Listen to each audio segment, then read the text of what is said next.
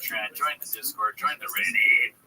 This week, we watched some crazy shit. We watched the Nelk Boys interview with Benjamin Netanyahu. Yeah, we watched that. We've also watched recently on the Patreon, what is his name? I almost called him Randy Jackson. Nate Jackson. Oh, him and Nate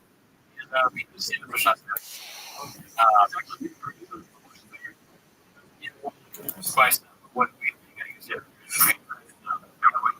think about it. We also watched Rothschild.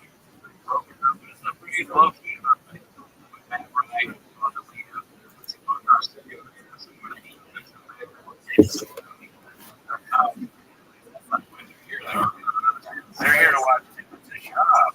So why don't we go ahead and maybe we should start the timer.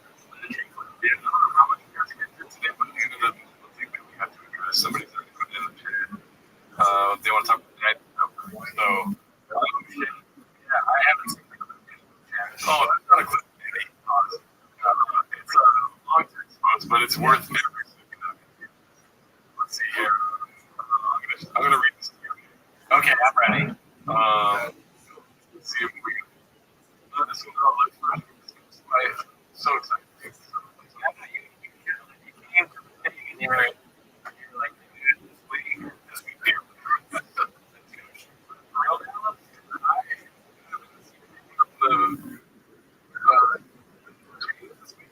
And I can some of this reminiscent. It's almost like someone grabbed up okay. So here we go, dude. This is most of my script reception of 41. For those who missed it, here's last night's stage that Mama didn't want to see. Reference or that. The other one. A nice little Sunday dish. Long story short, I'm okay with that. My son was on the team here in California. So, while I make this post on his son before about how big dad was in the community. A little inside baseball. We got to play. He's in that.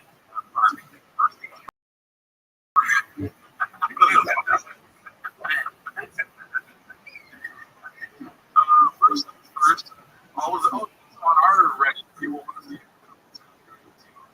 So I might have to do this week. First, all of the times with links to each other all the time.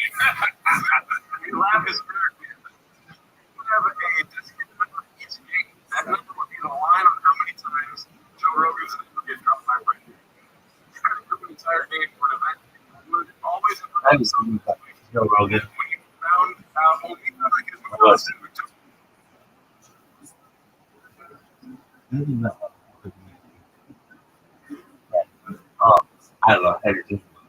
We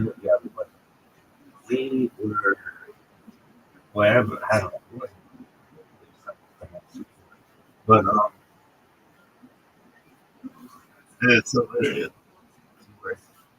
We're hanging out. I don't know. I was just people. But we get to whatever he was, but it wasn't like it was like hey,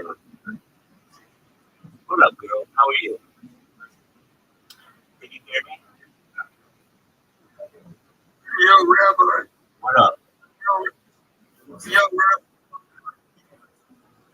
Rabbi. Yo. Whose mic is doing? No one. Can you hear me? Yeah, I can hear you, but it's like clicking and stuff. Okay, let me reset. What? Let me reset just so.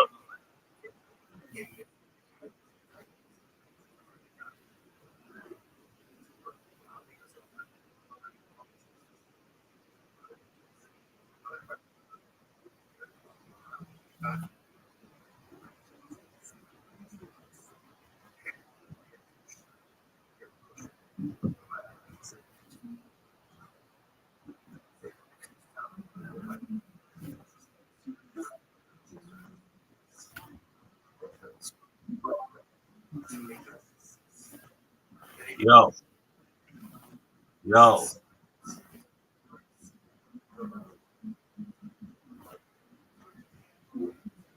Yo,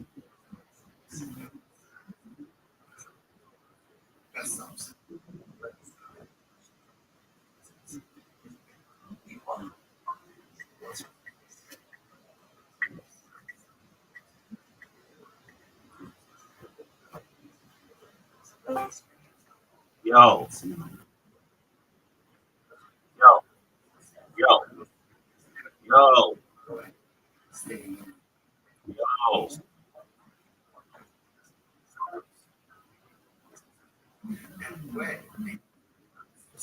You fucking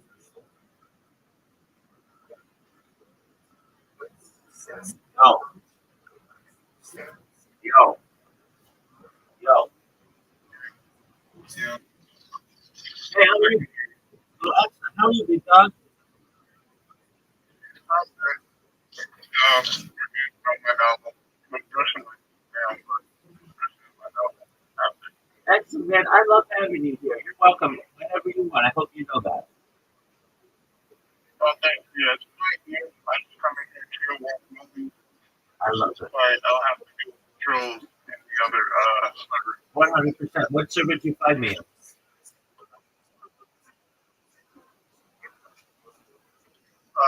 Hero Paradise. Oh, there you Right. go. I just don't like dealing with someone from there, so I have to be here most of the time. That's why. Absolutely. Well, I'm always here if you need me. Okay, big dog.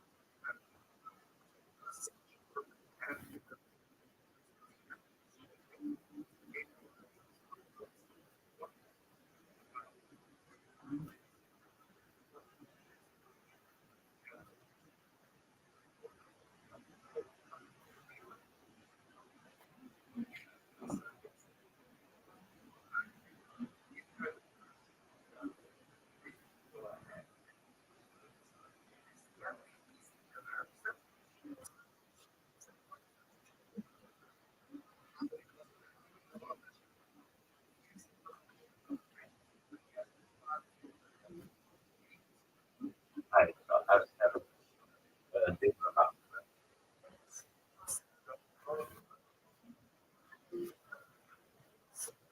Joe Rogan. I was at the house, and he was like, "Man, I gotta get on my shoe." All I have to do is show him on YouTube. That's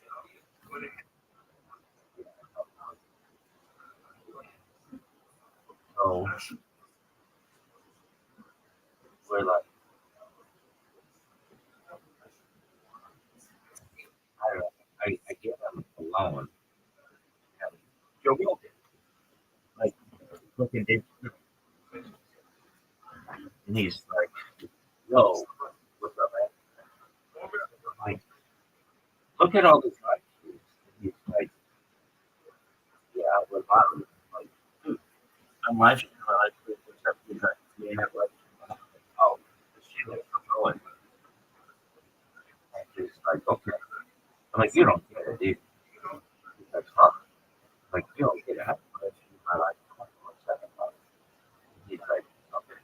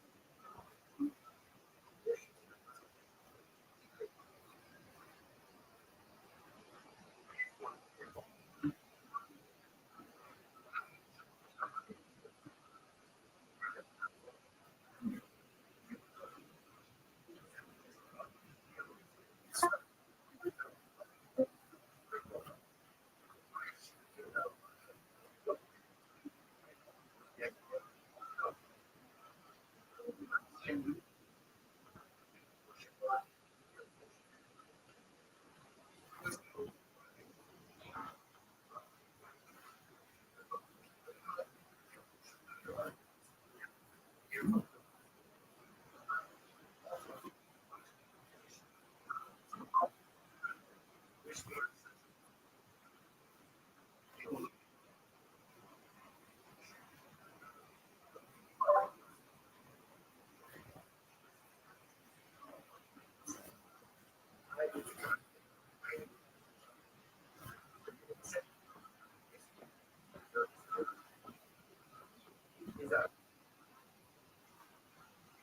don't think it's for sure, but it's not. Yo,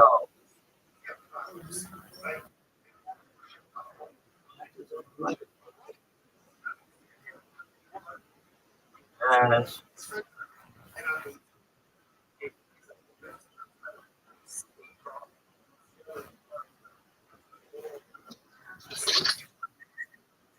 Your mic works.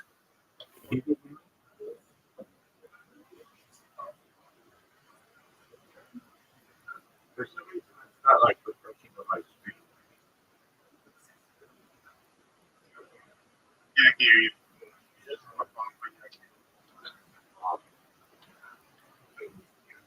Yes. Probably.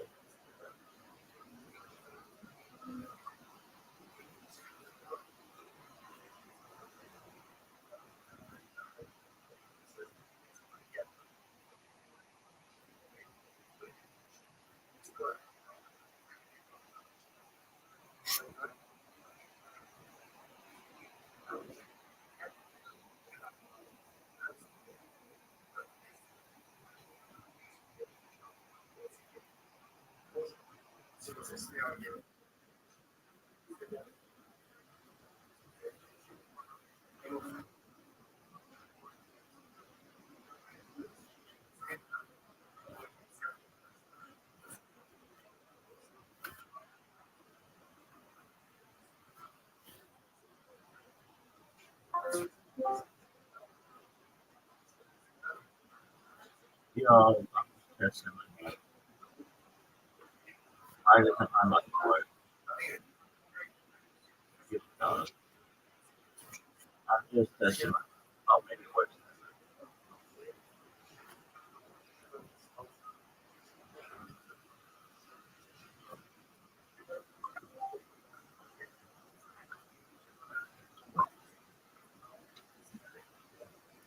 Yep. Yeah, I can hear you. Okay, is it better now? Yeah, so I'm better now. Yeah, you're totally better. Excellent. All right. Well, hey, do you know what Kiltony is? Kill Tony. No, I've never heard of that. That's okay. It's the largest open mic in the world. It's the largest mic podcast in the world. It takes place at Joe Rogan's Comedy Mothership in Austin, Texas, and it's on every Monday night. Okay. I'm looking it up now. Let's see. Yes, it's this. It's the second biggest show on YouTube after the Joe Rogan Experience.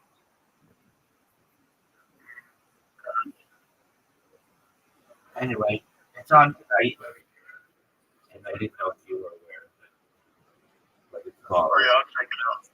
Yeah, because I watched Joe Rogan on that thing. Yeah, absolutely. So I was that way too. I watched a lot of Joe Rogan, but I did not know about Tony until a couple of years ago. And I mean, Joe Rogan was on it like 3 weeks ago or so. So he's on it pretty regularly.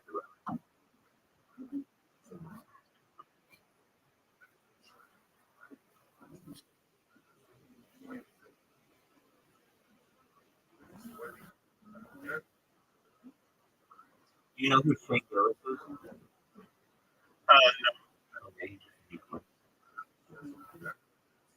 maybe the most popular comedian in the United States. Yeah. Thank you. Oh, oh.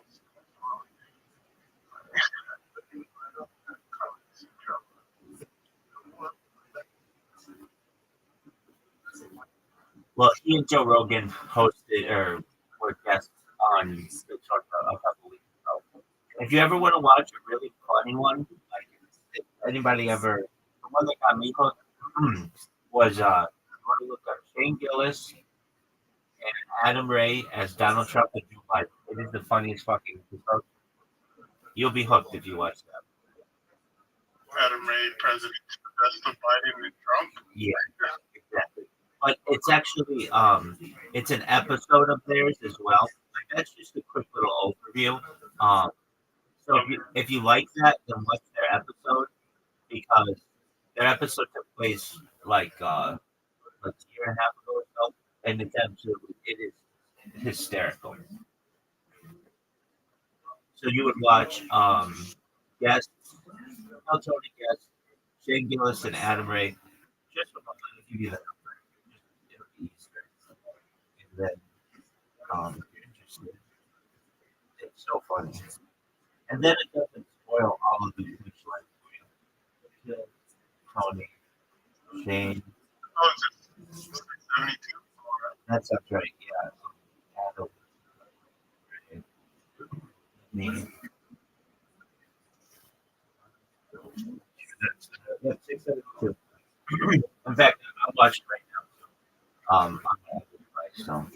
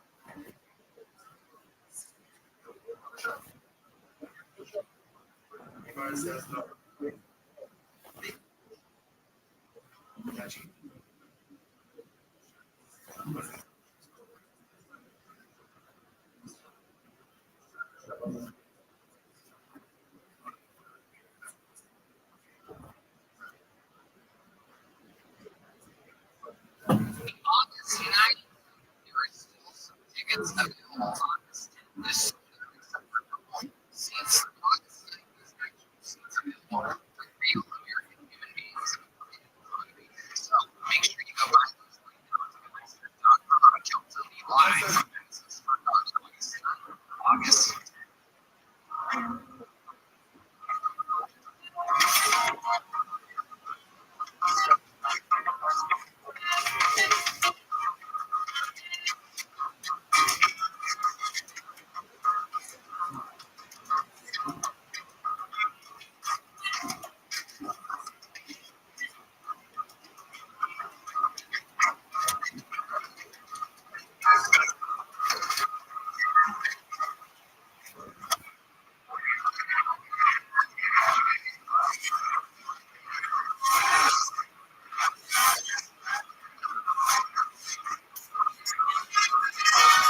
Hey, this is Rabbi from Comedy Magazine here in Austin, Texas. We're right on the side of the melatonin.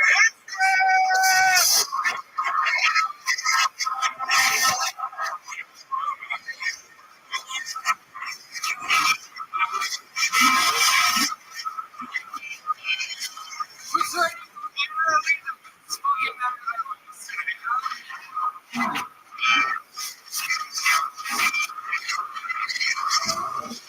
Oh, big sorts of running right now, ladies and gentlemen. Fuck yeah. We are here. Tony live with the mothership brought to you by Connect Mobile. How excited. You guys pumped to be here tonight? I love it.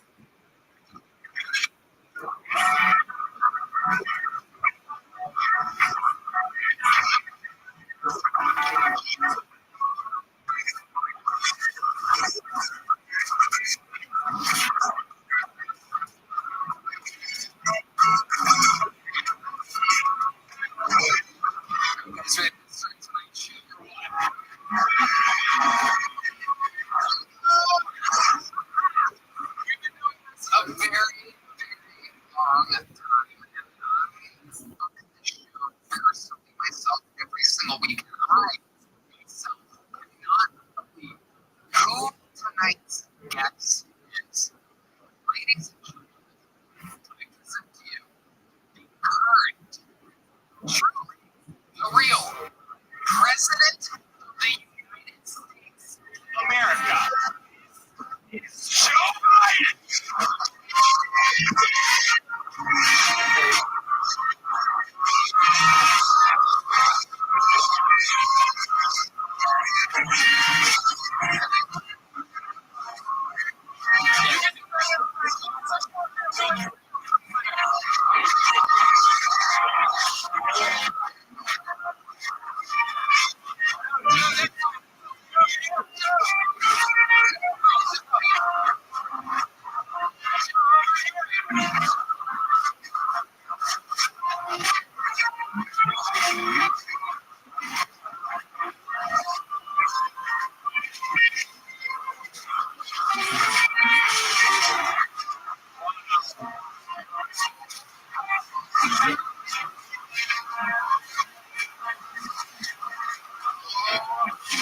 My God. Unbelievable. This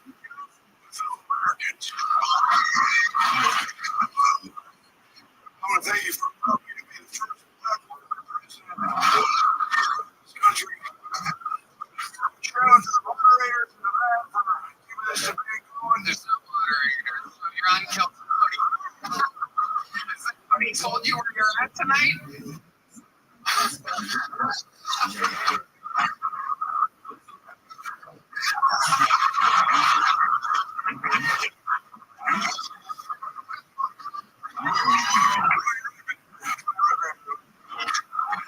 How the hell do you know where Red Man is?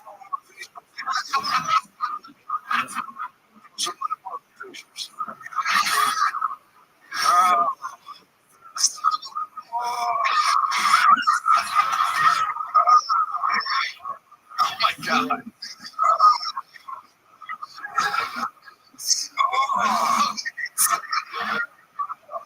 There we go. America, we're real good. How we feel, America? President Joe Biden wants damage control right now, obviously. It's wild out there for you right now. Coming off of wow.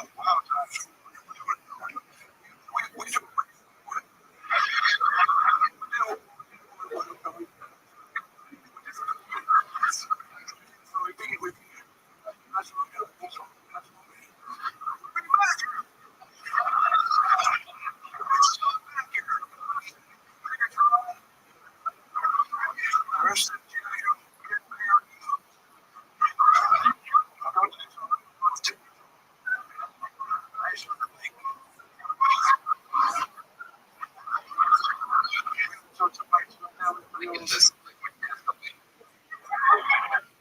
have enough around you, Mr. President. You can't have water.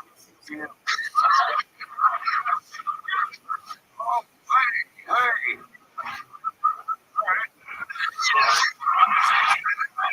How much time did you get?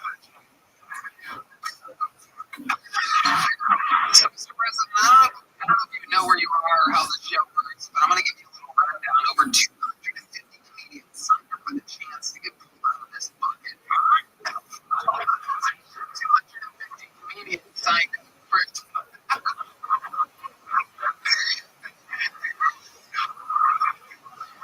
If we pull their name out, they get 60 seconds uninterrupted.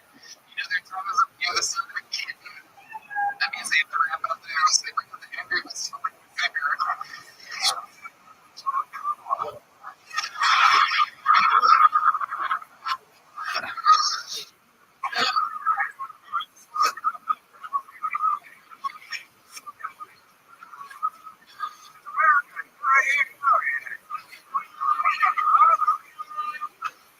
So I'm going to pre-poll and we're going to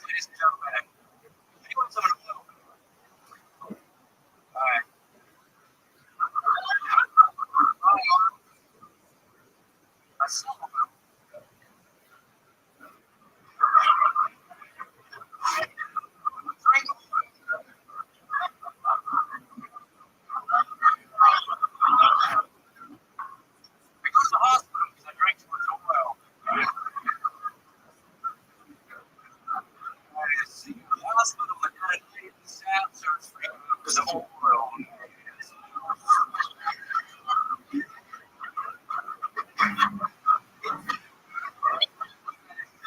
Sneak back to the hospital dressed as Heath Ledger, dressed as the Joker, double costume. And I'm burning smithereens. What's next? Yes. Well, absolutely. Thank you. In case you're not having a good night.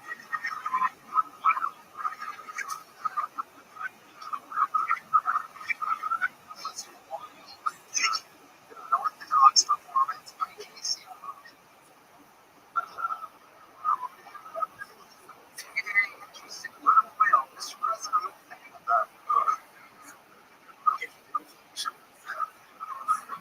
you look like somebody threw a wood trap in the file.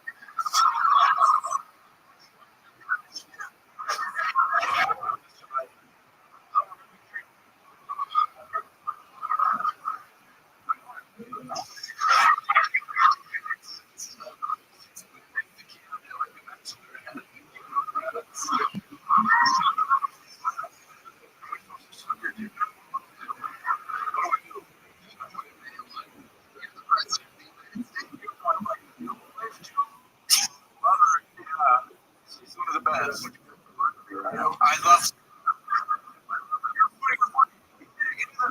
You did what?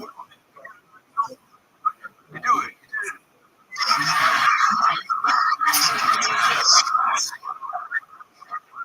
Hey! Where's your shirt?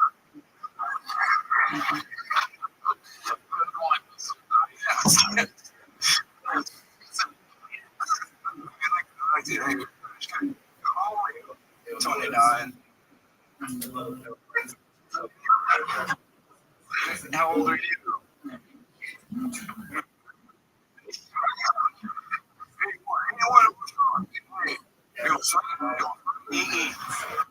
Titty boy, where does such a name come from?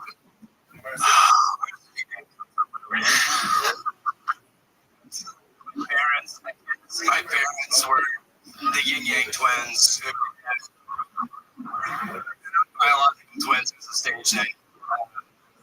They fell in love on the road, Lollapalooza, and I was there. Yeah, for losing chains. I did. Yeah. That was cool. I was there as a road for young. So it was cool. One of my favorite bands. Wow. Oil business. We haven't heard of. Lucrative. Good money in oil. Sold a lot of it, drank a lot of it. Why are you drinking the oil? Why did you do anything? Because you're an American. And you have to. You have to. You got to. It's the best country on planet Earth. Nobody can legally stop you. And take full advantage of it. What?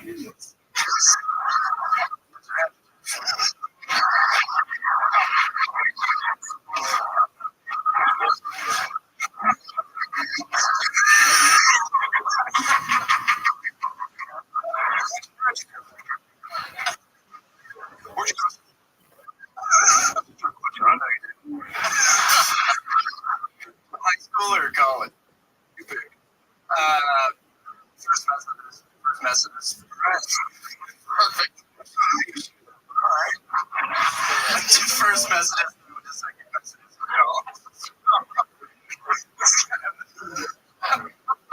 What's the difference? Second Methodist is much bigger. So. Oh.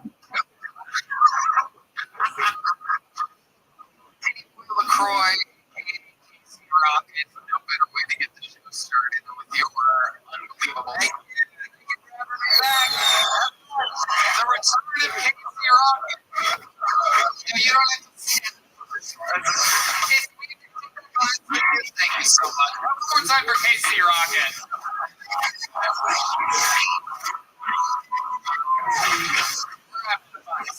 Mr. President, you see how this works? Here's the deal, folks.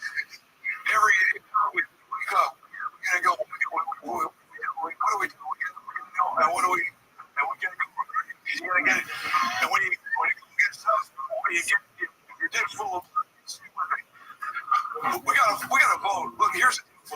so much going on. No, go ahead. What were you going to say about the body thing? I feel like nobody can stop me right now. On top, I feel good. I got a rose. I got a real, but without the guy inside of him, it was insane right there. I feel good right now. The band's here. Give it up for Joe Tony and everybody else. It's one of the biggest moments of my life. I'm feeling good right now. It's shitty. I'm on the debate. I can't Joe Tony to turn things around. I'm gonna fucking fuck shit up tonight. If that's all right with you guys. You mind if I fuck shit up tonight? Look how quick I got up. I got a golden ticket. I'm feeling good right now. I got Brian Redby to my left. I got Tony Hinchcliffe to my other left. You guys decide to be here tonight? Somebody chill a minute. You know, give yourself a touch up. You guys decide to be here tonight? I can't be stuck. Can't be stuck. I love this country and I love what I do. I'm telling you, I ain't going anywhere. Nobody's taking me down. I'm gonna stay here forever. I'm gonna go for 4 more years. I'm gonna stay right now, Tony. I'm going for 4 more years. I'm going for 4 more years. 4 more years. 4 more years. Say what? 4 more years. 4 more years. No one's gonna stop.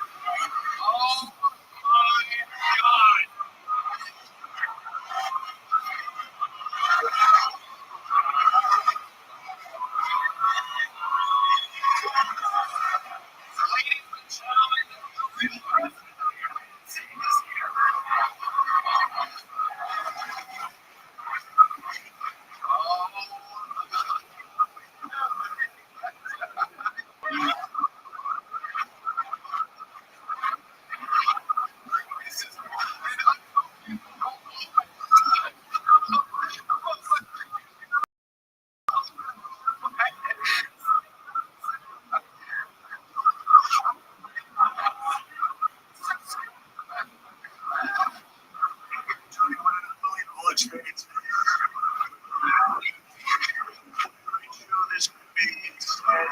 We've got an absolute idiot here running the show.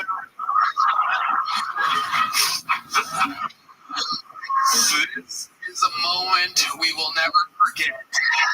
This is incredible. What a shocking surprise. No one more shocked. President Trump.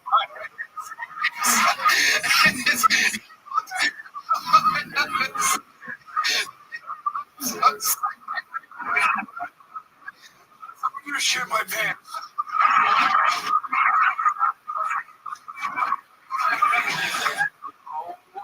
Oh my God. This is an incredible moment in the history of the show. Indeed, I can smell the president in his pants. This is absolutely incredible. We're going to watch some comedians tonight. Biden seems extremely pretty right now. So, President Trump, I believe you know how the show works, right? Of course, what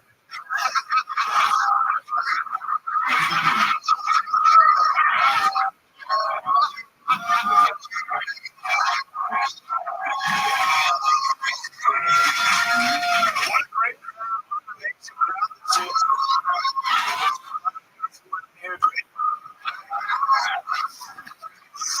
oh, beautiful. Great guys, too.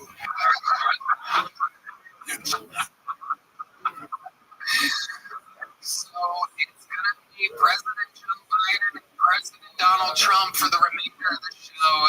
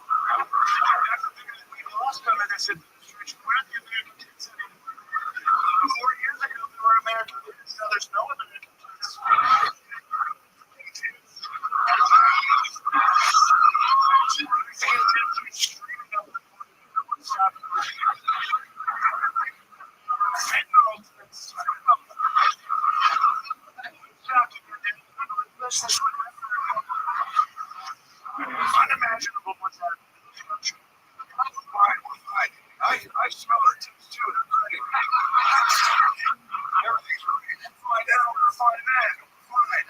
Hey, smoker.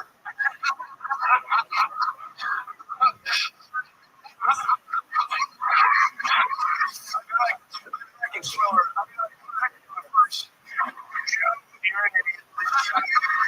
Hey.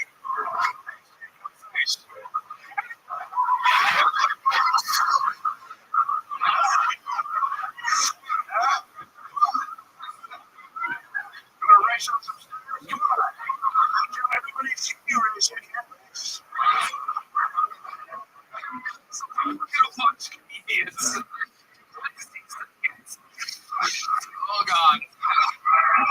This is unbelievable. This is unbelievable. We're gonna turn this into this format tonight. We're trying to do an episode to kill about talk about sibling tits all night.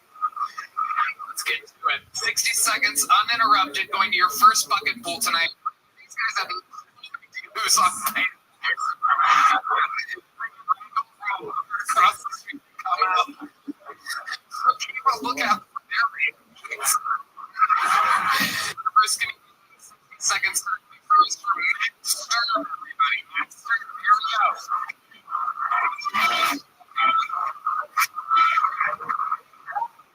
I'm not from Texas. It's fucking hot here, alright? I'm from Vermont. It's cold there. When I first got here, I wasn't used to it. You step outside, you feel like Arnold into a recall when he's doing gun wars. You know, all after fucking kids and girl faces. I don't even get to shop at Whole Foods. I just look in the window and fucking looking at the mac and cheese. It's like, fuck. Going out the rotisserie chicken. Now, man, I'm too much on the Target. It's weird, yeah. It's like a Spider-Man pretty petite, like 6 pounds of brisket. It's a weird combo. Yeah. I mean, different guys, we usually cook like 3 types of ways. There's the pathetic way, that's the way we usually do. But it kind of like, you know, like, it's a weird, you know, it's amusing, I don't know. Then there's the other way. For some reason, like, we do the opposite. We turn into like Thanos from the Avengers.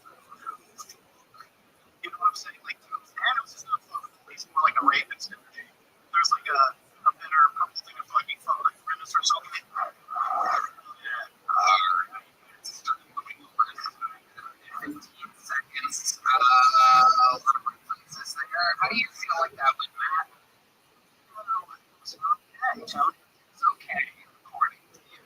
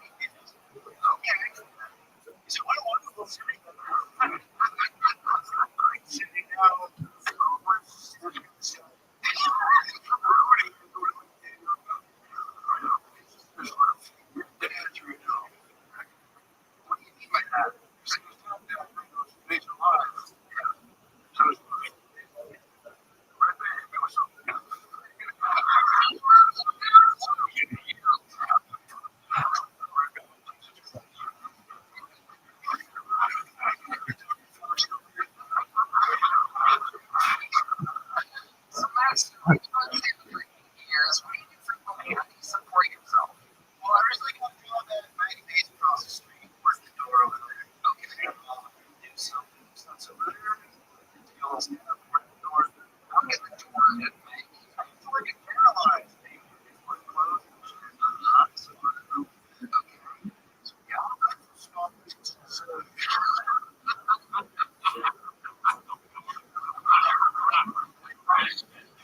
it's true. I didn't work for 3 to 5 minutes. We got tons of work.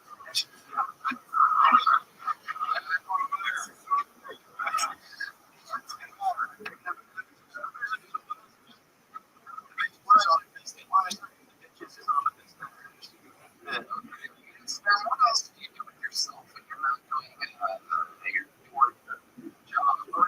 Well, I like to, look at bugs and lizards and shit outside. Don't tell me sometimes. The lizard or the fucking not much to do.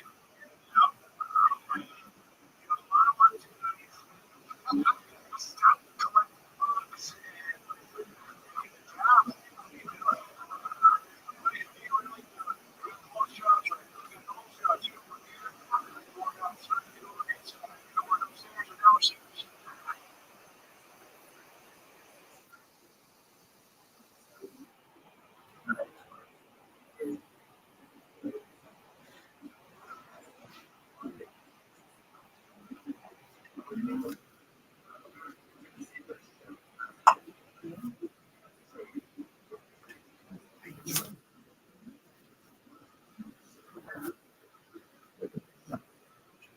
and job.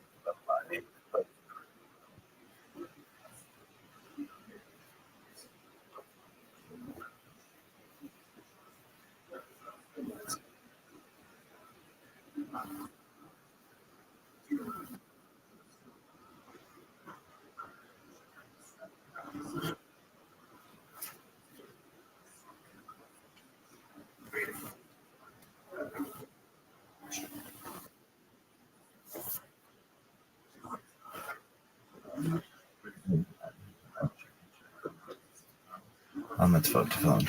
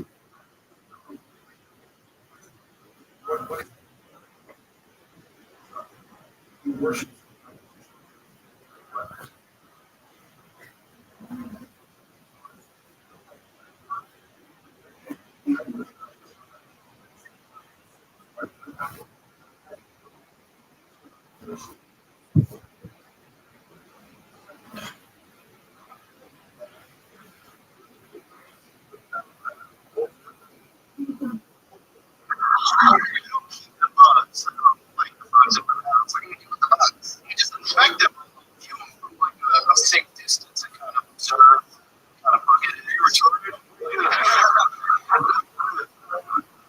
Maybe. I'm trying to figure that out. Good job. Good job. Treat them. Dental. Sure. What's your license? Pretty non-existent. Yes. Where was that? How long ago was that? Fucking.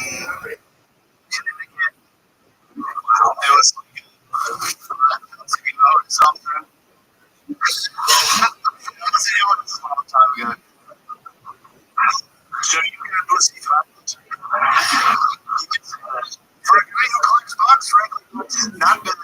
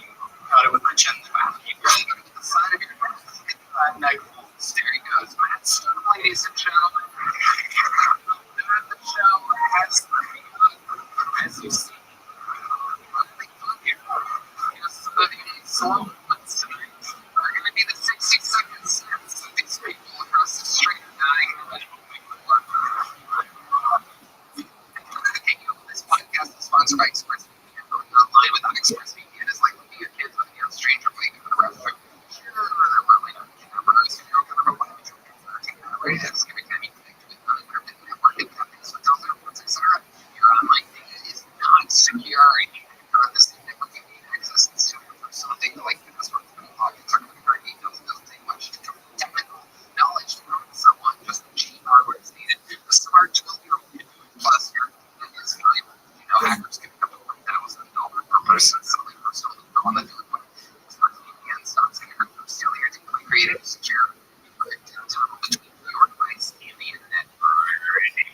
Somebody would take a hardware with a supercomputer over $1 million a year to get past ExpressVPN encryption. Works on devices, phones, tablets, and more. So you can stay secure on the go. And we are on the go. I personally use ExpressVPN when I travel. I want to access my garden. So I love how my data is secure in every different country I go on tour. So our online data today by visiting expressvpn.com/GeoTony. That's expressvpn.com/GeoTony. And you get an extra 2 months free. expressvpn.com/GeoTony. Ladies and gentlemen,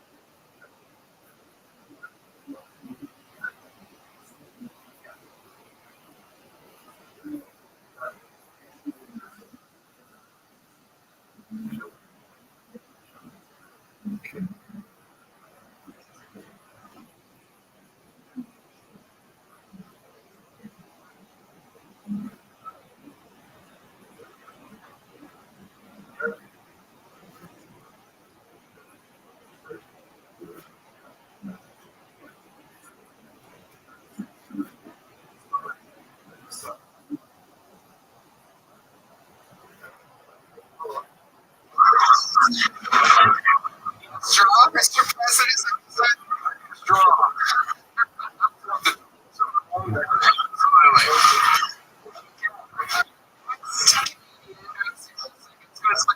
Bruce Eldering, everybody. Bruce Eldering. Here we go. Here comes Bruce, everybody.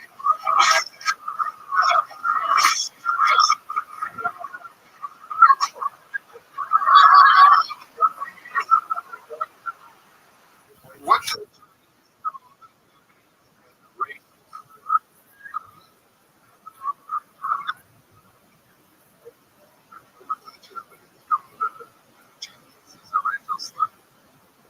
fucking shorts,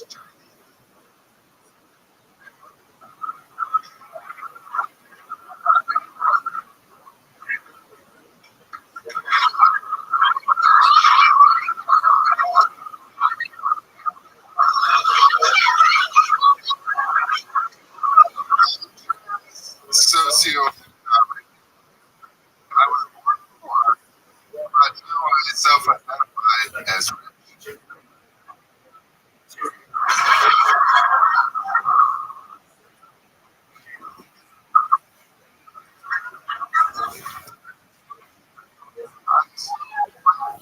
Trash. I call my pair of pants my best friends.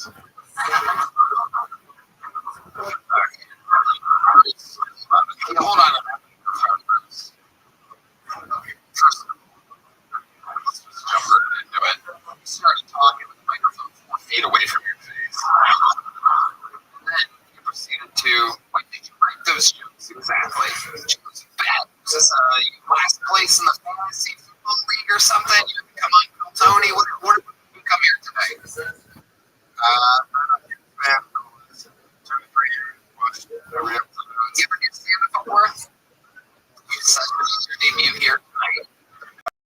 Have you watched show. How did you think this was going to go?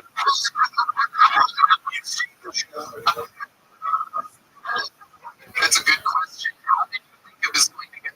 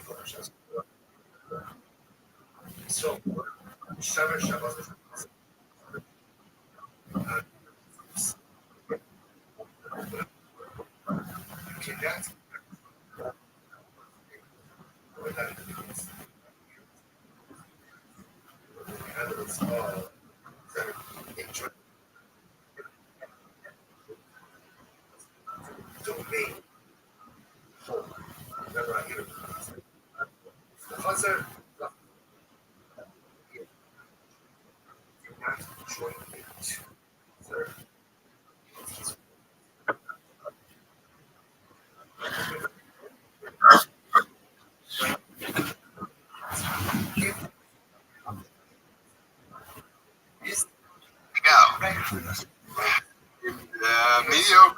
Do you have more jokes? You get a Mr. joke. Okay, let's hear it. So what turn should I take?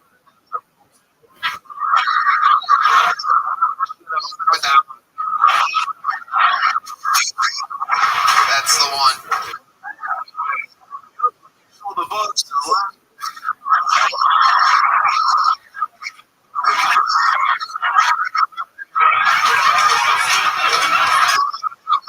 Bruce, where do you live?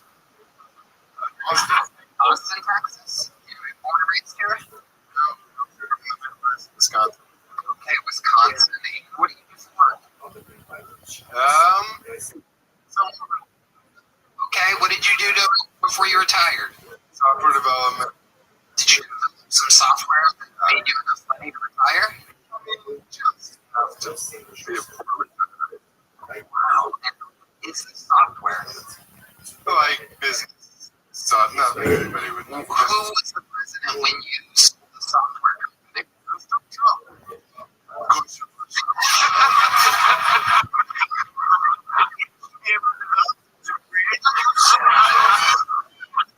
Anymore? Is this why you retired? I was in the military. I was fired immediately. Regulatory. Under my administration, there was plenty of regulatory. Where's the regulatory? Hold on. Hey.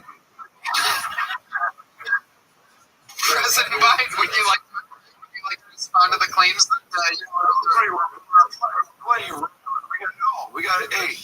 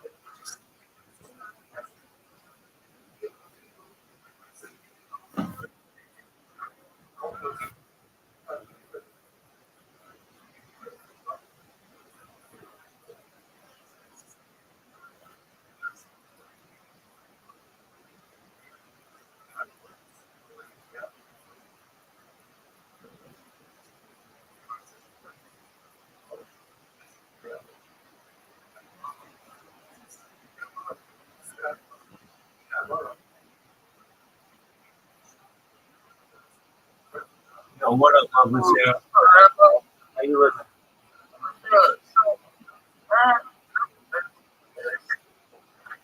What's wrong? Talk to me.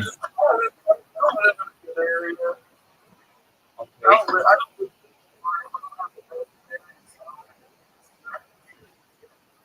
All right. I'll try to watch your shit at least once a day.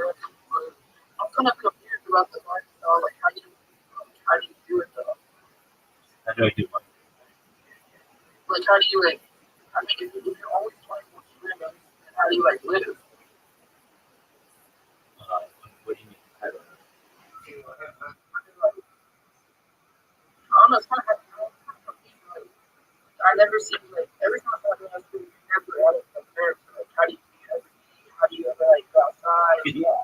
I just ate about 8 minutes ago, and I was outside like 11 minutes ago. Yeah, I do all the things that a normal person does, and I, Stream it. yeah, something like that. But if I'm just going quickly, there's no point in me going to the trash can or kitchen or something like that. I do stream when I do IRL streaming. Or north to Santa Barbara, as far south as San Diego, or west to the Pacific Ocean, as far east as the desert and mountains. In Beverly Hills and Los Angeles, basically everywhere in Southern California. Wow. Yeah. Have you ever you're on Roblox? No, You like ever you ever jam? yeah, I play Grand Theft Auto 5 and I play You're Fortnite. playing Roblox servers? Not Like 5? I did play the game, but I have played Fortnite on stream. I play, every day we have some people here at night. We play mini games together. So I guess you could say I do game. I do game to some extent. I didn't know that. I do whatever you need to do. Let me try.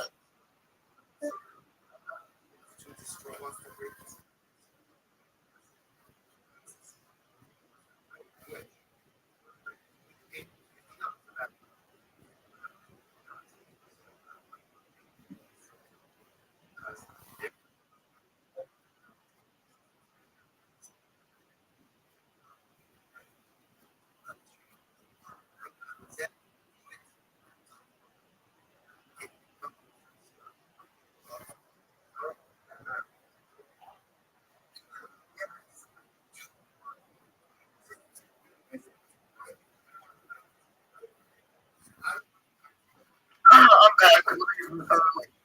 My page. I don't have like the best.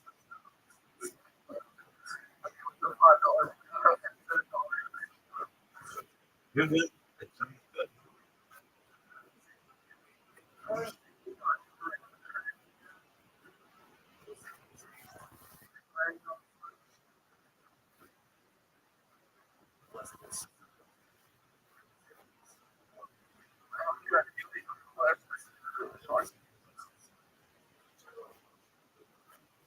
Society.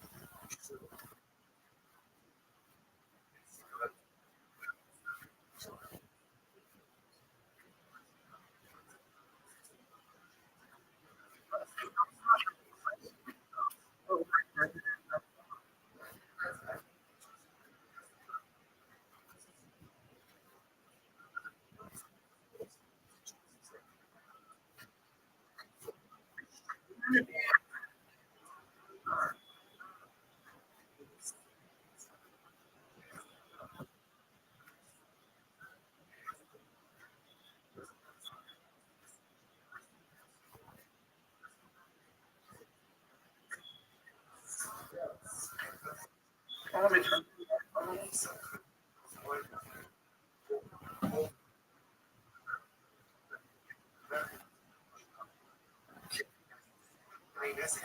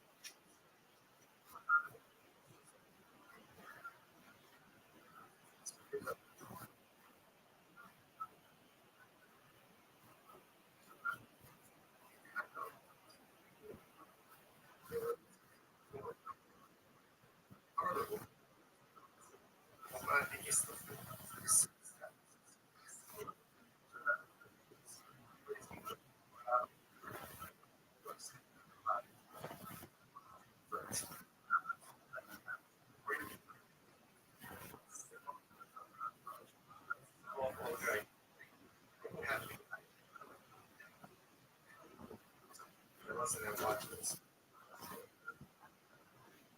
She says it can't look it up. But yeah,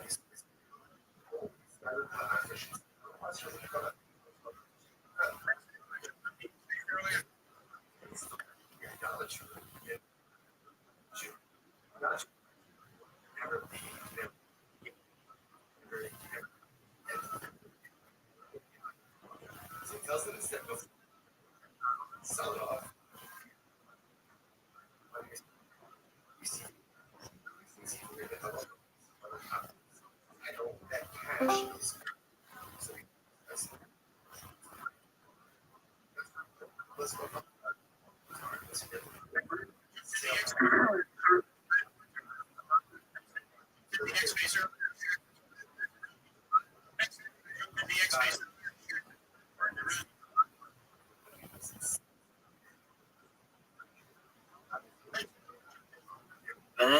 Anybody got me?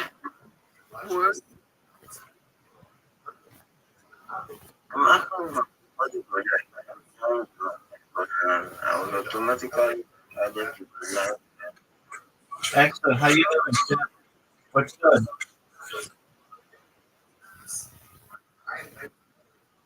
How are you? I don't like that. I don't like Excellent. How'd you find out about me, big man? that. We are live on the speaker. Did you have to go?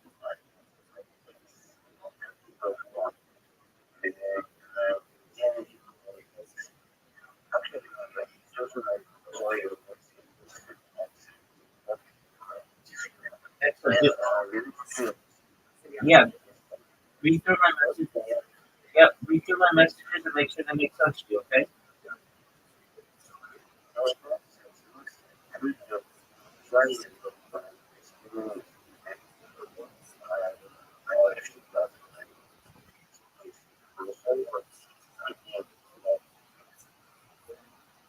You're good, big dog.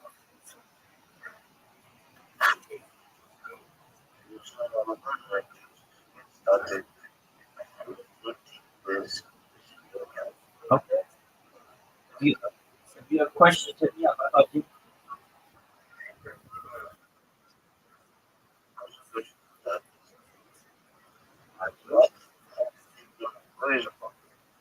Oh, we're just chilling.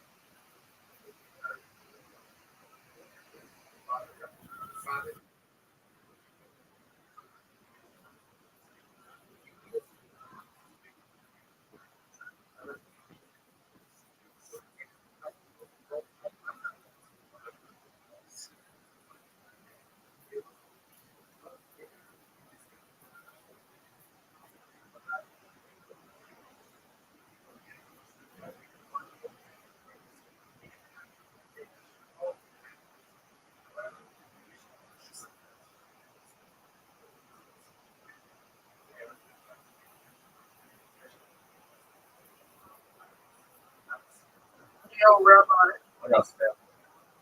Did you ever,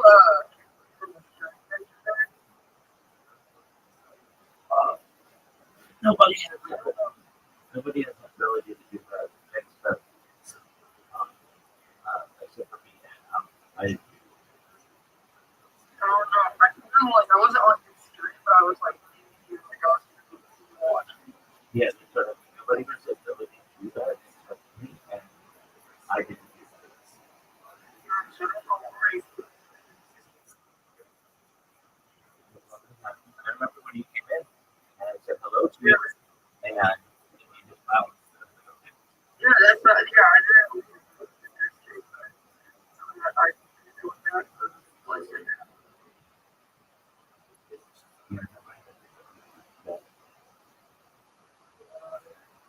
They didn't kick you out of the server, did they? No. Okay. All right, yeah. Just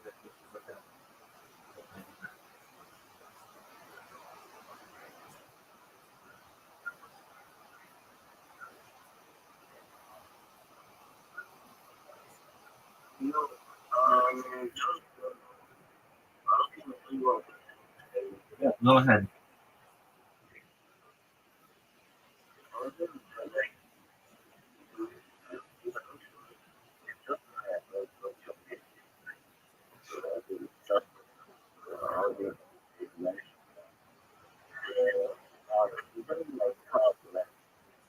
to touch to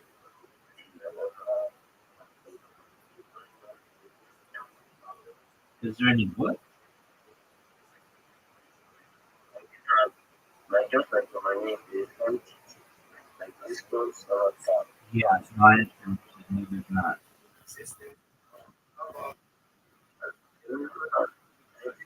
Suggesting generate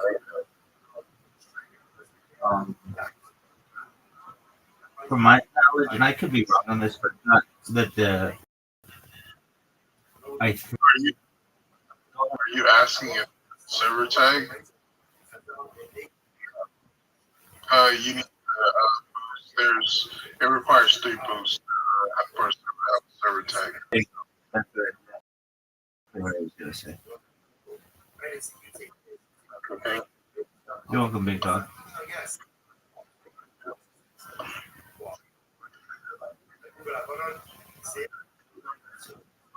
Mainly you can live stream 247. That's no break. No, I mean, like I go outside and stuff. Yeah, I want to make my streams continue. So yeah, 24/7, 365 for the last 4 years. Wow, that's really incredible. Wait, do you get paid? A little bit. Oh,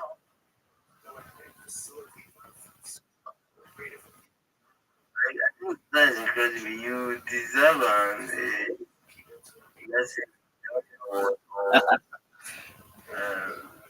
maybe yes, Thanks, big man. Maybe someday.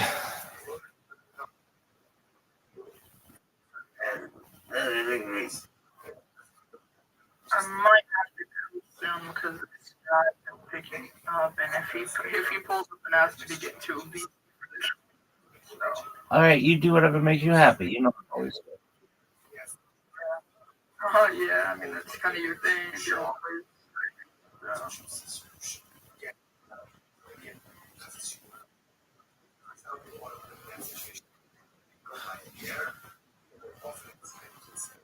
Well, I got to just get off. Okay, big man. Absolutely. If you need help, I'm here for you. Okay. Thank you so much. You're welcome, Thank big you dog. to yes, thank you to I hope I pronounced it right. One with oh yeah, one with Beautiful.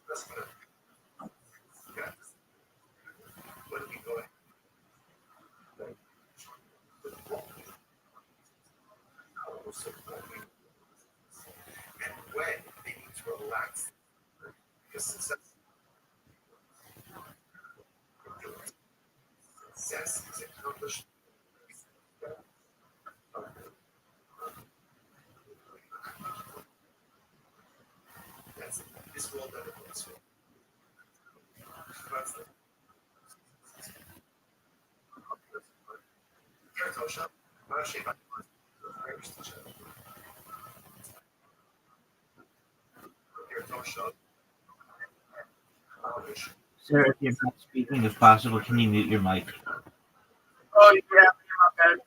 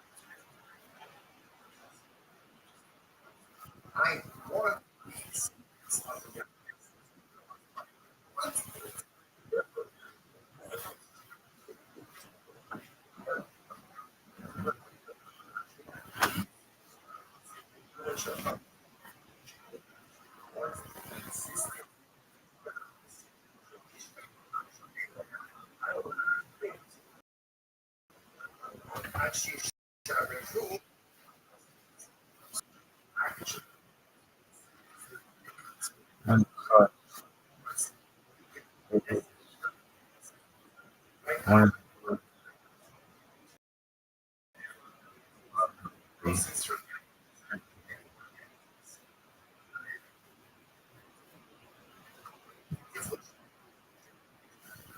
Hmm.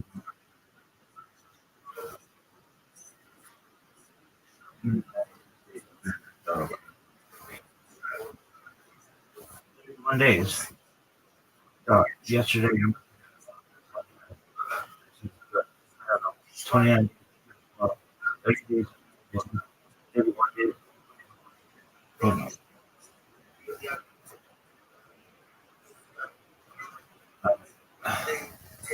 Let's go through the words.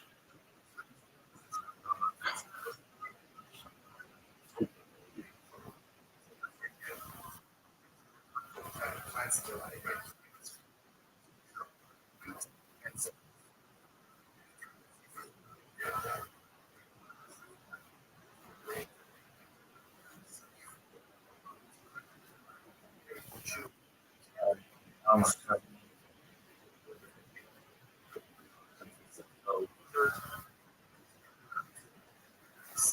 like, I love it from the rabbits into that. But this rabbi.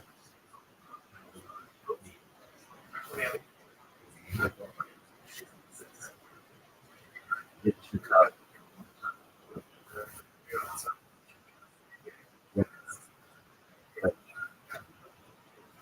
Catholic the shirt.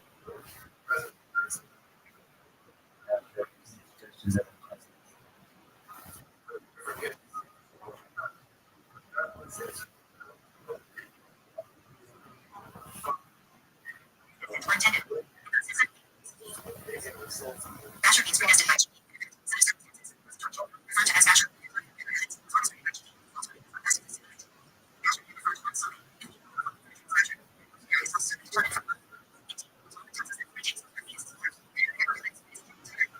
So, for example,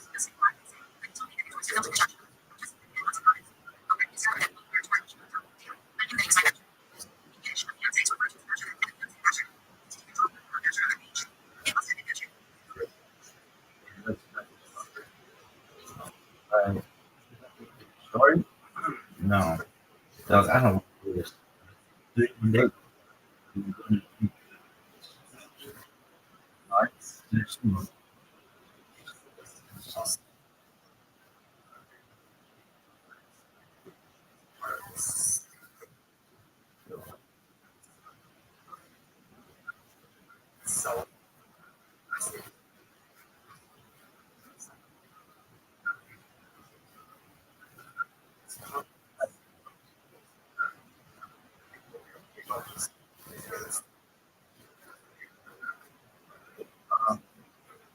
usually, some people such as influence on the people and the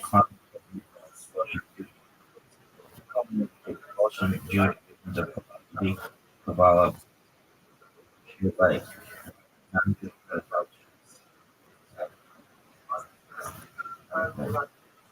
everyone calls that philosophy about so, listen.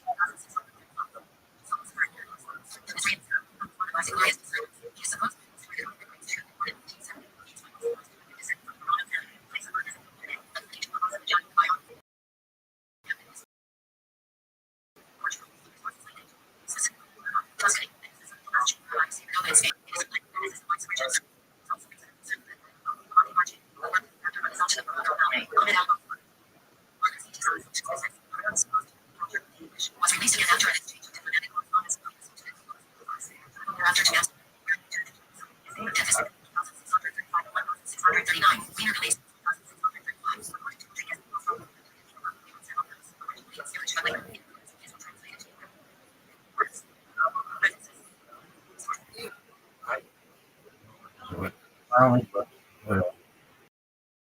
Spanish, never where Dale.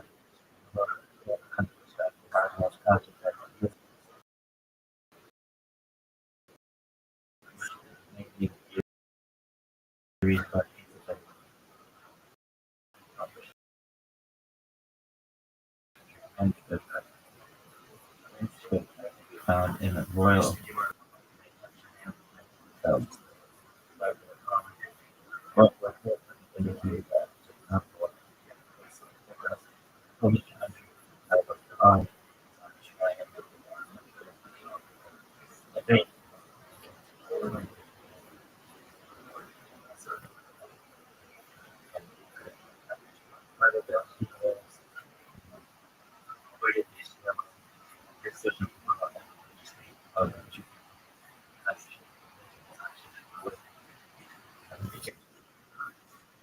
that's what's on it.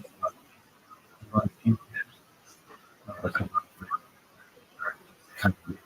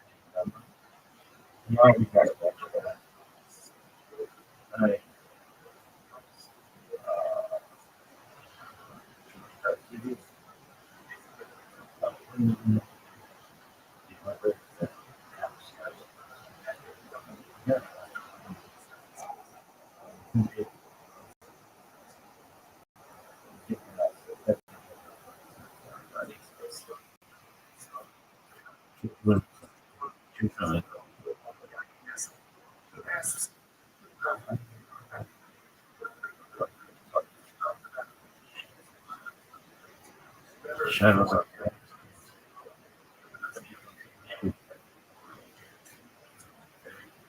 They Jewish. Oh,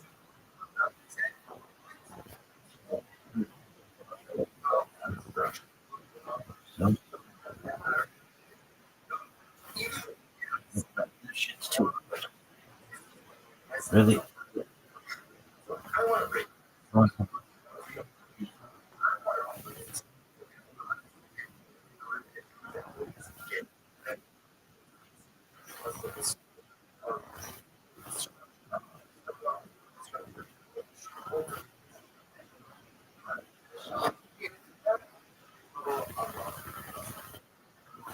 Do it yourself. I know that, babe. Well, yeah, she's pretty hard.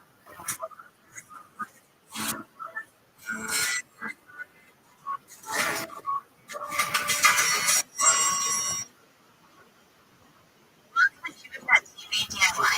Today we're going to learn how to shut candles. Let's start with preparations. From where is this bitch? Well, And some receptacles. And regular candles can be used as she could be from some people use it Franco. for convenience Literally, like option. 50 miles. Yeah. Is tea lights. Really easy to find, and they burn through nice. The candles should be able to burn last through your Friday night show. Burn the very minimum as well as targets. Also, you should be able to put things where they can see your area. Customarily, each woman grows for herself. Little girls as soon as they are able to make the blessing. Single women make one candle, and like two. Some mothers are accustomed to lighting a candle for each child. So for example, a woman with 3 children would light 5 candles. One for herself, one for her husband, and one for each child. But for some reason, a woman is a home person, or if a man lives alone, he should kindle the candles himself. They have such a crazy part.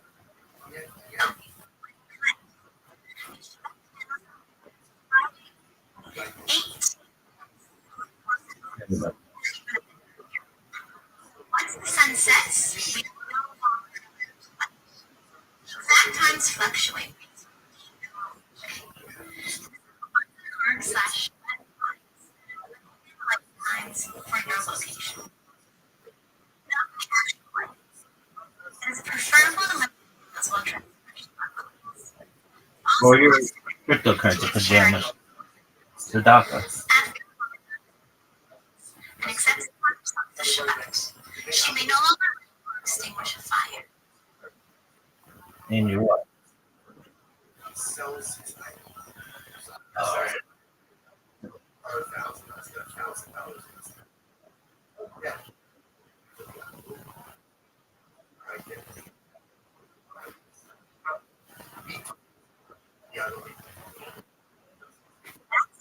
Another Pete.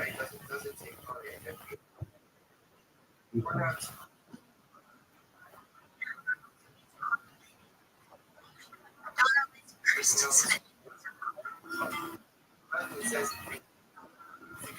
light the candles. Let the lit match drop and let it go out by itself.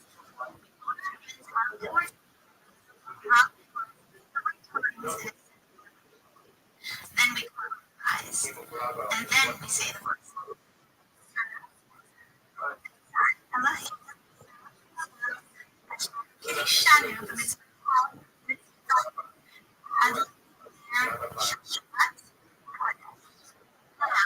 While your eyes are still.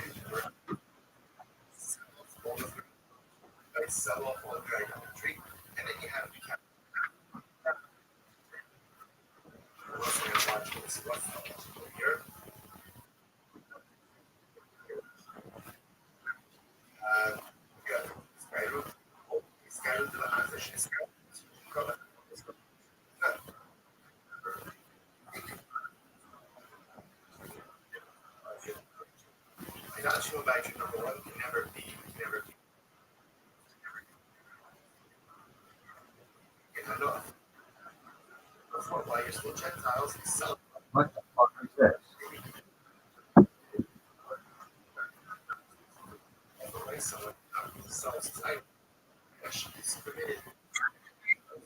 Auspicious time to pray for your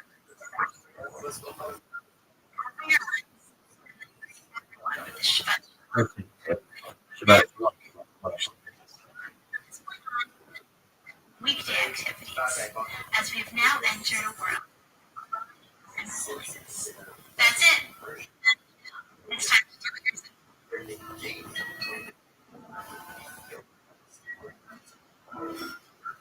Gregorians. People careful. We got some questions. Like what? Well, where the fuck is it coded? You would always change it from just a little bit. Why?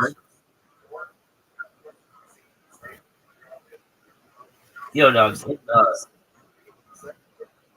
bracha lighting candles on Friday night on Shabbat. Why does Chabad add Kodesh after the word Shabbat, but standard Orthodoxy does not? Where did this come from? Why is it done? Isn't that like changing things generally frowned upon?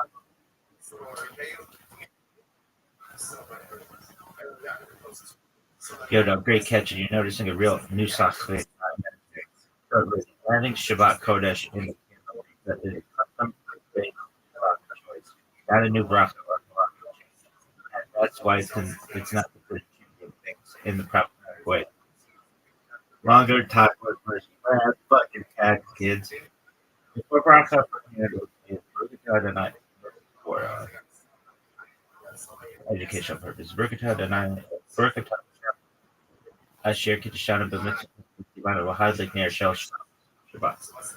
Some communities offer Sephardi or influenced by Kabbalah add words Shabbat Kodesh or emphasize Kedusha Chas or like where it comes from. Kabbalistic emphasis Kabbalah lighting candles isn't just a mitzvah, it's really written and it's literally being Kedusha.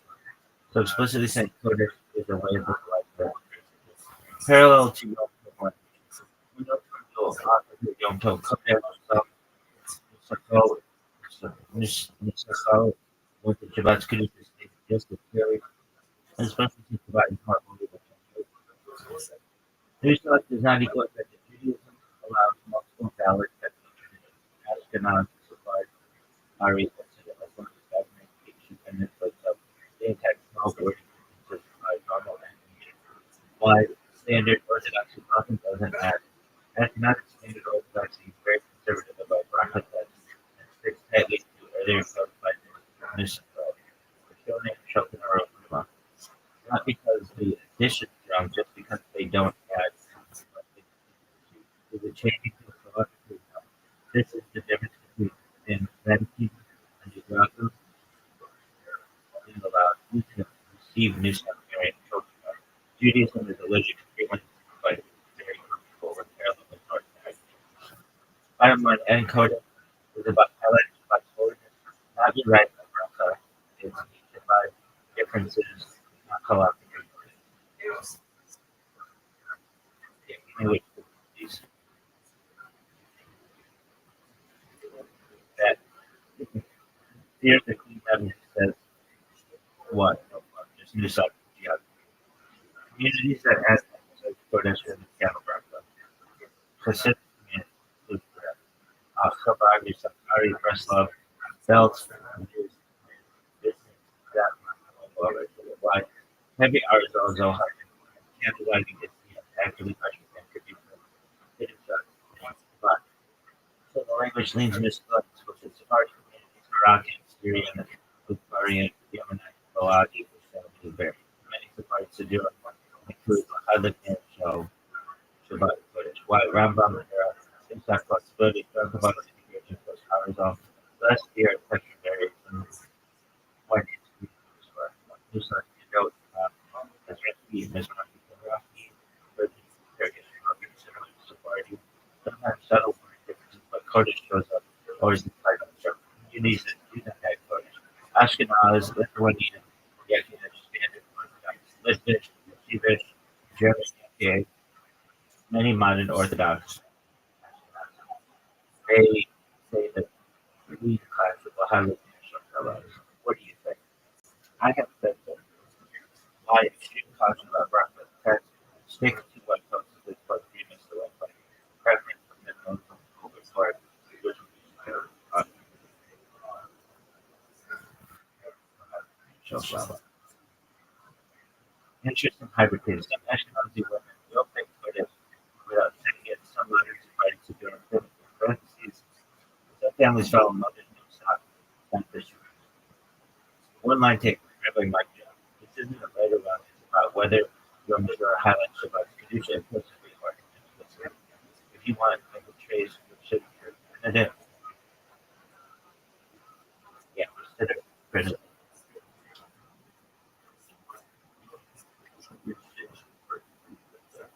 Okay, let's clean it up. There is no single consider that embedding code that comes out of Lurian. And first in your own to systematic was not that Irish shortly by influenced by the Irish and other states. The natural origin of the Irish about how to learn but Irish did not print literature.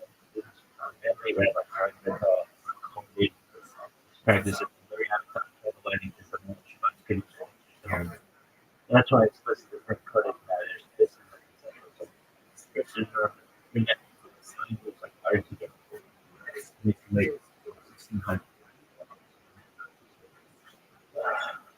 these are the places you would see 100 years about coding attributed as standard text, not commentary. Key example, consider Rothschild,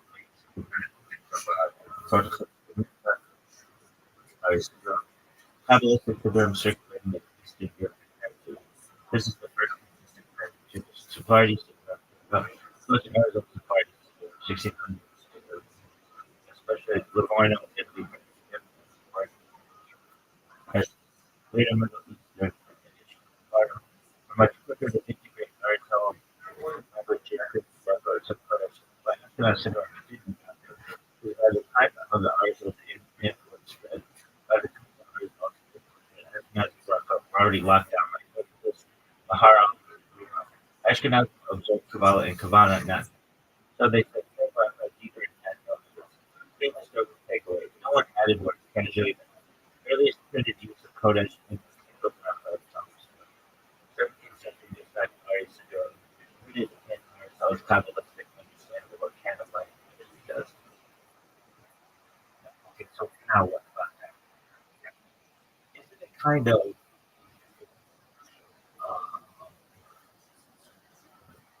unnecessary? It's already holy. Isn't it kind of necessary to call it holy? Doesn't it imply that there's another Shabbat that isn't holy?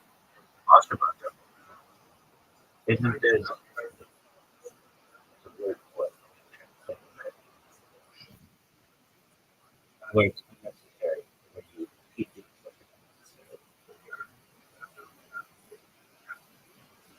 You're giving feedback to a physician check. Yes, you're figuring out exactly what the bucket concept and which is redundancy. The word you're looking for is tautological or redundancy. You could think superfluous, theonastic, superfluous, in revision style, lush and uterine, extra word. And your argument is classic astronaut, and your argument is classic astronaut to English point. The argument is Shabbat by definition is holy. Saying Shabbat Kodesh sounds like it's holy, which implies either redundancy or that there exists a non-holy Shabbat, which is not. That fits you to give you that fucking Rothschild. It's out Shabbat.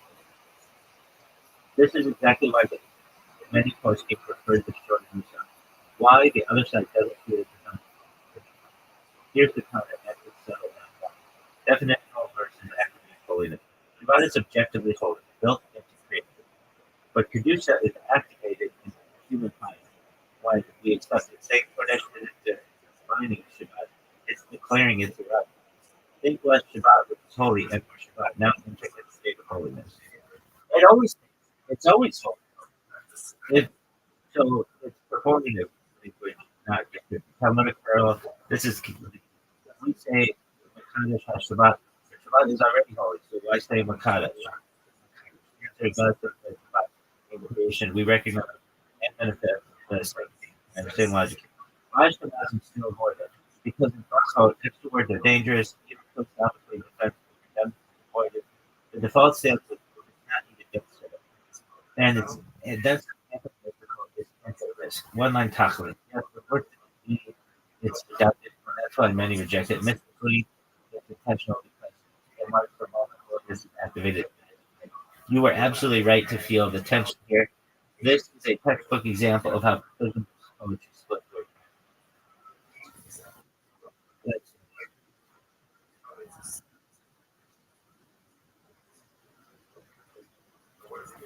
If you want to other places, how it interferes with fine. According to Jewish practice, a Jewish woman misses candle lighting, then instead of two candles with the general family. But let's be honest, every Jewish woman has missed candle lighting time at least once. Of course, if her life is long enough light, and even the odds have to be incredibly small for someone to just not miss 18 minutes, whether they got distracted or whatever. They were busy, shit happens. Basically, what I'm saying is that it is not truthful that when we see a Shabbat table, it's always chances are that woman has missed at least once. There are 52 candle lightings for Shabbat a year. And over the course of a woman's life, she's going to miss one of them by like maybe even a few seconds. But still, that then means she's going to have candle. Yo, dog, you're 100% right. In this household, we're not bad at men. But how is that? Way more human than people repeat. Let's straighten out the top. Brass tacks, motherfucker. The mentality you're talking about real. There is a mentality that says the woman mislights Shabbat candles. She has one candle from then on. So here's the part people mess up. It does not apply to big life use. Forgetting because life is being stuck with the against chaos. Anyone accidents, any honest accidents. Beyond many close consider if she negligently or intentionally candle like like that, I just don't care. And honestly, why the minhag even exists? Kind of like this mattered enough that the bar did not deal with it would apply literally every time someone were a minute late. No Jewish homeowner would have to causal do this. What actually happens in real life? Most women never do this. Even if they miss once. Even many rabbis will say don't start adding now because it's a minhag, not minhag. And minhagim are applied with common sense. Some communities have this custom. You're also right about the table value. It's absolutely not truthful to assume two candles never miss one. Correct. Two candles usually mean that's the family's new stock, or they know this minhag, or they were told not to adopt it retroactively, or they missed only mornings. One, which doesn't count. We picture halakhic by Judaism is about intention, lenient about human error. Halakhic that probably punishes moral forgetfulness. No one would survive Shabbat. One line bottom. The average candle custom is about willful neglect, not evil life. Otherwise, literally every Jewish woman on earth would be like a small minority. You're not being cynical, you're being honest, quietly with you. If you want to break down what community has been held strictly, or their husband might or what because no, have another. Or one. Okay.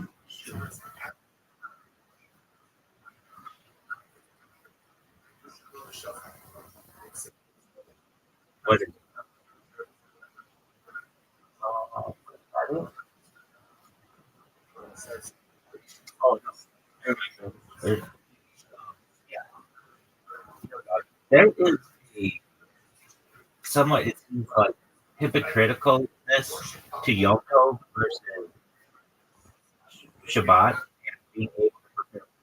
It seems like it's just a made up idea that you can cook. It seems very convenient that of all of the 39 impermissible middle code, that cooking is the one that's allowed for Yom Tov. It seems, frankly, it seems hypocritical.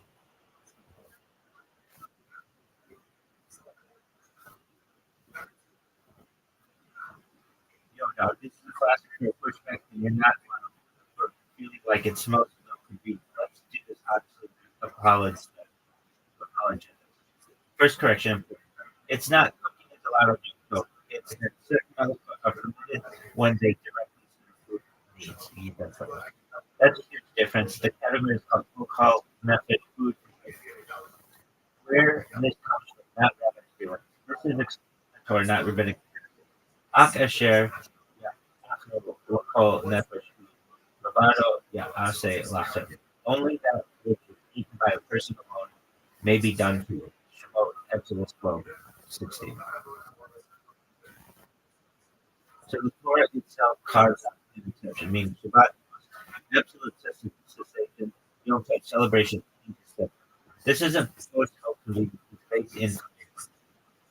Only that which is eaten by may be done for you. Why cooking specifically? Because in ancient fresh cooking was same day necessity. But realistically, cold food is equal. Would be cold, practically miserable. And the Torah wants joy. V'samachata v'chagrecha, rejoice in your festival. But here's the part that makes it not hypocritical. If it were just LOL cooking is fine, you'd be right. But instead, permitted cooking, baking, transferring fire from existing area, and then community, still forbidden. Lighting a new fire, industrial cooking for after Yom Tov, cooking for dinner, cooking without intent to eat that day. So it's technically constrained, not a food law. The real philosophical Shabbat says the world is completely saturated. Yom Tov says free composite, but human joy continues. Shabbat equals a cosmic yes, Yom Tov, all the participation, same thing a different mode. Why it feels convenient, and you're right about that, because Judaism cares about lived reality, refuses to turn holiness into massive balances structure with joy. That does look suspiciously practical, but that's kind of the point. One line talk list. It's not hypocrisy, it's pulling over the distinction between absolute rest Shabbat and sanctified into Yom Tov. We're cooking a lot only because joy without food isn't joy. Um, let's go back to the smoke.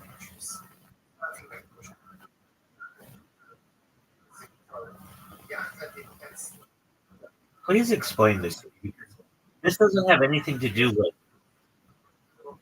cooking or preparing food or Yom.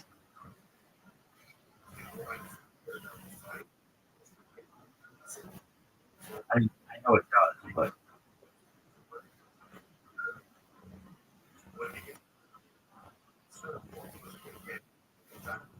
yeah, this is totally.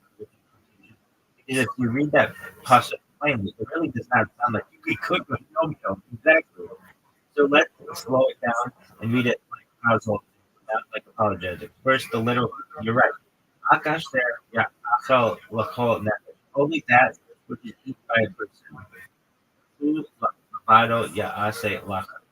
That alone may be done for you. On its face, you're correct. It doesn't say cook. It doesn't say prepare. It doesn't say melchot are allowed. It sounds like food related stuff is somehow different. But how is not obvious? Your instinct is solid. The key move Chazal makes. This is the hinge. Chazal asks exactly your question. Gemara. If the Torah already forbade Mabracha on Yom Tov, what does possible come from it? If you're already forbidden malacha on Yom Tov, what does this pasuk? If you're already forbidden malacha on Yom Tov, what does this pasuk?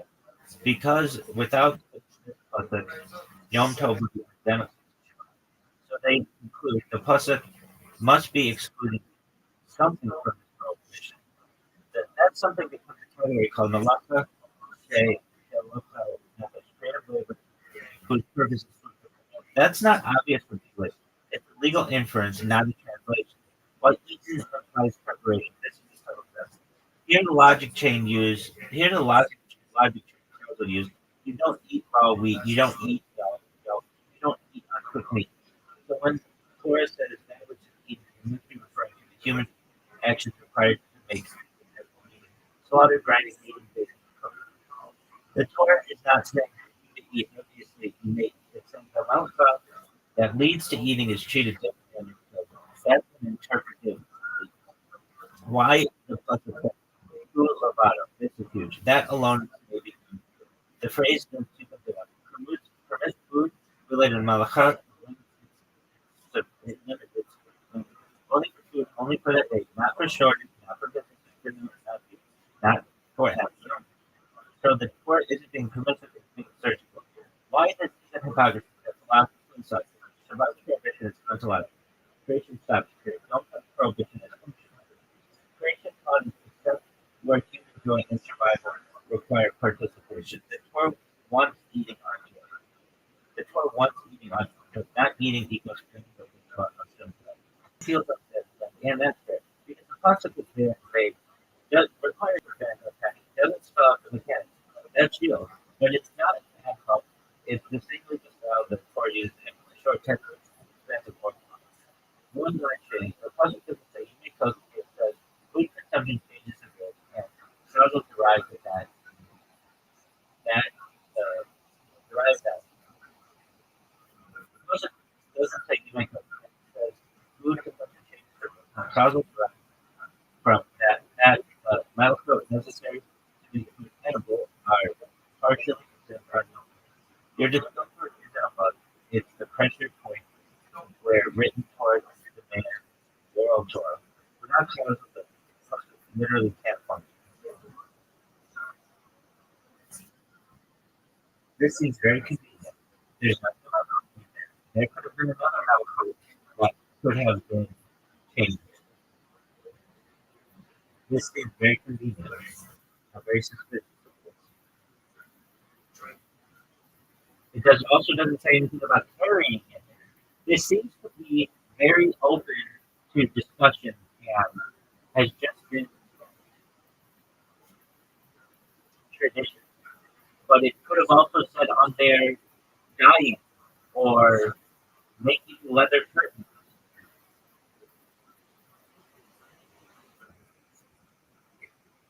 You're not wrong to be suspicious. This is exactly the precedent. Let's not soften. We basically say, if the verse is this vague, how do we know Chazal didn't just pick up the malachah and felt livable and call it more thankful? That's a serious question. So here's the string of the notebook. You write about one thing up front. The pasuk is absolutely open-ended. On its own, it is not worth looking at the conclusion. If this were a modern legal text, it would be laughed at in court for having good. So your instinct is correct. Why it wasn't a free for all herself. Here's the key thing to commit. Chazal did not start with 39 malachot. The 39 malachot were already defined on the Mishnah before Yom Tov law was defined. Meaning, the menu of malachot is fixed. The question is, which one can logically fall under that which is eaten? Leather curtains, building, writing, reading can't even pretend to be in that category. Cooking, baking, kneading, slaughtering, those are directly technological. So it's not arbitrary. It's constrained by an existing concept. Why eating can't justify any malachot? If the Torah had wanted broad license, it could have said malachot needed for joy is permitted, but it doesn't. It says answer the opposite. That which is eaten. That's a physical, biological import, not emotional or cultural. Other curtains don't turn the indigestion cooking does. That narrows the field massively. West carrying states that this is double whatever. You're right again. Carrying is not about cooking. That bothered Chazal too. So they didn't say carrying is about food. They said since since the Torah never prohibited explicitly on Yom Tov the way it does on Shabbat, and since people need to move food, it's permitted unless restricted. In other words, carrying isn't derived from diversity. It survives because it's better reading. That's a different legal mechanism, and yes, we hear your suspicion is justified here. Why this doesn't spiral into do whatever? Because Cargill did something very unconvenient. They forbade lots of food adjacent to trapping animals, grinding grains, producing or after doing professional food plants. If this was convenience driven, if this were convenience driven, they would have allowed land. Instead, they carved a narrow tunnel and fenced it together. That's not how loophole culture behaves. The uncomfortable truth, and this matters, you've hit the real point. Yes, this depends on trust in Torah. The Torah gives a principal amount of checklist. If you don't accept oral Torah as fine tradition, then the person cannot do the work it's doing, and suspicion doesn't go away. Judaism doesn't say that. It openly says it only works if you accept that interpretation and preserve that method. One line conclusion. You're right about the pasuk. You're right that the pasuk is vague and could have been abused. Judaism claims that it wasn't because the category of food-directed melachah was already bounded and applied restrictively, not opportunistically. You're not nitpicking. You're asking the foundational question of moral legitimacy. That's the real conversation here. Dog. Give me an example that would still fit this that isn't cooking or carrying. There's got to be something else that could have been included in this. This is extremely convenient. And we still could have one food Yom Tov. We would just have it on a hot plate or on a fire. It could be a cholent or something. And also,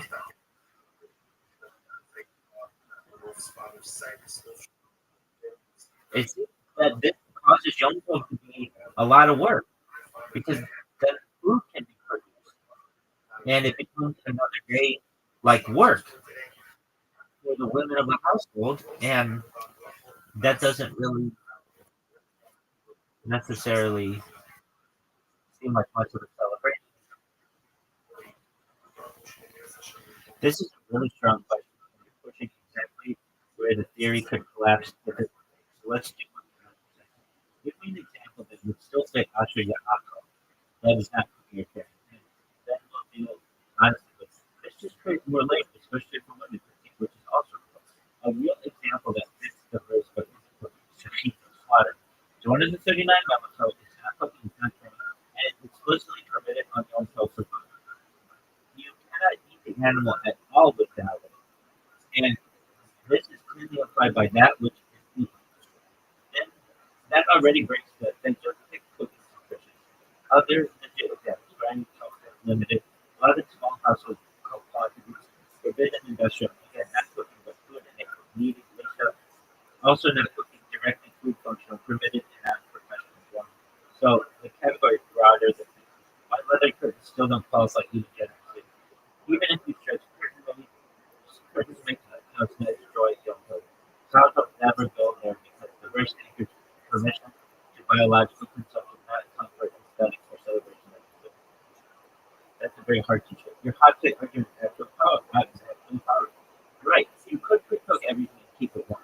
So why not just do that and forbid cooking first?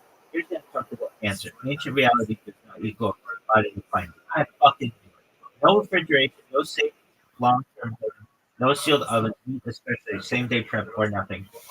Yom Tov with no cooking would have meant mostly bread, cold leftovers, little meat, and minimal festivities. Would contradict Simcha as understood. And Torah legislate for baseline human conditions not ideal. The labor woman's burden critique. You're not imagining this. The Jewish sources actually notice it. Two honest points. Yes, Yom Tov can become work heavy. Yes, historically the labor from mostly on women. That tension is built into the system. But look what God does in response. Encourages advanced practice, women's professional level work, through successful food neighbors and profit. France Yom pro cooking as shared household sense. Not so. Did society always live up to that? No, that's a social failure in architecture. Why this still isn't convenient. If it were convenient, women would see construction allowed for guests, writing allowed for invitations, commerce allowed to buy food. Instead, we see power forbidden for writing forbidden, construction forbidden. They took everywhere else. That's not how loopholes should. One might should. Shita, kneading, and limited grain are all permitted under Ashford with Hafsa and aren't cooking or caring. It shows the category wasn't cherry picked, even though cooking feels like the most visible example. Your final point that you can become domestic labor instead of choice is one of the most honest critiques of the Holocaust, and Jewish texts actually wrestle with it rather than denying it. If you want, we can. Yo, dog, we can buy stuff on Shabbat. Yom Tov, if it is for food. Seems like the same argument can be made. If you can go and kill a chicken, it's a lot more work than just buying a chicken that's already prepared.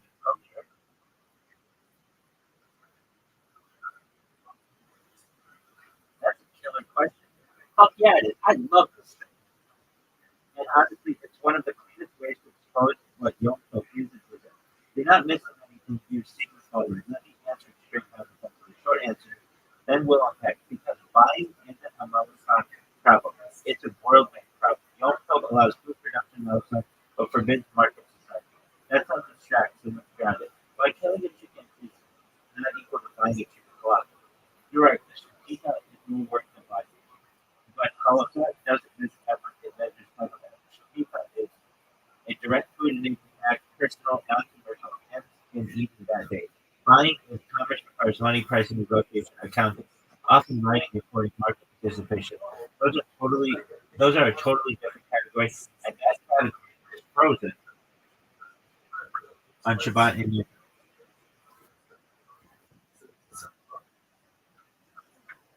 The Torah never permits whatever gets you. This is the key misperception. If the goal of food, any path to food should be allowed, but Torah never says. It says no, whose telos is food is treated differently. That means physical transformation of matter, maybe social systems. No. Buying food doesn't transform food, it transforms ownership.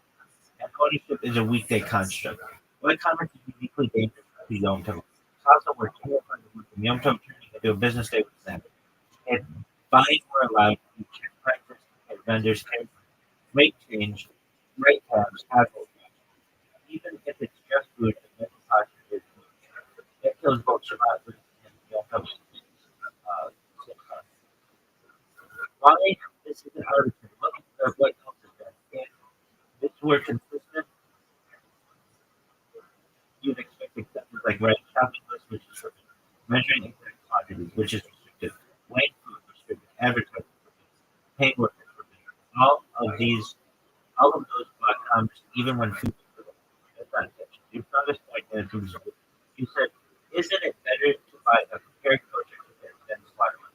Yes, in the modern economy, Holocaust was shaped when there were no kosher books on every corner, no refrigeration, no supply chain, no prepared food markets of today. Back then, buying was unreliable, slaughtering was known, markets were chaotic. The system froze production and blocked markets. That made it so. Why not upgrade? My question. Here's the honest one, Judy. Where we adapt to technology around Holocaust, not Holocaust around convenience. So instead, pre-buy food, pre-cook when possible, use aerosol, use time, and use that for extra labor. It's a perfect note. Yes. One line, bottom line. Yom Tov allows us transforming food into something edible, but forbids transforming society into a marketplace, even if it's your instinct isn't rebellious, it's private.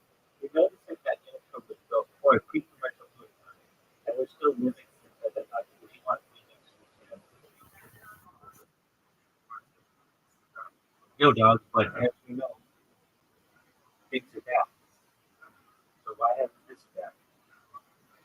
I can have to not write a list, and I don't have to haggle, and all I have to do is literally purchase the item. It's much easier to just buy the kosher chicken than it is to look for it. And there's an argument, I think a valid argument to say that Yom Tov is about celebration, not about cleaning up after slaughtering animals. That's why I think that this one, in the modern age, could be more flexible. I understand that Hazel isn't flexible on this, but that it could be just because of the convenience of being able to purchase things in the modern day. Yo, dog, you're hitting exactly the type of Holocaust as well as Holocaust as reality. And honestly, you're using the spot on. There's a strong logical case for adapting Yom Tov rules for modern day. Let's break it down. According to argument, you're saying Yom Tov is about joy, celebration. The Torah allowed preparation of Holocaust as a means to that. Today, we can achieve the same joy without performing the Holocaust ourselves. Buying kosher, chicken ready to eat, no slaughter, no headless, no less. Therefore, maybe the law could be relaxed while still fulfilling the purpose of the holiday. This is exactly the kind of philosophy question rabbis wrestle with when technology changes the context. Why Holocaust has it adapted? There are several reasons. Holocaust is principle driven, not outcome driven. Yom Tov rules are based on textual categories, naturally, alcohol, food production, Holocaust doesn't declare whatever produces joy from vegetables. Holocaust does not declare whatever produces joy from meat. Even if the goal, joy, edible food, could be met differently, the original categories came up. Conservatism of precedent. This law evolves slowly. Once a system is in place, authorities are reluctant to override the interpretory category. Line doesn't fit it. Line doesn't fit the production Holocaust category, so it's still technically outside the line. Slippery slope. If you just say modern convenience counts, then theoretically no cooking involved, no food prep, no communal waste. Yom Tov can shrink into a festival of food. Rabbis are cautious. They prefer strict boundaries. Rabbis are cautious. They prefer strict boundaries, even if technology allows workaround. Historical context is essential. Originally, body wasn't simple. Holocaust grows the production versus commerce market that money convenience doesn't automatically right. Money convenience doesn't automatically be right in categories, even if the outcome is clear. If you think about celebration versus work, you're absolutely right. Logically, don't call it celebrate. Sometimes not labor. In practice, especially historically, food preparation for a lot, say the burden is nothing more about the labor than joy. This is exactly why some contemporary philosophy thinkers think about rethinking food preparation rules or using modern solutions. Pre-cooked kosher foods, timers, protein meals to preserve joy without violating the Holocaust. Bottom line, Holocaust versus logic. Holocaust, rigid categories derived from the Torah, and causal, the allowance of production not to be theological. Modern technology changes what counts as needed for joy. Maybe the law could be interpreted more flexibly. Reality, rabbis and cautious principles often have weight to people. So yes, there's suspicion that the world feels convenient for historical reasons is valid. And your modern argument that Utah could be more flexible today without losing its purpose is solid. It's just that Holocaust doesn't work that way. You know, there are like these kind of grocery stores where you are your face is scanned or basically you're identified when you walk in, and anything that you want, you just take and leave, and it charges your account. That seems like a potential workaround. If you could have a store where you didn't have to go and check out or barter or anything like that, you just literally go there have the pre-cooked or pre-prepared kosher food and leave, that seems like it would work. Give me a steelman argument why it would work and why this is a reasonable workaround.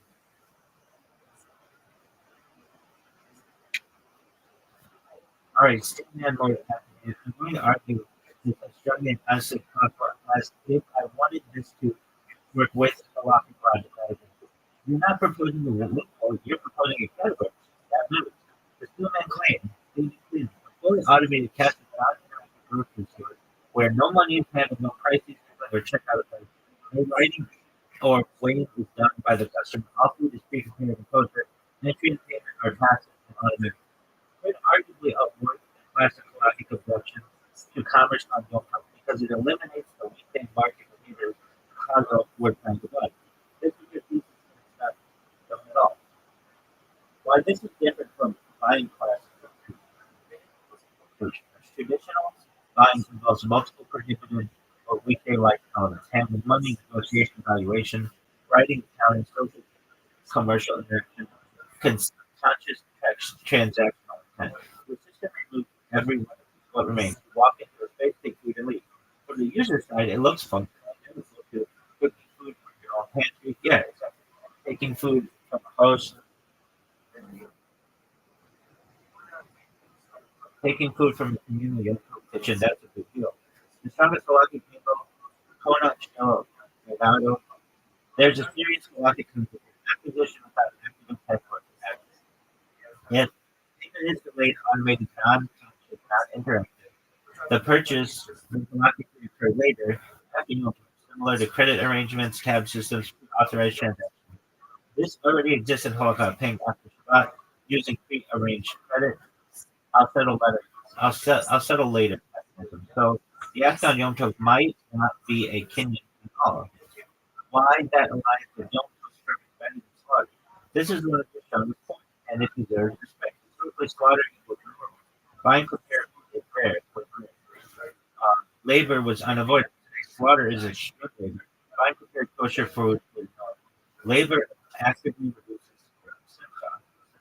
If the Torah permits Melachah to enable joy, and today slaughtering undermines joy, then a system that enables festive feeding with less labor arguably kills something better. That works. I agree.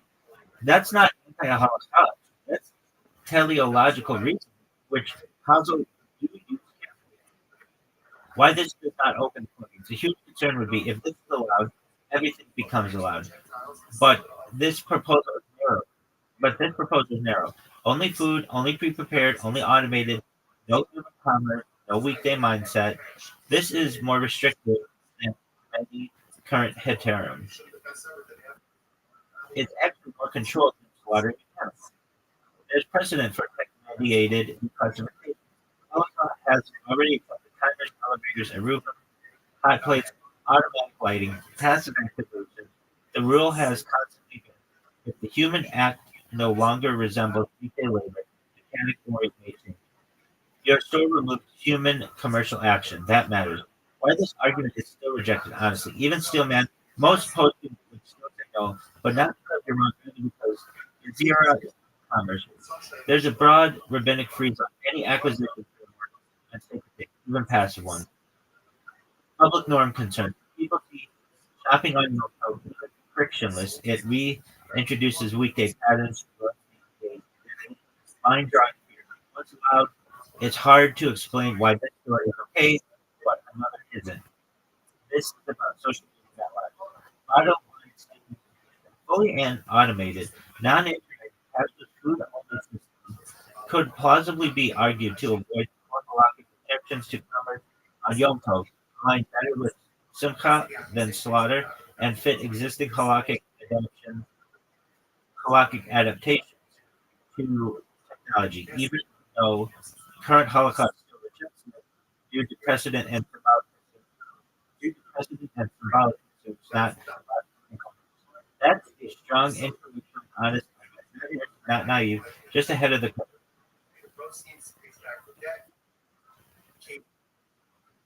Yeah, but like Arufim do this, give me the Arufim argument. That's bullshit. I hate to say it, but come on, that's like that's like really that is an incredible development that not everybody accepts, and it's purely for convenience. If you can have an Aruba, which is just like kind of fake in itself, then why couldn't you have this store, which is real, and allow people to enjoy the day more? Yes. Now you're talking the classic error versus from shopping section, and you're totally right to be skeptical. Let me steal man like you're asking. Why it feels hypocritical. The error of logic. On Shabbat, carrying in public is normally forbidden. A private domain is allowed. So they build an arrow. You can often disembowel wires, posts, legal fiction.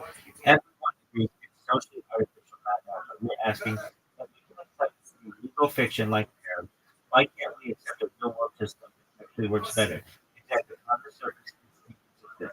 Why the Arab is treated differently? A lot of reasons. Here's where the rabbis argue. Arab is derived from explicit textual.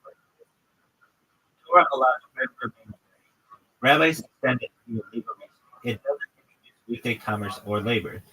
Sharing is already allowed in no money, no market, no negotiation.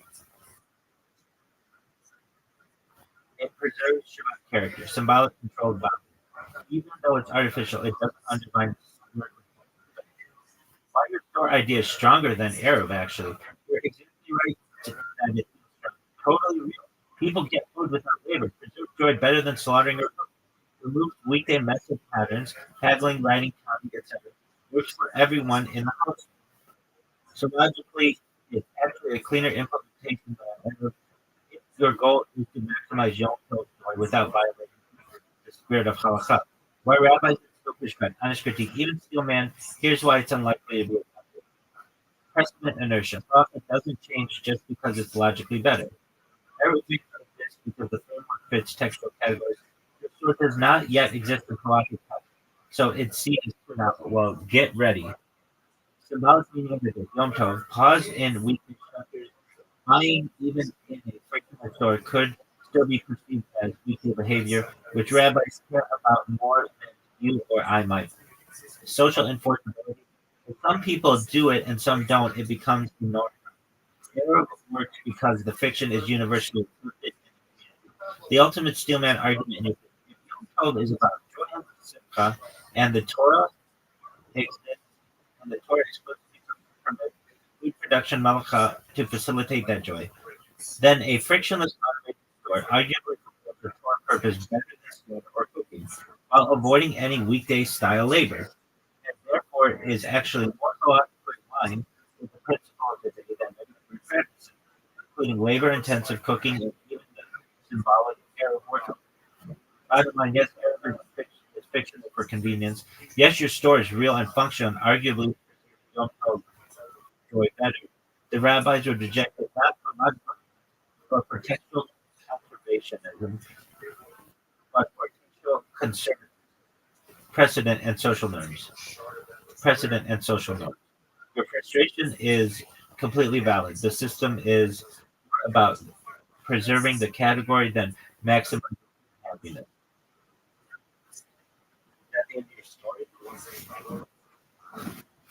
I think, what would you call the name of the story? It already has a name. It's called OC Kosher. Just gotta get that bit locked and loaded. So, what would you do? Um,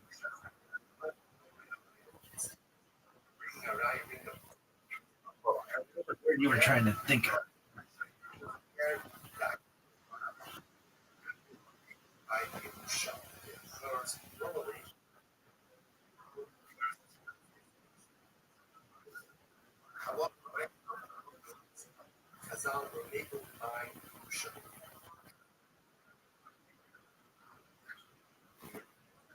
Push. Really, yeah. Um,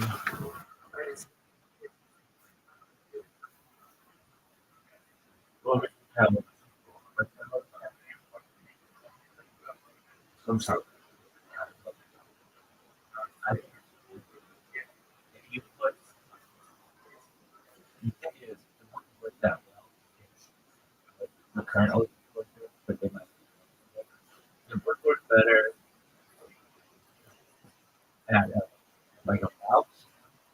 They have that coaster routes that they have in the Hoya set up at the system. I mean, I've seen the system basically before at a whole food market, but they shut them down when I was dealing. But I'm sure that they can question to do it. That's a good place to, but it's like how much business does it have? It maybe a lot if people were already paid.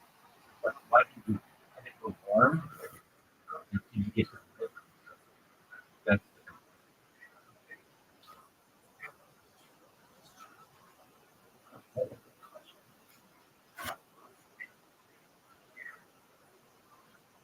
yo dog? Could you have your food delivered on the envelope if it were all pre paid and advanced and everything?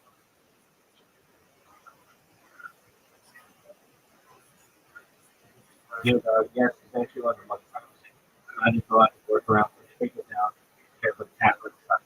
Brass tacks. Well, basically, if you're asking, you cook the food, you deliver on your own self, if it's completely prepared for your the key points, payment done before you do when you handle that day. Preparation food is already finished from handle within 5 allowances. Delivery. Someone else brings it to you, action by you. Just receiving another product beyond normal consumption. This avoids the usual prohibition against commerce or weekday milk products.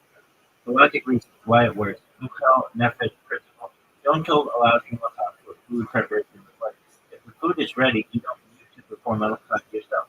Receiving, receiving pre-packaged food is basically passive consumption agreement. Classifying items from Mutual is forbidden because of commercial transactions, money handling pricing and prepaying all transactional elements roughly. Delivery by others. You are not performing metal cut for others, just benefiting passively. The delivery person is not Jewish or second rule. They may perform prohibited no suffering. So shady rules or agency are sensitive topics. But your act remains permissible. Practical examples Rabbi discussed. Basic no meals or basic things personally delivered. As long as the kitchen prep halakha, some customs explicitly allow prepaid food jobs for elderly or for people. The underlying principle, the Torah allows works to enable joint, but don't forbid receiving that. No active purchasing. You can't order during the day. You can't handle money. Food must be kosher and prepared according to Yom Tov rules. Or the cook that day. Cooking or baking must fit fish allowances. No weekday style involvement. Do not go to the store or negotiate. No way to measure price. Delivered by a Jewish person delivered.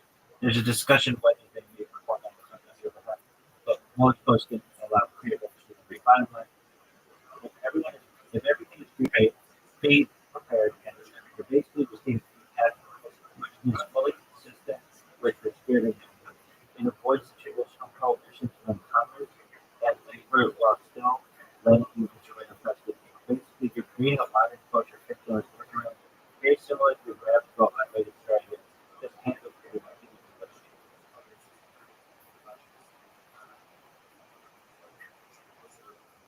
yeah, but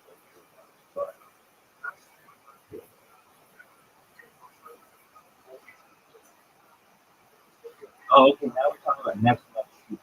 So, yeah, robots on your market. Break it down step by step, calculate style. Brass hat, motherfucker. With halakhic logic. This setup. Imagine this: a fully automated kitchen delivery. Everything is pre-made before. Don't tell robots prepare, cook, and pack food according to kosher logic. Food is delivered to your house by robots. No human intervention. You just take it and eat. Go maximize joy, minimize human level cost. Stay within your own profile. Provide this works better than humans, logically. Prepaid means no commercial activity. Money already handled before you no negotiations, no pricing, no writing. This removes make a lot into with buying on your robots. No prohibited Malachal by a Jew, Yom Tov Malachal restriction applies primarily to Jewish business. If robots handle all the cooking, cutting, and baking, no Jewish Malachal is being performed. You're only performing passive consumption, which no one's allowed. Fully automated cooking is also a Methodist principle. Torah permits Malachal necessary to make food edible. Robot cooking passes with necessary preparation, but not performed by a Jew. From your perspective, you're receiving food, which is allowed. Eliminate weekday labor and effort like shopping, cleaning, or file, cleaning handling, no cleanup or kitchen prep. Your focus is entirely on simcha and celebration, which is the purpose of your job. Essential halakha is important. Even though this seems perfect, posting might raise concerns of agency issues. Robots are acting on your behalf.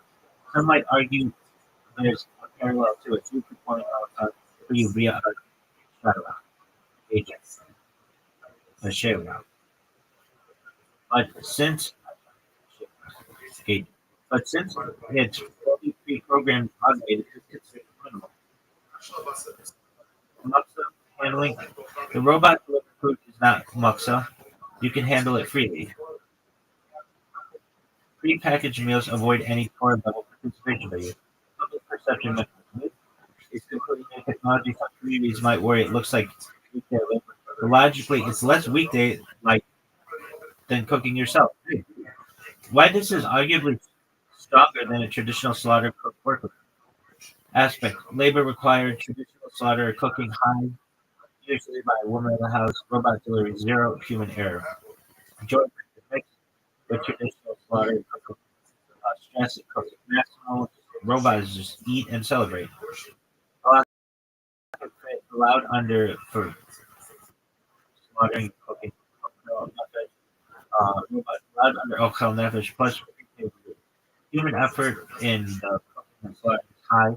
Robot is not social conformity, loves being for slaughtering and cooking, and robot delivery requires justification. Basically, robot delivery is cleaner, more joy-oriented, and fully kosher. Online calculus. A fully automated, prepaid robot food system, Yom Tov. Perfect theoretical. It's a perfect theoretical workaround. The line of Torah allows for local methods, removes commercial and labor provisions, and maximizes potentially even more than traditional preparation.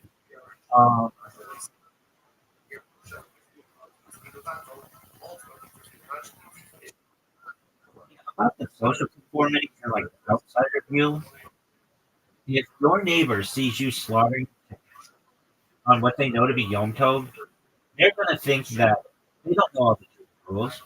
And they're going to think that you are doing something that is not allowed. Just by the look of it. Killing an animal on your holiday seems like it would not be allowed to the normal, everyday non-Jew. They're not going to know all of it.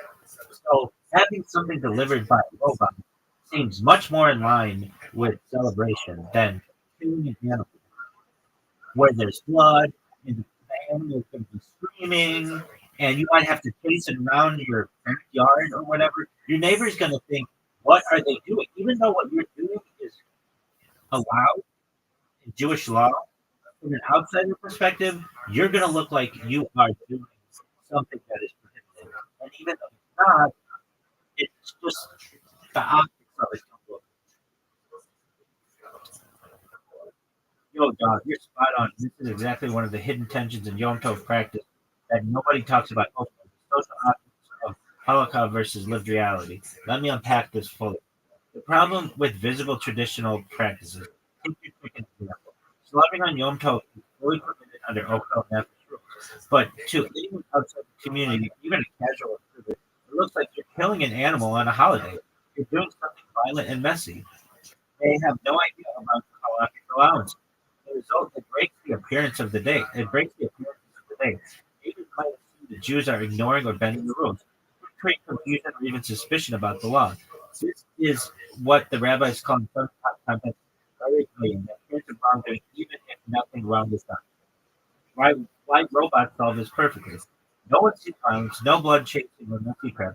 Food appears clean, and so from an outsider perspective, it looks like any normal modern feed, not a halakhic function. ritual, preserves both the letter of the law and the spirit of joy and dignity. Basically, robots completely eliminate the married on what objects matter in halakha. Halakha isn't just about the act itself; it's about social perception too. Rabbis often add restrictions to avoid suspicion. Don't appear to eat forbidden foods. Don't perform weekday-like labor in public. A backyard slaughter might be fully legal, socially, which historically matters a lot for communal cohesion. Robots sidestep all of that while staying kosher. Bonus: increasing joy. Human slaughter is stressful, messy, and potentially traumatic. Robots make food accessible without labor or anxiety. You can focus on you can focus fully on simcha, family, and celebration. It aligns better with the course underlying goal of Yom Tov. One line tacos, brass tacks, baby.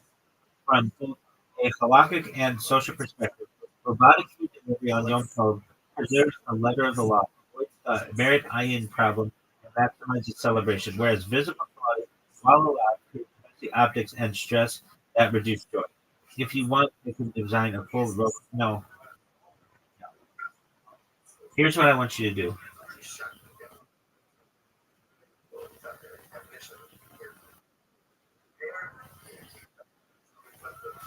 I saw something on Shark Tank, which I think could be used on not just Yom Tov, but Shabbat. Maybe. Arguably. It's like a heat pack that warm up, let's say, to 113 degrees, which seems considered to be like the threshold of cooking. But it could keep your food warm and you can not technically be cooking. Talk about that. Because that seems like you could have a pre prepared dish and you wouldn't have to heat it up. It just, it just would automatically, when you open the packaging, it automatically heats up to 130 degrees. Technically would not be cooked.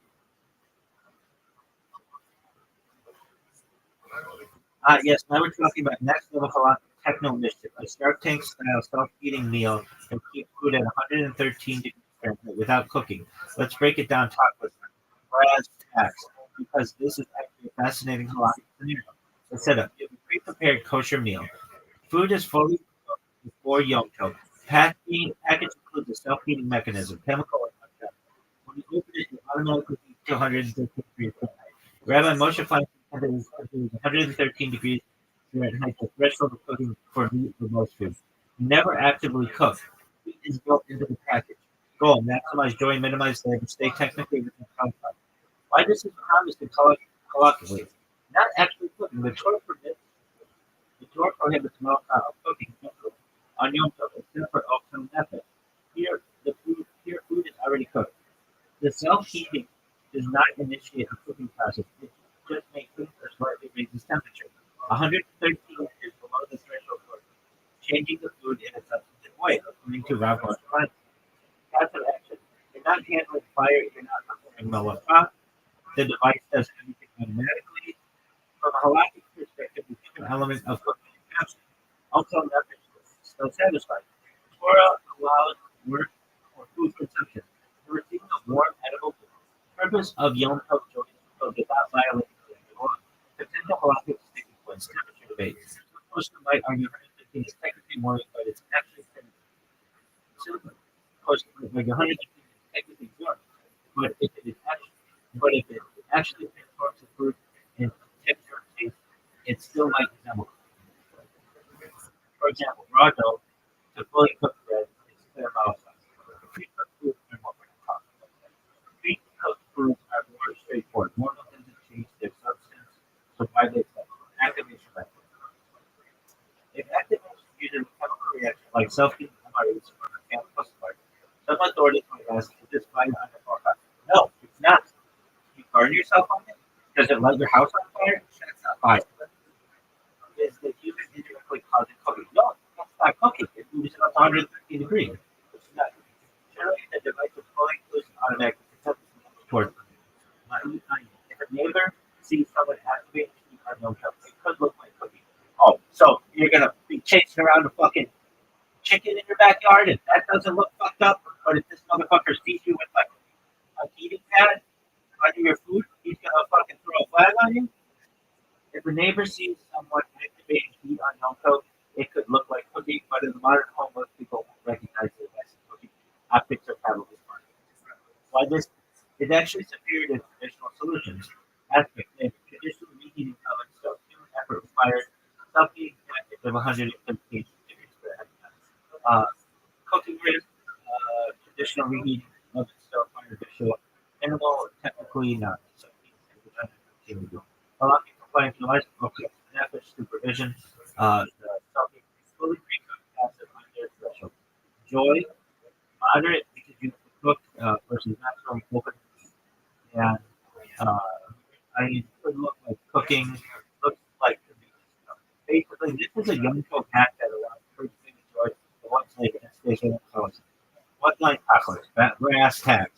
A self-heating pre-cooked meal that warms to 113 degrees Fahrenheit could arguably allow warm festive food on your stove without cooking, minimizing flavor maximum and staying fully halal food kosher as long as the heat doesn't actually cook the food with activation first.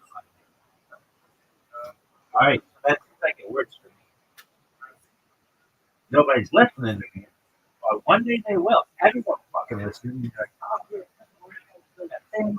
It's like, but what's like 130 degrees Fahrenheit? Yeah, they're like, no, but, no.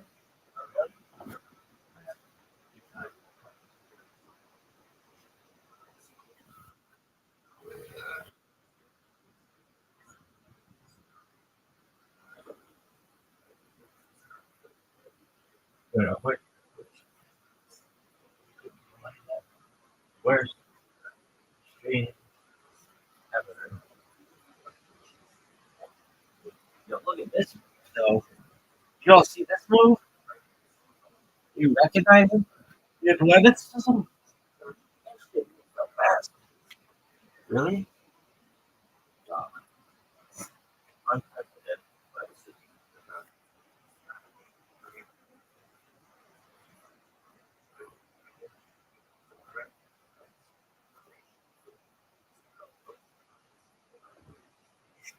Look at this one.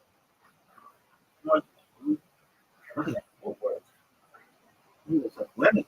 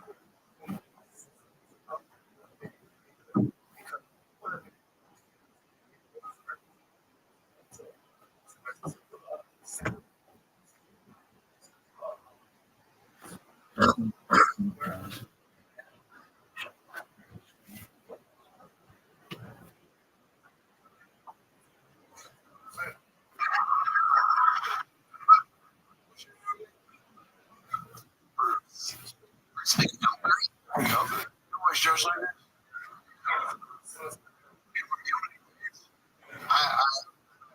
What do you wear? Super special.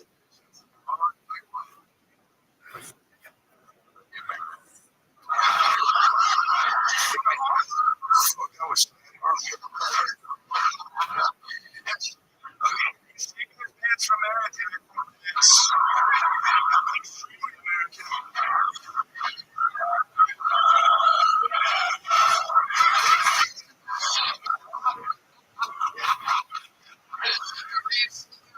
Mr. Biden just saluted the whole audience.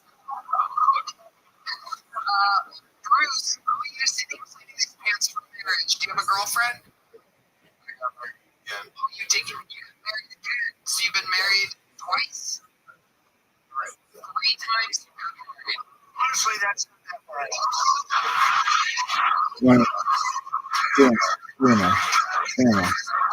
One, four and two. Five and six. Nine and six. Five and six. Hey, Five and five. 6 and 5. 7 and 5. 8 and 5. sorry. 9 and 5. 10 and 6. 9 and 8. 9 and 9. 9 and 10. 10 and 5. 11 and 10. 11 and 11. 12. 12 and 13. 12 and 12. Give me a push up back, Rabbi. 12 and 13. 1 and 1. 1 and 1. 2 and 1. 2 and 1. 6. All right. 1 and 1. 1 and 1. 2 and 2. 2 and 2. 3 and 2. 1 2. 5 2. 6 and 6. 6 and 3. 6 and 4. 7 and 5. 8 and 5. 9 and 5. 10 and 5. 9 and 6. 10 and So Bruce, 7 and 6. let's look at some of these marriages. How old were you in your first marriage? 11 and 17. 7 13.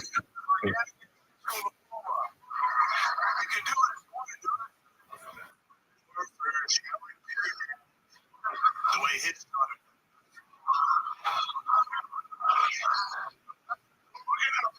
I'm very surprised that this guy just ran in the shower with his daughter. She was 13. Maybe it's 17, Bruce. How long did that marriage last? How old was the girl that you married?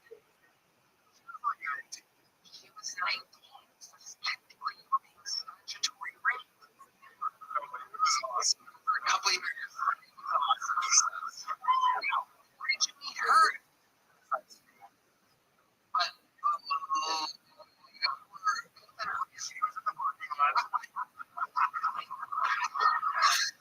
so, you said a couple of years before you got married. Right, what do you think about this? Oh, it's great. Where's she now? What do you do? She have a job? Works at a bank. Where's the owner? Can't be there. Went into you never visited the Midwest. I wish I had a joke.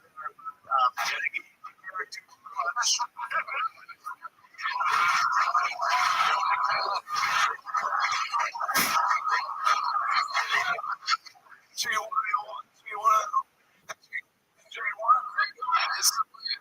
How long did your first marriage last? How did it end? I had a feeling that the 18-year-old woman marrying a 17-year-old, she cheated on you? How did she cheat on you with exactly? Do you know? A couple of people that did not know it. Did you find out that she cheated on you? The computer. Right, you're a fucking software engineer. That'll make your hardware turn into software real quick. Finding out that the woman that you're married to is fucking everything in mid-area. how many of them were black? That's the real question. I want to find it. So it's shit.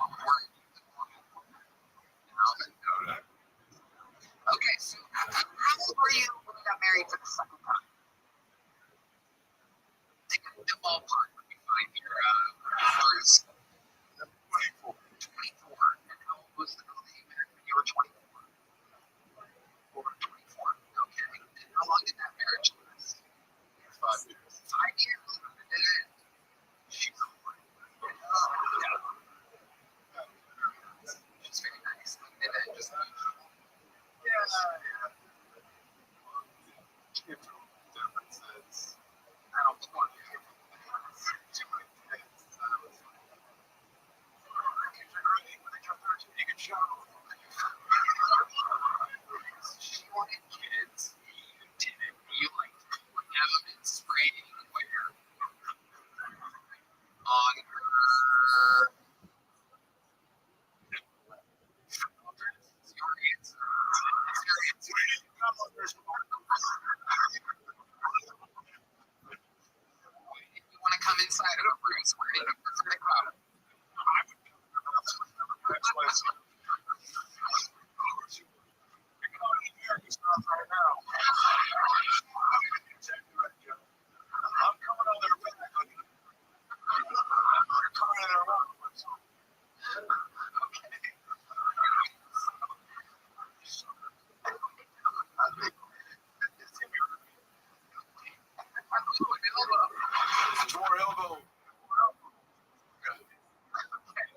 Alright, so Bruce, the third marriage, how old were you when you got married the third time? 3 more times than we're getting married nowadays. How old were you for the third one?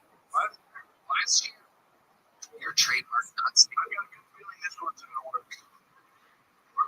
I'm joking. Is this one wanting to settle down too? Does she want kids? Okay. Well, I give you a small chunk book, Bruce. And congratulations. You got pulled out of the bucket. You were here on time. You were here. Bruce. You were here. There goes Bruce. Not real. So far with the 2 US presidents. I guess that's fitting. There's a straw. Whoa. Mr. President, what are you doing with the straw? Oh, is that how you use it? Oh, no. Hold on closer.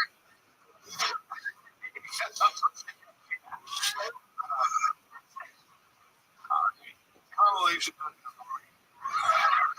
Next Canadian out of the bucket goes by the name of Cannon Miller, everybody. Cannon Miller is. Who knows? Could be a. So what is it? Guys just getting naked. Yeah, I don't know what that's about. The niggas love taking their clothes off.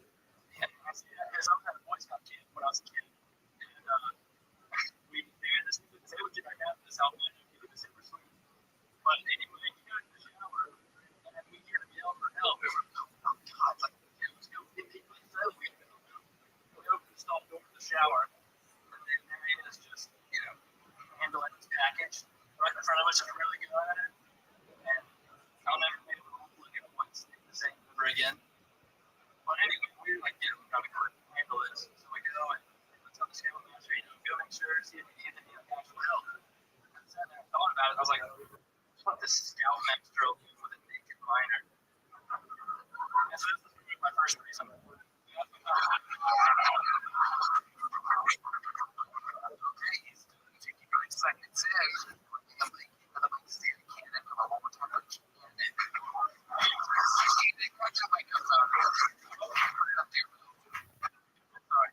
Cannon, first time doing stand up? Yes, sir. Hi, Cannon. How are you? Well, how are you? How did you try to get here today? Of course. I'm actually in for the week. My brother's getting married here on Friday. Hey. Hey. Yes, sir. 13 hours. It's retarded.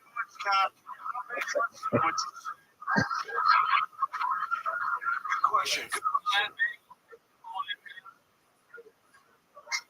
So this retarded boy, one guy,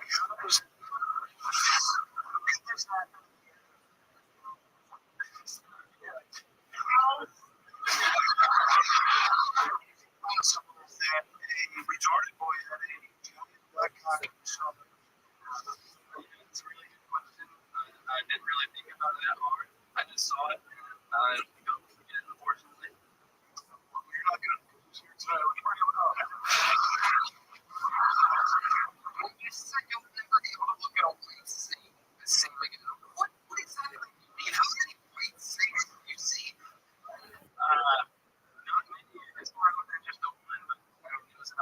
like I said, he was a good guy. So if I ever see my stand again, I don't know if I'm making PTSD. Have you ever seen a white stand? No, just listen to the band.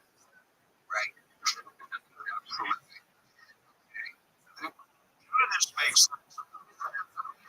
You're incoherent like this. What do you do for work? I'm a college student. I work at the golf course. I'm like, how old are you? 21 years old. 21 years old. Working maintenance on a golf course. Yes, sir. Okay. What exactly do you do? In Shasta Golf Community. Have you heard of this President Trust? Of course I have. The club should be there.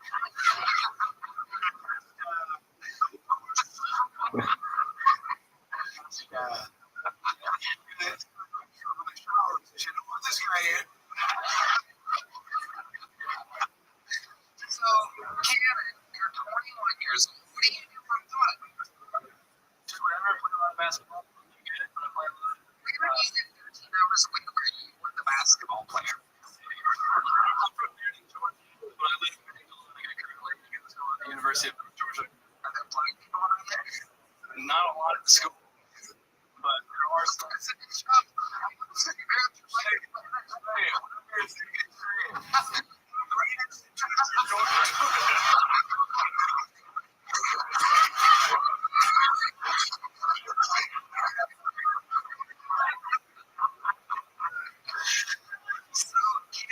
What's like the most interactions with black people that you've had in your life? Do you just seem ridiculously white? T-shirt is tucked into your jeans right now.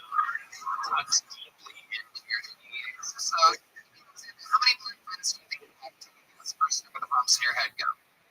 Close friends, probably about 3. Close friends. Okay. That first name's go ahead.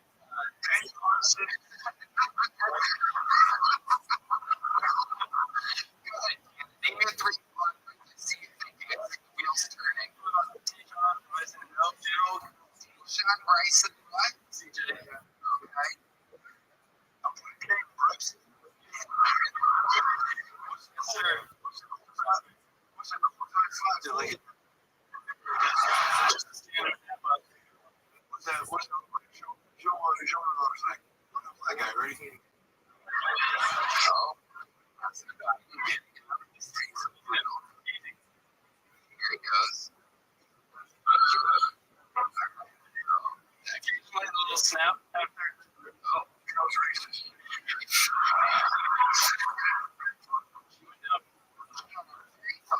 What else do you like to do when you're not working at the golf course? You're not doing comedy. Play a little golf, and just hang out.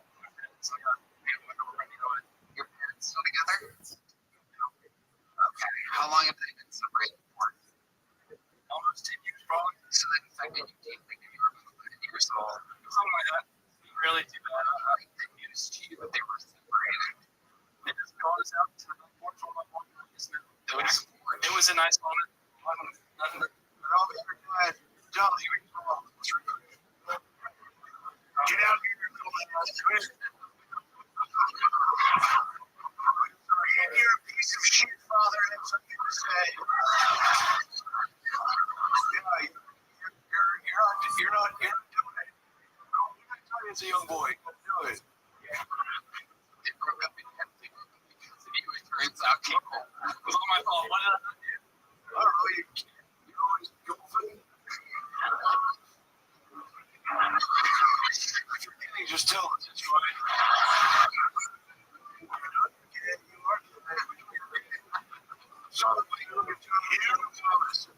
You being gay is hard. Father and I are distressed because you love him. Why can't you make some nice girl that fuck tours all over your cock? She's obviously good for me. Patriot. That is very true. There is no doubt about that.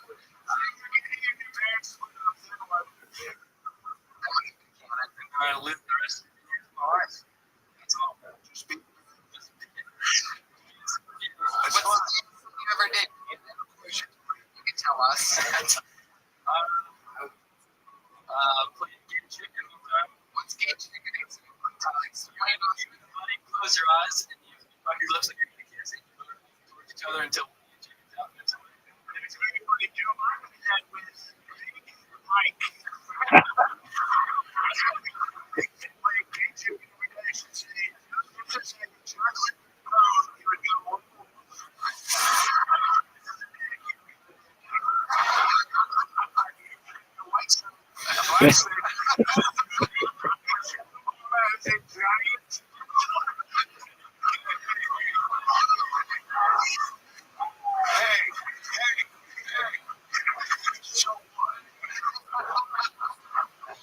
Well, Karen, congratulations. You're here with a little joke, but you're 21 years old. You're ahead of your time. Time to fucking stand up. Congratulations, we have a special treat for you, audience, fans of the Tiltone universe. We have the return of one of the greatest wrestlers in the history of the show happening right now, ladies and gentlemen.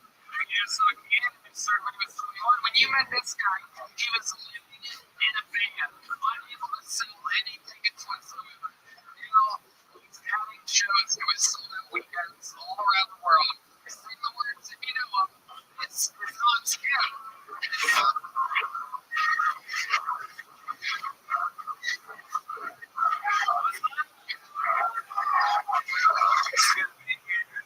Trumpet going at it, locking the words. Supremacy. Hendrick versus Drake for white people. Trump is obviously Kendrick. He's a winner. It's actually black.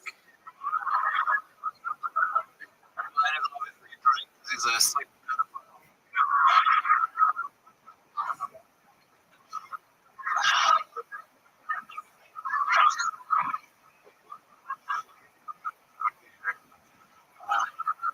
A lot of good noise though, eh? Thank you. Let's go to we're supposed to use it to defend against the government, but it's so much easier to shoot people. They're everywhere. They keep putting me off. Ladies, I feel like white used to be ungrateful. Everything men invented was for the approval of women, and women they still aren't happy. Because of all the sexual assaults we keep doing. Hey, please stop raping us. All we do is like commission.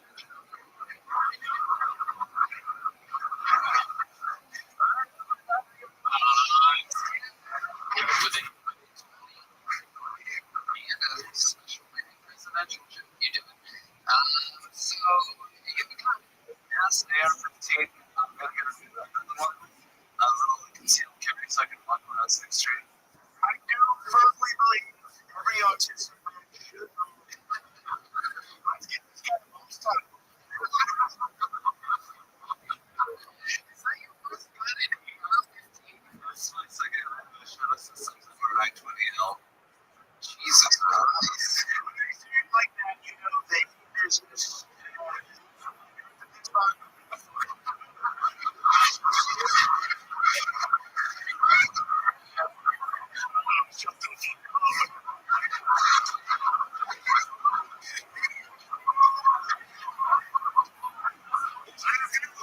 I'm going to turn into a sleeping job with a man with I'm going to be doing a job. I like to sing turn.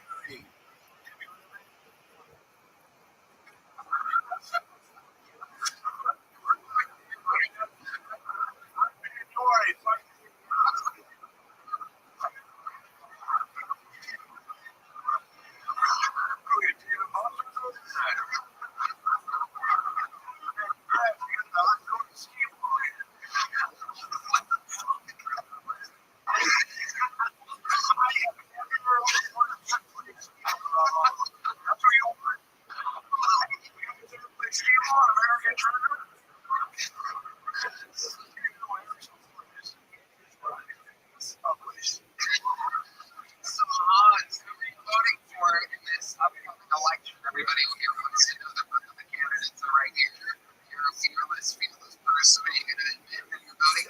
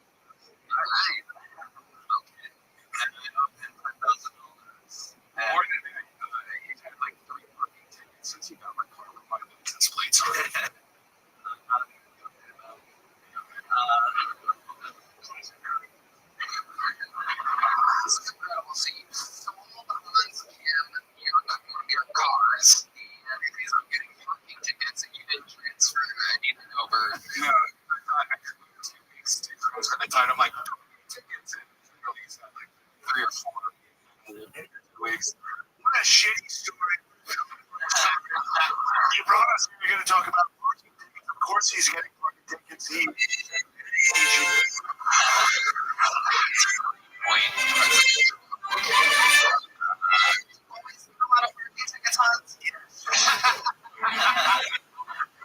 Let him finish.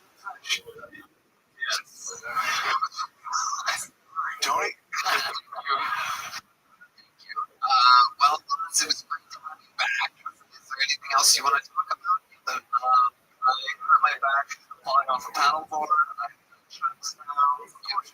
Nunchucks? Yes. Where are these nunchucks? Are right by upstairs. So we go to the room. Wow. Oh my goodness. That must be the most ancient thing in the ways.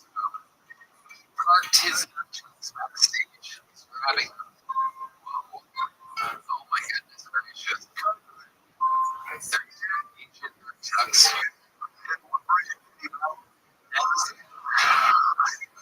Amazon nunchucks. This seems like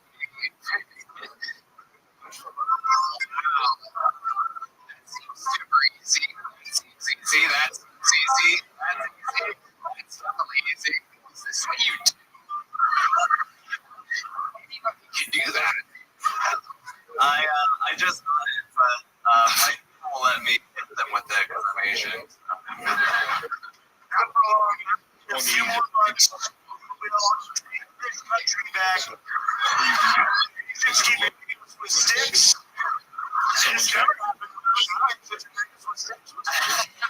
Extra fucking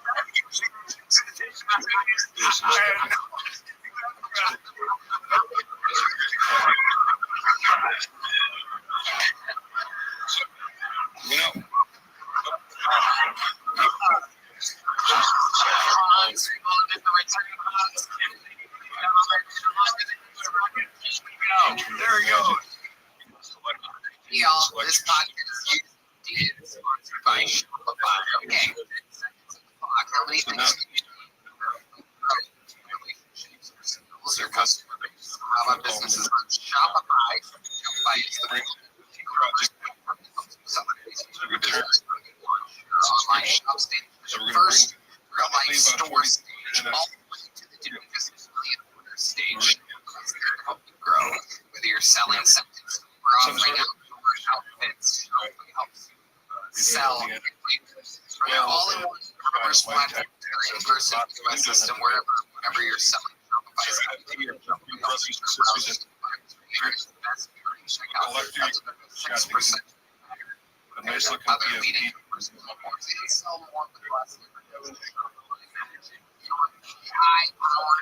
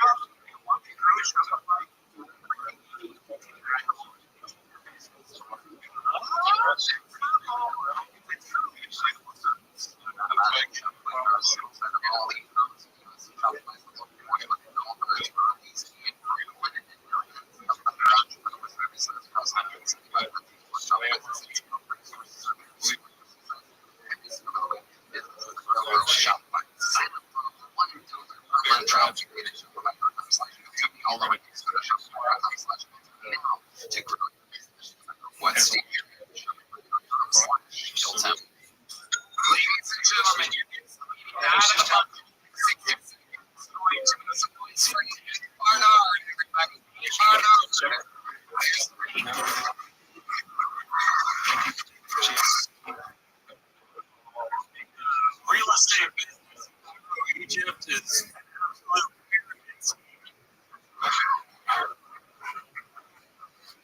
My uncle's LGBTQ is for questioning the Holocaust.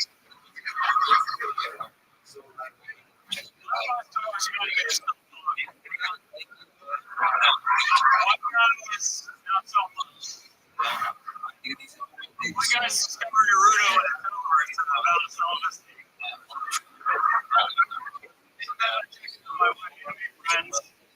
And pussy was good until the show got off the books, and now it's trash.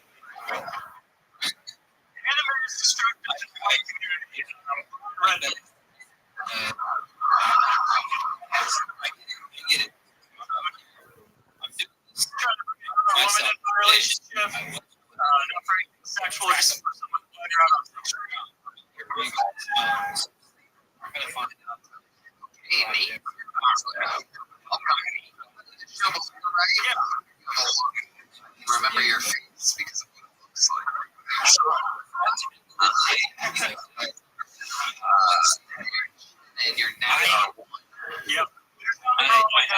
women like that.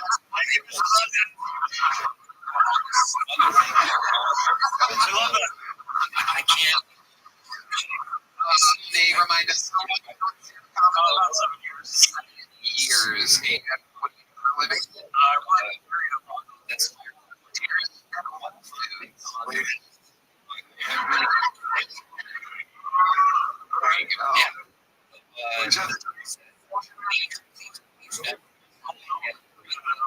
prices.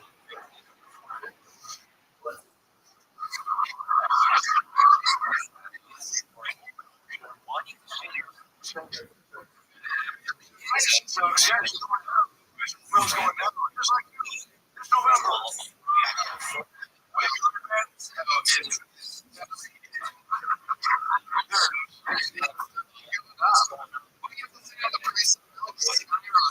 Your presidency.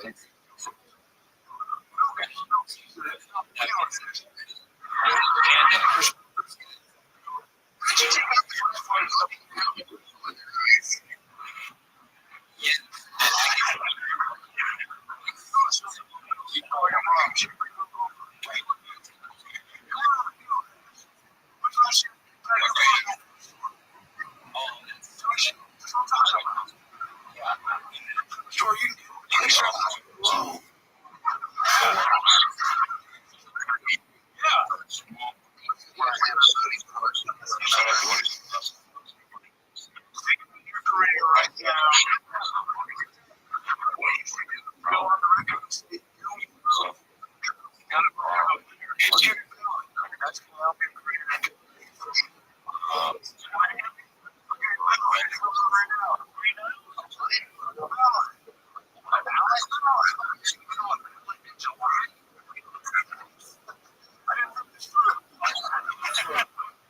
What's your favorite color?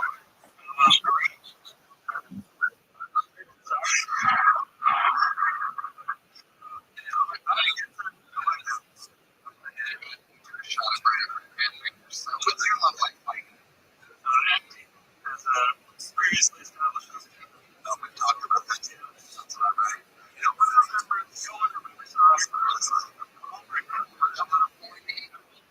what type of porn do you like to watch? Favorite category of porn? I'm kind of going back to soft porn.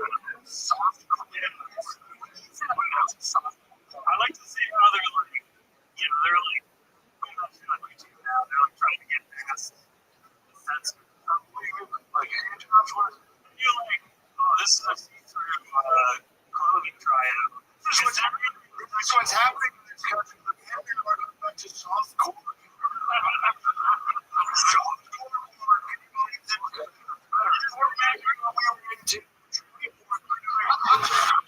Imagine this country were being manly while skinny more men being sex. Sex. And now it's now we got fashion in the right in this country. It's like race. You want whatever you want. Take a job, soft job, hard job, hard job. I love trading porn. What do you love about it, Mr. President? What exactly is it about trading porn that you like so much? Looking out here, one of the guys they did something where there are only two teams that absolutely beat us to the same pool.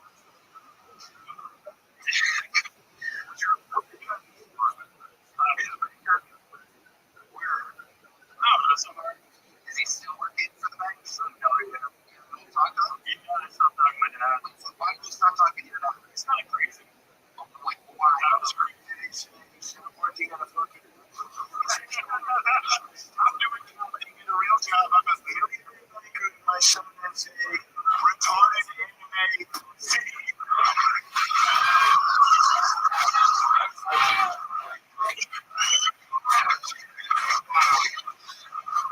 Character. It is President Trump saying that.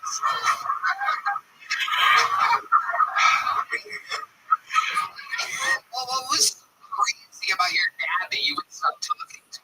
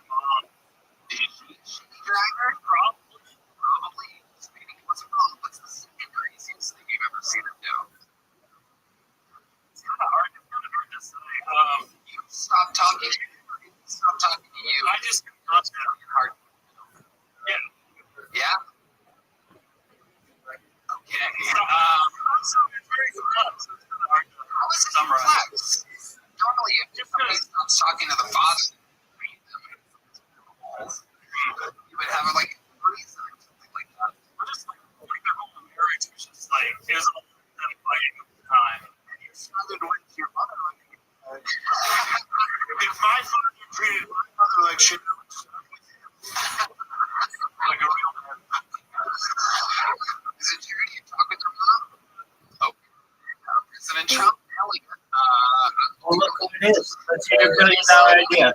I'm going to shoot this bitch down like a fucking duck. Let's hear it. Duck hunt, baby. Duck hunt. It's just like an idea. $80 billion. It'll take about like not a lot of time. Hands down, the greatest. The greatest. Like I'm not even kidding. The greatest fucking making idea I've ever come up with in my entire life. And I've come up with a lot of them. There's a big least amount of work analyzing it up. You're gonna like this. You will like this because you like a story where there's a rubber ball that you play with and you whack a stick and you buy clubs that make your slice that are illegal. So think of this. This is this is Wow, what a fucking great idea. I mean, I'm overwhelmed without. shut up, dude. This is the all-star skills competition of golf. Okay. And examine the NHL. Their all-star sports event. It's wicked. They have baseball, the home run derby. They have NFL skills competition, basketball skills competition. All major sportsmen have these. What does the PGA Tour have? They have like a shitty little long drive contest. But imagine like a little beach tournament where you have these celebrities paired up with pro golfers, and they have this amazing mini putt course, and anyone in the world are really creative people can all submit their ideas to design the course. So it's like a real life Happy Gilmore on steroids tiered course with the clouds, whatever. And it's just the most.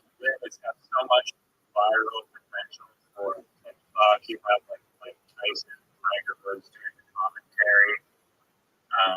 Nothing like this exists currently. Golf is primed for something like this to come into existence. Young people are getting into golf. This is very TikTok-friendly, real type event. And all it takes is kind of one millionaire guy who sees the potential and to be able to put it together and really get a lot in return for hosting the event. There's the ticket sales, the media rights, all the sponsorships on the course would be insane. Plaster the events everywhere, potentially like Red Bull or something posted. You have the celebrities, all these famous YouTubers paired up with pro golfers that are all going to promote it on their social media. You have a freaking Netflix or Amazon documentary behind the scenes. It's basically like the Super Bowl of mini golf. And there's some costs, but it's not the costs are nothing compared to what the sports market is valued at. I think this is a winner. All right. Before I take a big massive shit on this idea, I just want to make sure on what Rabbi that fucking supports me for once. Well, I know deep down that you're bullshitting and that this thing is fucking amazing. So fuck you. Is it? I don't understand it. So let me explain. Is it mini golf or is it skill competition? It's mini golf. The skill competition is just a parallel of it's the equivalent of an NHL skills competition, how they do those like fun little like stick handling contests or whatever. In basketball, they do like the dunk contest, things like that for mini golf, but that equivalent does not really exist for the PGA Tour. But it is the actual competition is a mini golf course, and all the courses are designed. Like I guess anyone could design to help it go viral. That's Why don't you just do? Why don't you just do celebrity mini golf? because you want the PGA Tour to be involved in it as well. Like if it's Pebble Beach, like you can have it only pro golfers, or you could have it only the Pebble Beach approach where it's pro golfers and celebrities paired up. That's the best of both worlds. Okay. I think actually you're not recognizing that you have a better idea here. The celebrity mini golf, I think, would be a prime time winner. The skills competition, the pro-am. Let's look at numbers. The skills competition is just like a metaphor of like there's no equivalent of that at all. Okay. All the major sports leagues have their equivalent of the skills competition, which is like these like little contests that they do to see who's the best dunker or whatever. Yeah, no, I get that. That doesn't exist in golf, so there's a huge gap there to go. It does exist in golf. It's known as The long drive sucks. no, Long drive competitions. it's called the Golf Channel game. Yeah, but those suck. Okay, so Explain to me what those are and how entertaining they are compared to playing mini golf. they have, Like a wicked tour with like the best putters in the world and celebrities all competing on like the most insane courses. is it a mini golf course or is it a full length golf course? Mini golf. Okay, so why wouldn't you do? So that's different. Why wouldn't you do celebrity mini golf? It could definitely.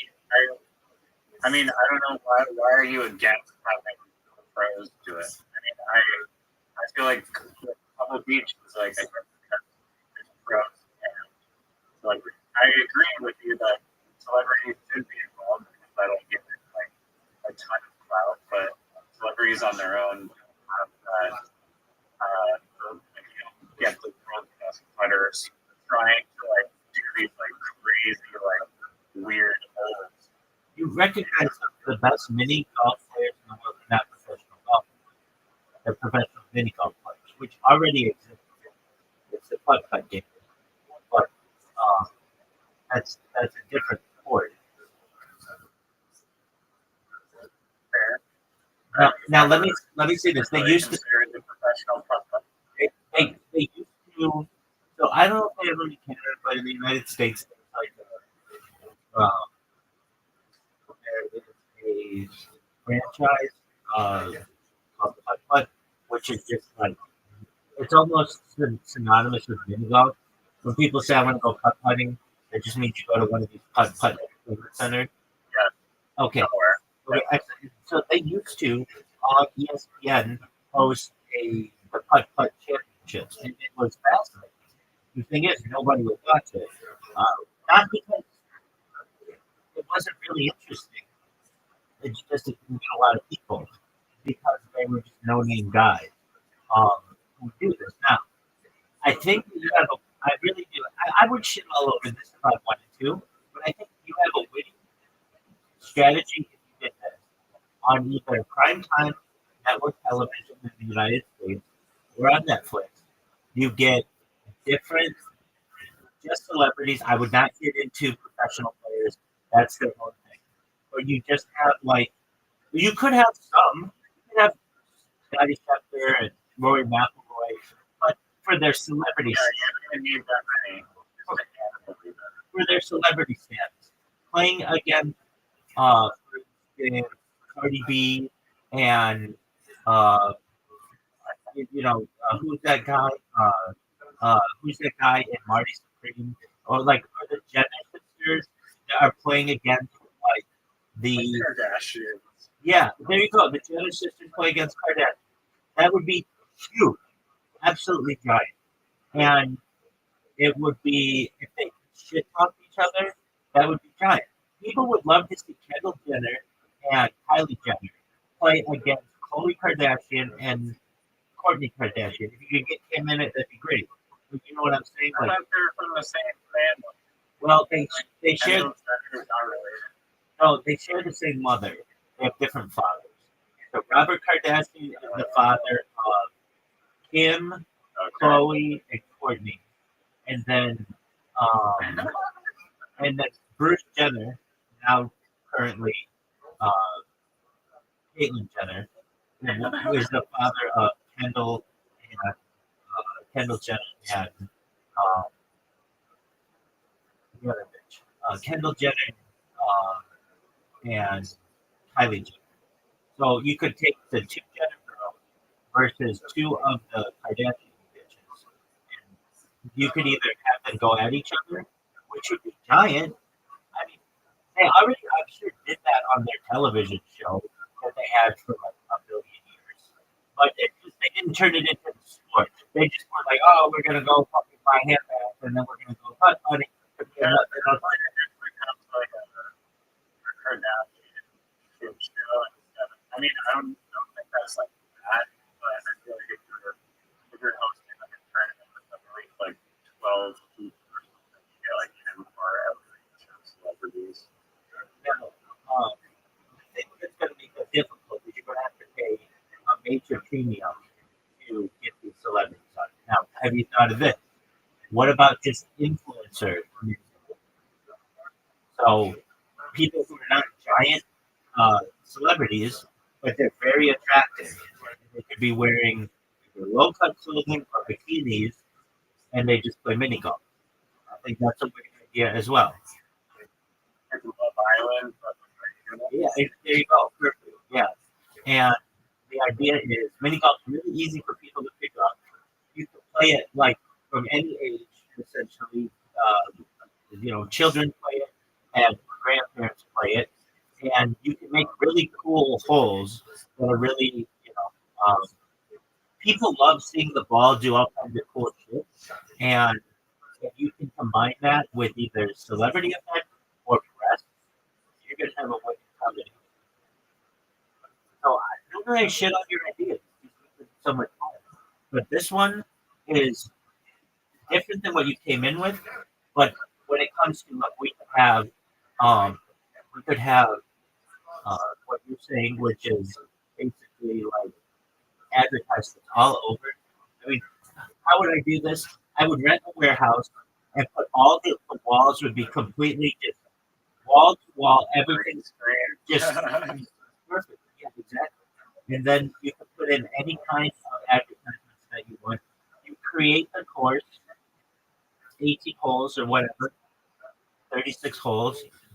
You have, I mean, ideally, I would want people to be outside, but then you have to worry about weather and things like that. If you want these people in like bikinis and stuff, then you just basically tell them where you just have them set up in a bikini and whatever kind of clothing that they need, golf shoes or whatever, and then they choose their club, they choose their colored ball, and people, I think if you wanted this to be like people that really get into it, then you would do celebrities. But it's just really expensive to have celebrities, so you can't do a list. I mean, you could offer them like. That's true. You can probably find a few of them like that, anyways. Somewhere. That's true. Just the mere exposure of something so far out. I think that in the future, advertising will be a little different than it currently is. All right, so like imagine Tiger Woods wear a Nike shirt, right? Where it's got Nike on the breast, like right on the left. Exactly. I think in the future, companies will move more towards the Louis Vuitton look, where it's the logo all over, like everywhere, just due to the fact that sometimes pictures are taken and they don't include that little Nike swoosh, and they want their logo everywhere as much as possible. Does that make sense? Yeah, they're gonna look like the fucking European hockey league where their players are just covered in advertisements. I think that's the No future. jersey is fucking random Swedish car companies. I think that's Helmets. just like F1 or NASCAR. Yeah, I think that's the future. Yeah, it just has to be so dense with advertisement that everywhere you look at, bombarding you with logos. Exactly. Okay, but how would I? Okay, so they had this thing in the United States called Game Night in America, and it would take not A-list celebrities but B-list celebrities. So not like Tom Cruise and Leonardo DiCaprio, but like maybe like Ellen DeGeneres and like Steve Harvey, like kind of people. Um, no shade at them. Maybe not even that big, but maybe somebody who was on like they were on like Modern Family, like something like that, just a television show, and they would pair them against another team, and they'd play like mini games, and it was very popular in the United States. And I think that same kind of idea could be popular in mini games. So I'm not against this. Yeah. I mean, What it's would you call such it? a, What would you call it? How are you going to beat the name Celebrity Mini Golf? I'll wait. I mean, that's very direct. I don't see anything wrong with that. I mean, I don't feel like brainstorming the name right now, to be honest. I'd rather hash all the coming up with, because I think the idea of the winner is just to actually execute. And regarding the previous point, I think that potentially, just because of the nature of the actual event itself, like that's a very chill, happy, non-stressful experience that would probably be enjoyable to film for a celebrity versus like some stupid advertisement like this where you just leave away for 6 hours and get the same script over and over again. I think This one, you might actually get, because of like the fun nature of it, you're joking around, it's like good for the publicity. I think it could attract people that are high status. I agree. I think the advertising element of it is ridiculous. You could put a car in the middle of the course, or perhaps different kinds There's so much. Yeah, exactly. The advertising potential for insane. Right. Now, and it works naturally. So like, okay, so they have this like celebrity family does better than regular. So what is celebrity family do? They take B and C list celebrities, get them on there, pretend they're a family member, they compete against each other. And the reason why that's engaging to the audience is because the audience can play along at home, but it's really difficult to get a ton of advertising involved in that because very soon people are just going to tire of it. But because they don't expect that to be like a game show, as opposed to something like mini golf or golf in general, or just sports in general, where advertising is everywhere. And I think you could get a car company like Ford or Honda or Toyota, and say, look, you have like in your fleet, let's say, 10 different cars.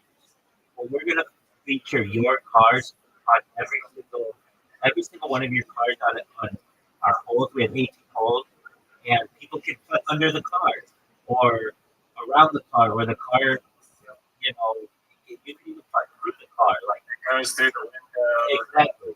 exactly. To the exhaust.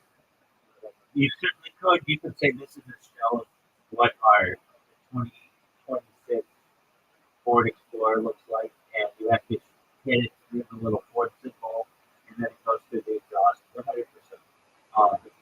But that would be pretty easy to sell, and The idea is if you had it like completely green screen, you could not always show. You could have it so it's not always advertising, but you could put other things on there. But then when you hit the advertising, you could definitely utilize that to build 18 holes is not that hard. Especially you could do it over the course of a few days, even just one day. But and, Yeah. it's especially easier if you keep it on a one-dimensional point or two-dimensional point. If you get into like three dimensions, that's when it's going to take a little bit of time. So I would probably I think even with that, like just say cool. Like there's so like think about I don't know, like platforms for like building concerts or whatever. Like there's very like I'm sure there's like some modular platform building device or like framework out there that would make because like multi-stories would be a lot more engaging to watch. I It's still not gonna cost like an arm and a leg. I agree with you. Okay, and then you have to make this, in my opinion, competitive.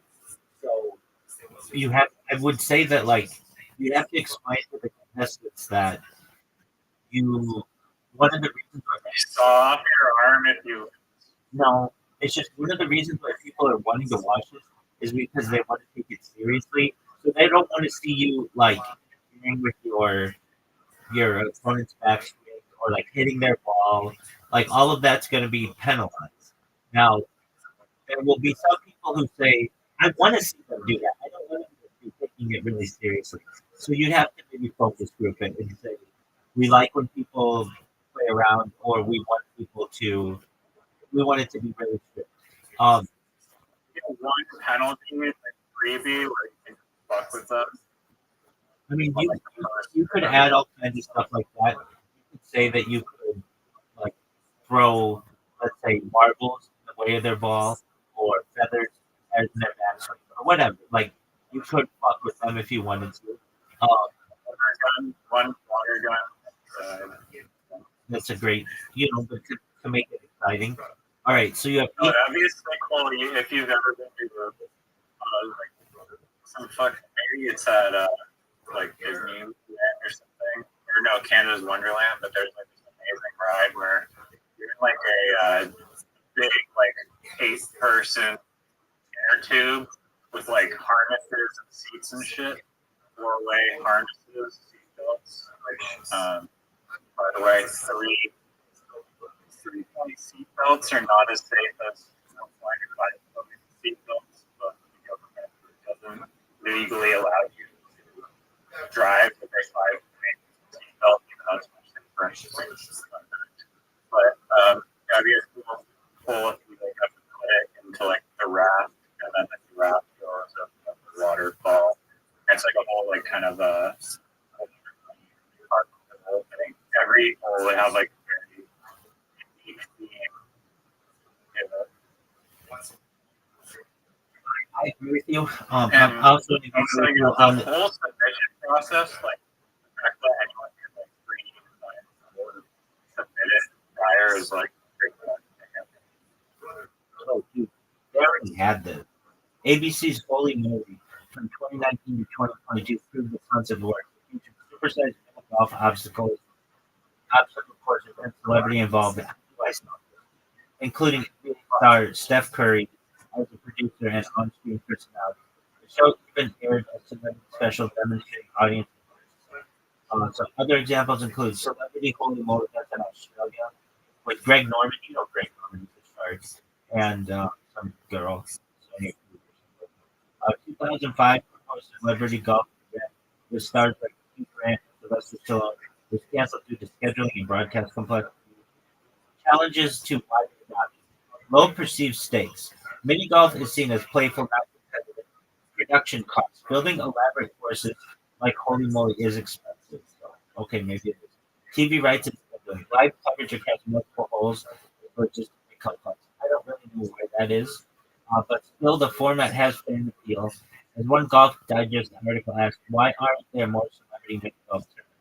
I mean, they did this already 3 years ago. They did it for 3 years, 4 years ago.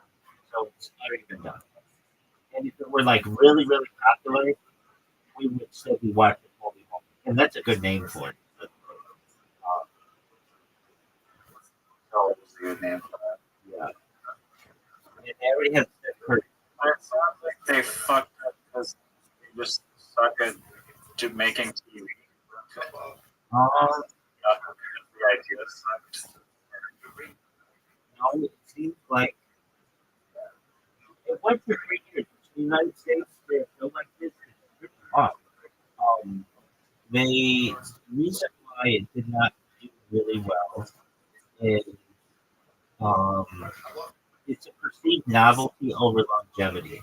So, like, you have to have a show that people think is going to be there for a long time, as opposed to, yeah, we saw. I mean, I can tell you, I have never heard. I had snakes in my mind. Why don't you fit celebrity? And it seems like if it was going to work, ABC would have been able to make it. Steph Curry would have been able to make this work. Steph Curry, as you know, is an excellent golf. In addition to being good. He should have been able to make this work if it were viable.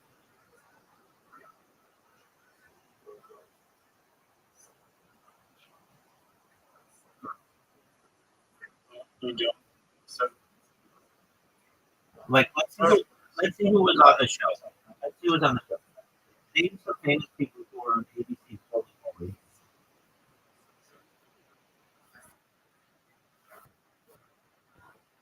All right, Steph Curry, George Tessitore, and Rob Riggle, main host and commentator. Jenny Mae Jacobs, co-host and sideline reporter. Travis Kelsey was an NFL star who appeared as a detractor and guest commentator. John Lovitz, comedian and actor, featured as Captain Long John Lovitz. Steve Gutenberg and Greg Louganis, guest judges. William Shatner and Anthony Anderson, guest commentators. Michelle Weed, professional golfer, appeared. So they got some big people on it. They weren't able to make it work. And it was like a lot. that's the idea. I don't think it's. I don't think it's. I always felt. They had advertisements every. Yeah, I mean, I'm sure they did enough with advertising. Maybe. I get what you're saying. Though. You could do more with advertising so that it pays for it.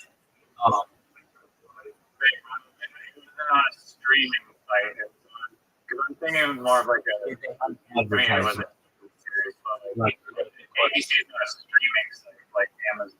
well, it has Hulu, which is. Yes, ABC. I Holy have moly. to watch this show now. to Yes, see how- yes, ABC's. Yes, ABC's Holy Moly featured advertisements and branded integrations throughout the course. These are presented as comedic product placements rather than traditional ads. For example, the fishing pool is sponsored by TakeMeFishing.org with the course designed around a fishing theme and humorous brand integration. Brands like NBA teams, for instance, Golden State Warriors, like Steph Curry, and others make appearances in a playful, over-the-top way that fits the show's tone. So it seems like they did that. Did they have a big actual golfer in there? Multiple, just like some female golfer, which is the most biggest market. Michelle Weed, No one's heard of it. in the United States, probably a top 5 female golfer. She's like maybe slightly under Monica Swartzman and like Nancy Lopez, but like still very well known. What the fuck happened to this guy?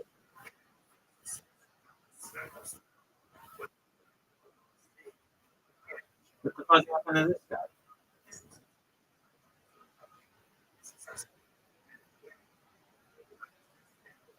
What the fuck happened to this guy?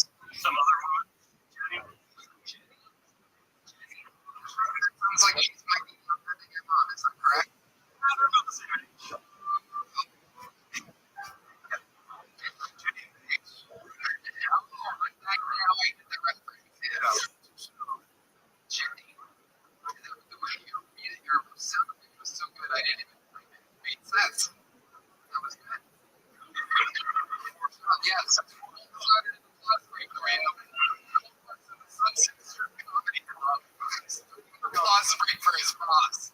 Someone's looking to get hired with a minimum wage over here. Forrest Gump was a real American. His girlfriend aged him. He still fucked her, then she died. That's why this country's really good. That's fine. That's fine. So, Nate Bernard, you already have a joke book, correct? Yep. Okay, well, there you go. Nate Bernard, everybody. Moving on.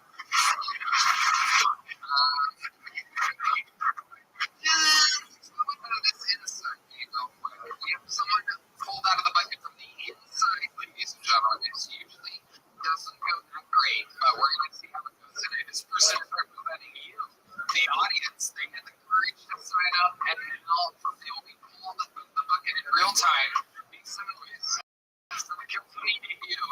Oh my God. Here she is. Real time. Real time. Martini. Sounds like she appeared at your time.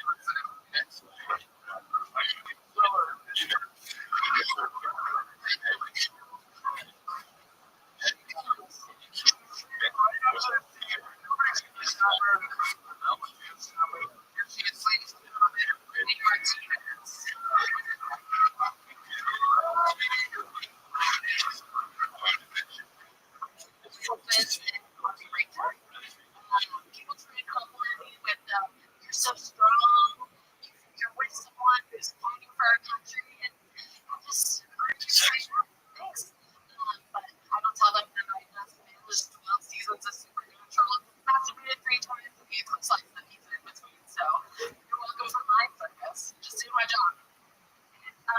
My husband's a tattoo artist now. He sometimes tattoos these tiny little pigeons, and they go, oh, that's spicy when he's tattooing them. And I'm like, oh, you know what's fucking spicy, bitch?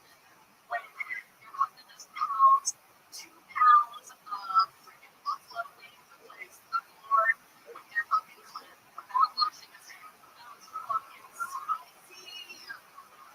Okay, that's what I got. There's nothing to do with it.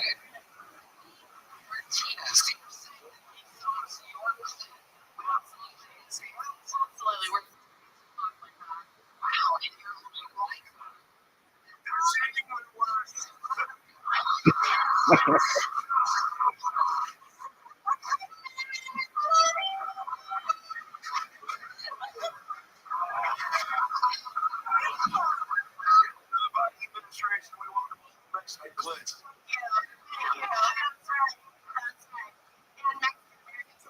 right? American? Half. Okay. Yeah.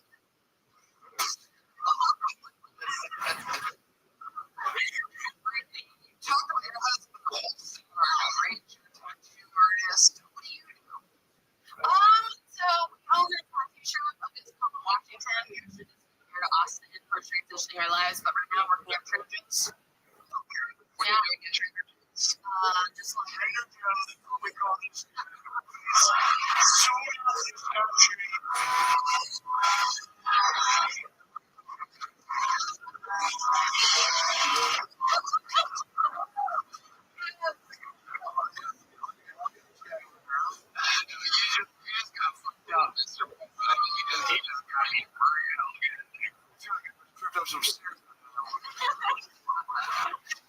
Wow.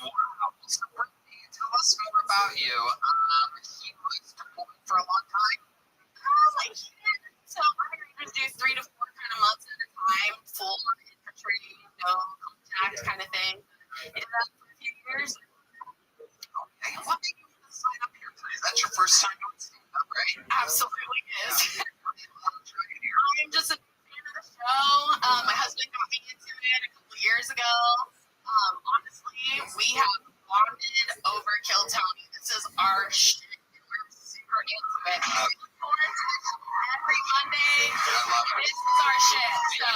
So many years. We did, yeah. Recently. In March, we did 10 years in Tacoma, and then we're originally from Southern California. And this is the first one you had to live? June when the Obama's on. Did you sign up that? No, my husband was a little too chicken to sign up with me, so What's his name? Martinez. Someone up here. Ladies and gentlemen, totally right. Army Ranger.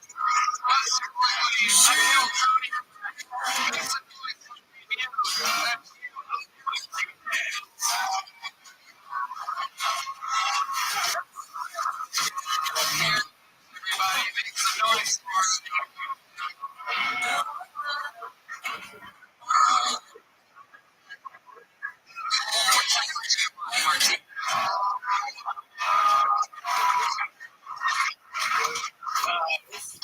Brown. I've unfortunately dealt with a lot of racism. The things that pissed me off about racism was black people get compared to monkeys all the time. It's horrible. I think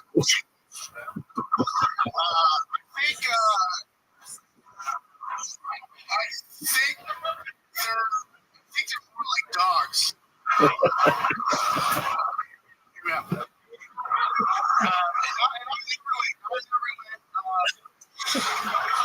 For instance, if you get a bunch of them together, the dogs won't try killing each other.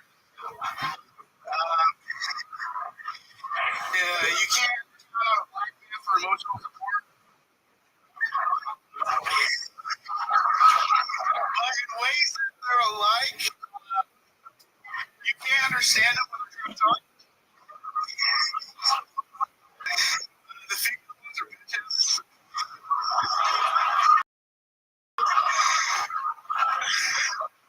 And it really sucks when you have to hit one. So, what a great chat.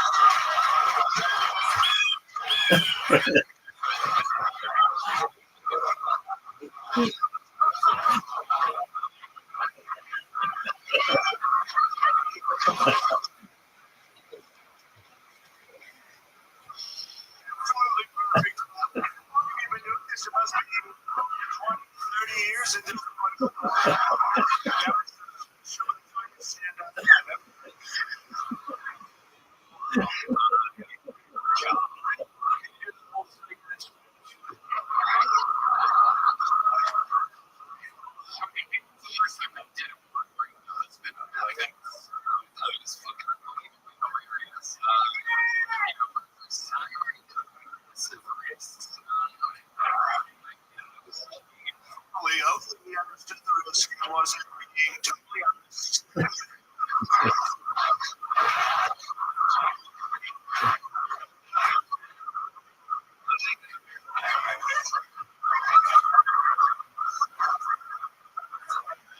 It's like in the first episode where I think the lead person rushing to my bed. Welcome to my world.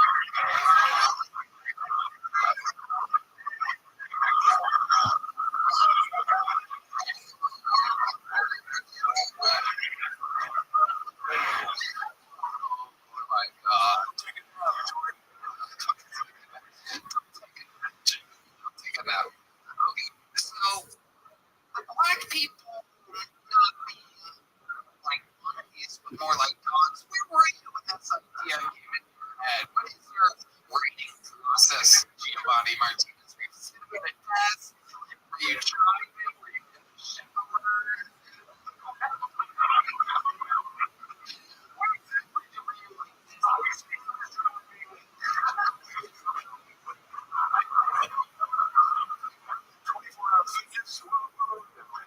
Where was it? Was it really?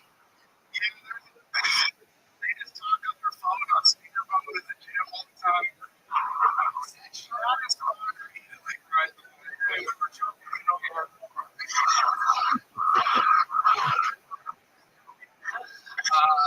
Giovanni, would you say that black people are your least favorite race? No.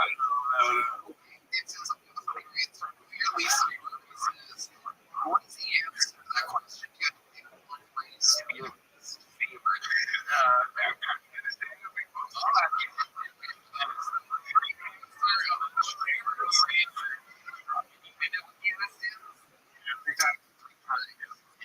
Did you ever have to kill any of those people over there? I love it. Hey, I'm freaking up right now.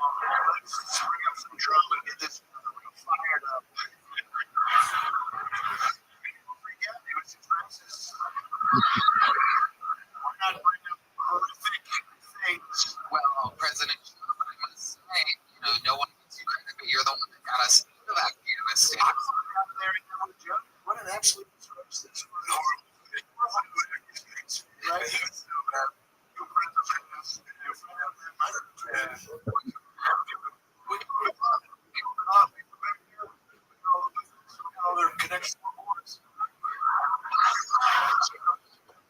What? You were born in America, right? Yeah. I was the first one born here. You're the first one in your family born here. Absolutely. Did you vote? Probably this year. Yeah, I did. And who are you voting for this November? For Trump.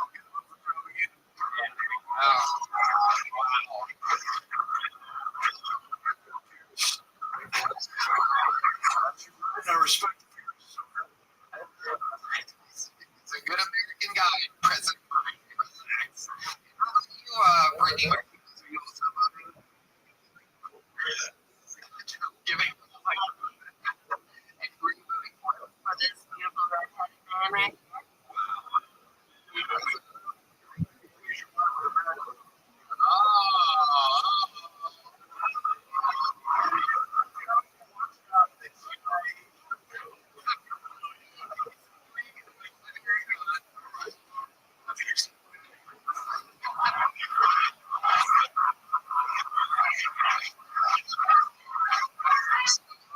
Even though you're voting today, you send a bunch of words, you write voting victims. Here's a public joke poster you guys being here.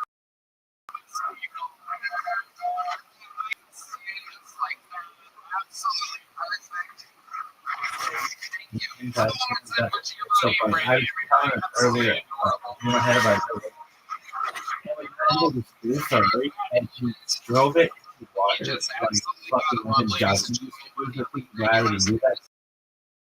It was like, fucking water. So I was in the back.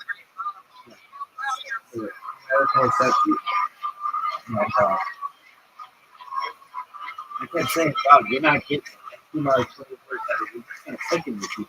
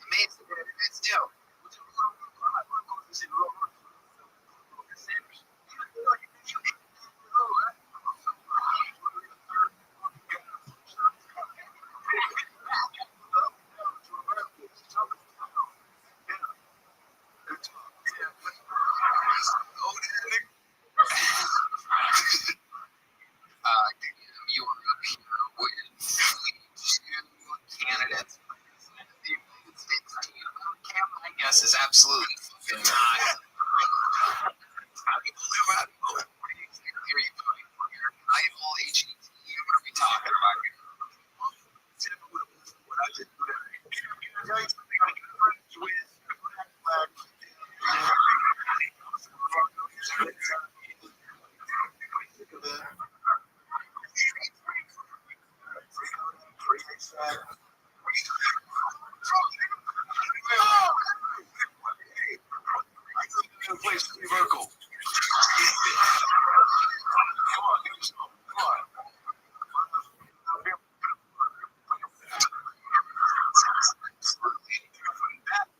A little fun fact,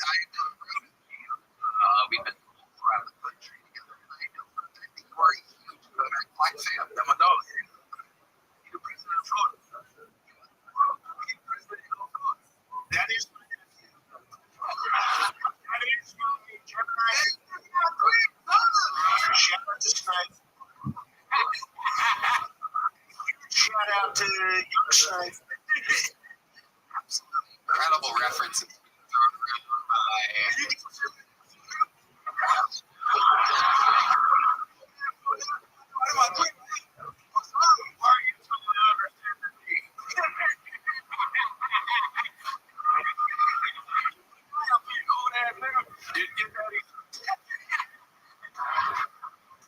Absolutely incredible show down here. Cam Patterson.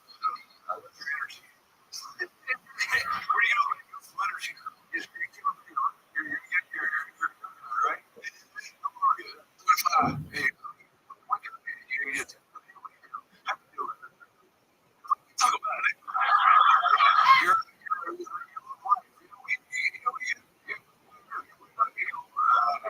we go. How do you wants you to teach him how to be awake? Thanks. How do you get so much energy for the day? I feel you. Didn't even start drinking coffee until this year. Y'all got real coffee, bro? Yeah. I like coffee. It's cool. I be shitting a lot. I ain't gonna make shit like that. We gonna make shit like that. Yeah, it's a great shit. Some of the biggest shits.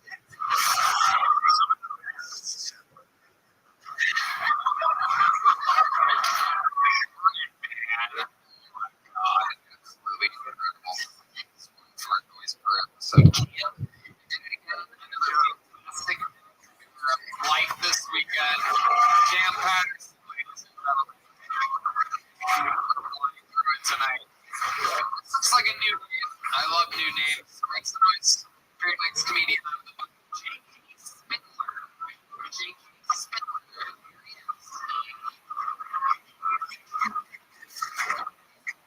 Howdy, what's up, guys? What's up? I'm not terrible lately. My car's recently stolen. I'm staying doing shit. It's crazy. I'm calling out one nowadays. Just a dude. Showing my arm. Going, damn, this one just leaves. I was like, is somebody down 50 said here? Yeah. Don't clap like it's between you. That's all I did. What's those other problems? I was saying, we still get savings 36 hours long. Turns out, also great for refinances. I get 20, 30% more money each year. It's really easy. You can do it. All I gotta do is just take Adderall, then I'll pay taxes. That's it.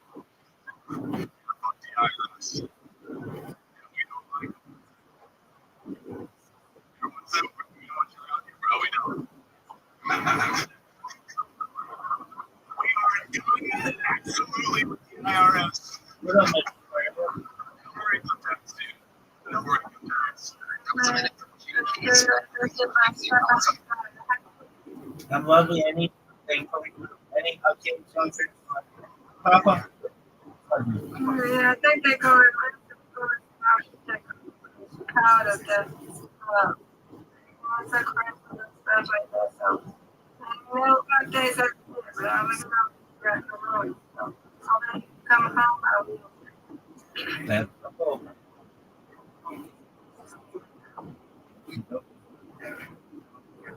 So, they can do tomorrow when they come out. That's how they keep doing it.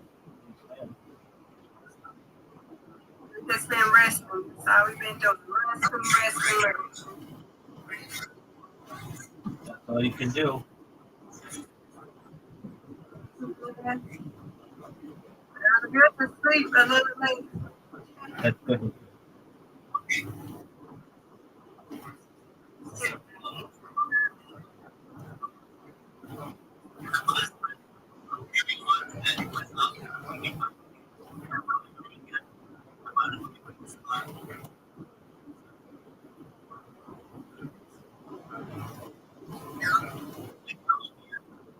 How is that you? Lovely. Slept too late. But now,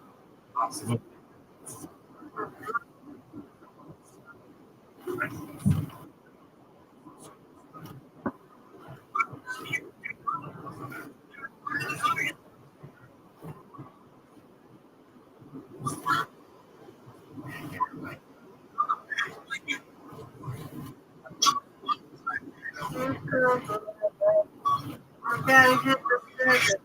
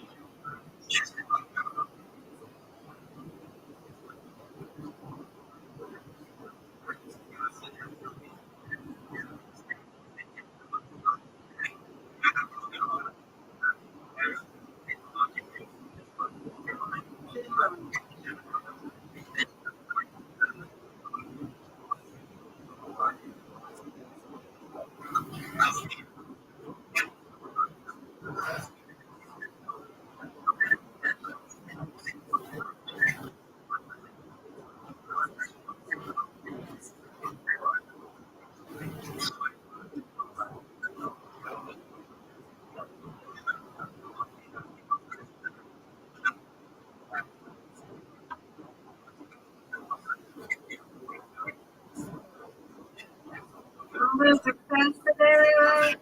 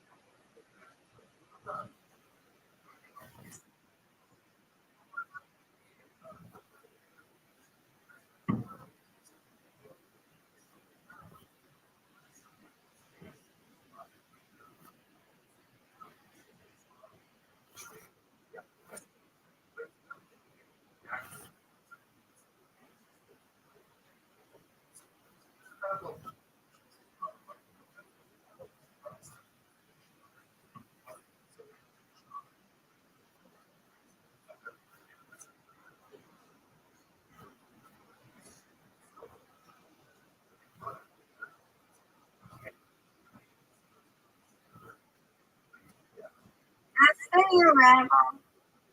I see you What do you say? Oh, yeah? I see you.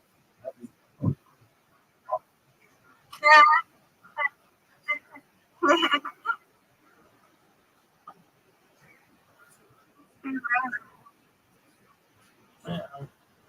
Rabbi, Yes, ma'am. I see you. Yeah. Who's That's your boy. I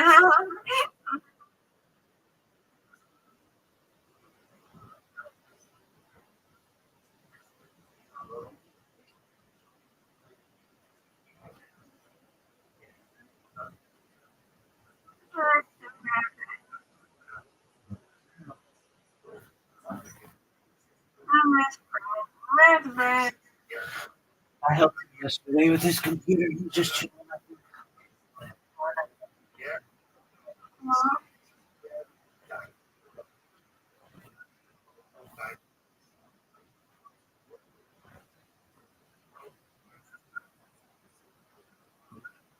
That was there was nobody.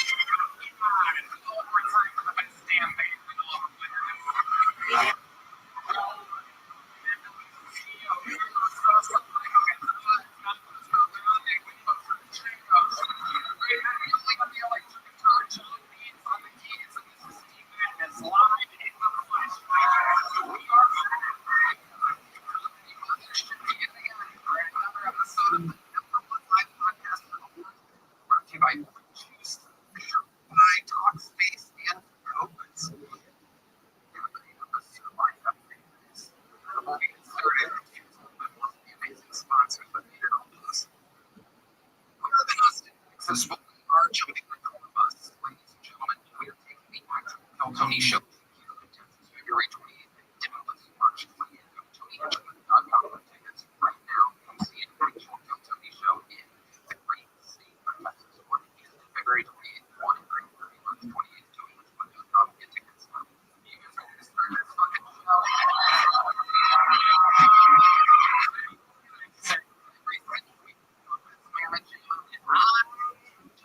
It's much better than this. Yes. I wanted on the show for its 13-year existence. He is one of my favorite comedians since I was a kid and to this day. The other guest is one of our best guests in the history of the show. I present to you, ladies and gentlemen, for the first time and the other guest for the multiple time. Make some fucking noise for the great Jim Brewer.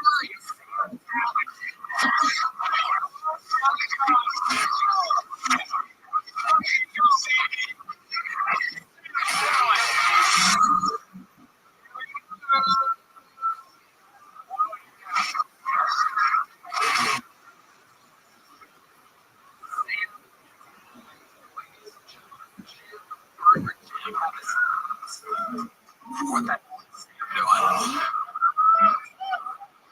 he likes the band.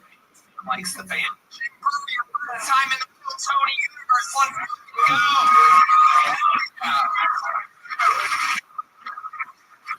Forever. I'm so excited to be joining our silly world that we have here. It'll be fun. Yeah, it is. I'm hopped up. I'll watch some comedy together. It's gonna be exciting. Sam Talent is back, one of the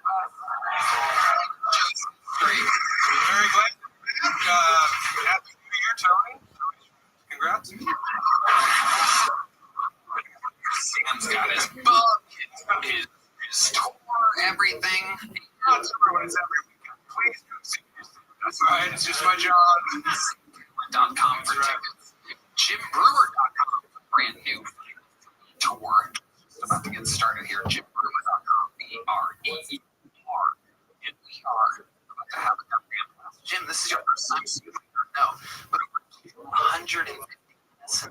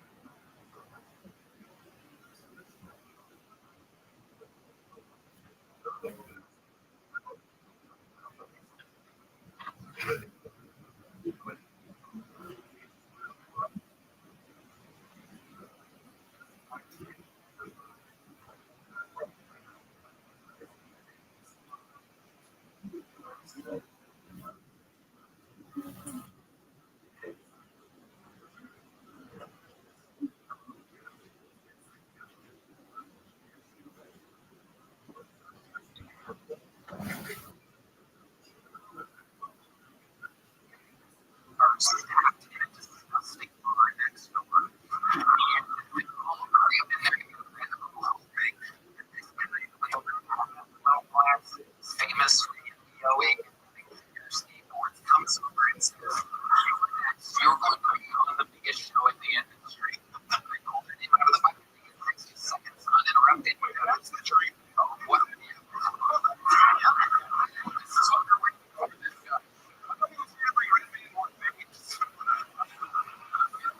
guy. He's got that headset. This is what it looks like with the ball boy. What's the opportunity to head coach of a football team? So much pussy out of this. Look at him. He should be coaching at the national championship right now. Oh, he's smiling. Call their name out. It's uninterrupted. You know, the Saturday. Wrap it up, or else they bring out the anchor with Hollywood Bear. Right? Great at his job. So good at his job. Very good. I want to figure that out. That's your job.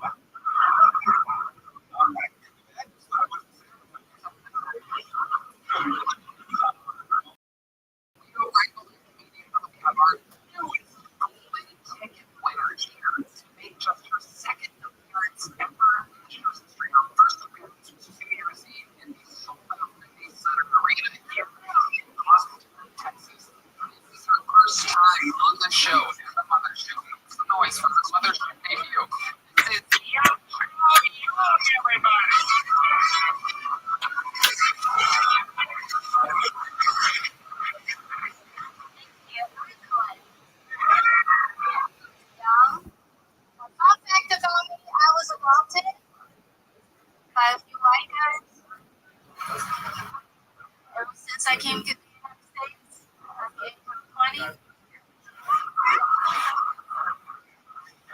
Most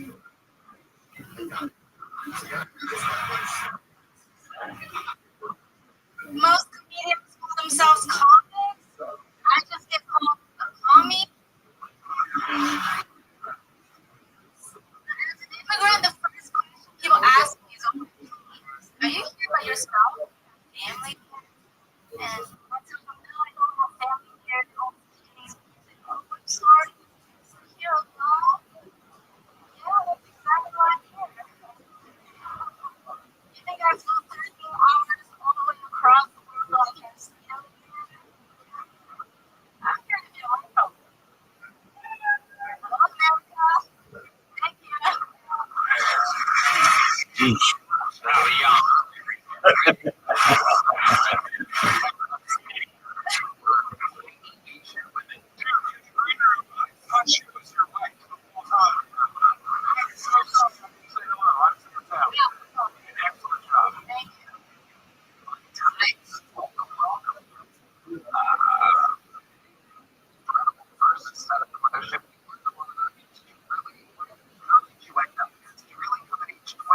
Oh, yeah, I came here for school. I'm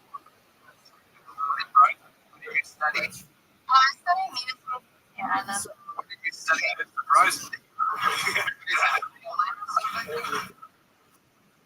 What did you study? Yeah, I like to sing and play some instruments. Really? What instruments do you not play? Guitar, but I'm not too good at it. I'm more like a singer. Really? Yeah. I think you were stalking me on Facebook. What? You were stalking me on Facebook. Was that you? No, that was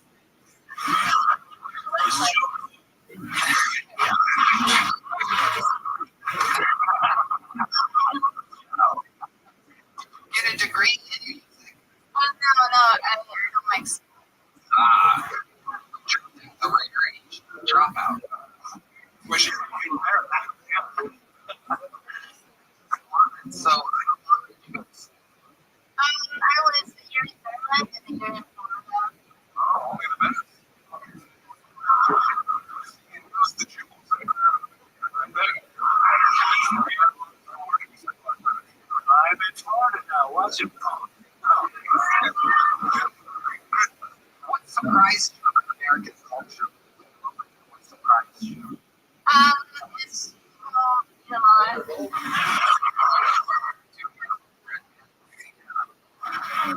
think people in the warm market just because Looking at me, you just need more pounds and you're on a budget. You look like you could be over here now.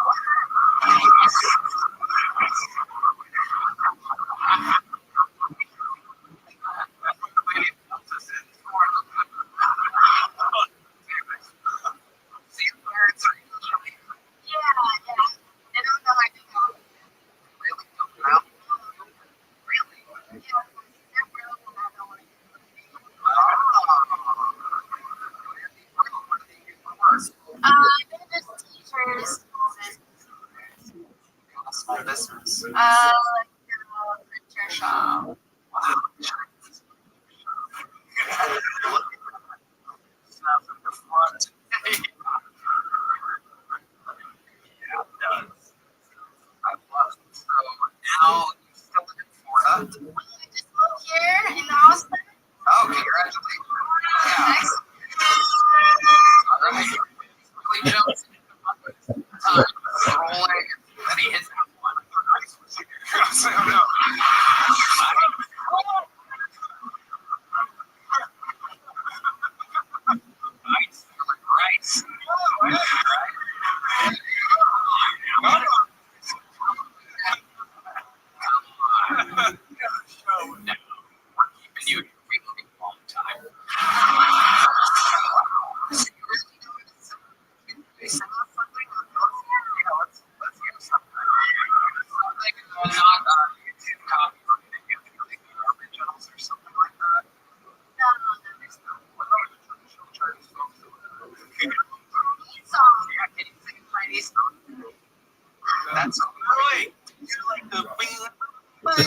Chinese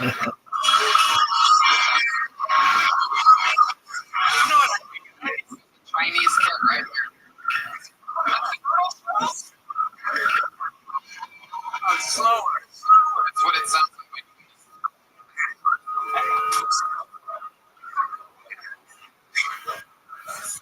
You do. Yeah, I guess It's like literally anything. it's the emotions to you. That's it. Real panty dropper. Where does that red band go?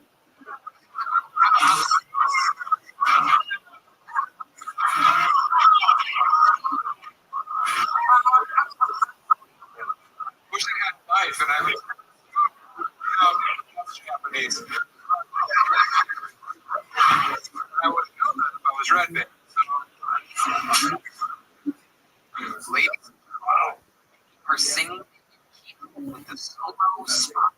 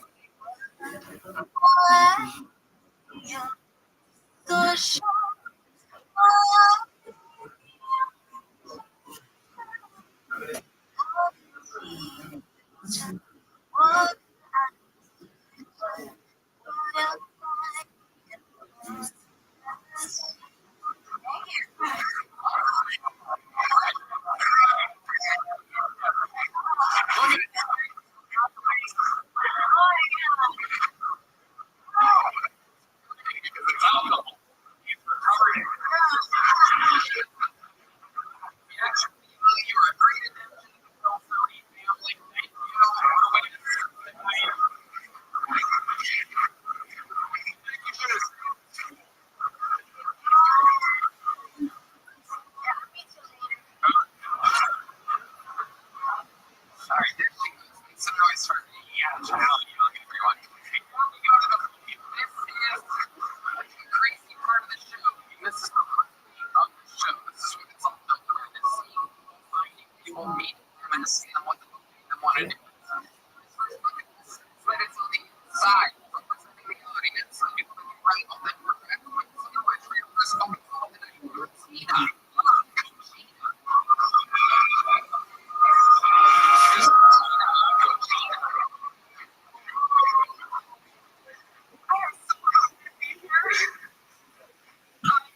I've actually been going through depression these last 6 years, since the pandemic. It is something that I've also lost. And I'm really for someone that time when you're looking at the last moments. I know. Sorry, I'm right now. When I got the phone call and the lady was like, is this Tina? And I said, yes. And she said, I'm so sorry to tell you that my dad has been pronounced. And I was in shock. And I was confused because my mom was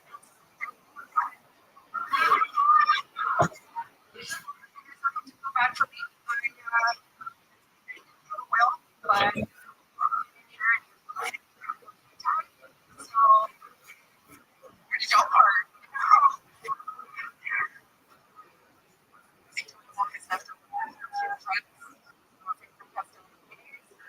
Sure. So I thought it was too fun.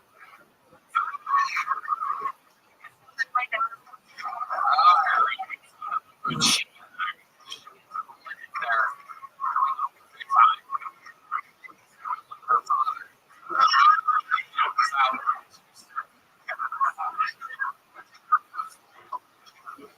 Welcome, Tina. Trying to stand the contract. Okay. Really doing it. That's right, guys. You said that you went with. Your hand's shaking. You're very nervous right now. You're okay. Your dad's looking at the right now. It's very proud of you. Okay, where do you live? Okay. All right.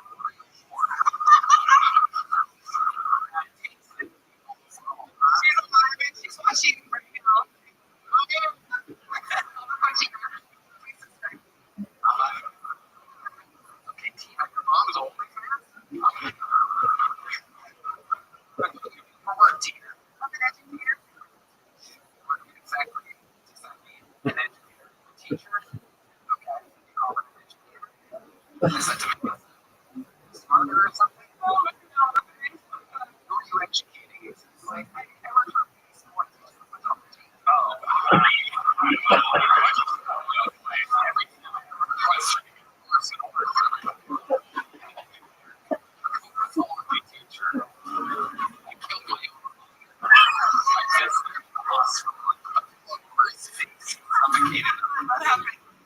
Wow.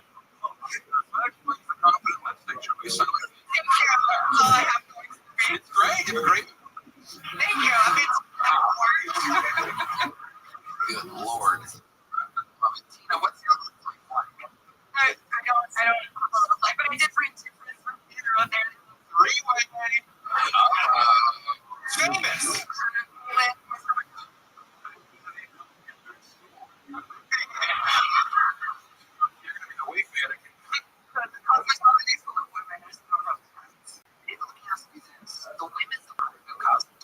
What are they like? It's a tough crowd. Recovering strippers. Medium flying. Okay. So what are they like? Tell us about it. Yeah. Oh, my students are bitches. I'm trying to get over the industry and start comedy. Oh.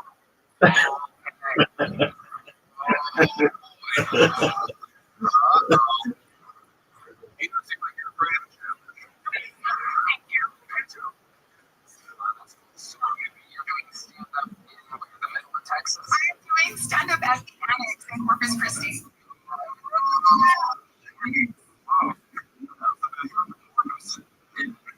It's above a pizza place, right? No. Below the pizza place. Yeah, down the street. In there. Uh-huh. How often do you do it once a month? What is there, Ashley?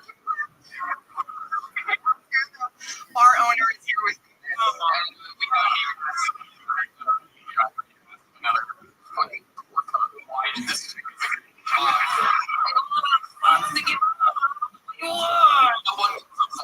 your seat. Tina, give us one more crazy. Get you out of here. Oh my goodness. A fun fact about me. I can see the 50 states in alphabetical order. Oh, really? Okay. Just what you can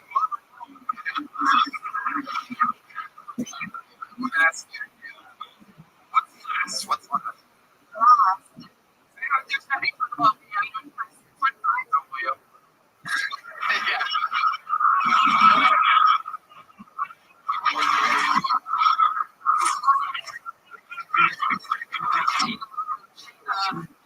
Fucking Golden Knight, congratulations. You were on Saturday.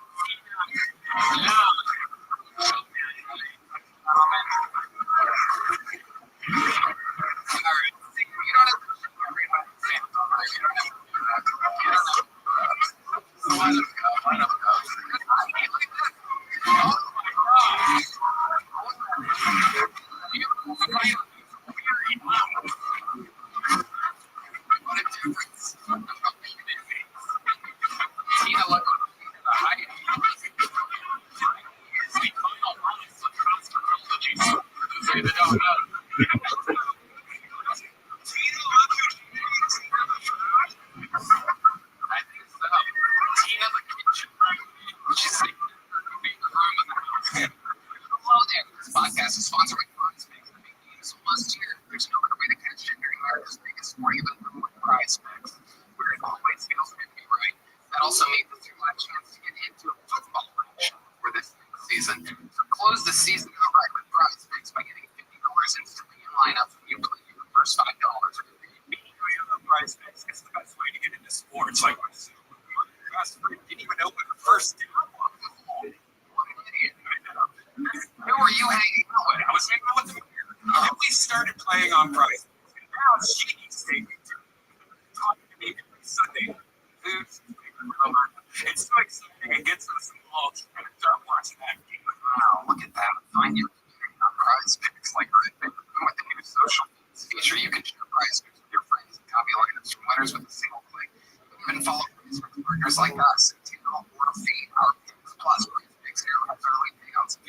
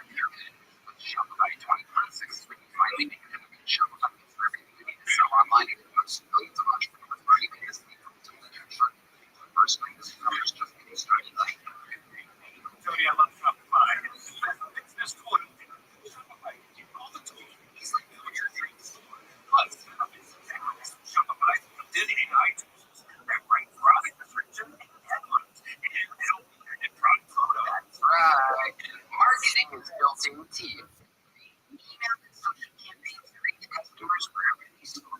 It's a grocery shop like handle rewards, expand to new markets, and do it all from the same stage door.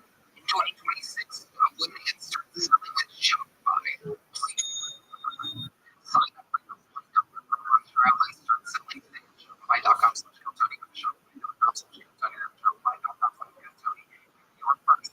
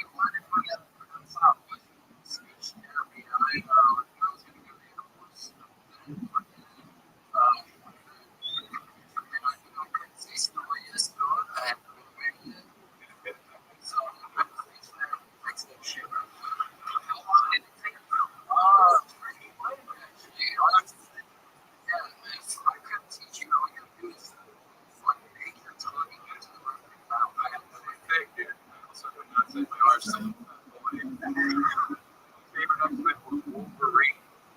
What's your favorite episode? John Oliver. I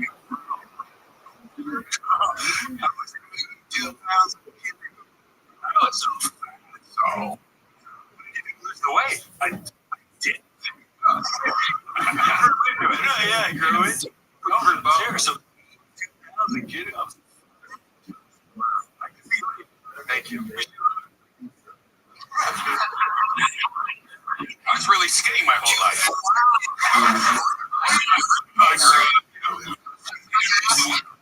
Anyway.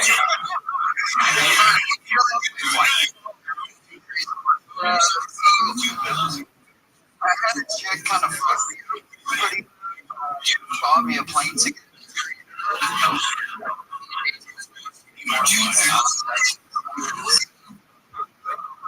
But, That's awesome. yeah, what's the problem?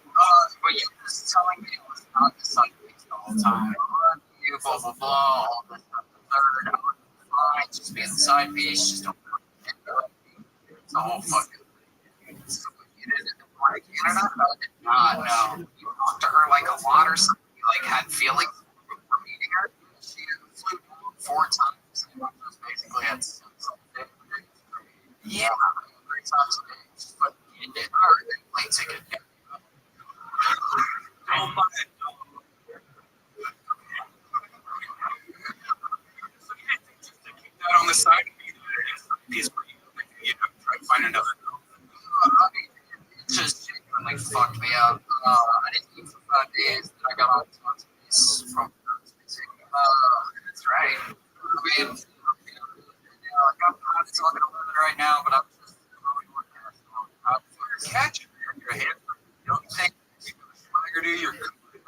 You're a skill worker, you know. Sir, you're fun. Talking. Well, plowing through it. I mean,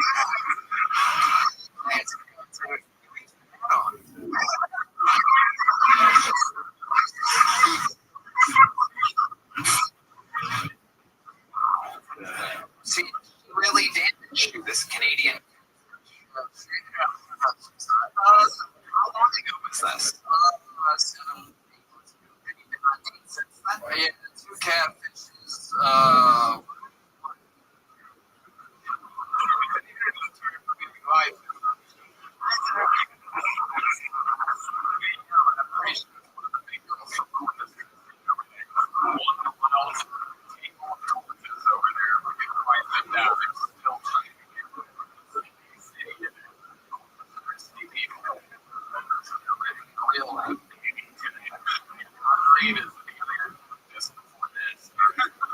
Right now.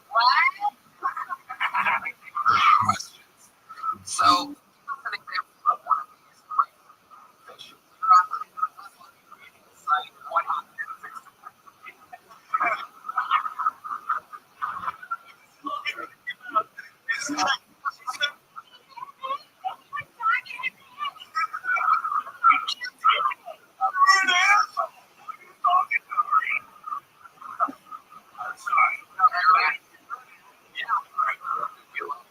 to have sex with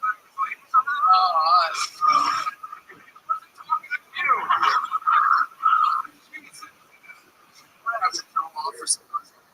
So it's like this girl with a filter, and she always 80 pounds more. Like, it's fucking are you going to the house? Are you for coffee? Where are you realizing that you know you're a bar? I've actually started to think out of where I'm in my car and be like, fuck. Like a fucking Italian monster.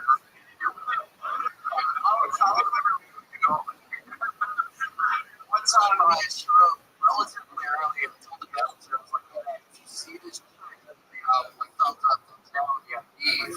So I got you. She was already inside. I was like, shit, alright, so I walk inside, she's holding the food. Oh my god, the problem continues. I'm debating, do I just leave or go on the front what do I do? So I go to the bathroom. I'm like, what would you do? He's like, I would have to go for a few minutes. So I like walk out the other way, try to get the door, and like as soon as I get here, she's like, so I'm sitting down, chit-chatting with her, trying to be polite, and then this man calls me, and I'm like, oh, hey, mom, here we go, and I fucking go, wow, you used a phone call from your mom to get out there. I was looking for it. This man called, she said,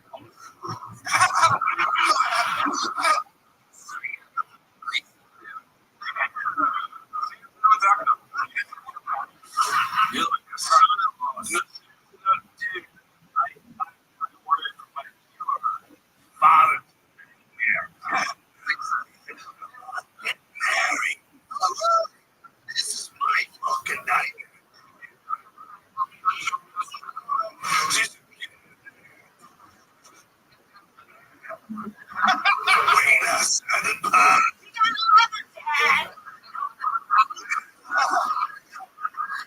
This is one time I went on a date on friends adventure.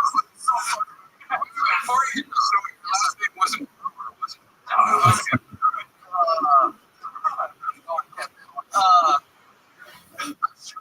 she's like the dimensions of a tour roll. Yeah, it's bad. She's celebrating her birthday with her friends downtown, invited me out. Fuck it, we're friends. Because you're not I'm not gonna get so close. So she gets up and sits next to me and drinking a fish and watching me eat her. For how long? Just the night? Yeah, for some time. Then when we started hooking up a little bit, that was fun. That was the relationship. There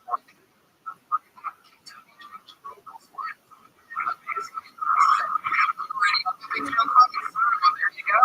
It's looking at everybody. Everyone. You don't have to do that. I'm ripping. We know this guy. We've known him for a long time. It's a great hang.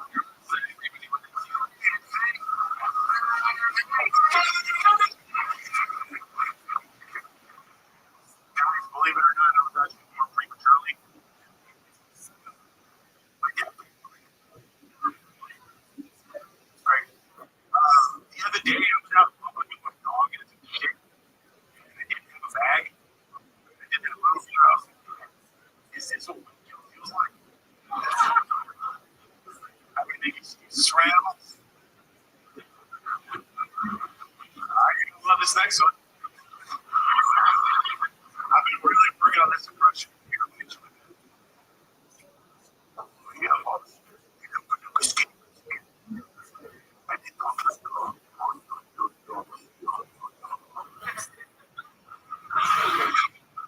That's Japanese. This is the first time. History for your ass. I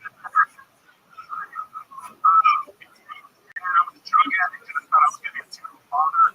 So I thought that'd be the drug addict and the dad. Fucking one. I would have been in that because that's just my name. I spent my time. Thank you so much. Okay.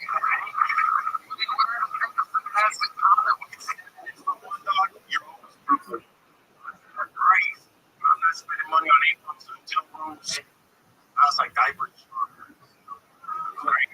See, I used to have to test all my shit with my dog because I'm a crazy guy. And when I would see that line, I was like, hey, sell this to somebody else.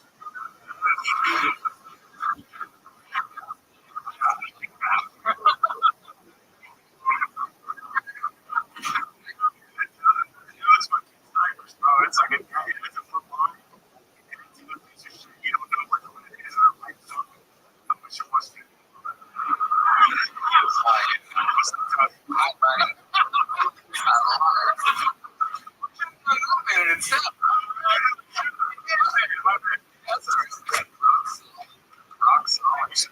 Performance, I think, ever. So stand up and roll there when you started a few years ago. How's it been going? It's been going great.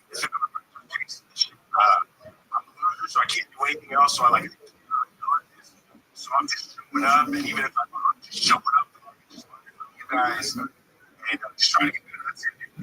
Love it. You seem happy. Good? Kids are great. Yeah, kids are great. They're spreading out, not off fucking the head. Yeah. What do you,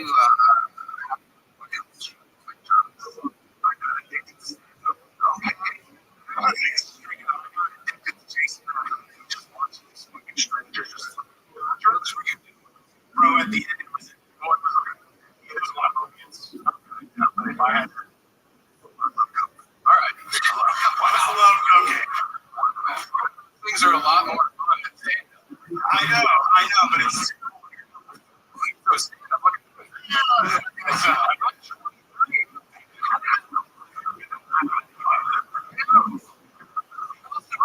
No one believes me.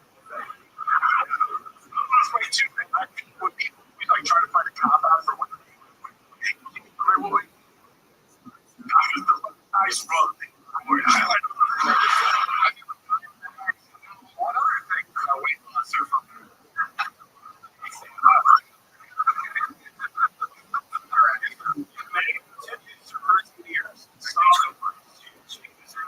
That's it's not good at all.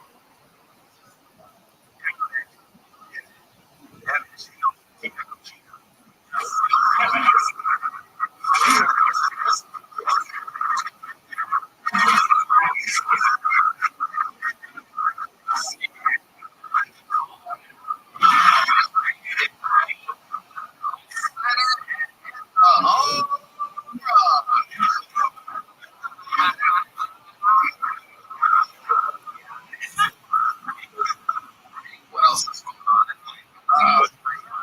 Huge shout out to the white and took a chance on me. So if you ever see me doing the right come down see a solid comedian. That's all you trust. They took a chance on me. I've got a great performance.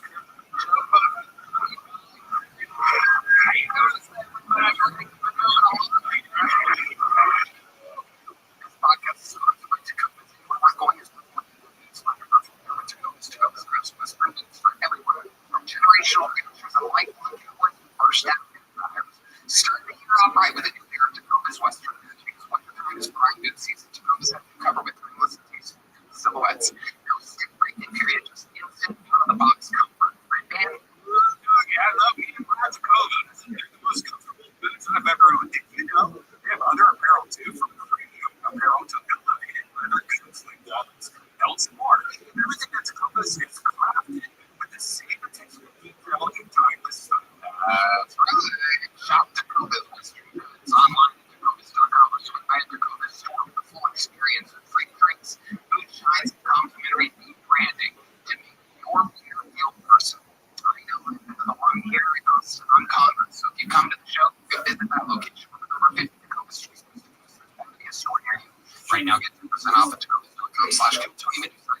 Text that's 10% off at TECOPA.com/Kiltony. Tacoma.com/Kiltony. See site for details. Tacoma's with your toes.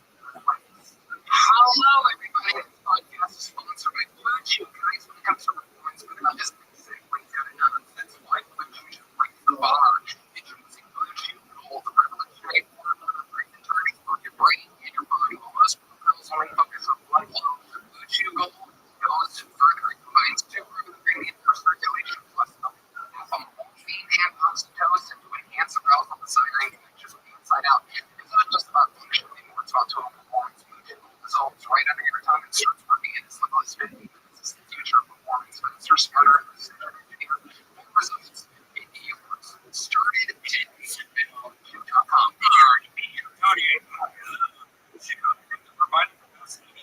Out there. Blue Chew's turned the ever performing into support. So go for the goal. Brilliant. Life easier by getting harder and discover your options at BlueChew.com. For our listeners, 10% off your first month. Chew code Tony. That's promo code Tony. That's with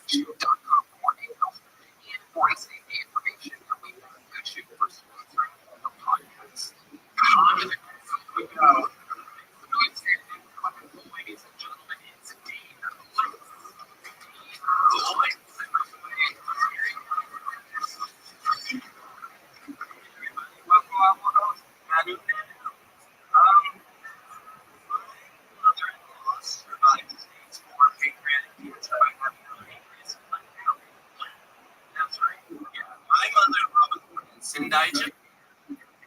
Japanese don't have this diseases. They don't have the same health problems. They don't have cancer.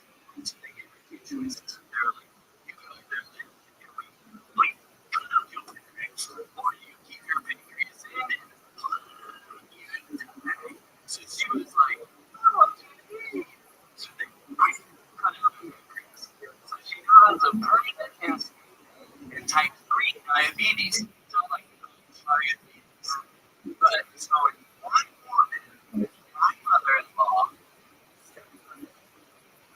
the Japanese cured pancreatic cancer, they invented the cyborg, and they perfected dry beans. So, you know why Japanese can't keep it? Because they're always doing it.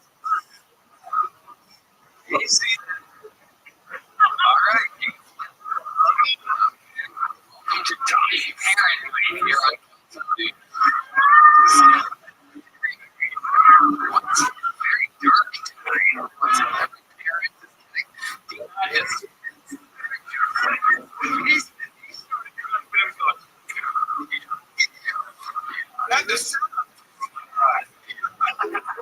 This can tell when someone's bombing. He doesn't need to see it.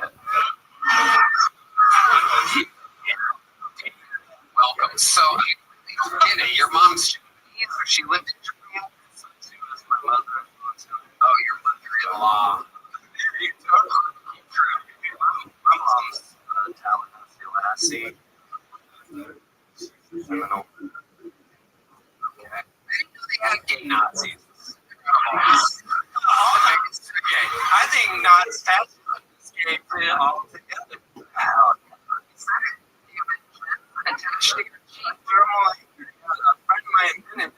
It's called thermal. Your thing. So used to. Hell yeah. What do you do for work? I just got a job at P-Series. One of the greatest jobs on the planet. So P-Series is 100% here in Austin. It's 100% BB. It's one of the greatest jobs I've ever had. Make sure you forget it. Talking to my manager like on Monday when we actually feed all the comics. It's 300 comics. Most of them are homeless people. They would look at us together like, hey, good night. Like, so you just work at normal P-Series manager or anything? My wife's the #1 recording artist from the Gold Coast of Australia. Okay. My wife's name's Ian. Did you read it? Is that funny? Yeah.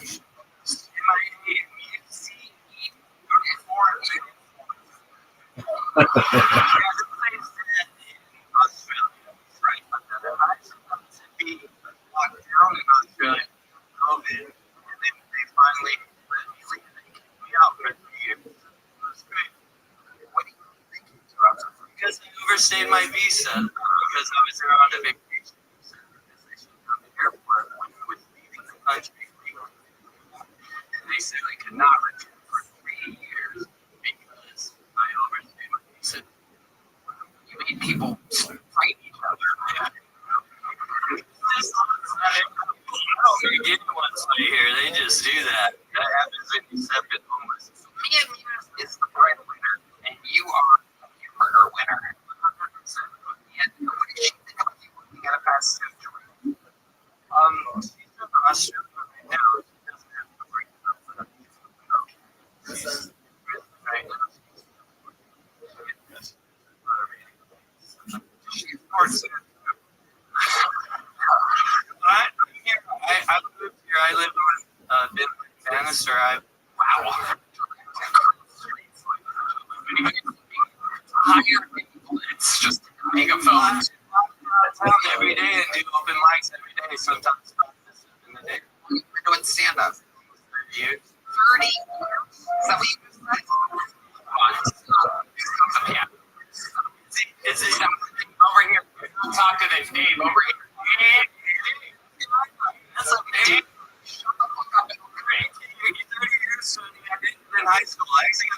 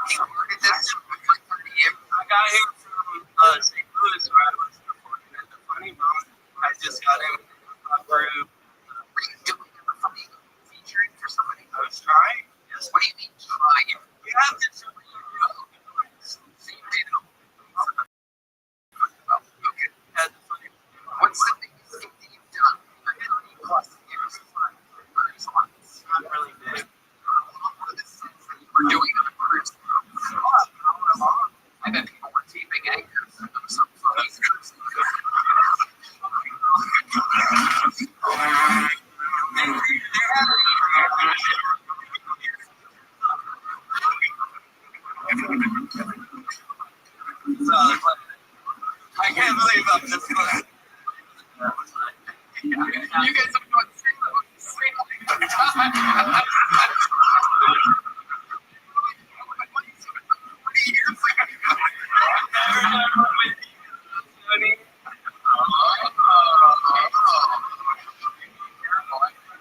jam right out his cheek. So you're not. I don't know. Okay, all right. You're retarded. Stop. Just listen. Focus on be present. How long have you been married to this lady? You got married in Australia. Where'd you meet her? One of her shows. I wish they could use it. Oh, she's not reading.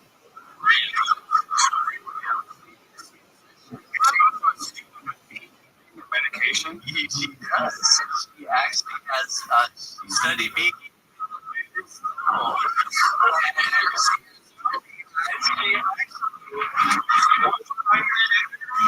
Well, I'm not going to be keeping you here anymore.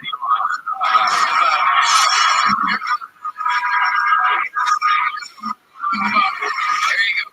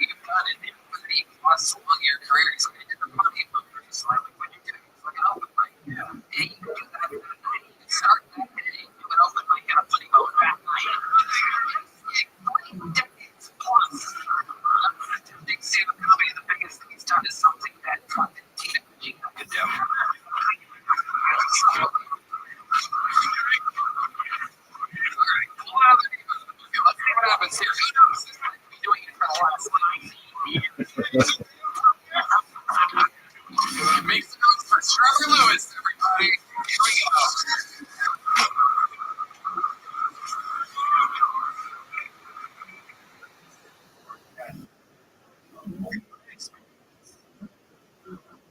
Black people are less uptight about race than white people are. You know how that's the white people are. I used to do it when I was in a ski town. Let's be honest, not a lot of black people ski. So I was driving DoorDash, just a thrift store. Went to a busy parking lot at the base of the ski building. Drop off an order. I called up my guy. I said, hey, I got your food. I'm pulling up. I'm in a silver Nissan Rogue. And he said, all right, I'm black.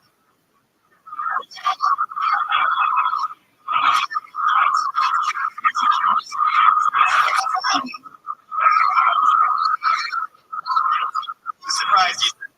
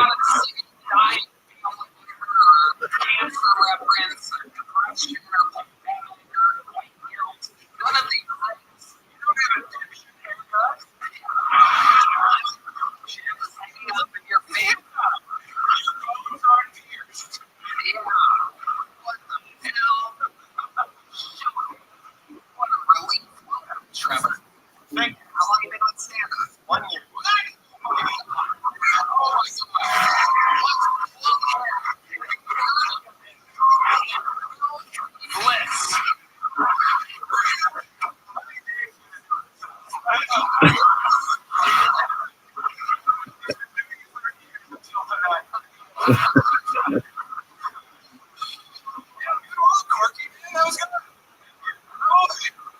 What do you say? Amazing, Trevor. Wow. You've been doing it 1 year. What made you want to start stand-up a year ago? Okay. Well, honestly, I've been here. After college, I'm a big independent filmmaker, and I was grinding away writing screenplays, being writer's block, and I was doing shows, Rabbi. She was at the mothership, and I was like, I can do that. I can do that. Yeah. And you've been working hard at it? Oh, Love it. Love you're into it now, and you feel it's kind of it's fun. right. Incredible. How are you making money to survive in the meantime? I went to tables. Nice. Absolutely. Doing what you gotta do. Yes, sir. Great.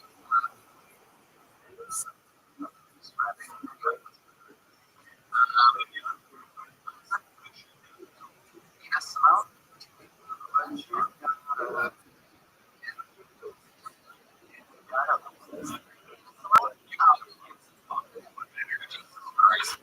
okay. Did you really do DoorDash in this weekend? Yeah. Okay. What town was that? Colorado. Where were you doing there?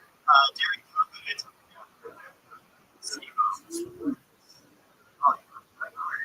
Trevor, what's your love life like? right now. Never.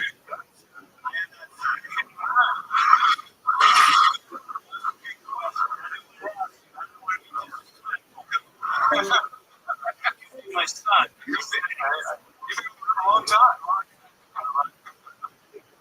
You were a regular girl that hang like that. Girl. Oh, yeah. You were shooting lasers at her.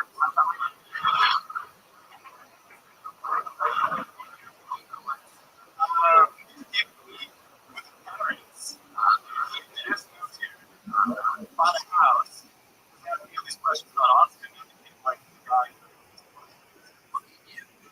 And then we exchanged cards of information. It was like, here, you want to go out? And we went to a show. And we went a couple times. He's been highway. Richard.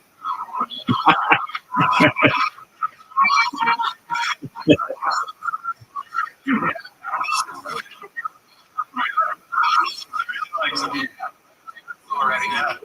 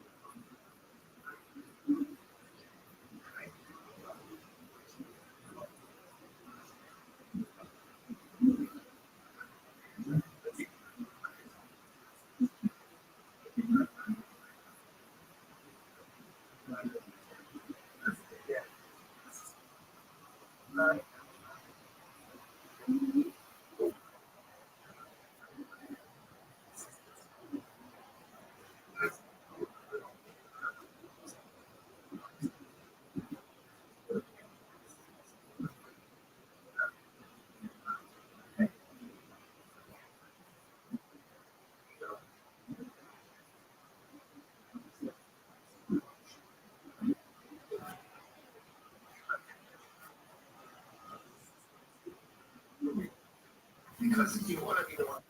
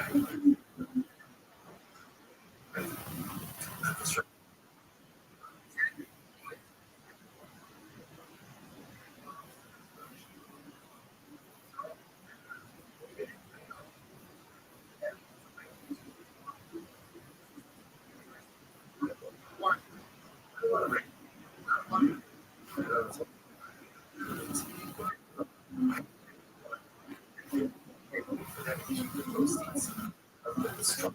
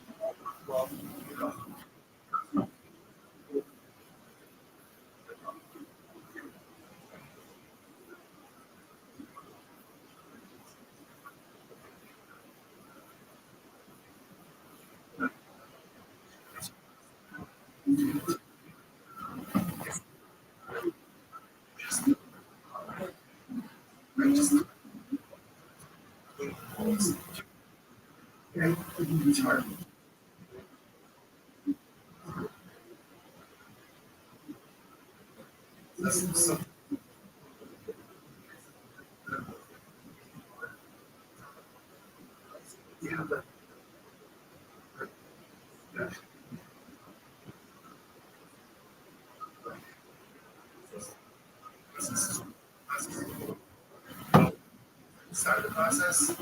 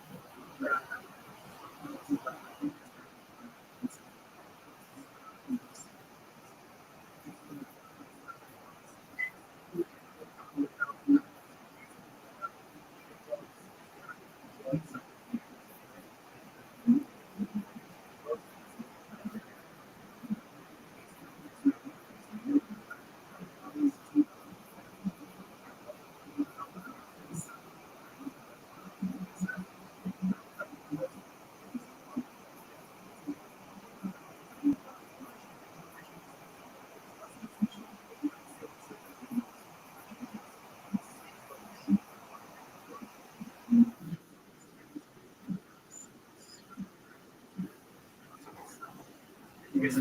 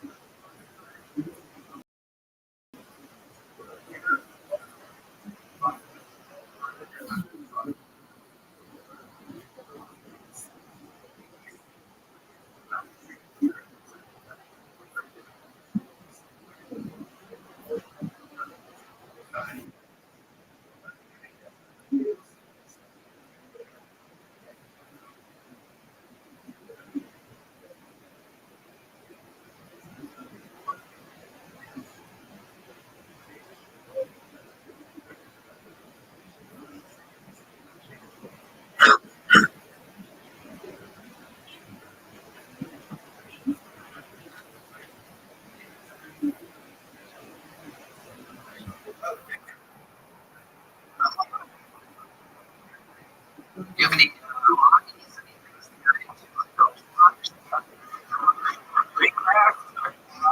My turn.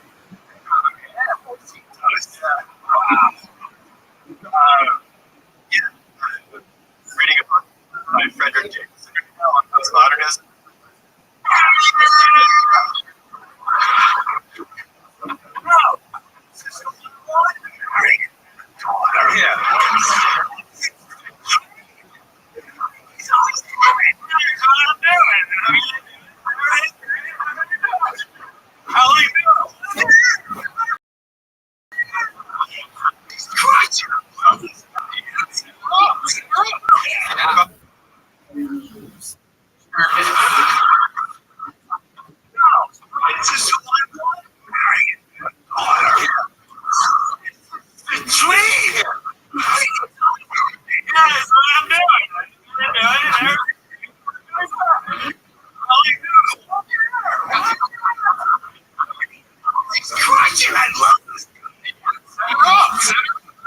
If I had a daughter, I'd also want to be a virgin. So.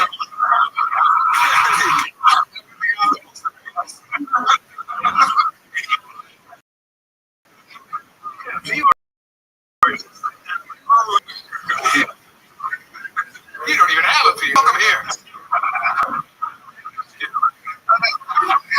Reading. Reading. What else? Did you like your like a little wild? What is Yeah, so I've always been in that. So I was playing football. I was really good. Oh, wow. Yeah, outside.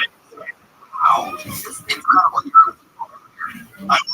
Was it a town of people? Was it like much on you? Yeah. Wow. Look at you. The best.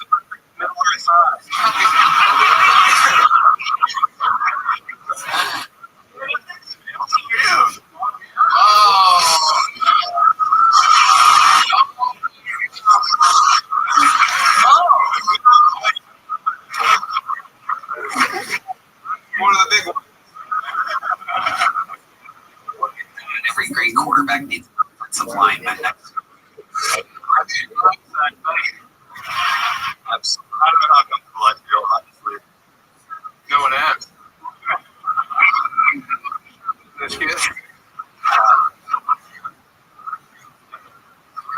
What did you have players on the team? There were Throw them because they're good at running and getting targets.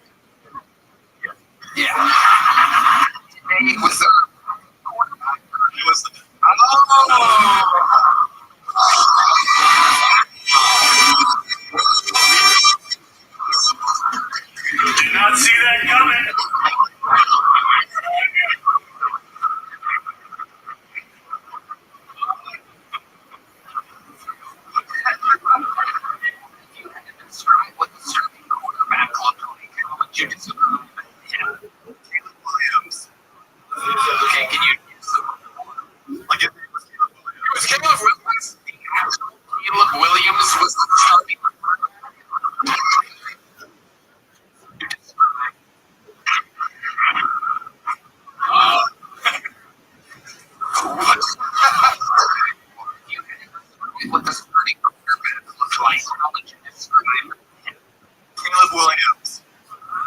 Okay, can you use the word Like a thing with Caleb Williams. Williams? The actual Williams was the starting quarterback. Chicago Bears? Quarterback of the Chicago Bears. You? No, he was a freshman. Great. And he started over you. Oh.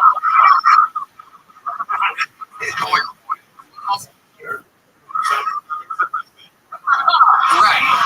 He started over you.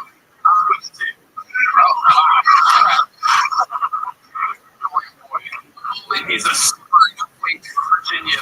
You realize nothing. Absolutely nothing. You can see sports history. Face. Wow. Friends with Caleb Williams?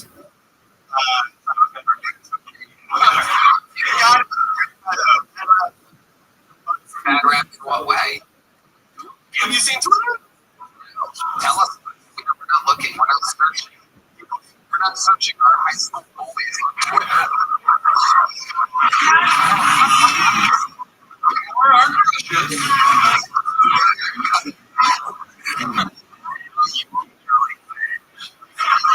No. He's totally straightforward. He's such a great guy. Been a really funny character. People on Twitter give him a hard time, but he nails it. I think that's your girls in Thailand for 3 weeks. Trevor, very great. Very great interview. You're present. You're funny. You can stop up. Hell yeah. He wrote, he performed, he executed. This podcast is sponsored by Security. You want to help you achieve your goals in 2026. You want to eat healthier. You need a dietitian. You want to stick to workout. It's hard to find people who are good at what they do. It's like hiring, people for all the different roles on your team. Easy. Right now you can try ZipRecruiter for Tony. ZipRecruiter is so easy to find the best talent for your business. ZipRecruiter's matching technology. Talent, so you don't waste time or money. You can find out right away how many jobs are in your area. No wonder ZipRecruiter's the one great hiring sector on G2. ZipRecruiter help you find the best people for all your roles. We're going to find employers who have the first things you yourself. Just go to the address right now and try to for free. ZipRecruiter.com. How do you get that? ZipRecruiter.com/Tony. ZipRecruiter. Here we go. One of our regulars, ladies and gentlemen, it is the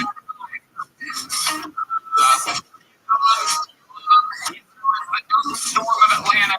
Noise for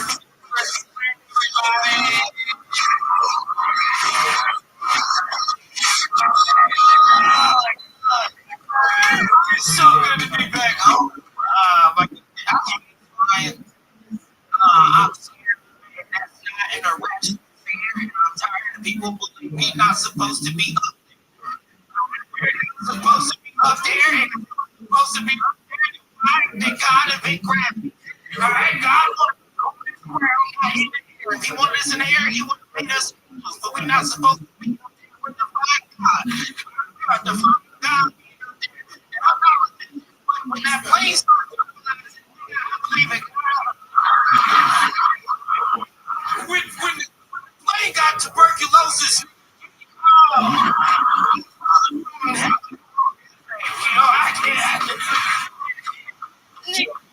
I took my first private jet, right? And I paid for it. Tony. I can tell y'all this. We not supposed to see the captain. That's what I'm supposed to see. I'm supposed to be at 30 minutes. I'm not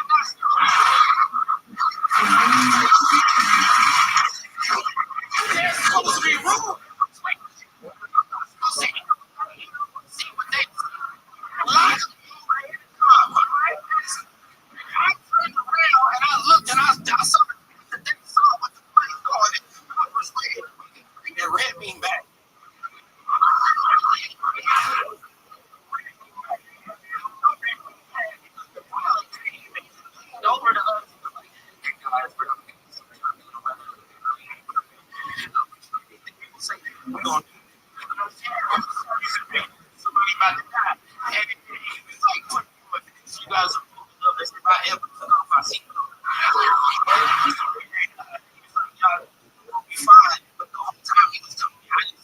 Because I was scared he was crying. I wanted to say,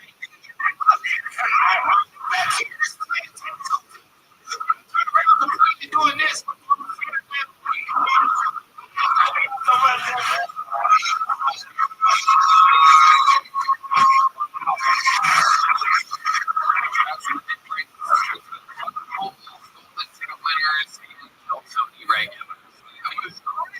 Absolutely incredible. Yeah, he's been paying the whole time we do an hour. Banging like that. Yeah, it was great. It was really fun. Like both members of the group combined.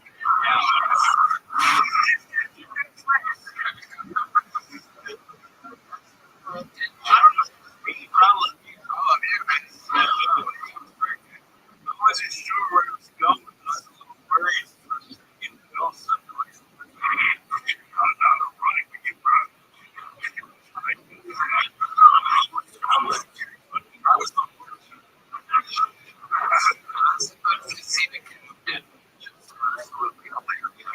It is strange. You don't really get used to it. Dude, that's not what you told me when I was crying. No, you told me he's a liar.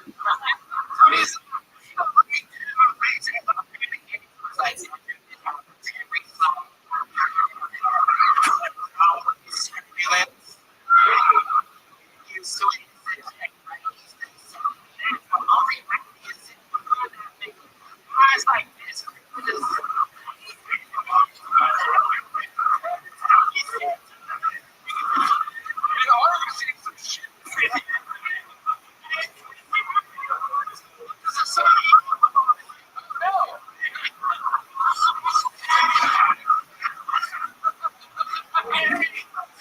You gonna tell me he's like your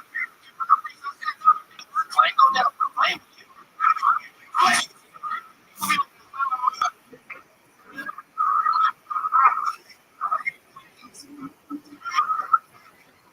It's a little tricky. Feel the turbulence on us. Like a little bit better than a boot. But it's but you're not supposed to feel like looking at levels I know how to play. Yeah.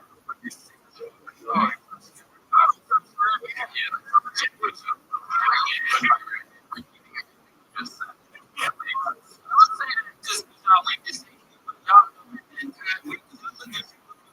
Everybody else. Who's going?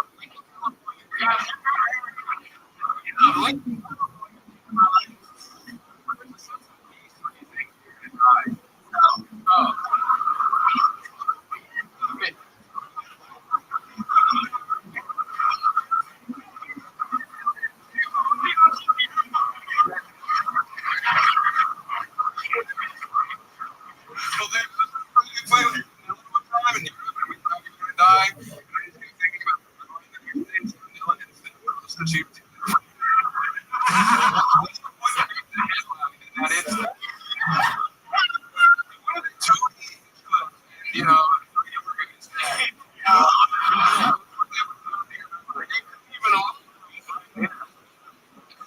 one time somebody flight back. I was sad to person next to me that was first. It's like, He was on a flight back from London, and the guy next to him died. You are like 30 minutes. I didn't because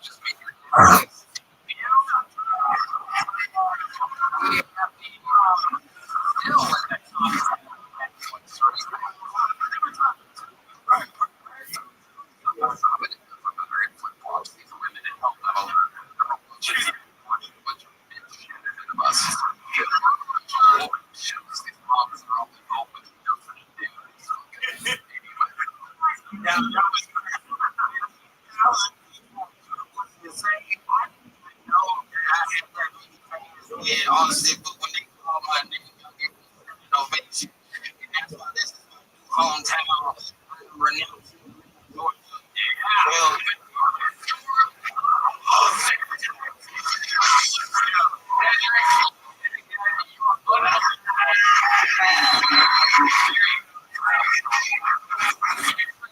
Right. Motherfucking split.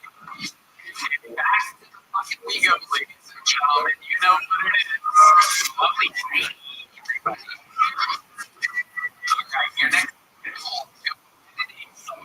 holder, everybody. Here we go.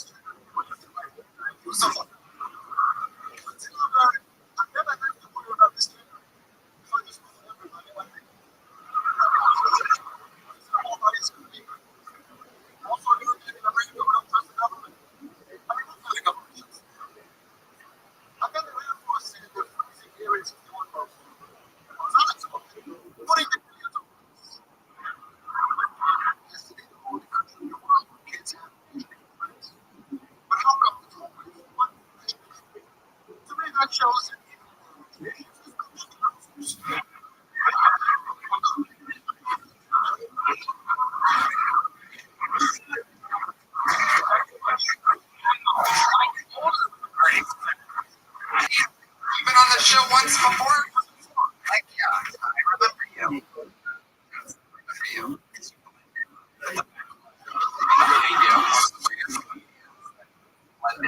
Yeah, wait.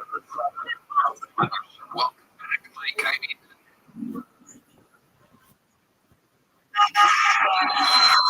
there you go.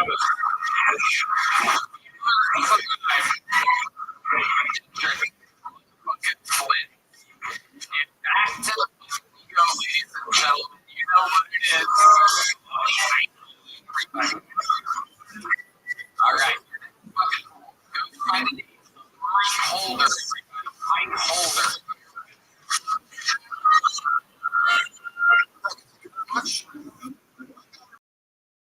Confession to make. That spilling does not mean fumbling a hot tea. These phrases, I'm from American. I just did 5 years ago, and as you can stuff like that.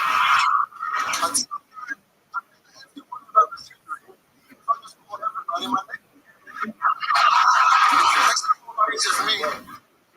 also learned that in America, but I'm just the government shuts down.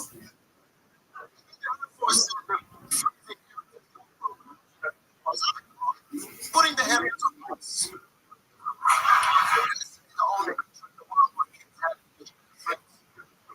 Government's always shows that even in their imagination, they're fucking losers.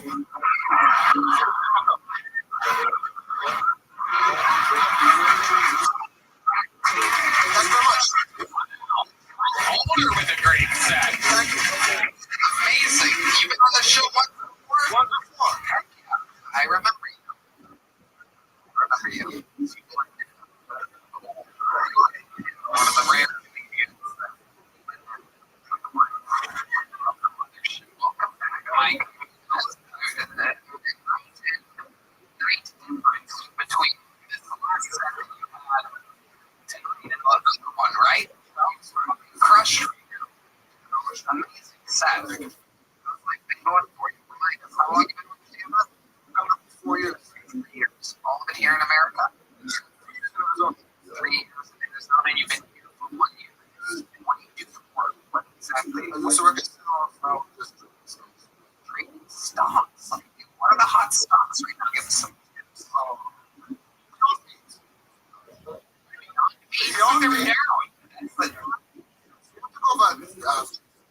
What do you mean? Tell us what Beyond Meats is. Yeah, I'm not going to give it a about that, but Do you have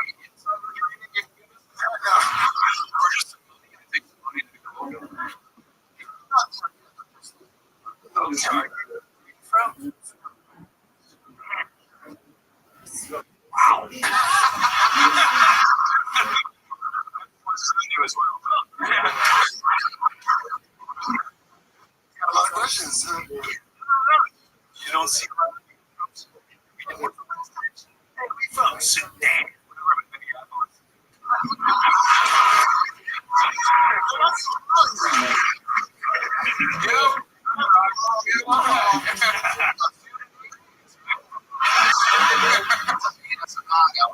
What are the Sudanese known for?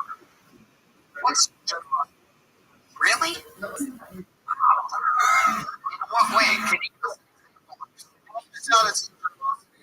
you In almost anybody, they would like America.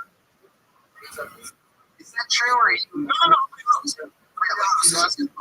what else are they known for? Generosity. Give me another Sudanese stereotype. You're from here. Remember, this is your country.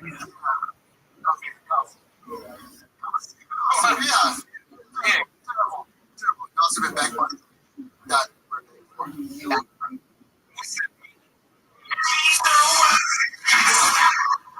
Red man.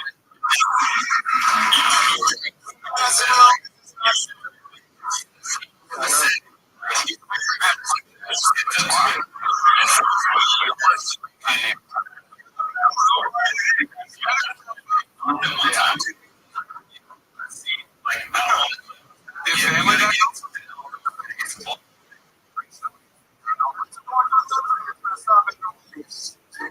How did you avoid war? I got a free. You get a free green. What year was that? I gave it 1 day before Trump. Thank God. Well, that's one way of putting it. Another Yes. there you go.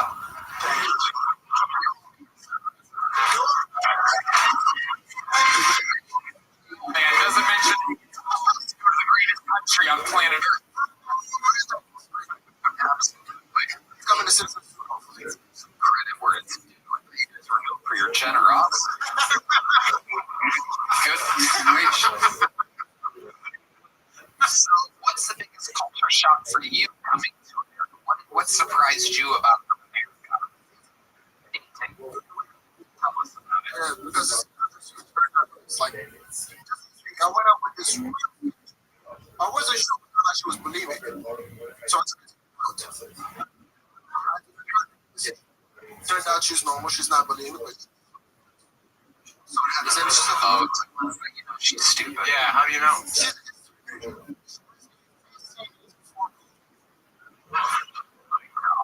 Yes. So that he's sleeping at 2 different clubs.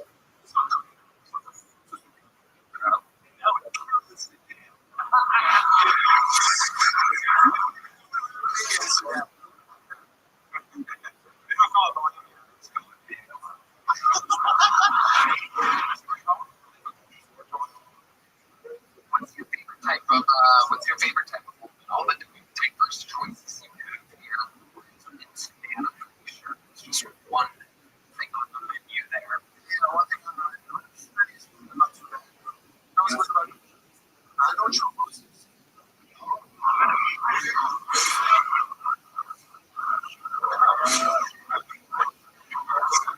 Now that what's your pick? Can you try to do the Latinos, the whites? What are we doing with this? Tall whites. Tall whites.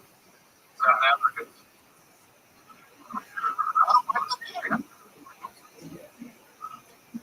There's other types of tall whites here. Germans.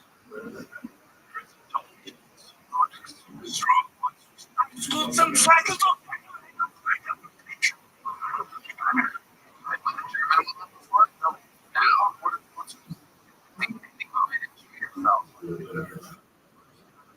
Maybe it's different. I'm just saying.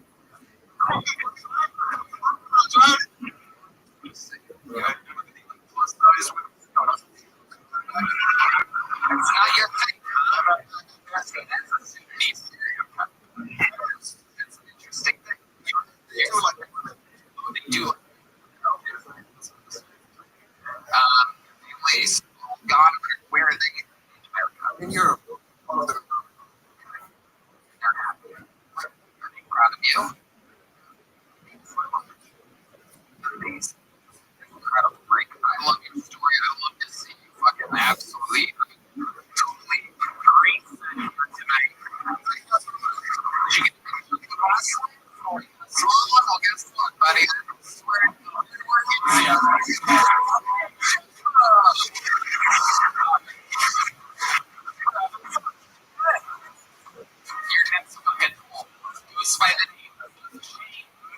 everybody.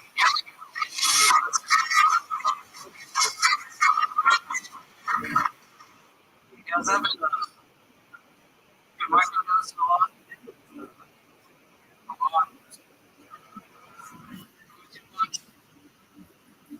Just a little bit.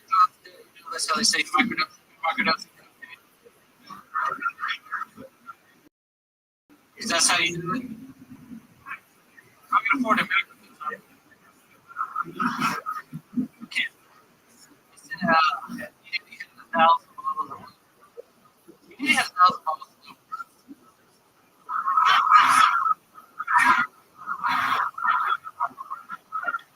You gotta understand. LeBron is tall. That's a little bit It makes me wonder, like the Oscars, the Grammys, what do they say about Steve's never movies. They kind of suck. Those actors really got going. He's only got like 1,000 bottles left. This is fun.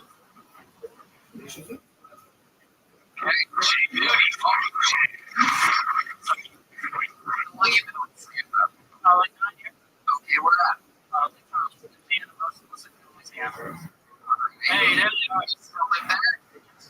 Nice. So you came here just for this? Yeah, a couple guys have been coming to this every day. We got a couple that have been coming.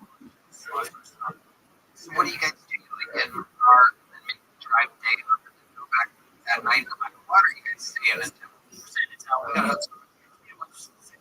Just yeah. You take a thing.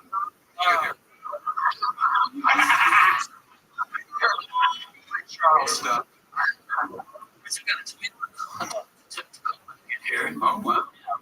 4 guys, 3 guys, and then a ton of backpacks for some reason. They didn't want to fit. I was on board.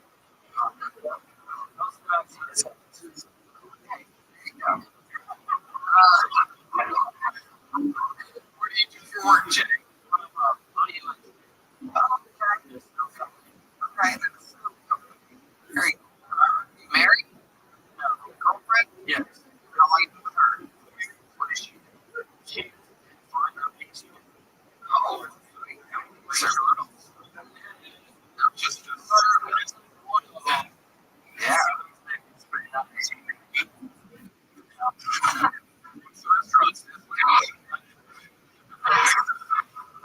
It's very nice Chili's thing.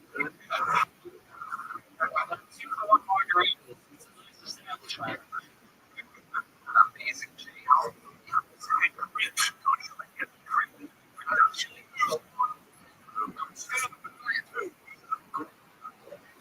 insane. Looks like it could be our second corner beat of the night.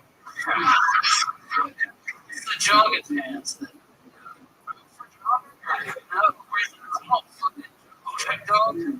Those are jogging. Over here, I was like,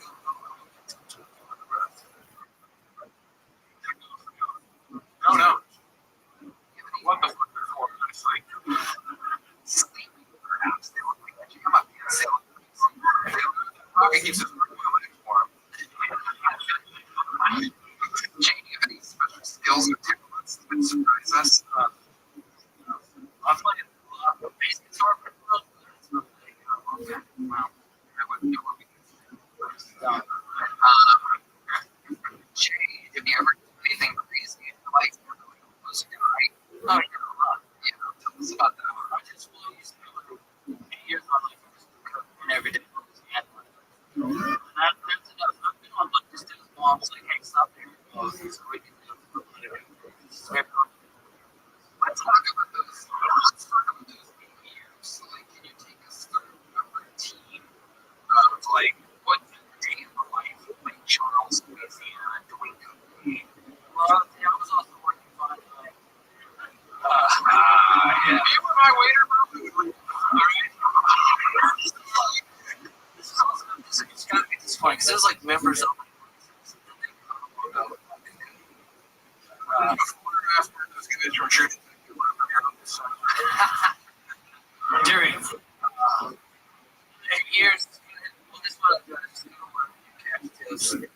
watching food, and then I wake up and no idea how I got there. Like an alligator in my front. Wow. It's WD-40 with what? In most parts of the country, we call it crystal meth. Cocaine. Okay. Your girlfriend, she do cocaine? No. She's a good person. Restaurant, they don't do. Amazing. Jay, what's the most interesting thing about you, other than the fact that you didn't know? I mean, is you. You're still there. You love it there. What keeps you there? Around the country. It was a.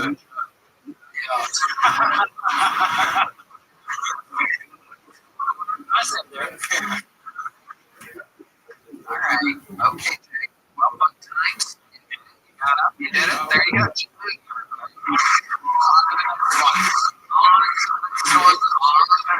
The next one.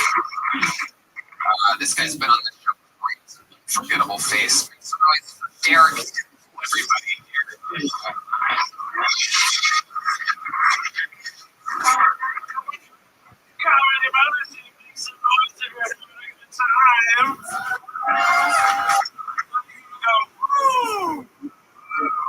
Let me hear you go. Oh, Tessa, my.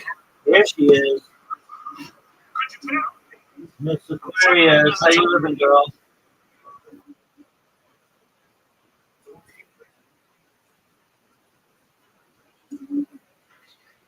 Miss Aquarius. Miss Aquarius. Can you hear me?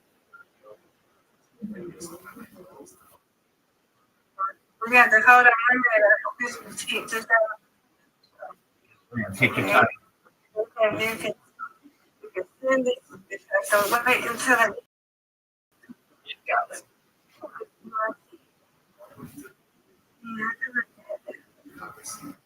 Open that pie.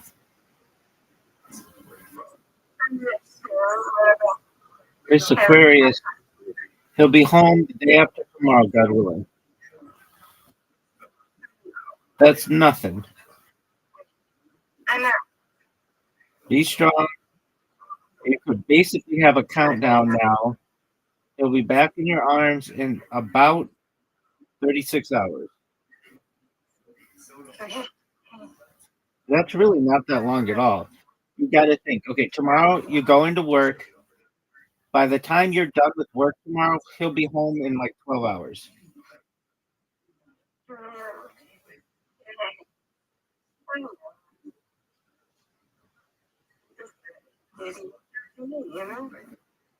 Absolutely.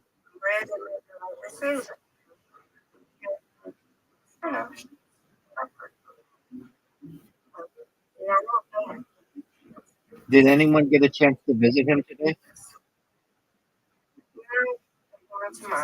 Okay.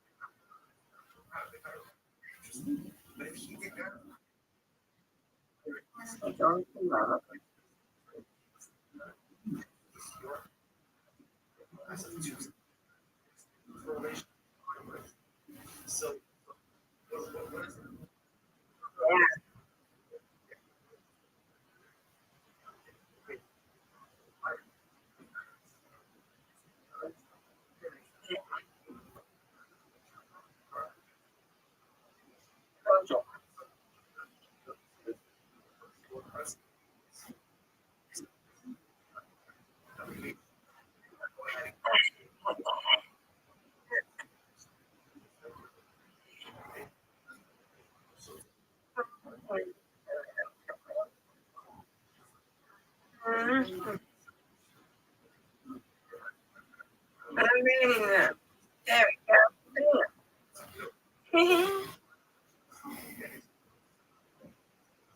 No.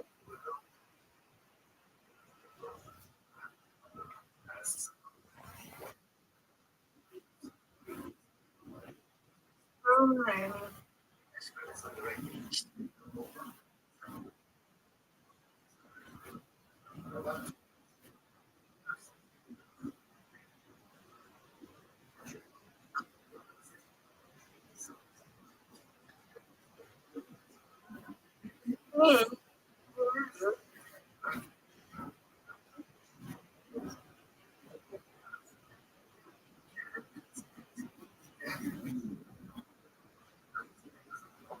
Good one. Good one. That was something. Yes, ma'am. Not good. Not good at all. However, I'll take this over a split any day. Thank you.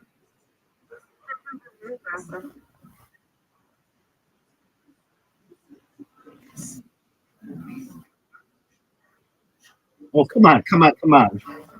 Oh, that was like the closest I've ever seen to a full-on strike. I did not get a strike. That was so on the edge. Beautiful spare. Thank you. You're welcome. Give me this. That's what I'm talking about. That's absolutely what I'm talking about, Mr. Aquarius. Yes. Right. I did a good job. Yes, ma'am. Thank you. Got it.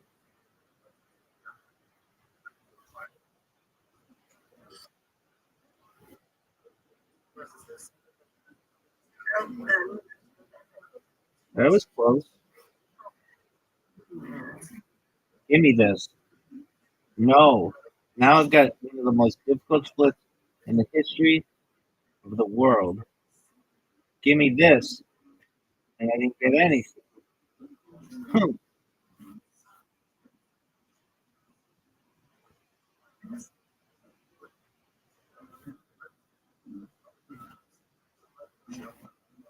Get it. Miss Aquarius. Folks, she's on the comeback trail. She needs another one right here. Get another one. Okay. You said that one.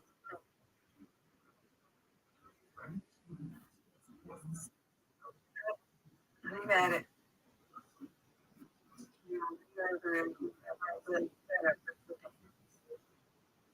Give me this. That's one. Now give me this one. Oh, what a bad split.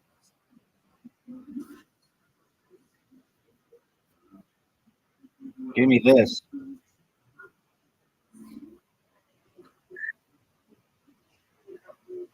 There's someone that got the same.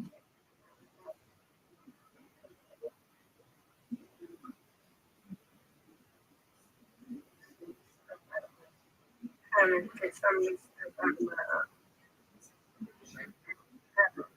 okay.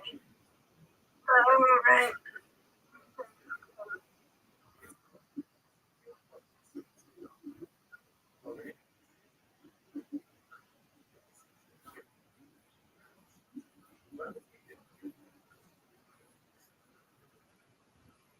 Get these three.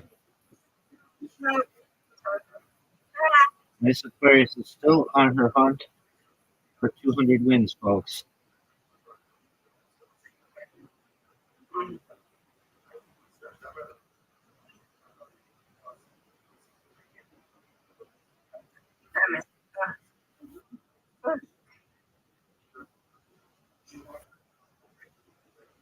Oh, what a strike.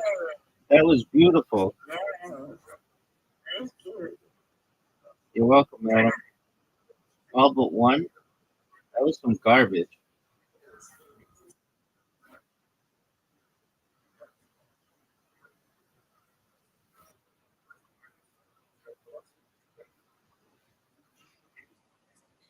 Get this.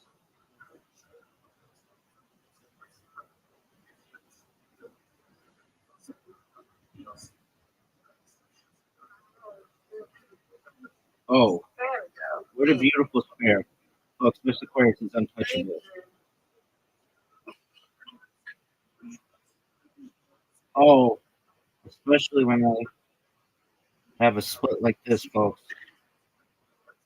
Folks, if you're watching at home, oh, come on. You got to give that to me. Game, give that to me. That was what we wanted.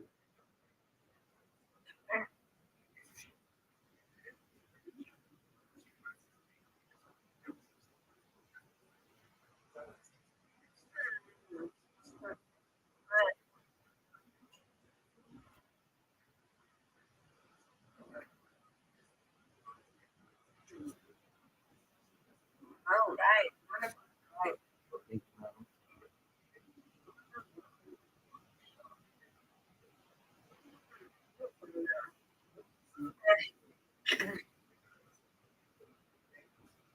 Mr. Grace has the game tied, and she takes the lead, folks. It's her chance. It's her chance. Get a strike here. Get a strike here. Make it tough. Get a strike here. And she does. Folks, she is unbelievable. Oh, we are tied. Give me something.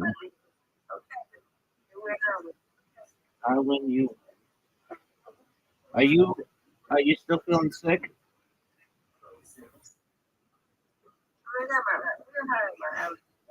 Okay, so just allergies. All right, Mr.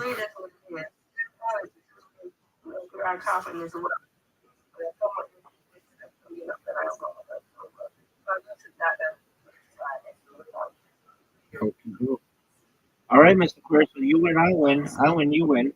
Undefeated in bowling, undefeated in friendship.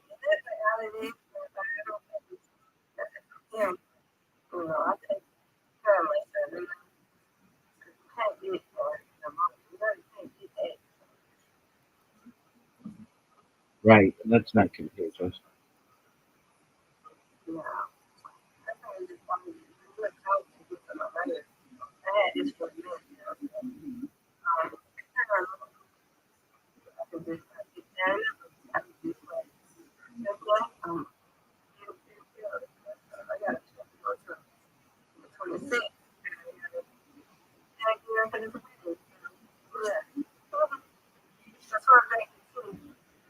Okay.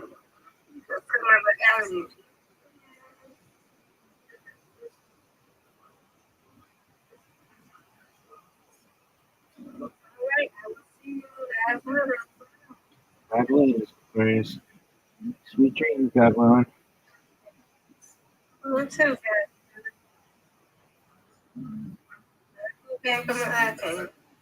Okay, folks.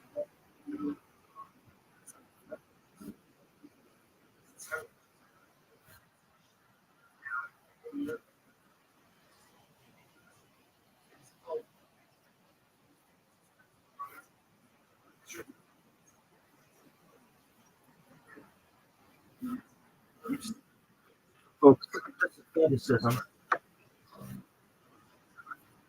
it makes sense on the spectrum. Like different kind of adult videos have lots of eye contact. Thank you. Thank you. Don't you fucking run away. Like, run as a rock right now. Like, 4 eyes. Like, five eyes. Look at it. 6, 7 eyes. Look at it. So now, from here to here, I just look like a hot lady in one of those Renaissance paintings. It's like this is not confusing to you. Thank you very much. So many comedians we've seen have rough sets. And then they came here tonight and got so much better gear. Only the opposite. Reverting back to a childlike desperation. Makes an hour and a half into a show.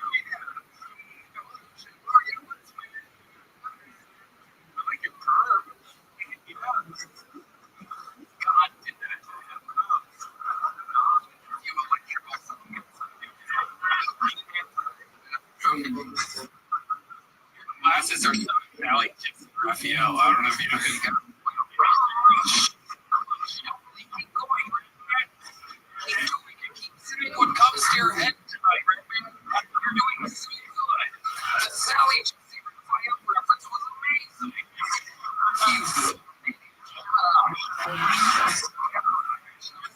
On an airplane next to you.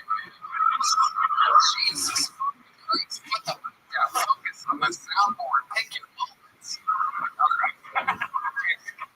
Is anything interesting happened since all that time you were on that show? Oh my God. I was in Vegas a month and a half ago, and I had sex with 3 different people on 3 consecutive days. I know you said No. Positions on the other team return as soon as possible. okay, so tell us about this run you went on. Oh, yeah. Very, yeah. Just imagine all the regrets that people wake up with.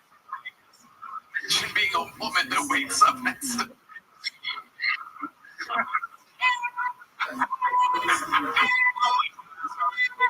Like, I know I look like a free miser, but he's the miser. I'm the free miser. Now I'm wrong again. okay. How did you get laid? It's exactly what Charm. Take us through. Can you give us an example of how you pulled this? Yeah, well, I got pulled. But so well, it's right. There was a lady who was interested in me. I went back to her room in the Strat, and she was a black lady. Are you serious? Yes, absolutely. You Really?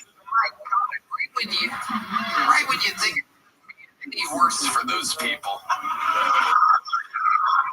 when you think life couldn't get any harder as a black woman in today's society. Next thing you know, they have on top of their To the side.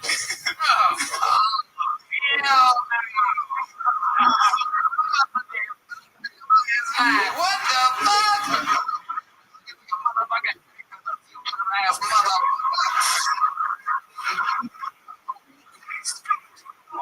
My God.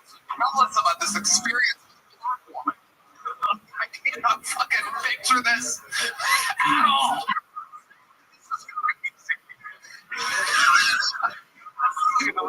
The nutty producer. All right. Jared, let's hear it. Answer the question. So, you and a black woman. Was it your first time with a black woman? Yes, it was. Fucking was. So, where did you meet her? I was doing a show. You were doing a show. Thank you for your tweets. Make sure you place this in. Make you out so sexy. Alright, you tonight. Let's see what the answers here. So you met her where? At the roulette table? At the... No, it's sort of. Oh, yes. Wait, what was it called? Maybe. Doesn't matter the name of the place. Oh, it's like a. It was at a restaurant. I got her number.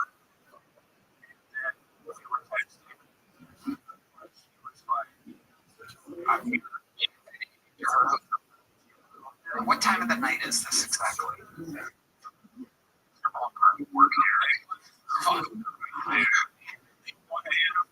a.m., 2 a.m. And then you go to her place. What's going on? She has the room to herself. No. Okay, she has a roommate. There's 2 queens. 2 queens. Okay, 2 queens. Good enough about them. What kind of... Man, I was.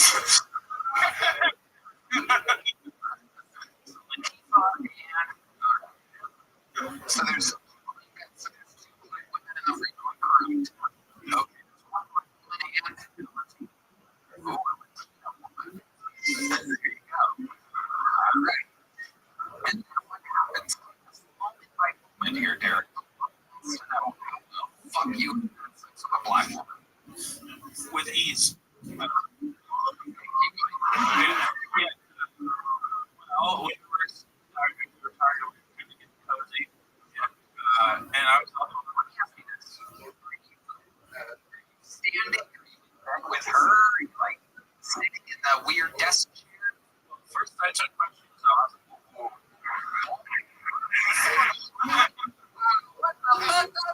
Robbie.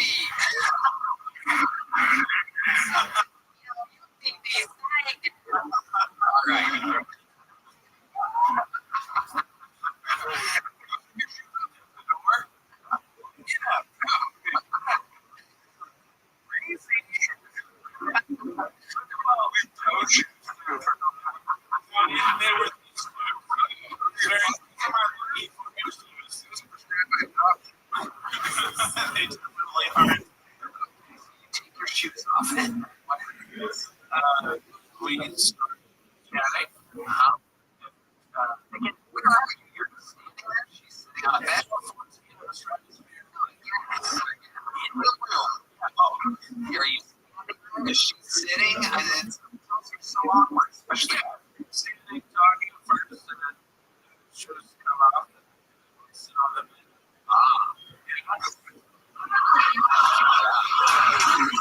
you're a little. And we're talking, and I ask him, "What is it going to be?" He's like, "No, this happened to cocaine." It's my room. She's like, "If she was going to get sent, she would have done. I got you." Then her friend comes over and puts the pillow.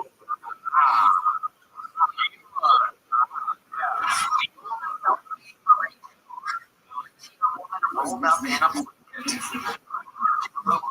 Head. And then what? And he starts around. Great. Interesting. You say blowjobs. Oh, because the next side was also a black book. You black to black. You can't go back. I have to.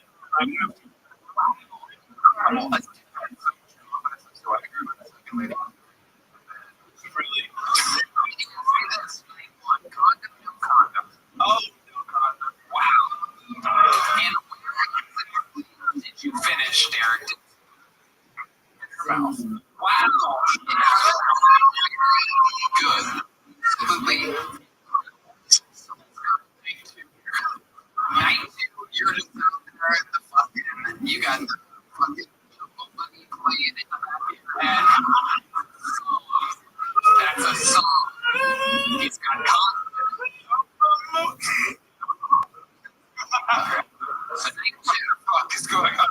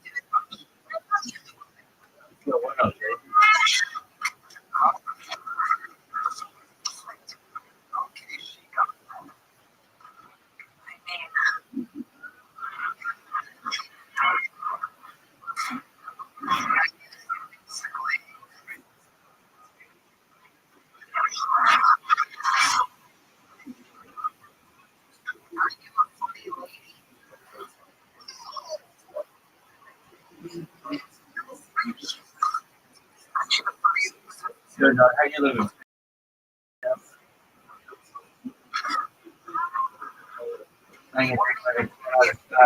Hey, come to my Discord.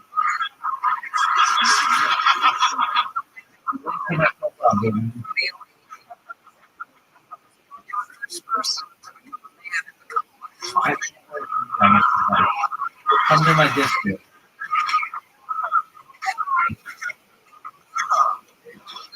Oh god, it's like I'm dying on the drive here. Like, ooh, surreal show. And then you come out and say, "Great outfit," you know. Not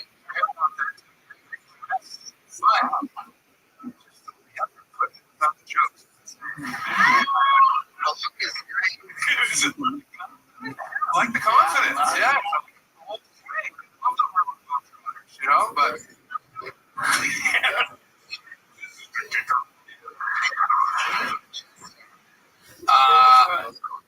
I'm not exactly sure what the interview I feel like I'm right now. White t-shirts over my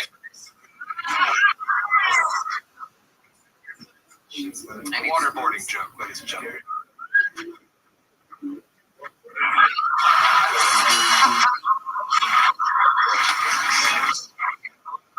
Viewers, for the jokes translate. What made you want to experiment with this character? I am well, I think we should talk to her. Very funny.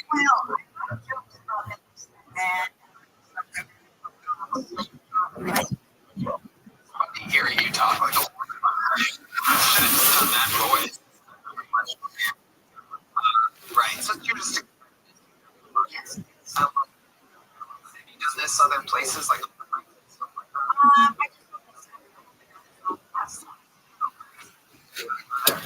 okay. Yeah.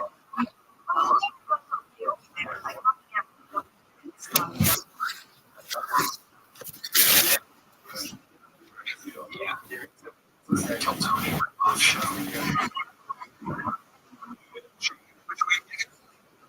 Well, I took these just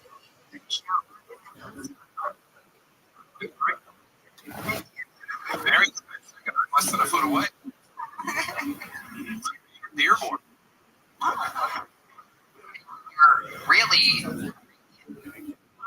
yeah. And this is your take on Saudi Arabia. Did you already do this outfit, or did you buy it? My own hair. I just didn't wax for a few weeks. Were you on between the lines? I like Sherry. I miss Sherry. For sheep. Alright. Ahmed.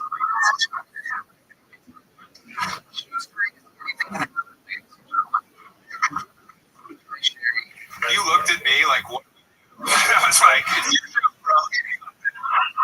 I don't know. I was really confused. Yeah. She's a funny lady. She's a funny lady. Hey. Well, the goal is rewarded. She took a big swing. Big swing. Yeah. Comes back. Final fucking pull of the night, ladies. Here we go.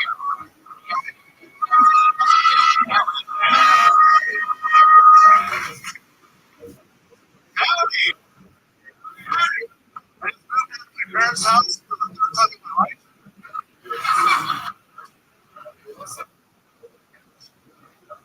Great, because I had to go outside and turn one of the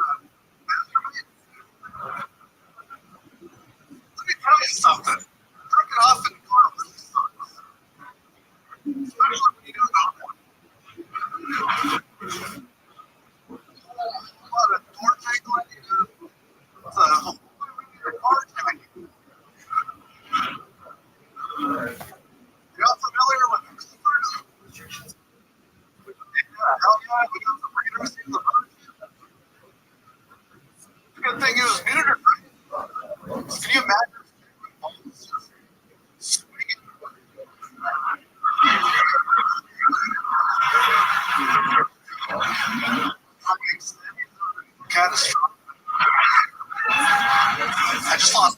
recently.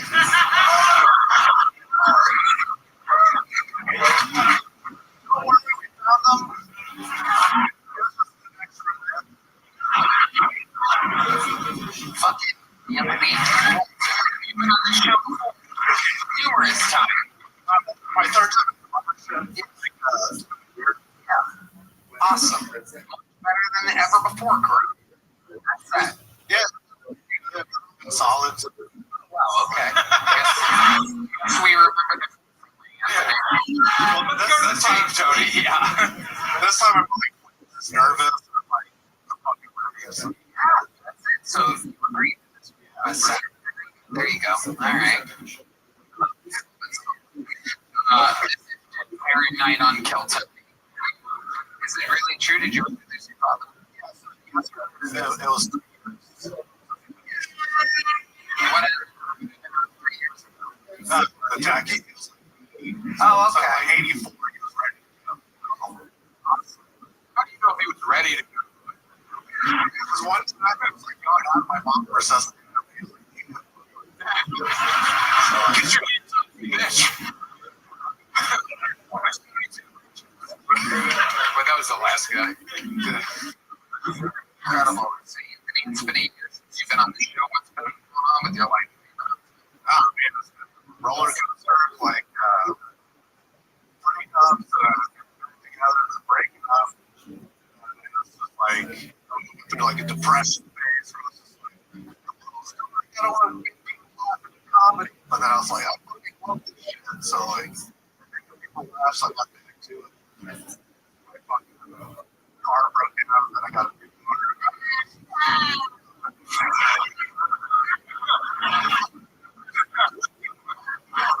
Let's start with this girlfriend breaking up with you. What are you guys breaking up? What's the problem? Long distance, basically, where she like where I'm from, so like 3 hours away. So I made the drive today. It was very. Yeah. it's just like, What do you I don't mean? know. I don't want to put her like business out there. I mean, this is the show that you're on. So, Life that you choose. so what would your dad watch? So she was also married. Oh, there you go. Great stuff. Like, there was all the group. So, So, did he know about you? yeah, we're cool. Like, Eskimo banging his wife? always on some team.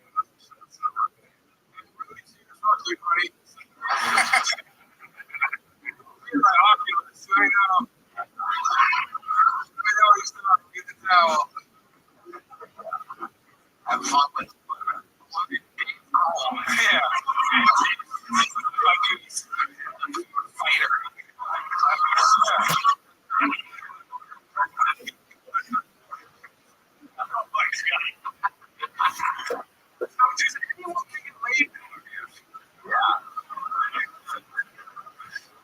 But cool, you gotta get divorced. You gotta get but it's just it's flummoxing looking at the data set of the aggregate.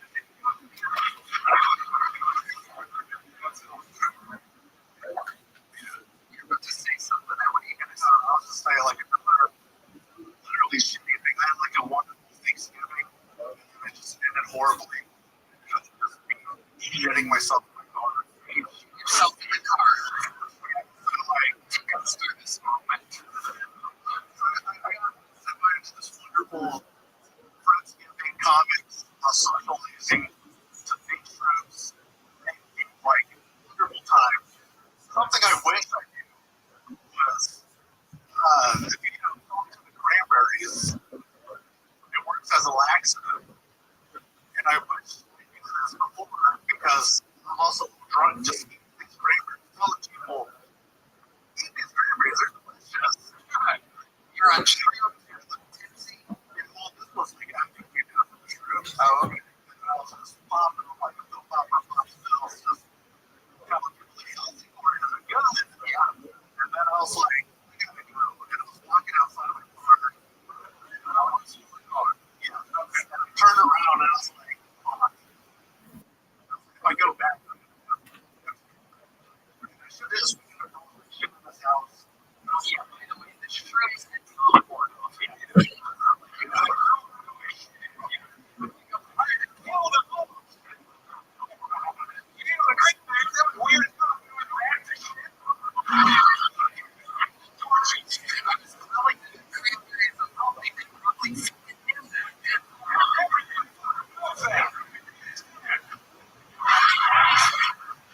Thought I had this cranberries. I thought it was the first. I'm sure these cranberries. They're covered in sugar. They're fucking delicious.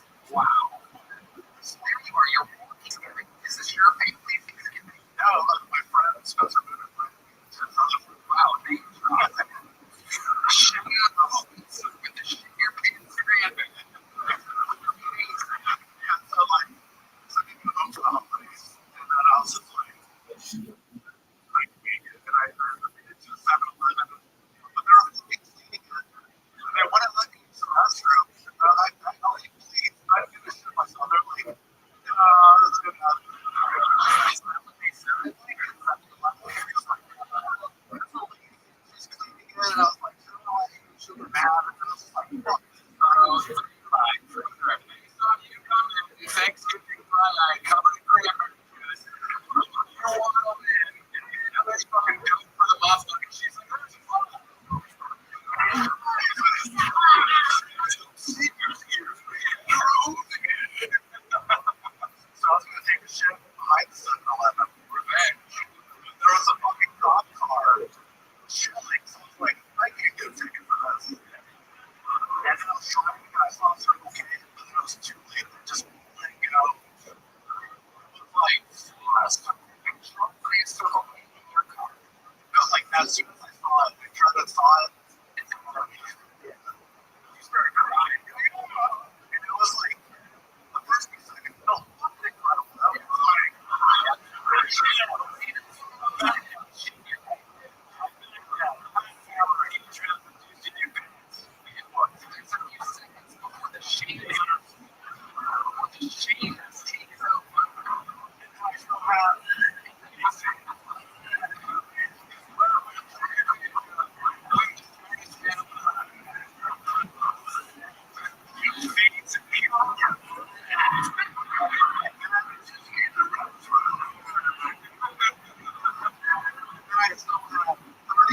to drive back home. And then it just went 2 more. I was like, it's already too late. I just shoot myself 2 more times.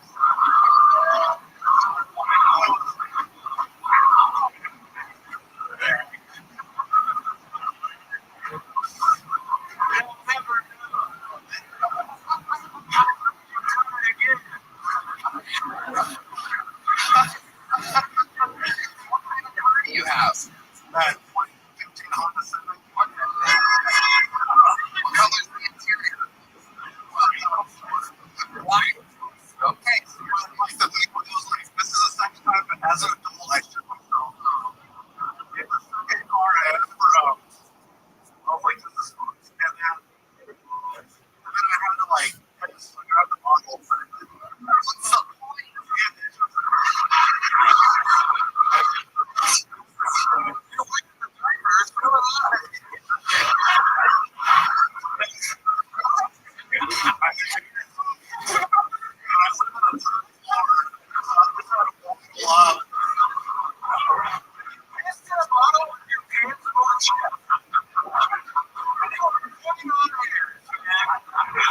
That's like taking off your shoes in a hotel room.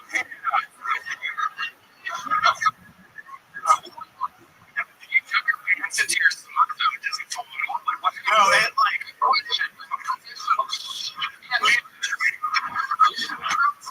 shit your pants, legend. In your socks, but it doesn't fall out in your hallway of your apartment building. That's a picture of you. Black belt to brown belt. The sultan of shit. Prince Cook. Yeah, that was fucking mess up everywhere. Right? The cranberries? Were they jeans? Were they? Please tell me they were khakis. Please. So,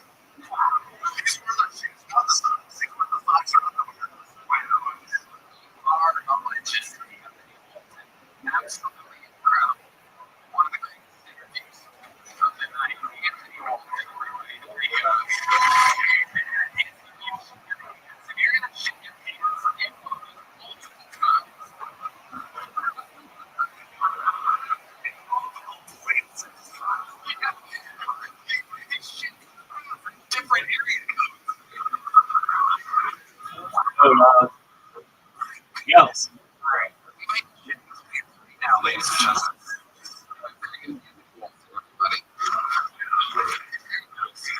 Everybody is still there. Right, one. This has been. There's just show like this.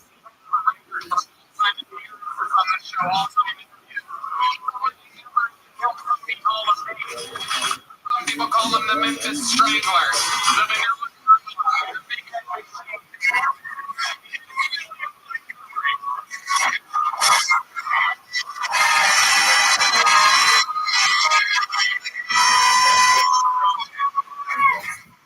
Yikes, that was kind of gross. Mattel Toy Company has just come out with an autistic version of Barbie. Luckily, this version is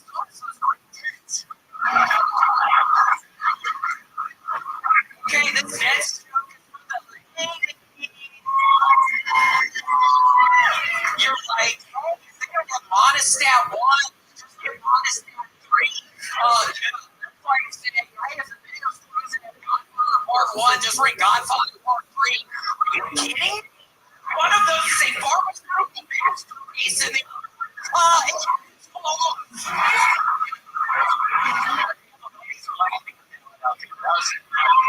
somebody was telling me how much I was in Minnesota, and I was like, yeah,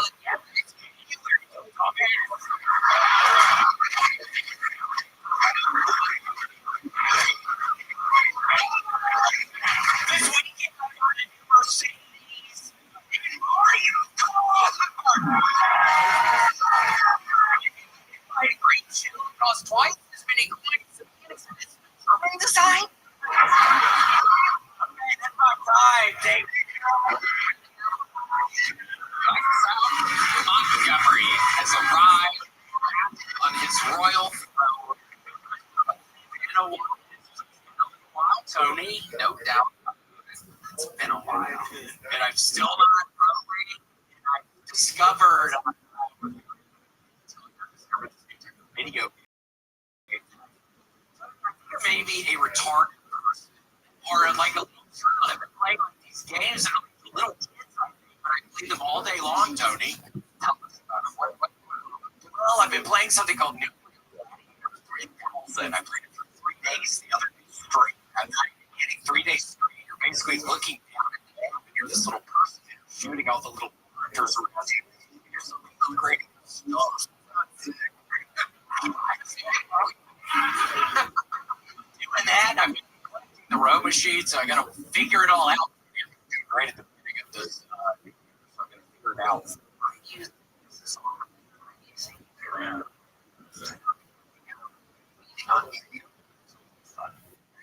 Tony, there's a problem. I have some sort of problem in my head. I think. I mean, I'll be okay. Yeah, you're agreeing with that one, Red Band? Nobody. Why did you think so much more with me than Red Band? You're funny. Nuclear galaxy, 3,000 players. Nuclear gladiator. Hunters. Yeah, that's another one. This is tonight. Anytime we take a little vacation, it comes back which is terrible and it's a complete reason. Interrupting stories, asking dumbest questions. Everybody likes this. Everybody? Are you yes. Yeah, I think I always was a bigger fan. We're devastated. Grab our asses on it. I look like that guy. It sucks. Yeah, you're looking. Lost a bunch of weight. Thanks, man. Yeah. You look so happy for you.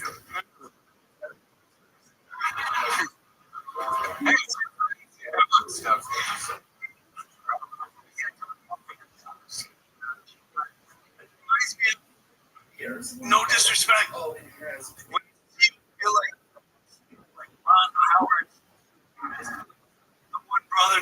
was about angry. I got way more down. I know it was a real director. Just saying. You look like Clint. Yeah, Clint Howard. It's Clint. Yeah. Duck like the I think it should be. Yeah.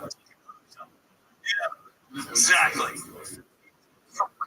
Been off for a couple weeks. It was really funny. What did some?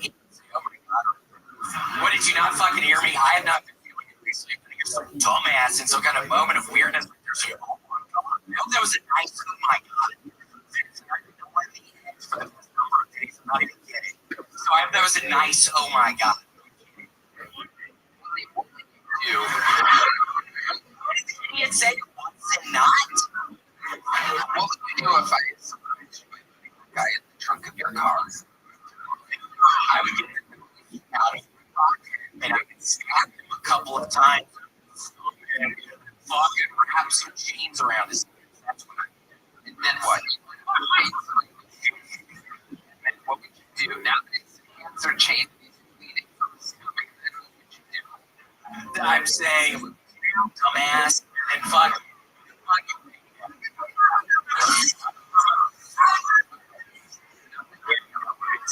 Yeah, there's nothing.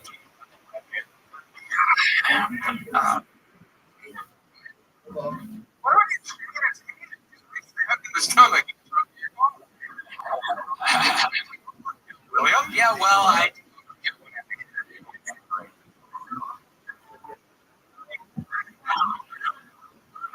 Mr. Guy 6? What do you think would bring you some joy, William? I don't know. I need to.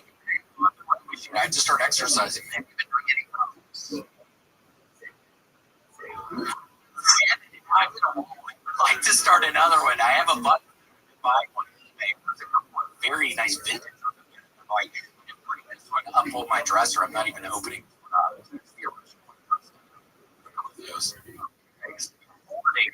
hoarding has entered your I have 20. What are they?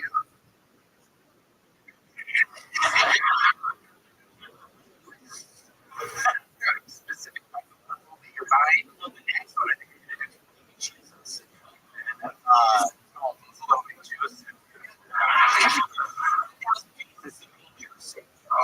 That one. That's nothing better than interesting January. Yeah. I think almost my birthday, almost 39. Wow, what's the next Monday? When's your birthday? January 26th. Wow.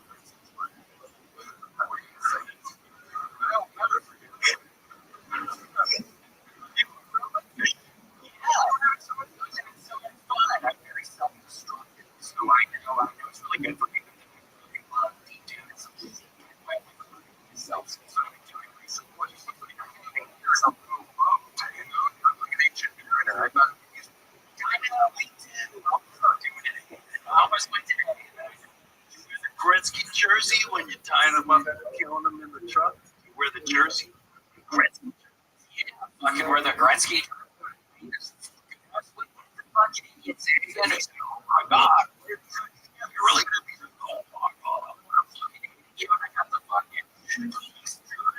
Fucking jersey. It's even a really. I'm doing this. Fucking.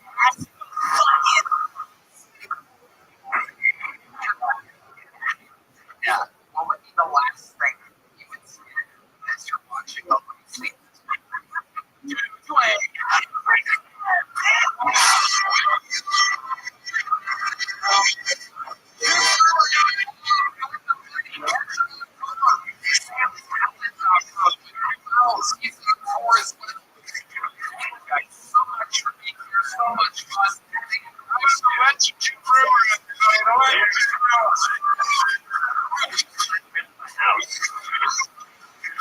You guys think about it.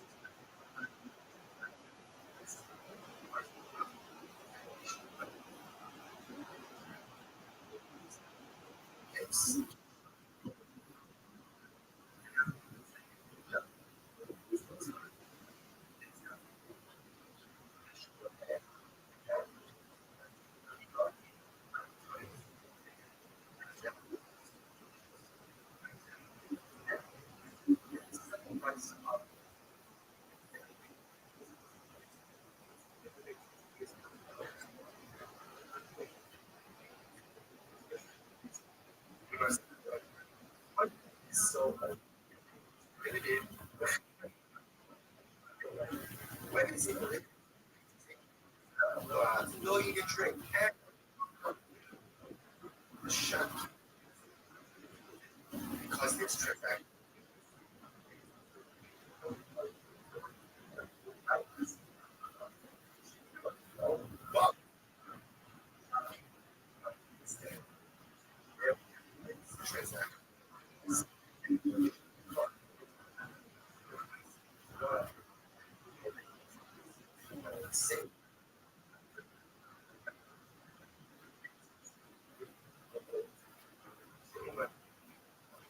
Where's that true?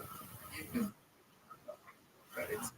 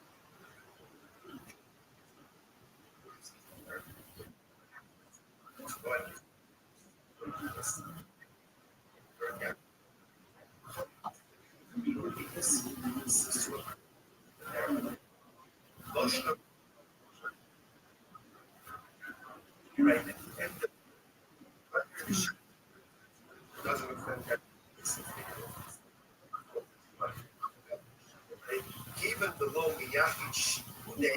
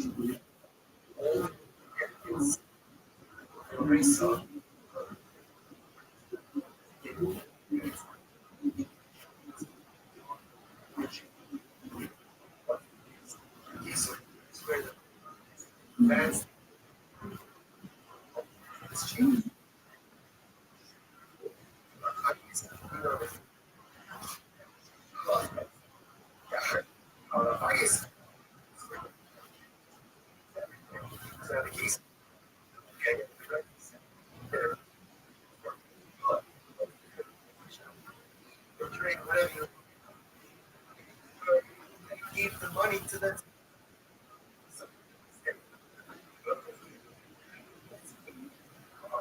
now that because now already they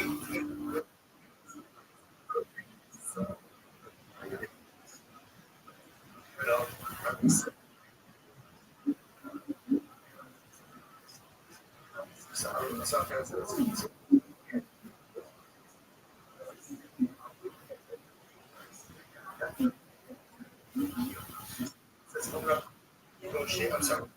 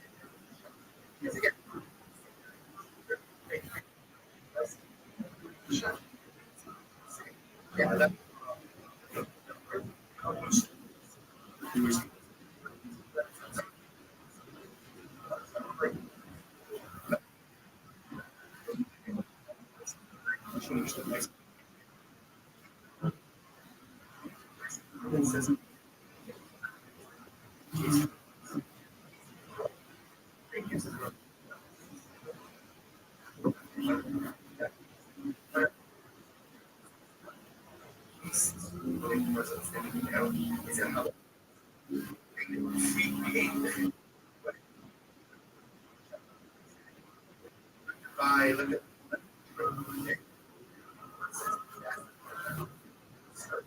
certain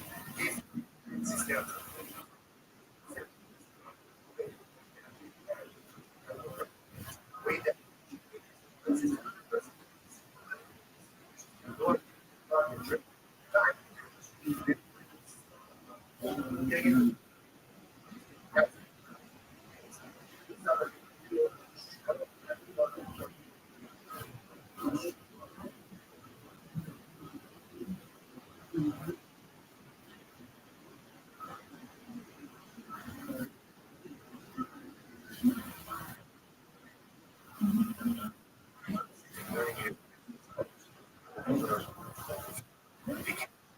of our sponsors for this year, right? So we're going to keep here. As he said,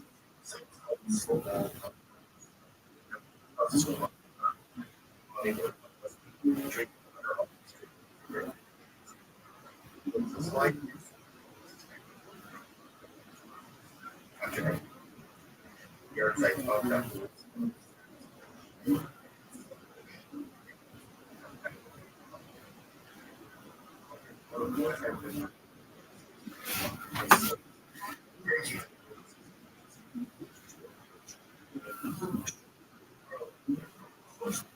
Give them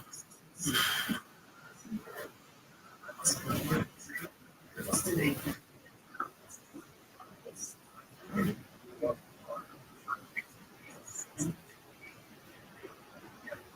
Yes.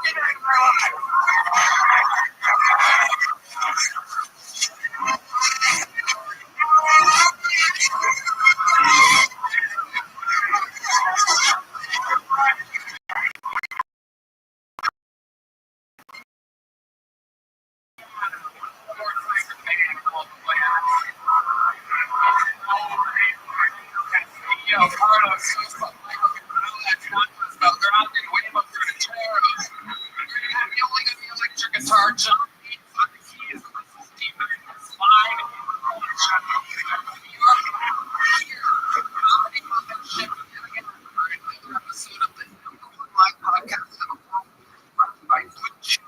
Shopify, Top Space, and Compass. Great episode like that for you guys. I'm gonna get started. The amazing sponsors that make it all possible. We are jumping into tour bus, ladies and gentlemen. We are taking the Hilton to Houston, Texas, February 28th. Dallas, March 28th. Go to TonyHitchwood.com for tickets right now. Come see the actual Hilton show in the great state of Texas. February 28th. One in Great Prairie, March 28th. TonyHitchwood.com. Get tickets now.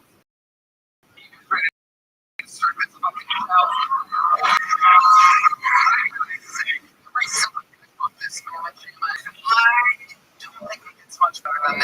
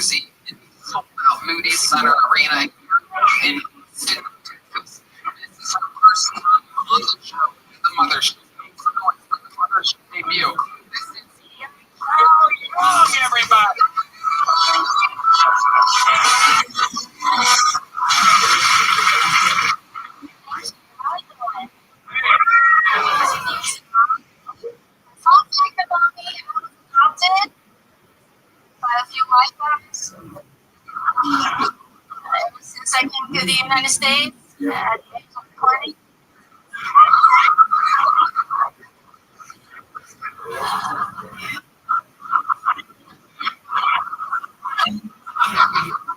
Most comedians call themselves comedians. I just get called comedy. As an immigrant, the first question people ask me is, hey, are you here by yourself? Do you have family here? And when I tell them, no, I don't have family here, they always pity me. They say, oh, I'm sorry, you're here alone? I mean, yeah, that's exactly why I'm here. You think I flew 13 hours all the way across the world so I can see them again? You're welcome. Hello, America. Thank you. How young?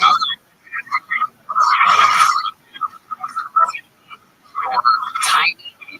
Dude, in the room, I said she was your wife. I'm so sorry I didn't say hello. I'm sorry. You did an excellent job. Yeah. Welcome. And first, we learned a lot about you. Did you really come at age? I was going to take here for school. Where did you study? I studied music. Yeah. Where did you study? Surprise.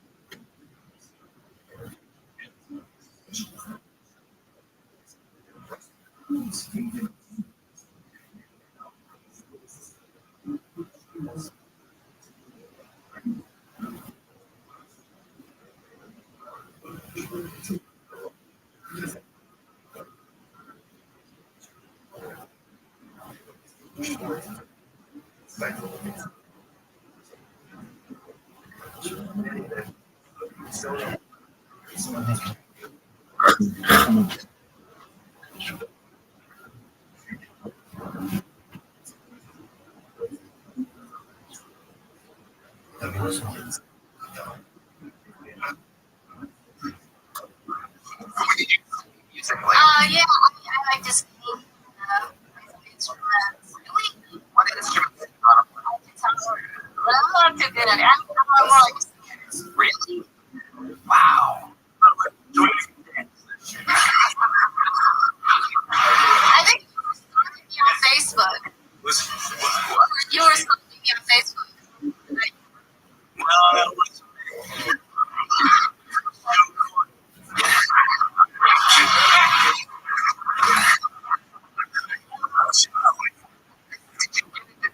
Music. no, I Down the rare Asian. You came to America. I love it. So, how long did you go to school for? it's a year in Maryland, a year in Florida. Both on the crown of America. Where do you spend a lot of time? I'm in now. What surprised you about American culture? You came over here. What surprised you? It's people eat a lot. Red man. People in the war hard just because they're on the way. Quit looking at me.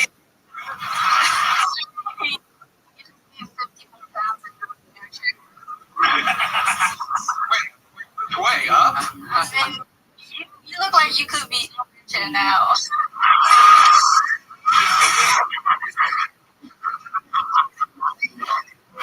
That's what Delta says this morning. Damn it. China. Yeah, and they don't know I took out yet. They really don't know. Yeah. Really? Yeah, because they're broke and I don't want to give them. Oh. What do they do for work? They're just teachers, small business. A small business. Like printer shop. Wow, a Chinese. front.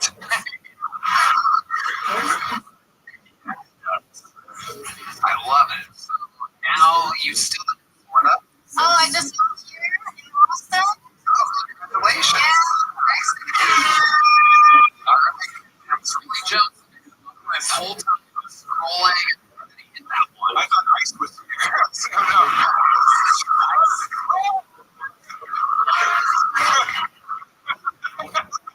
Nice. More like rings. Whoa, hey!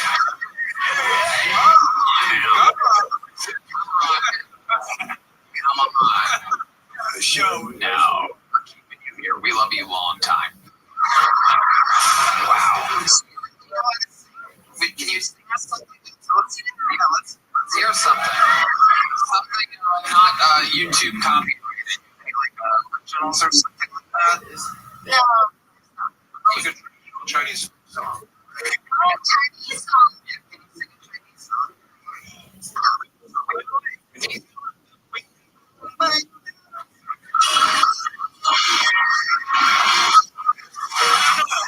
He's got the Chinese bit, right? Turtle shells? That's what it sounds like.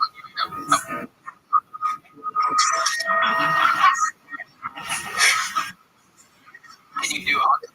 Yeah, I guess. Music.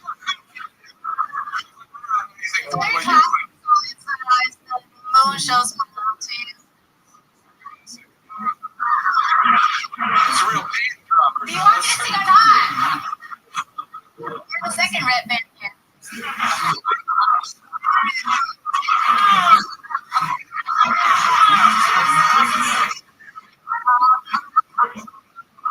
Wish I had a knife and I would smoke it. Yeah, but I would have known that it was red band, so. Ladies and gentlemen, making her singing debut, keynote solo spotlight. This is We were one.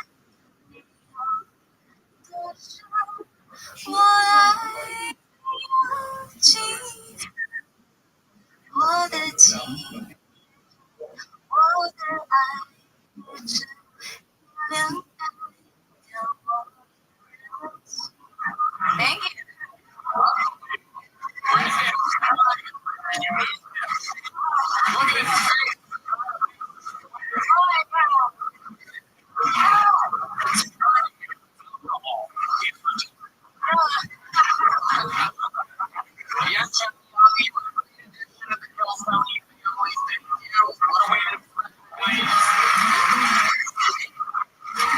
look at it. Yeah, I'll meet you later. There she goes, make some noise for her. This is part of the show. This is the heartbeat of the show. This is what it's all built around. Seeing people meet, asking them what the hell made them want to do this. This first look at this. It's on the inside. It's on the audience. I do believe you're right. Correct. Makes the noise. Your first one call of the night. Tina Love.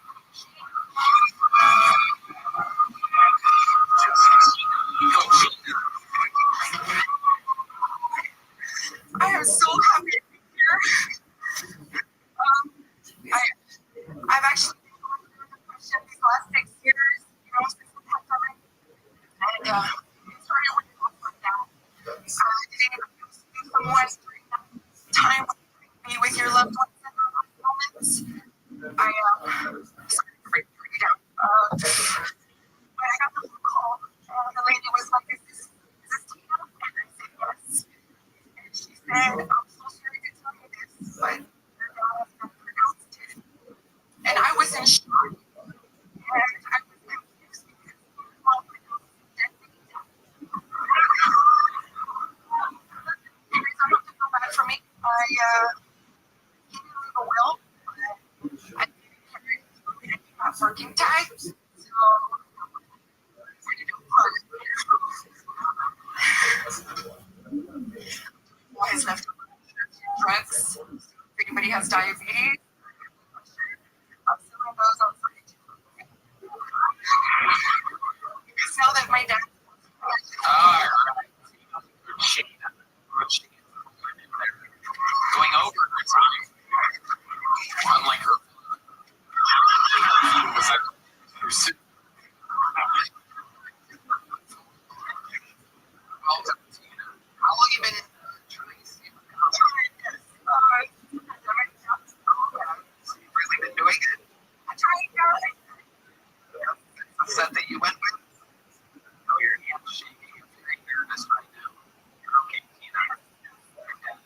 Yeah, but it's okay.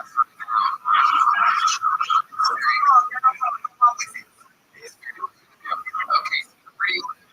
I'm from Rothschild, Texas.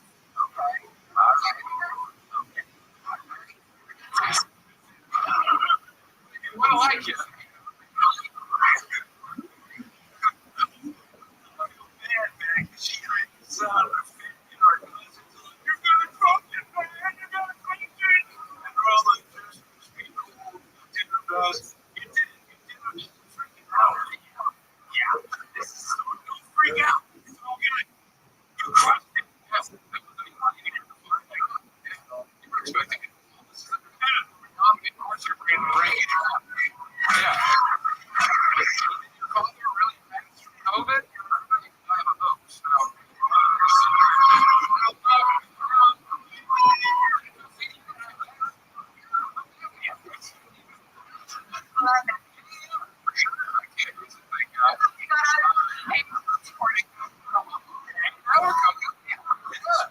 How many brothers and sisters do you have? I have 2 sisters and a brother. From the same dad? No, they Oh. Your dad is alive. Me too, but he's still alive. Yes. Is that right?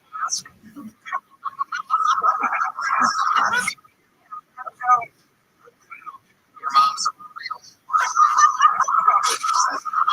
taste in people overall. She's alive and she's watching right now. I'll watch you. Okay, your mom's the only fan? I'm an educator. Exactly. Does it mean an educator? Are you a teacher? Okay. You call it an educator? It's smarter or something? No, I'm very, Are you educating? Exactly. I work for the police. Oh.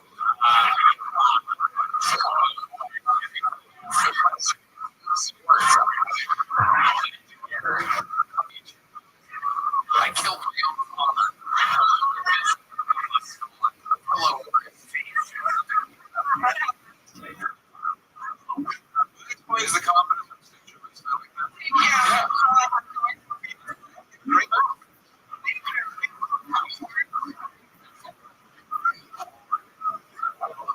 What's your life like? I don't have a bring 2 friends with me around here. They love She's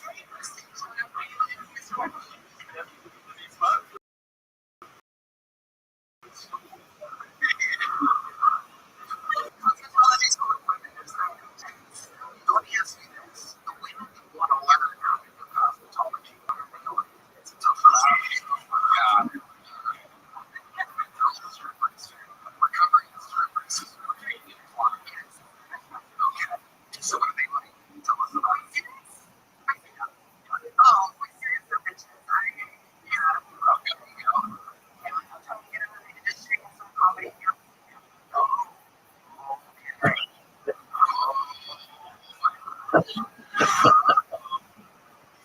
You don't seem like you're afraid of change.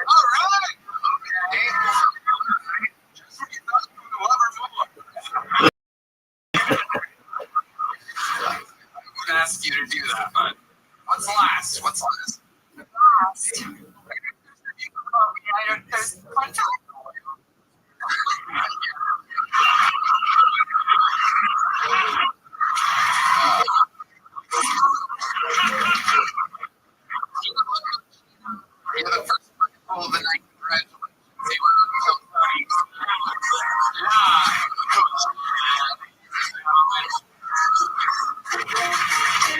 All right. Shake everybody's hand on the There's Heidi. Oh my God.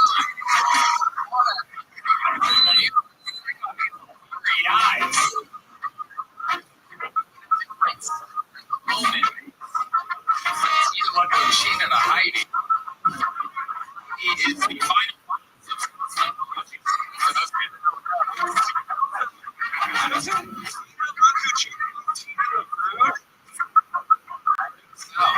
Tina the kid. She's favorite group. Hello there. This podcast is sponsored by PrizePicks. The big game is almost here. Feel free to cash in during America's PrizePicks. It also means it's your last chance to get into it before this next season. So close the season right with PrizePicks by getting $50 in free bonus when you play your first $5 per game. PrizePicks, it's the best way to get this sports like myself. My best friend didn't even know what I'm turning down for. What an idiot. I know. Who are you?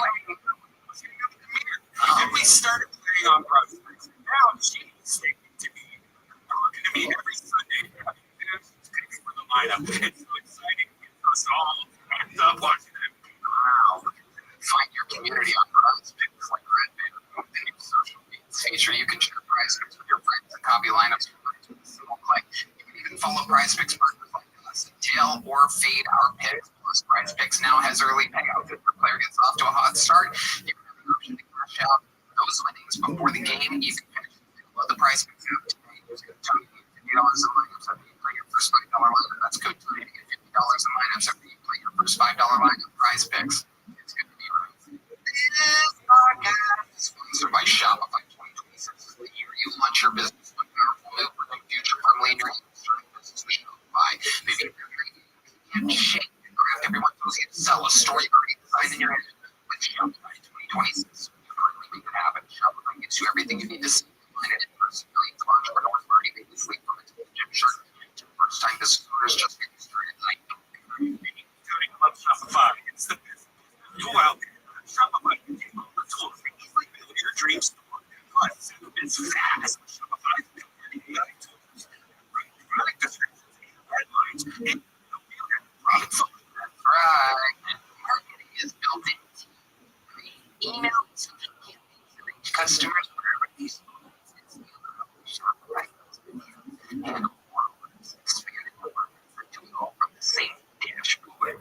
In 2026, start waiting and start selling with Shopify. Sign up for your $1 per month trial and start selling today at Shopify.com/GoTony. Shopify.com/GoTony. That's Shopify.com/GoTony. Here you go first. This new year with Shopify. All right. Moving on. This will work. 60 seconds interrupted. Burn, everybody. Burn.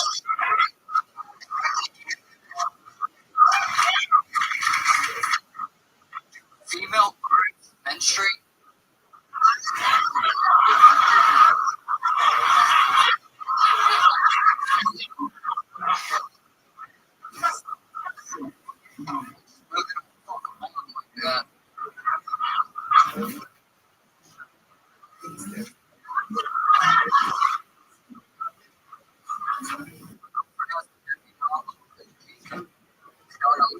That's where she pretends she's a little girl. But I'm still going to be his boyfriend. But I don't got I don't know what to do. So let's do it like get drunk and beat the shit out of her.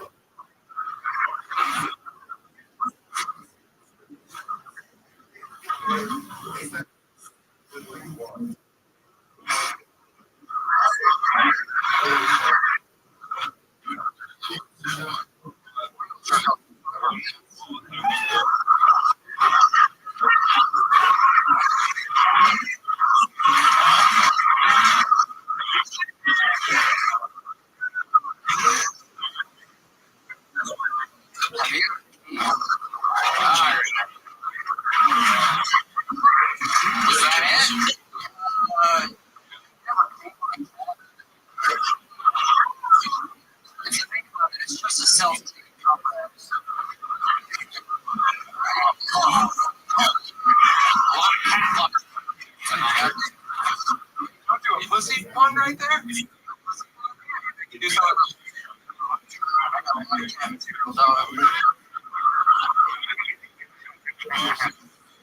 I thought the jokes were so fun. I like the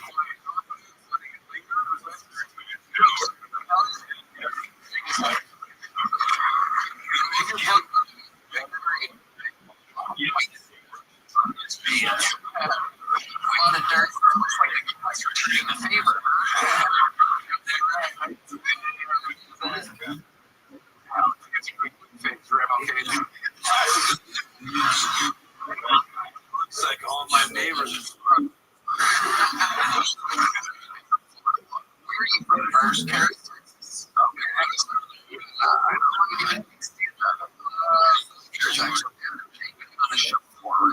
It's my third time. Great.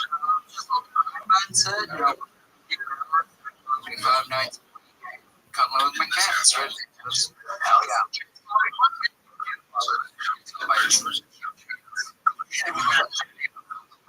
What? Put some it's oh god yeah no. On YouTube.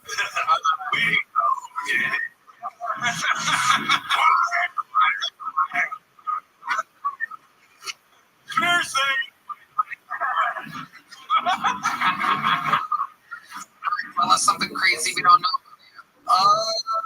0 to 17. Yeah. So describe yourself.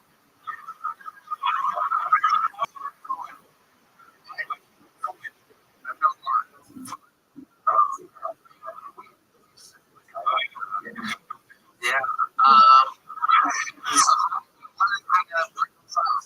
Speech therapy. I go to the airport. And I couldn't say Sua, yes, Sua, so I could get away with it. So I fixed that shit right quick. How long did it take you? Yeah, I'm going to teach you. All we got to do is figure out. I don't know. I also have a guy sitting in my yard building fence already. So my mom would help me come in here and be like, Sam, what did you do? Waiting for me. Little fat boy looking with John on the grill. Two. Really? So fat. So what if you lose the weight? I did. Quit. 2 pounds again. Wow.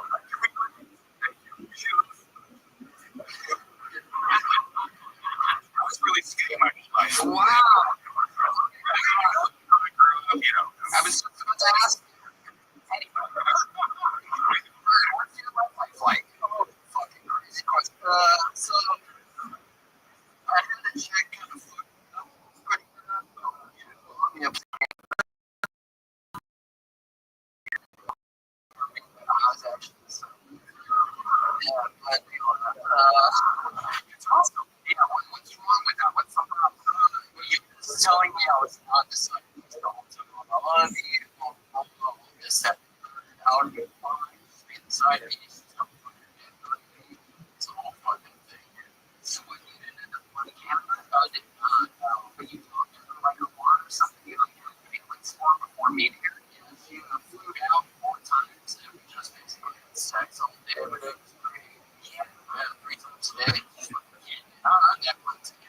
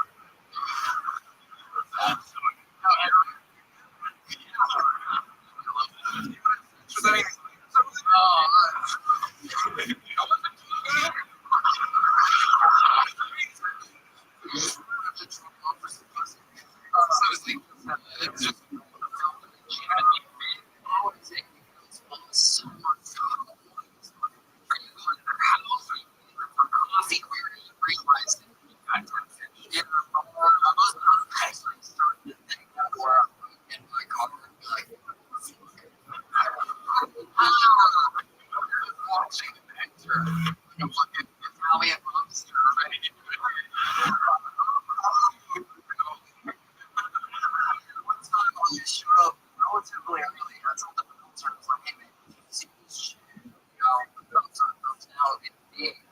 He's like, I got you. She was already inside. I was like, shit. Alright, so walk inside. So,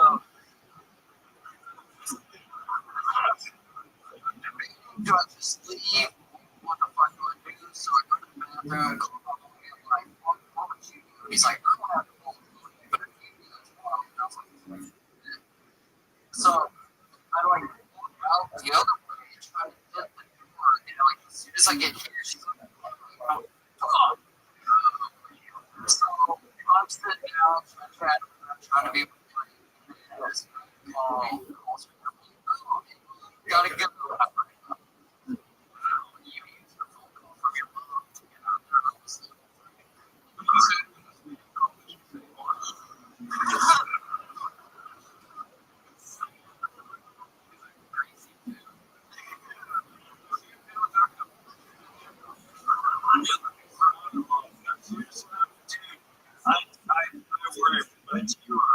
Fathers.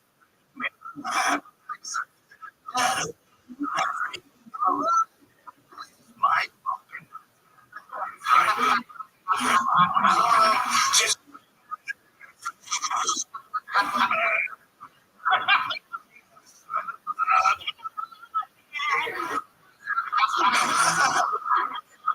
There was this one time I went on a date.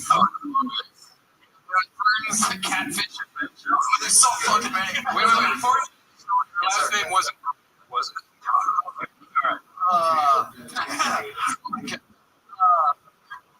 I show up like yeah. Celebrated a birthday with a friend. I was like, fuck it. Because you were on Killtown. I go, yes, I was. She gets up, sits next to me, and then she had to watch me date friends. For how long? Just the night? She watched all night. And then we sort of hooked up a little bit. That was fun. And then that was the relationship before. Look at that. Amazing.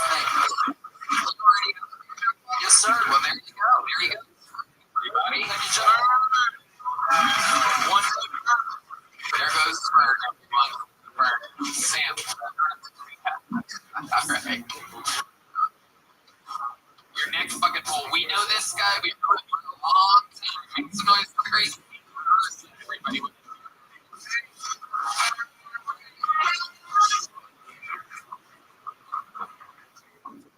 Believe it or not, I was actually drilling.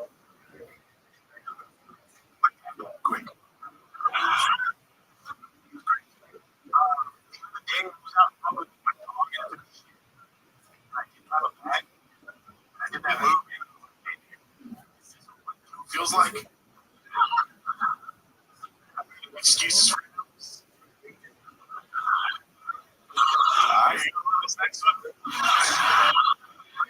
I've been really working on this impression. Here, I'm gonna hit you with it. Oh, yeah, I'm good.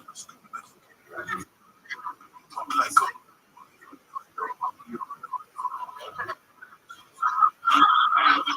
No, that's the Japanese thing. I'm going to just for the first time. Super grass. Before I was a drug addict, I was going to get to your father. I thought that we were drug in the dad.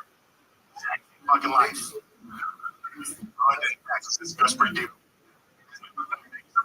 Okay. What are the things that are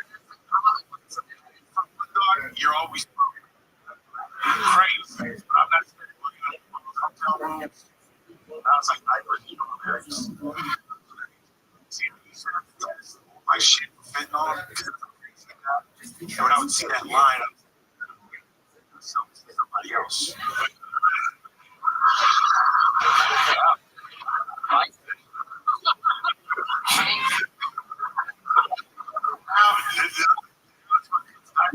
It's like and it's either position, you don't know which one it is. I'm like, fuck.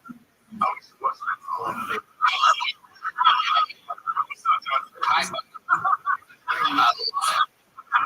you should have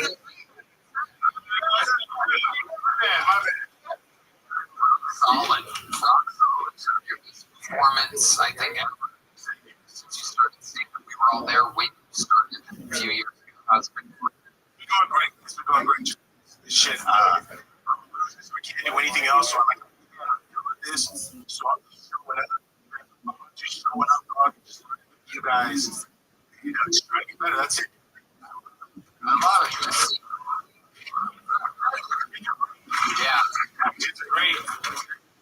Now I'm not off the head. Yeah, it's great. I love it. What do you have? Drugs. I got addicted. Okay.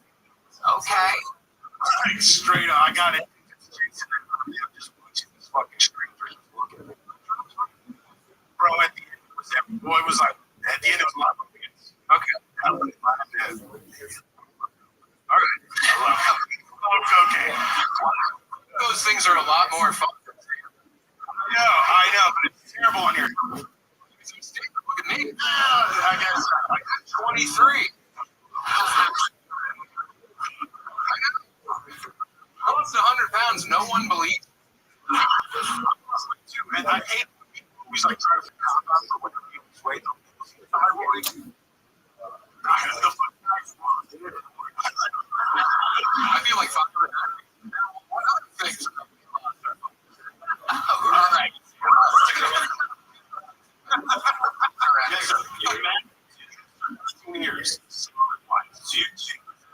Nuts. Yeah. Wrong.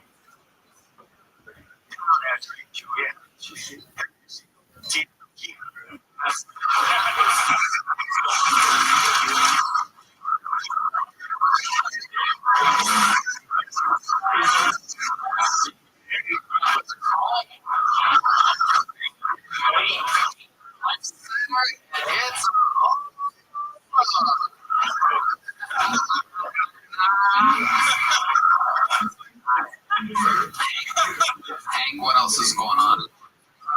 Yeah, man. To the riot, the guy there. So we are every single the Ryan River walk come down. Solid for me. Trust me. But they it's on me. I love it. Here's the big jump.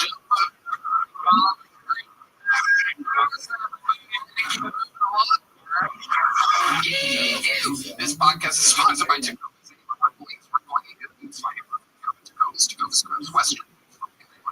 Generational range through the lifelong first start the year off right with a new pair of Tacoma Western boots because wintertime is season. Tacoma is covered by journalists and teams full good silhouettes. Period. Just Doggy, I love Tacomas. They're the most comfortable boots I've ever owned.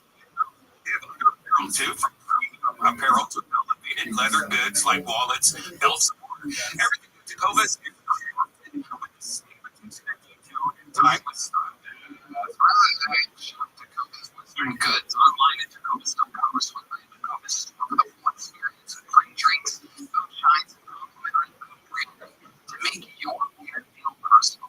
I know I've been to the one here in Austin on Congress, so if you come to the show, you can get to that location with over 50 Tacoma stores coast to coast. Store near you. Right now, get 10% off at Tacoma.com/Keltoni when you sign up for emails and texts. That's 10% off at TECOVAS.com/Keltoni, Tacoma.com/Keltoni. City site for details. Tacoma, one of your returns west. Hello, everybody. This podcast is sponsored by Blue Chew. Guys, when it comes to performance, it's not exactly good enough. That's what Blue Chew just raised the bar. Introducing Blue Chew Gold, the revolutionary 4-in-1 upgrade detergent for your brain and your body. Plus, the pills only focus on blood flow. Blue Chew Gold goes further. It combines 2 proven ingredients for circulation plus oxytocin to enhance arousal, desire, and connection from the inside out. It's not just about function anymore, it's about performance. Blue Chew Gold dissolves right under your tongue and starts working in as little as 15 minutes in the future. Performance for smarter precision engineers results. Yours started today. .com and Blue Chew. They're providing us treatment out there. Starting bedroom performance to help support. So go for gold. Right, going easier, harder. Figure out the BlueChew.com. We got a special deal for our listeners: 10% off your first month. Blue Chew Gold and code Tony. That's promo code Tony. That's BlueChew.com for more details and important safety information. And we thank Blue Chew for sponsoring the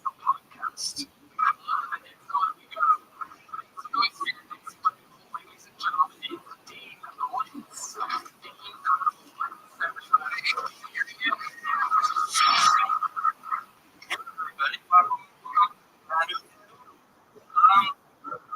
My mother-in-law survived stage 4 pancreatic cancer by having her pancreas cut out. That's right. Yeah, my mother-in-law was born in Sendai, Japan, and in Japan, they don't have the same diseases that we do. They don't have the same health problems. They don't have cancer, so they can make two choices. You can either live to be or you can keep your pancreas in. So she was like, cut out your pancreas. So she developed insulin pump and type 3 diabetes, which I like to call diabetes. So one woman, her mother-in-law,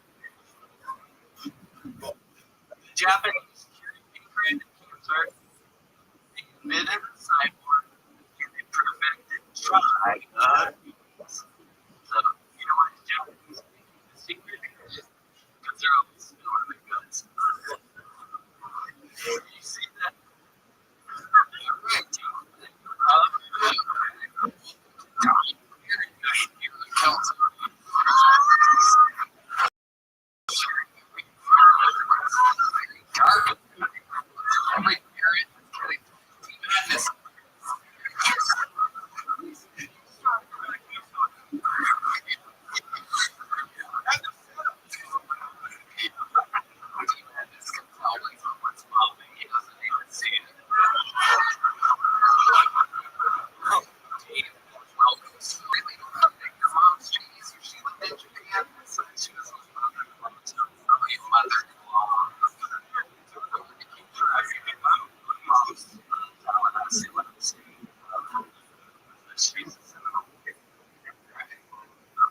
I didn't know they were Nazis.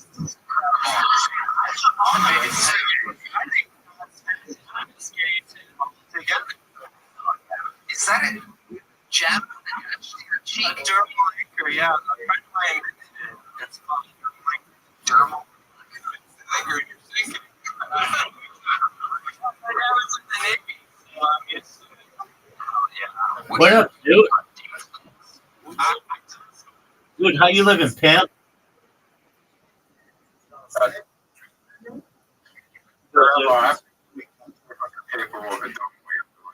What'd you say?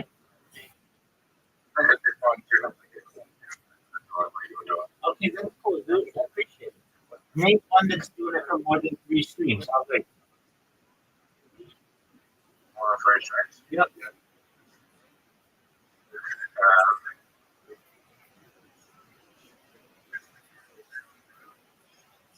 Your dog probably. How you living, Dudley? That's good, son. Dude, find me one person that's been doing it for more than 1,000 days. They're going for it. She's not archiving her streams, dog. Oh, it absolutely does matter. You can't see what she was doing last month, last year, 4 years ago. Dude, get out of here. I'm living life like a good dog. I'm watching Kill Tony. I sent you, who's this bitch? Why don't you talk about this bitch? She's hot as fuck. And I'm going to tell you her name in a second.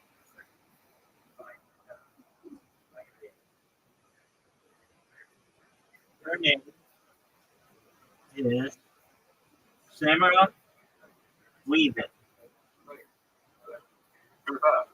God, look at her. She's gorgeous. I sent you a picture of her. She's from Adelaide.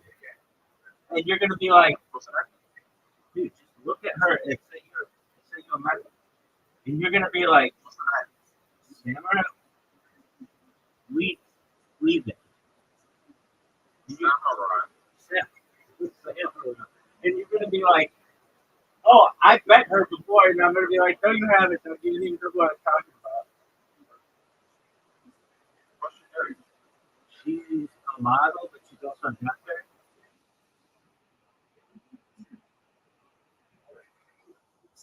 He's been on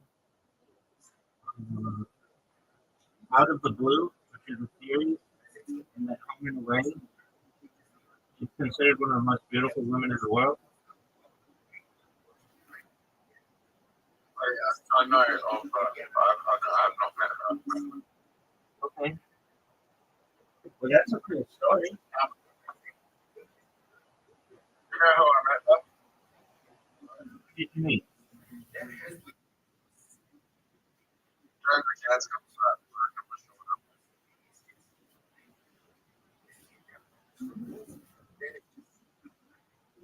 Are you excited?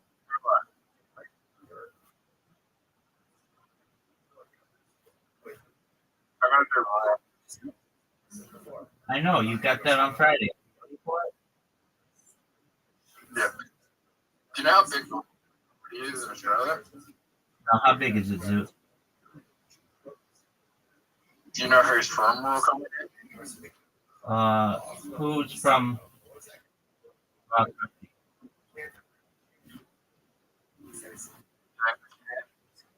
Yeah, we know that, dog.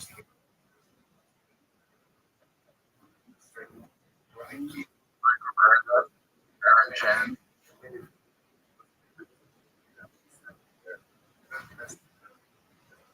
And you might be one of those guys, right? So you gotta understand, like what comedy is what does that mean? No, it's not, but that's cool. No. How many times Like, like, in total, or every year? every year? They have like 4 people a year. Okay. Maybe. It's more like being on. It's more like being on Last Comic Standing or America's Got Talent, Yeah, probably last couple. which is still tight. You will never, you will never hear me say that I'm not happy with your performance, and I'm absolutely shocked that you made it as far as you did. I'm really proud of you. I'm really happy with you. 95% of comedians in Australia are comedy. 95%. 95%. And if you're going to be one of them,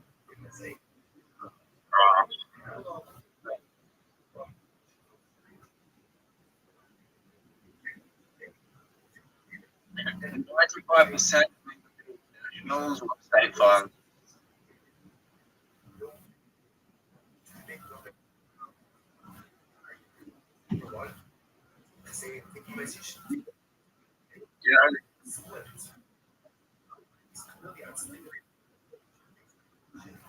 what are you saying, dude?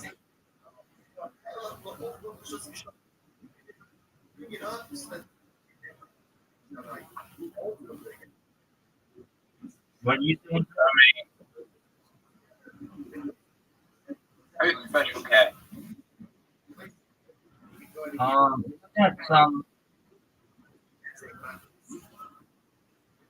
Isn't that some comedian? I'm just gonna.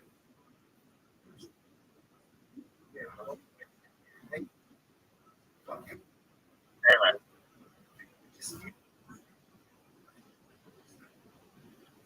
Who's the biggest comedian in that? Adrian, but you're probably second. Well,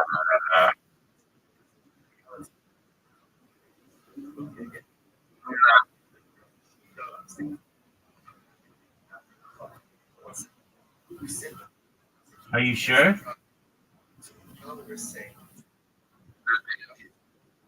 you sure?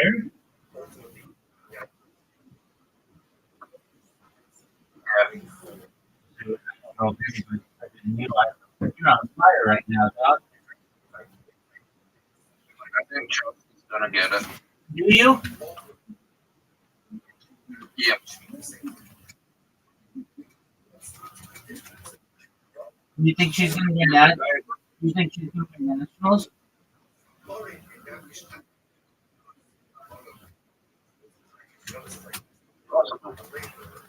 If anyone in that group that I'm in has a chance of winning nationals, it's either or Chelsea. Not you, baby.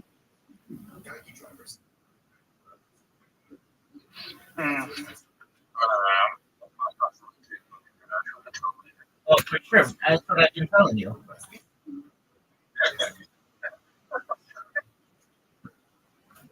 I don't know.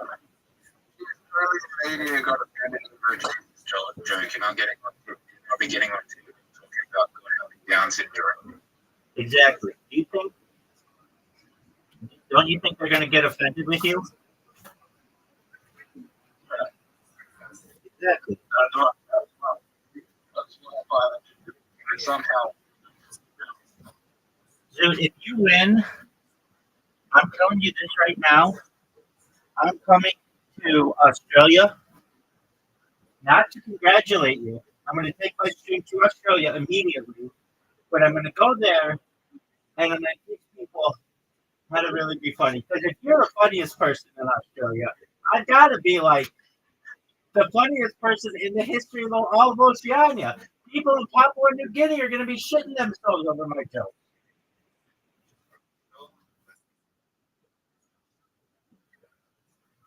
But yeah, to be honest, there's someone in my head that they weren't in my head. But they were like reading the like you could be fucking good. You have so much energy. And you'll be great. But memorize it. Yeah, at least you did that, dude. I gotta give it to you. Somehow, some way, you fucking memorized your shit. Yeah, I don't even know. I know you don't.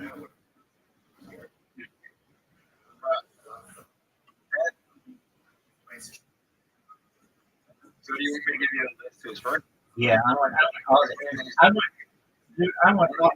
I want all the inside information.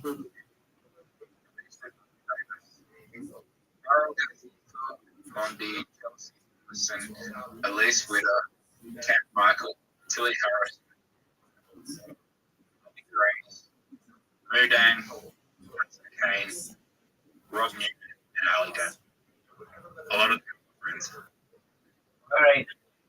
Which one's the hottest? That's what I asked, dog.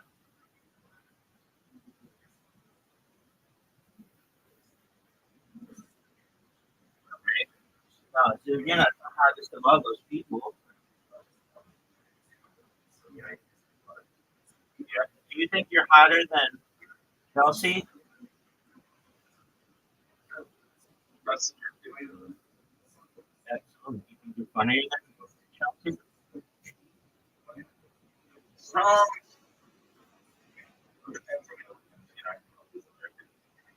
Absolutely true.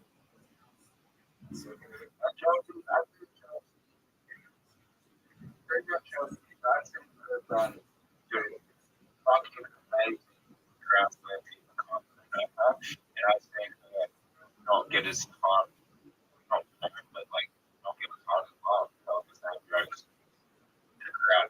That's like, that's worth more than Yeah. So you excited for Friday? Yeah. And I would reach Friday night. Like we were walking down, like walking through the city, and just like randomly,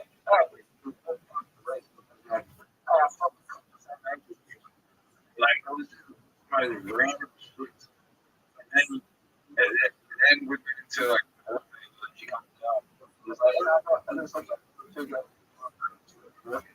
Oh, so she's just a giant boy.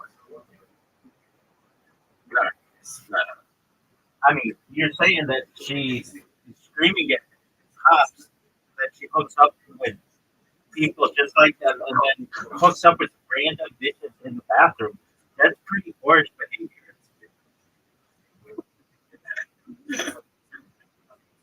No. That's like very harsh behavior.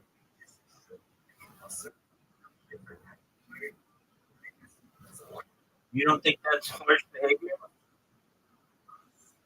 Dude, No. I think it's all just that's funny. you think that's her just being pissed off and being funny? Yeah. All right. Do you think this bitch? Nothing.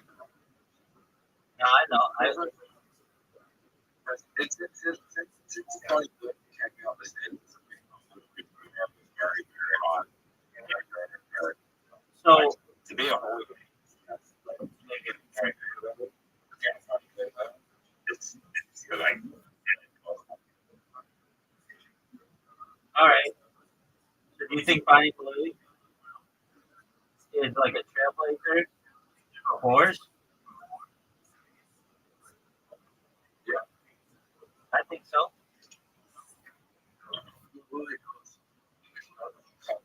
Yeah, That's a good point. It's valid.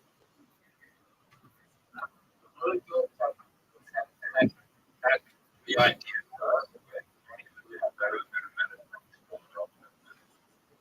And well, who do you think's hotter?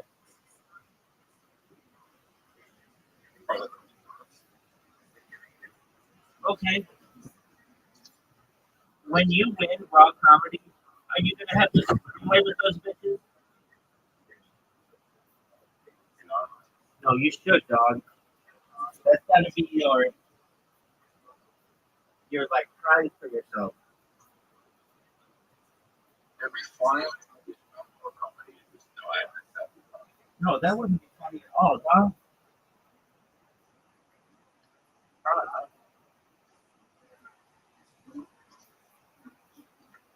I'm not.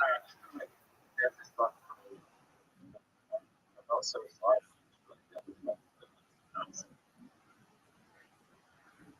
This baby.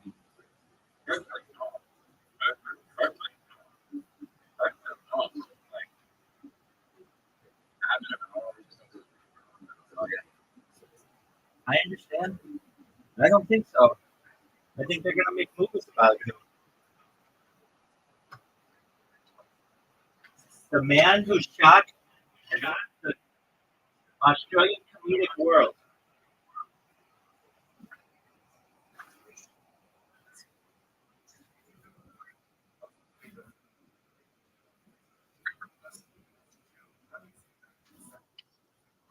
There's a chance. Dude, I know on my least funny fucking day of my life, I am 5 times funnier than you are.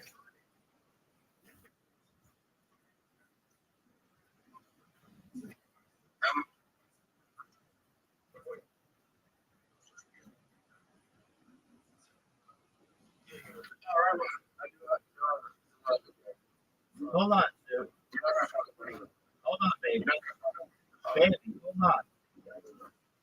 You got a joke? Let's see. Baby, let's hear it. Great night. I go back into the day. And I don't think that is the right answer anymore. I don't think it's trust me. Hold on, dude. Hold on. I can't hear you. Hold on, dude. Hold on. I can't hear you. I want to hear you. I want to hear your joke, but I want to give you a proper opportunity to be able to tell your joke. You're gonna think of that. Oh yeah, for sure. You ready to hear it? No. Just hold on. Just hold on.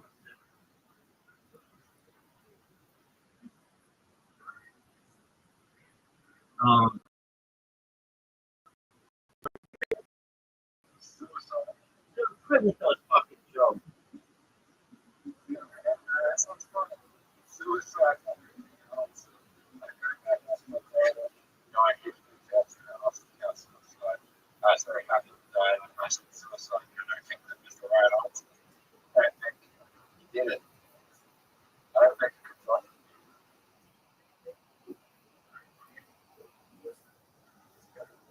no. Hold on. Is that bad? Hold on. Okay, let's hear your joke. Suicide is never the answer. I go back to my I get to the asking your hand on suicide. And I don't think that was an answer. I don't think you can trust me. No. If you're listening to me and you're in fucking Australia right now, I'm gonna make that whole fucking country shit themselves. If this is what you're sending as your funniest people, come on, dude.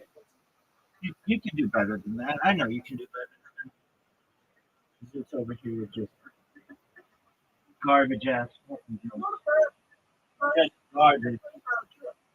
Dude, I know you can do better than that.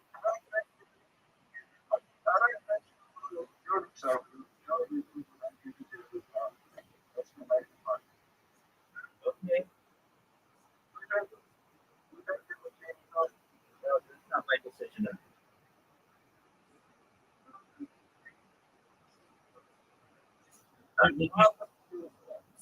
Doug.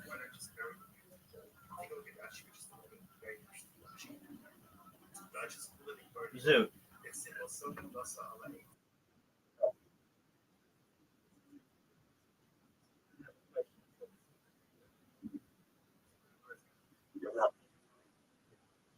Did you see what your boyfriend, Mr. West, came out and said that he was all fucked up when he said all that shit? What are your thoughts?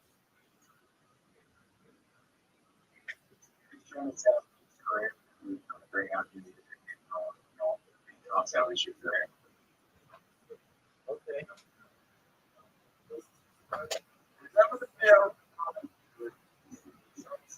Really?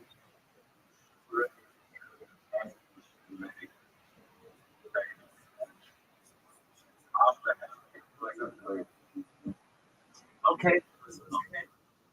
That's how you feel? First week going to say, yeah, for 100 years. That's the guy.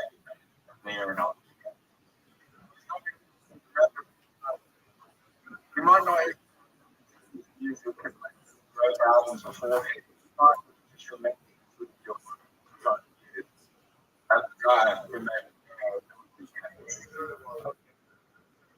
Well, I have a question for you. You ready? You think it's predictable? You think it's predictable? Word, my word.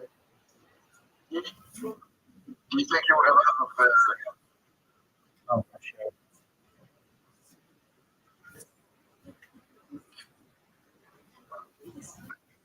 I don't think we're going to be able to be banned from Australia. I don't think it's going to be able to tour. He's banned from Australia?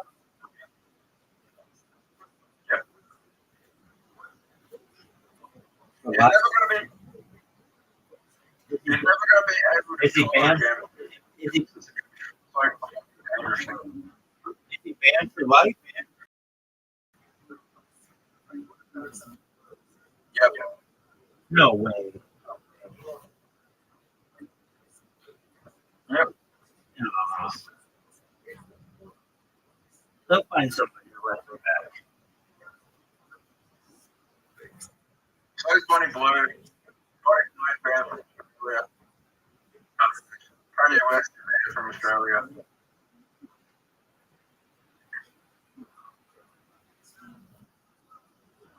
All right, we're gonna get to the bottom of this. If I was an Australian citizen, I'd Oh,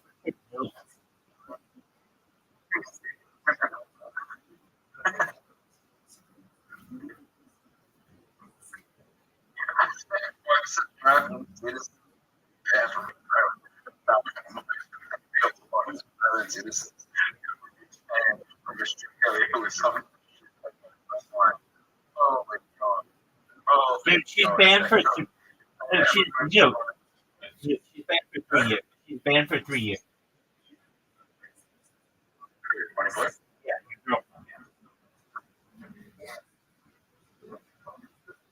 She okay.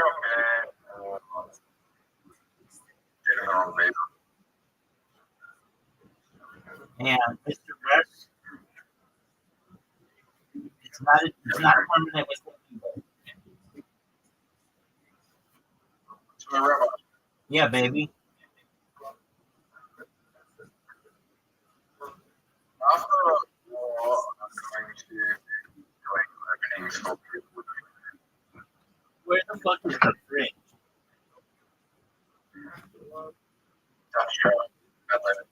Dog, that's right. You need to do comedy. And I'm telling you this right now, there's not a more shocked motherfucker on earth than I am. I hear your jokes, dude. I'm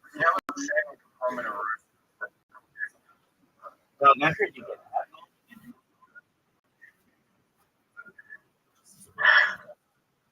Everyone gets it.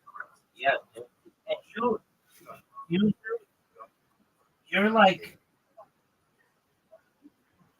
the fourth Uncle Bus doing comedy.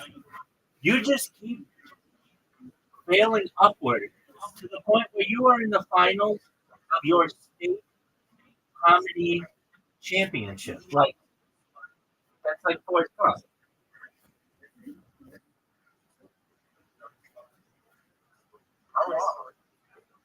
You already won, baby.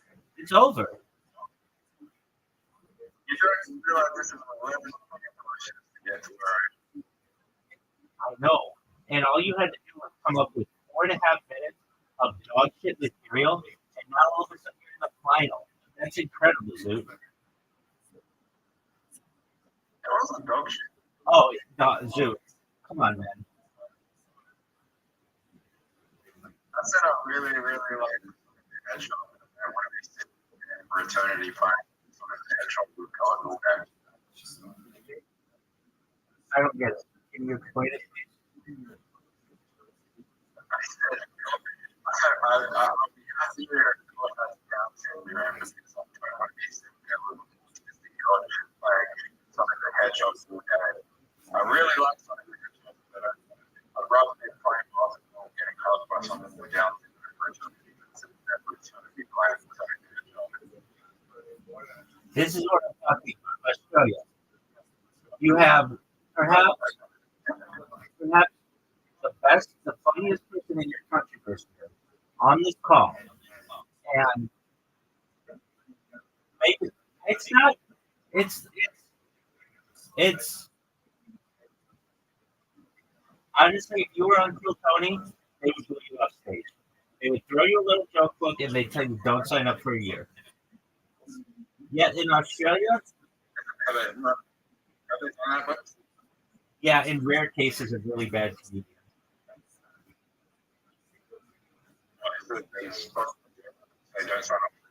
Yeah.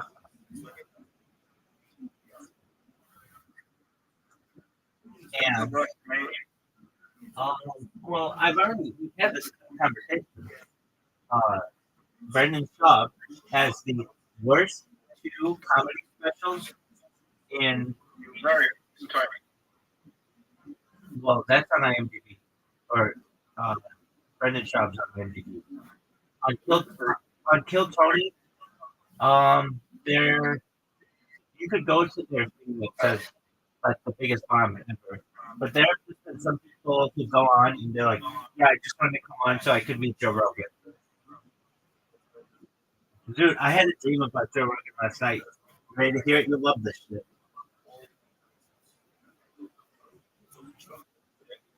All right, so I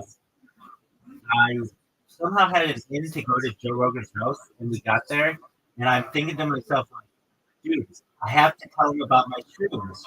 Like the second that he hears that I've been streaming for almost 5 years, like that's a big fucking deal.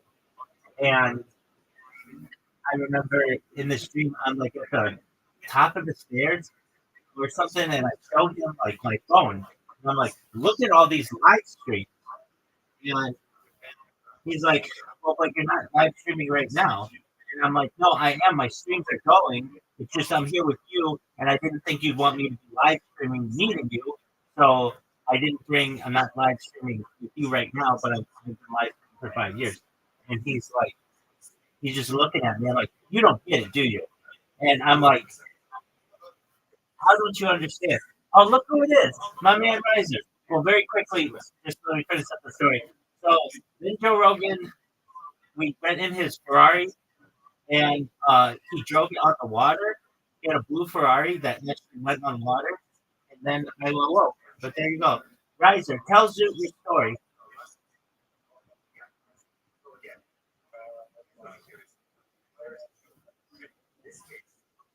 No, why can't I hear Riser? Riser.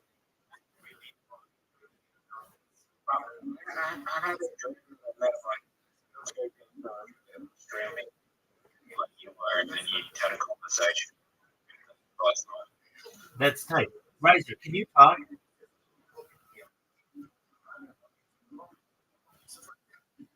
Riser. Riser, we can't hear you. Riser, leave and come back. Riser, leave and come back. Riser. Yeah, now we can hear you.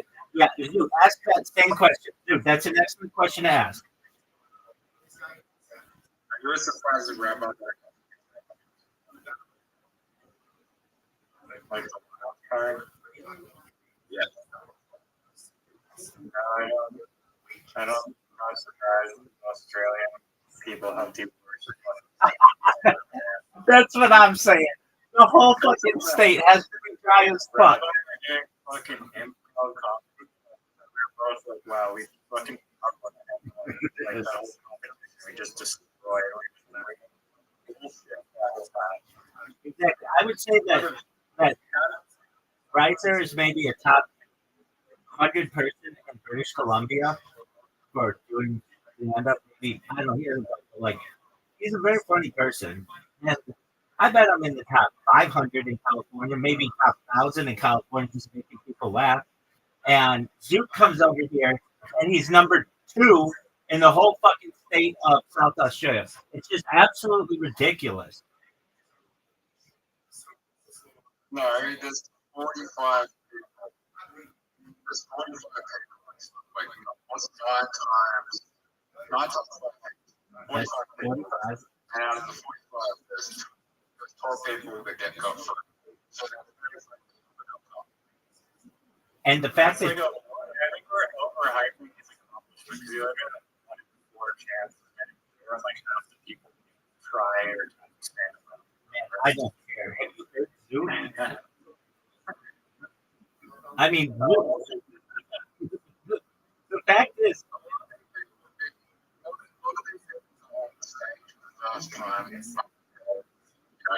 but your material is what if God has Down syndrome? Like it's offensive to like, I don't know, 50% of Australians. I mean, it's just like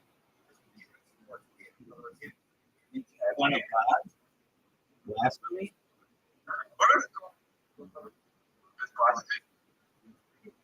There's an argument to be made.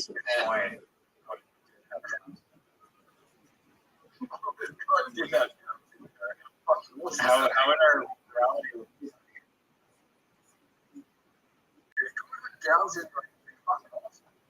Hey, Riser, did you know that they tried that in Australia as well? Let's see if Jude has ever heard of it. Jude, have you ever heard of a TV show in Australia known as Holy Moly, where it's like a mini celebrities from Australia? Holy moly is like a big location. Like it's a big Is it like cut or is it like? So they just took that name, Riser, and brought it, All right. You know, right? So they made 45 of those episodes, which is kind of a lot. There's not so much more you can do with that show. Yeah, I do. That it has a life cycle. Yeah. It's just good awesome. What up, baby? How are you? Hey, how'd you find out about It's me? going on down syndrome. Say, grant me 3 more wishes. Like, Oh, I'm not okay. a Well, join the genius. club. Are you in my Kind of Discord? are. You should be. You're more powerful than intelligent. And you should be able to. I'm in my Discord right now. What did you get? You also Yeah, I'll send it to you. Hold on, let me make sure you know. You know I stream another 24 hours a day. Okay, this is definitely. For Okay. World Peace? It's funnier if you Yes. start with, Hey, how did you find like, out? had Down syndrome. That would be awesome. That's all the reasons why. All right, well, Like, that's a here we super go. I'll funny send you starting point. an The way you're invitation. just now is like more. Let's go. Well, is it called?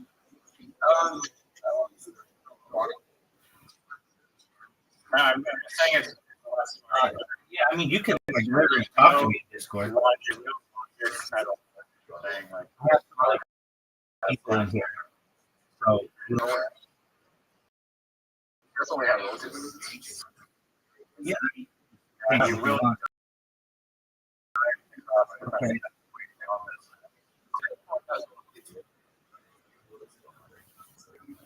All right. Hey, I just followed you. Follow me back so I can.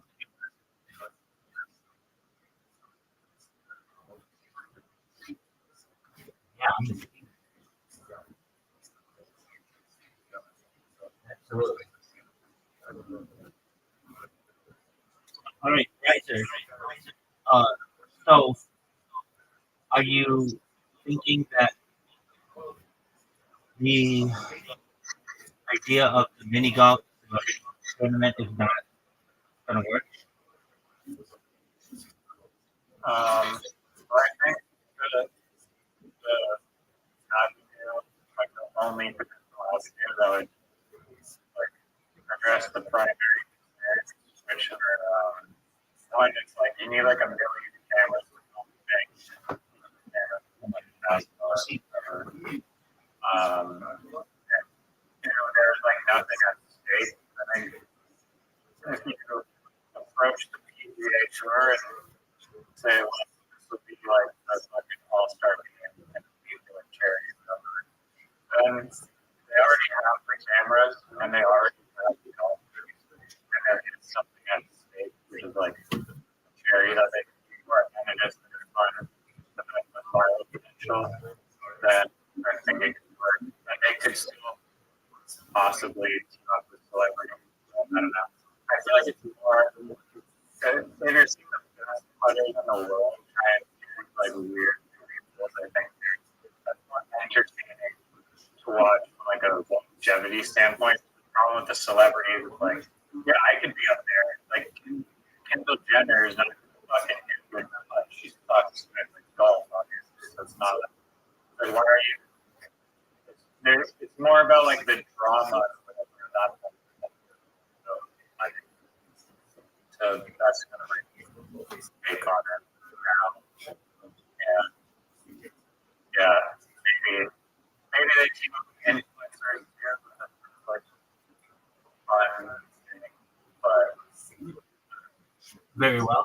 Or I believe Gord is my new friend from Twitter. Feel free to speak, Gord, if you'd like. is your first name now?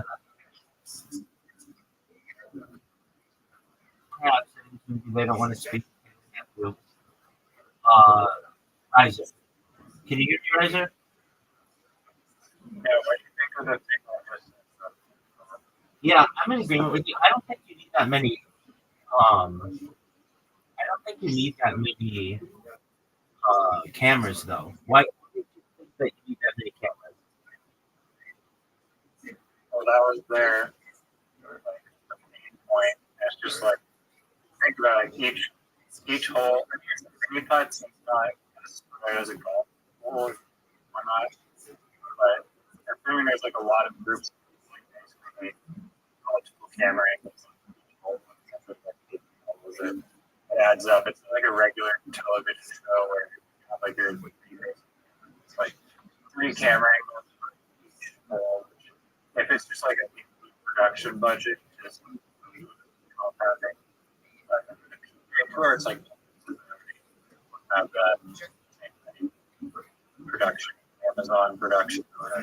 I think that was an excuse, that camera thing. Think about how many cameras they have just at their disposal. They don't have to buy new ones necessarily. They could have drones. You would have what, maybe Oh yeah, it's right. 5 people. It's not like you have to do those overhead shots that they have on in the PGA. Tracks the ball. Yeah, you don't need any of that. Maybe you could do it with 3 cameras. Range. Exactly. There's multiple groups that are going in hole, so you have to stories. Like you're trying to multiple groups going down the hole. So you need a sample of cameras versus but for ABC, that's like something for their budget. I can't remember the reason he was doing but there's like some production bullshit, like excuse how they get you like Yeah, I mean, one of them was the fact that it was cameras were just one of them. I think the big one though is that it just no pun intended, but its course, and it really did not have the need for. It had what 3 seasons, which is pretty good, and that's not a bad start. I'm saying like commentators, we have like Mike Tyson commentating it was time to win, so they everybody fucking thought about it. So, did you ever see? It was like a thing on ESPN with the indoor golf championship by Tiger Woods.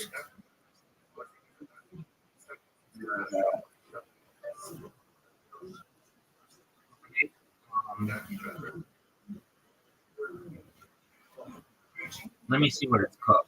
He owns it along with he owns it. Recent shit that I said, like TPL, like Chris Green, like the big area for real life shipping and cutting. Yeah, That thing sucks. That thing sucks. you don't think it has a chance? I mean, apparently people enjoy it, but I just think it's pretty healthy. All right, you think it's very healthy. Why do you think it's healthy? Like, I'm just so we're like a purist, like a golf Oh, purist. golf kind of. course. I mean, I just don't think that it's like, I don't know, like just simulator, like trust issue of like hitting on a screen and just like how active is that really? Just, I mean, I don't know. Also, just like the chipping around like the course in here, like maybe they change the height of the green or kind of just, I don't know, not pure. I get what you're saying. All right. So, I think that Nicholas would be rolling in his grave. he's alive. So, his future grave.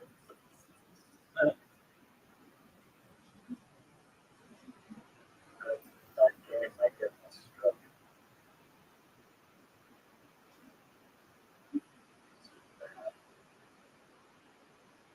Do you think that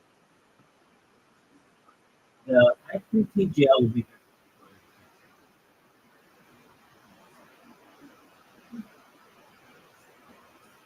No, I don't.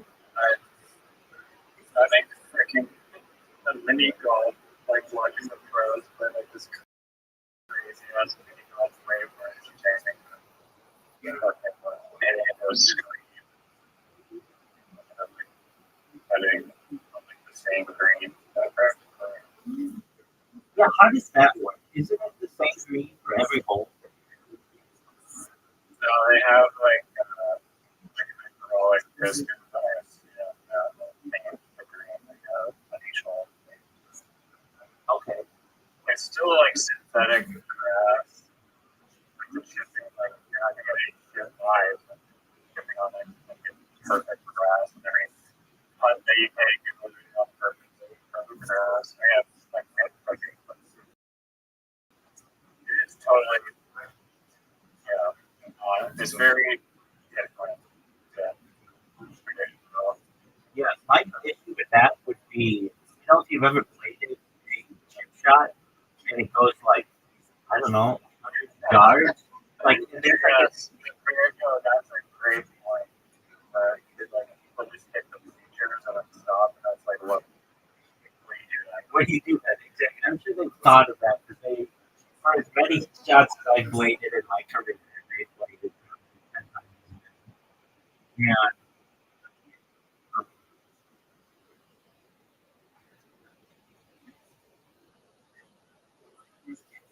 I just think that there's the potentiality that they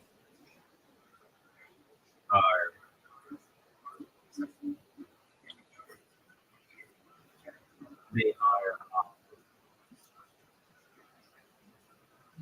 basically just like, I don't know how I would describe that. That type of environment is real. So what do? You play it as it lies? Is it considered an out of bounds shot? You have to go hit into the green. Yeah. They're out further away. That's the thing that like really is also stupid. Like, okay, let's say you're just outside the screen zone, like real life. You're now just like it's not like virtual reality where you're actually like have some illusion of like that. It's like when you're hitting into like a simulator, like you're hitting on a flat 2D plane. So like anything like that, like what is actually 50 yards, 100 yards, 150. I mean, maybe they have a number in the corner that's close to garbage, but then again, it's like I don't know. I don't think you were gonna allow to use the range finders. But regardless, it's still like you're hitting into the street, and just like if you've ever fucking once in your life hit this simulator, it just feels not anywhere like it's really we have to tune your brain a little different to be able to gauge how hard it falls like simulated. I feel like I got detracted from the root itself. There is a funny fucking reel on PGA, like there's a PGA tour at this reel I saw the other day. And there's this guy who's on a boat or something.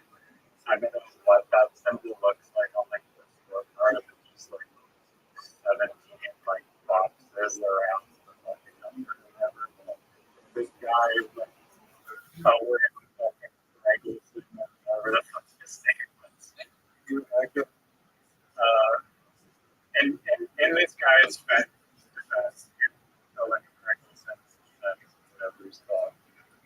The whole is just so rigged. Like it's like the most rigged cluster. So he's like he's like in a sand trap that's like fucking like 28 feet below like the green. Dude, what's in the hole? I can send you a video of YouTube, but it's just like this ridiculous. I'll look at Honestly, it's the most ridiculous. It's on their official Instagram page. I can post myself. There's like this, like huge, like 28-foot wall. This guy has to skip on to the green floor and so he like messes that up like twice. Okay, so And then this is a drops it to the other side of the green. And then hit on the green and then another chip shot. It's the chip shot under like near like one part of the green, and the crowd starts clapping. They're like, "You're a cheater!" And the ball like rolling like on a glass of the table, just keeps rolling, and falls down again, like down to 20, like slow. And then he's like, "Oh, yeah," and then he chops it again, and then he's like, "Fuck this," and then he like hits backwards on like 100 feet back from like the easy part, like of the green, which has like an angle and a fucking up ball, and finally makes it in. Like the announcer's like, I don't know how I could be done right now. It's for him for taking over for him. So, This fucking sand trap is the biggest sand trap I think I've ever seen. I've never seen DJ more really cold than that. I don't know what that is.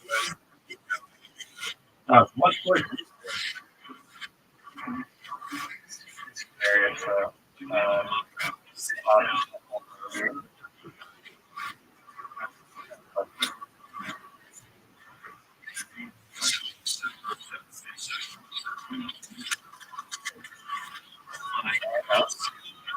Dude. I'm watching it.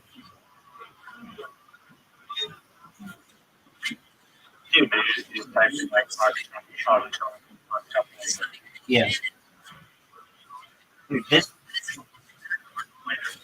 hole, it's unfair.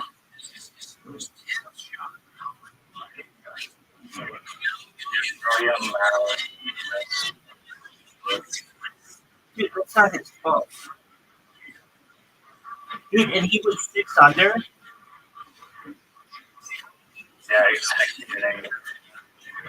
Did you see last?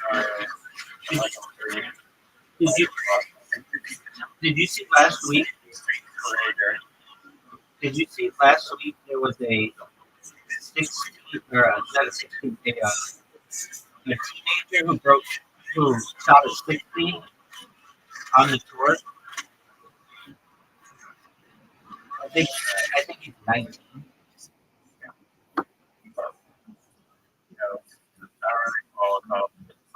What do you mean you don't follow golf closely?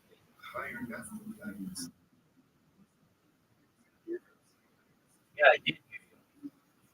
But why do you say that?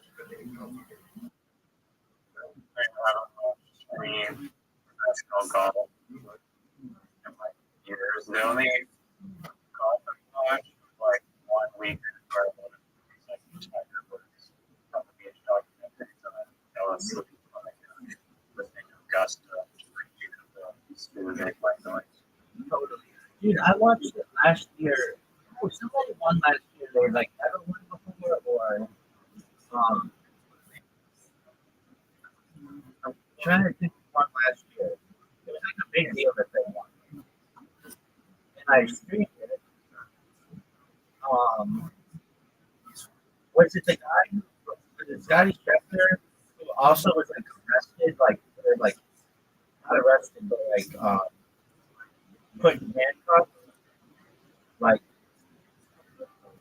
on. You remember the story on Thursday? They.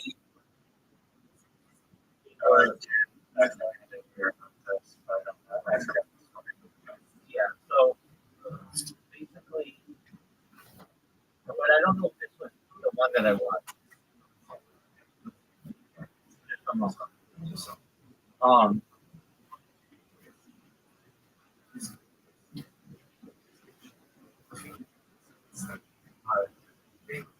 It was.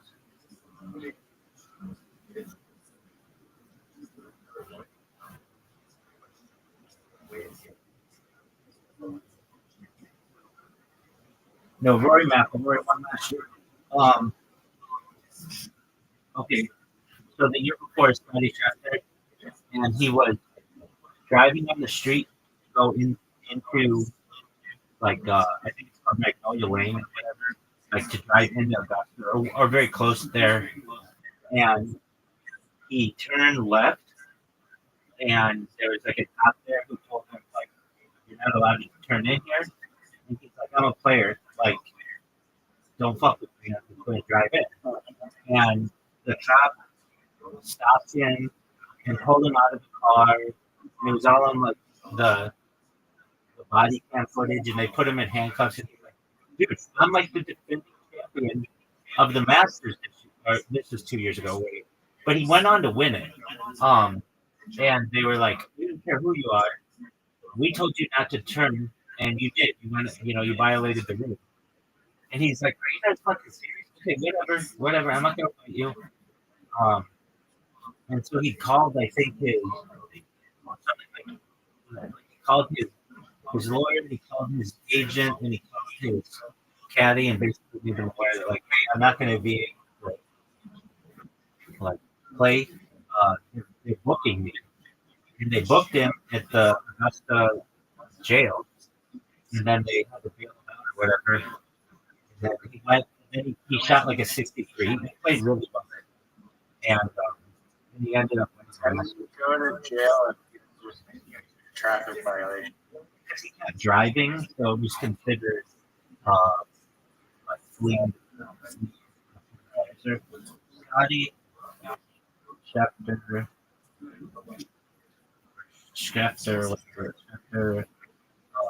Augusta, Cop.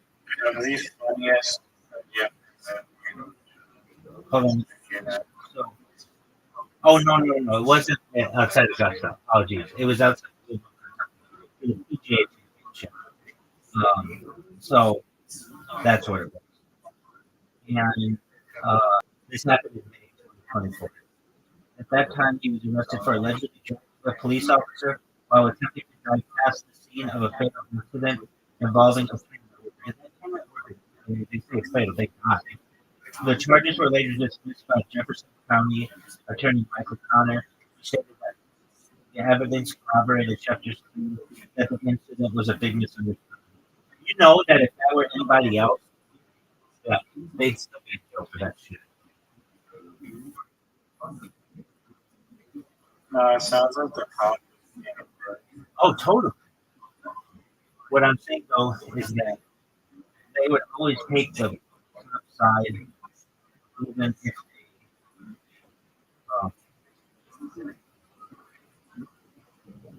it was the person was right. Yeah, I mean, you can talk about this later, maybe about shot recently. At the ice. Ice shot his gun for him and took it up, and the police were like, I don't know that. What are you saying? But people are. What are you saying?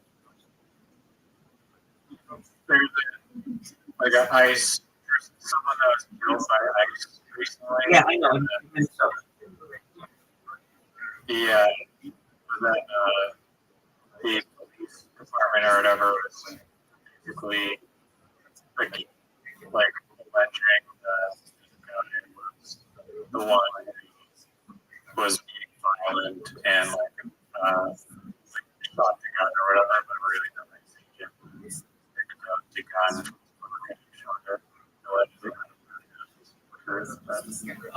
Let me just clarify. I watched that video like from different angles. It seems like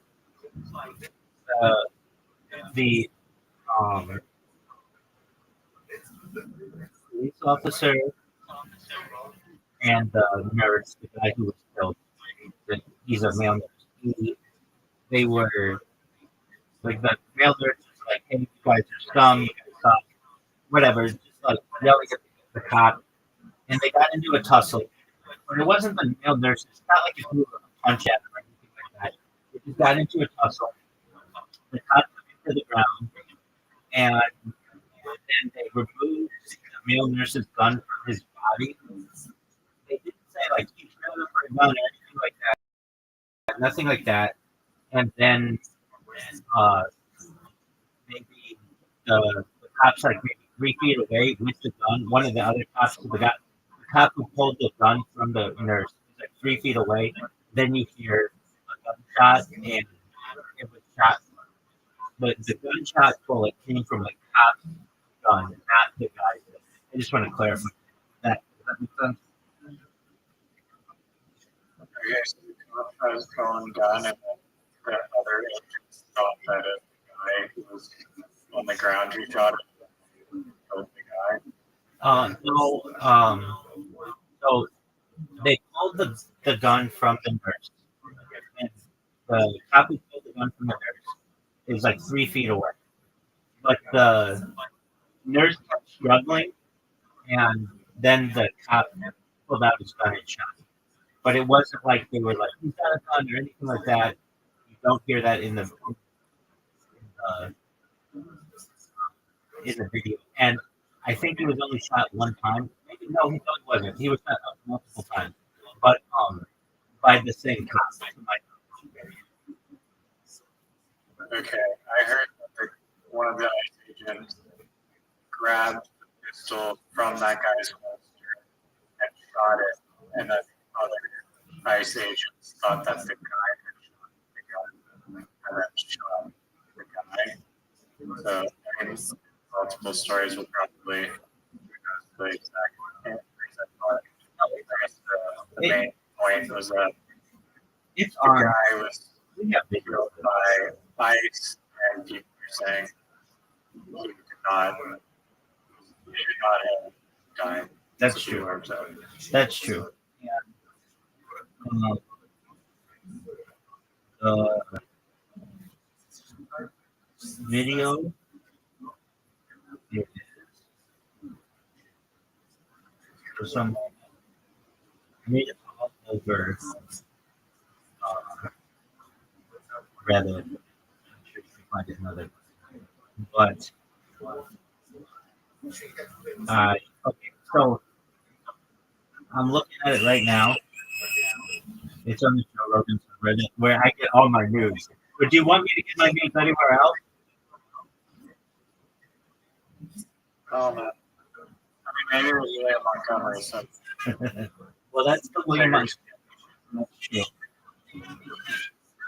So I'll tell you how many gunshots there are.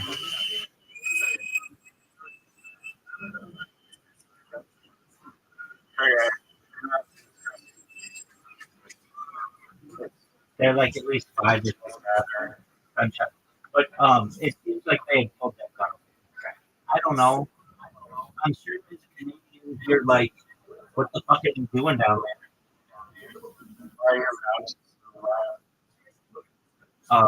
Yeah. It didn't used to be that way. I said this story before, but when I was a kid, there's a program out there called Drug Awareness Resistance Education, which taught you all the different drugs. If they didn't have there, I wouldn't have known drugs were a thing, but it was like a very, very popular thing in the United States. And, oh, you had it as well. Okay. International. There you go. And, Like a real cop came in and was like, yeah, I'm a real cop. that's exactly right. And we had the same thing. And this cop came in and asked, if we had any questions. And of course, the question was, have you ever shot anybody? And he said, at the time, now this was like in the mid 90s, before the North Hollywood shootout and some other things, but said he only ever pulled his gun at one time, and it was in a dispute. And it was basically they were going to have to make their way into a house, and he wasn't going in the house, but he pulled his gun out, and he was like hiding behind the wall. It wasn't like, oh yeah, we pulled our gun out like 50. Like if you actually cops today, they pull their gun out like so much that they have to keep track. There's at least in the United States and some jurisdictions, fairly certain. It's how the LAPD does it, and Orange County Sheriff. If you pull your gun out of its holster, it sends an alert to like the headquarters to say like, you're like might be in an altercation or something like that. That's but back then it was so rare. The thing that really changed that was the North Hollywood shootout, which I don't even know how much it. Yeah, it was two bank robbers who basically had a bunch of armored piercing bullets and armor, and it took like an hour. It's exactly like 52 minutes or 48 minutes or something like that for the cops to be able to slap these guys. But after that was in like the late 90s, and then 9/11 happened. That they changed everything. Um, and what do I mean by change everything? The cops used to wear like blue. They changed everything to black, and everything became very technical spotlight instead of like just like I don't know, like what you would see just like a public servant kind of a deal. And um, nowadays it's incredible. The LAPD makes a lot of money. They make with all their overtime starting pay is like 100. Well, without overtime, I think starting pay is $170,000. And with overtime, they're making like $250,000. And it's just it's a gang. There are literal gangs within the LAPD that have been publicized. They're very corrupt, extremely corrupt, and it's really unfortunate. Yeah, like well, for the and I was like really caught off guard. I did not at all.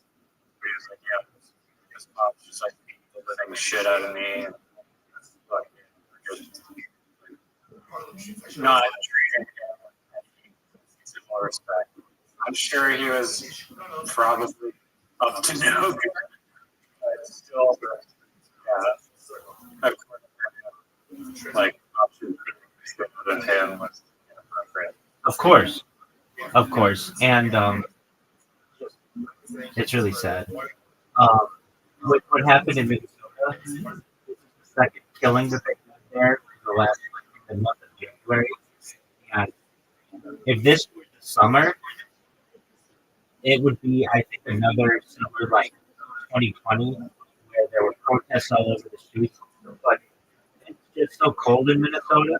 They still have big protests, but like I cannot believe like seeing the reels.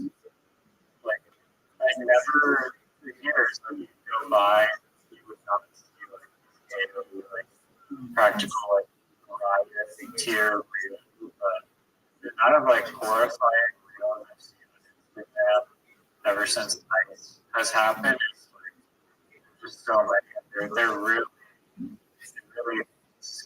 Like, I would not want to be in those situations because that is like but it's like it feels like a terrorist.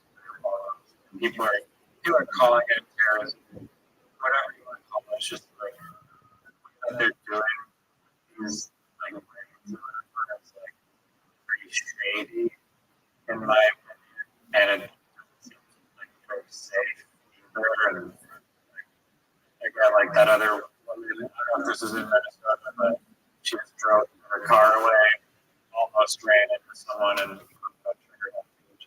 that earlier. exactly.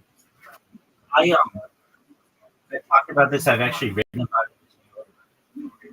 Had the discussion that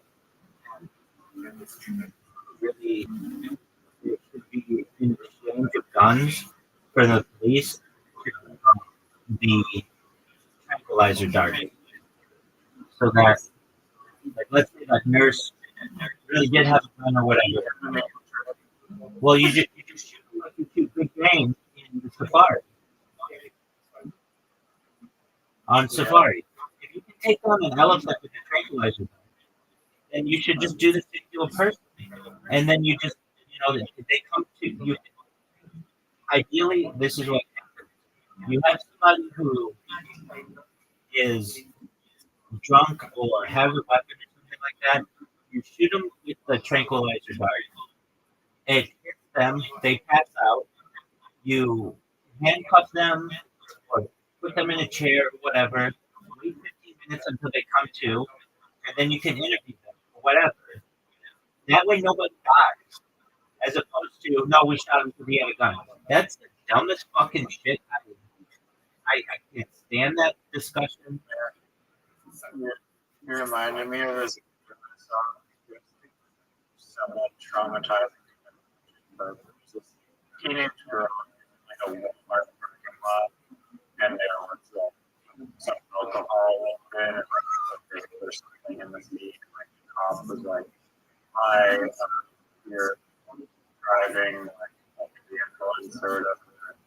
Like they're suspecting her of driving under the influence, and then they eventually saw the alcohol. The girl was like very like she obviously like she gave it away practically or the cop. But this girl was just like saying repeatedly like the cops like how scared she was and whatnot of the cops, and she didn't want to like she kept her point that she didn't want to cause trouble or whatever. But I think because she was having a panic attack, which I've been in every time I'm in front of the cop, I always get a panic attack if they're a dare officer, like handing him a pamphlet or whatever. I still like and when you're in trouble, you freak out. So this girl's having an anxiety trip, but she wasn't confrontational or violent in like any way. And yeah, she was doing another thing or whatever. But the whole thing like ended with like the cops. Like she was like pleading with them, like don't like. She was first like put her hands on the back, and then she was like screaming in pain, saying that she was a great hurt, and they like weren't helping. She kept screaming in pain, and then like eventually it ended up where she was. And they're like, well, we don't want to do this, but we're going to put you in a stretcher. She's like bleeding. That she didn't want to be put in like a stretcher because having her body like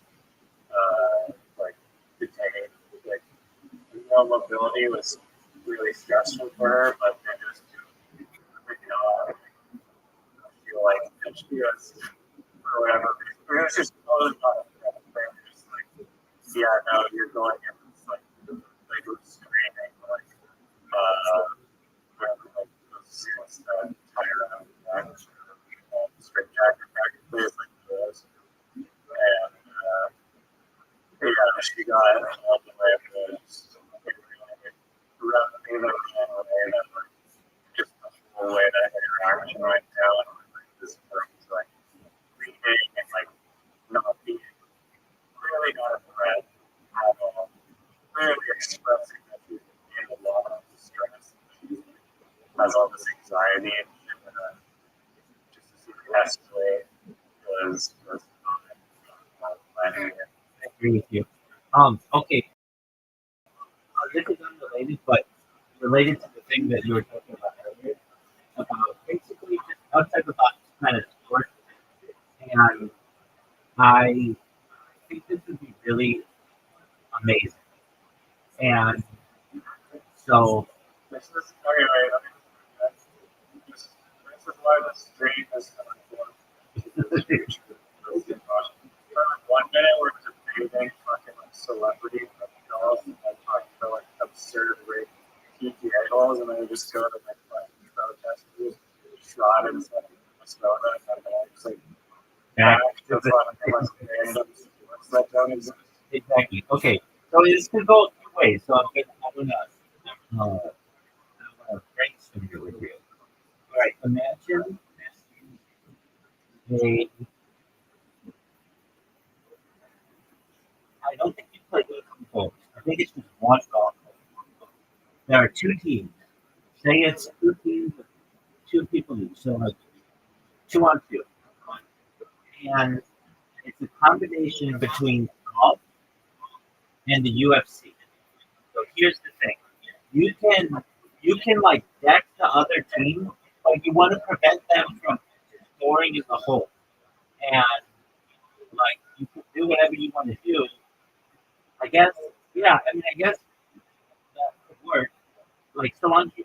other guy with like a golf club, and this is kind of a sport now that I think. Okay. This does remind me. Did you ever watch the? I don't know if they have this in Canada, but it's a show called American Gladiators. Anyway, Okay, so they basically had imagine like a basketball court with like with a barrel at each end, and you basically put a ball in the middle, and you have two guys run to go get the ball, and then they fight each other for the ball, and whatever guy can put the ball in the barrel wins. That should be a sport. yeah, I mean, it seems very similar to that. I guess the thing about those, like, those crime basically is like, I don't know, that's more essentially, but like, that, like, you don't even get to, like, they call them that. Yeah. So maybe you could say that you can only make contact with the other guy for 10 seconds. After that, you have to let him go.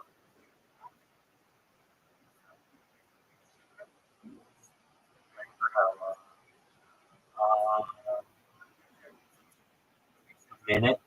Yeah, a minute. So like, I would do maybe, I don't know, maybe another 10 seconds. Just enough time that they are able to go get the ball. Um, okay, so imagine, I guess, you have them both queue up at the exact same time. And then they're just going to try to beat the shit out of each other. They do that for 10 seconds. But then they have to run to their golf carts, or maybe no golf carts. Maybe they just run those to the boy. And do you want golf carts or no golf carts? It's kind of funny. Stop living. Yes. Like, this is cool. Okay, so then they get in their golf cart. Just maybe I need it for my. Okay. And I guess you could make the golf carts like bumper cars so they can really fuck each other up. And then they just gotta get the ball in the hole. Now, I think you can make a rule that you can't touch the other guy's ball. So wherever it is, just, and it doesn't hole, right? Same hole. So imagine, have you seen, I think it's Pebble Beach, not hole 6, or like TPC at Sawgrass 17. Do you know what I'm talking about? Absolutely. Okay. So, you know what I'm talking about? Pebble Beach number 6, hole 6. It's like it goes right off into the. It's a par 3, but it goes off into the ocean. Right.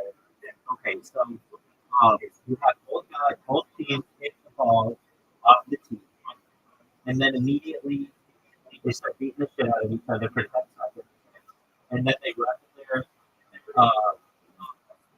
their golf carts and drive down there as quickly as possible, and then try to. Okay, there's that. Well, so what if you just throw it into the ocean? Or you can't do that. Okay, what about just golf between just one-on-one golf, and you can hit as many strokes as you want, but the object is to get the ball in the hole faster than the other person. That seems like it'd be a speed golf. Yeah, that seems like it could be a really good sport. Think about it. I don't know. I mean, I haven't heard of these that are like really like sprint tomorrow, and they're like sprinters on it. Okay, Although those big silver thing.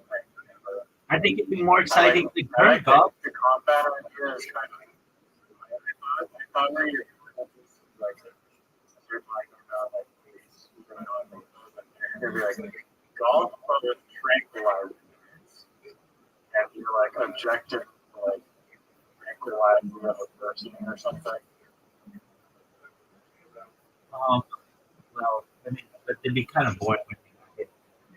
Okay, think about golf today. It's pretty boring on TV, but it would be a lot more exciting if you had guys who hit the ball off the tee, and then it was a race to the ball, and then they could hit. Sorry, your idea of Amazon, it's not good. But basically, imagining a golf course that's like on the land, like traps and shit, and like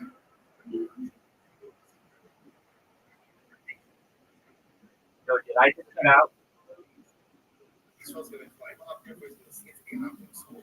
And if the apple is gonna be medicine to everything with the body, less discovered by these.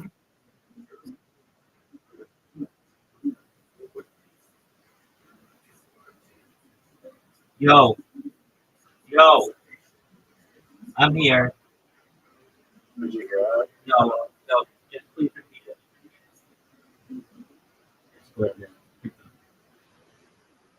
Just saying, like, like a Japanese game show where there's like all these like hidden obstacles, like the golf course, and that's like Well, fucked with the whole time. if you knew anything about Holy Moly, that's what they did.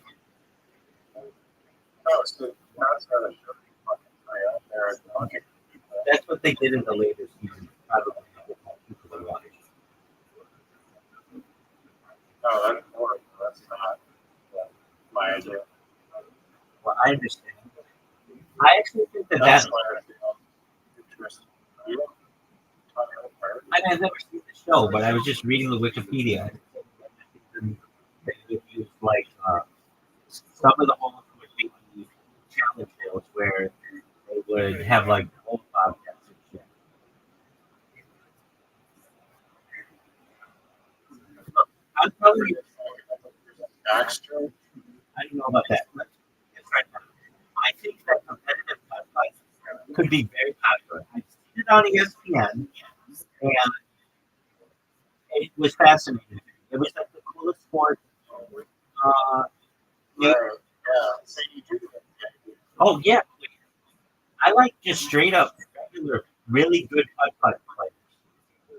Yeah, I've seen it. I liked it. With those people, you want to do it. They do make some money. Nobody knows who Well, right. How much If you're interested, you know, here's the putt putt championship grand prize? The putt putt players are the short. Yeah, but it's not a lot. Mike Tyson versus Muhammad Ali.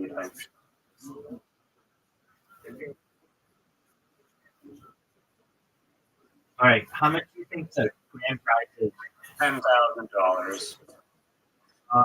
So they used to do this in the 1950s. Up until 2001, it was $50,000. And yeah, and they have this. It's called the National Putting Tour, a prominent U.S.-based tour that hosts such events as Cosmic Cup, Duke of Putting, and Golf Mart Putting Championship. The 2025 SEC Cosmic Cup was run by Brock Gillespie, and the tour has been featured on ESPN. The American Mini Golf Alliance organizes events like the Show Me Putters Championship, Tennessee Open, and the Mossy Creek Masters, offered with multi-round formats and points toward national ranking. U.S. Pro Mini Golf Association, an affiliate of the World Mini Golf Federation, and that hosts the U.S. Open Masters tournaments. I'm telling you this, I think that a few sports are not getting their due, and those would be putt putt or mini golf. Also, frisbee golf. I think frisbee golf could be really interesting Also, Ultimate Frisbee. Those have you ever played Ultimate Frisbee? Yeah, It's fun as fuck. yeah, there's, I don't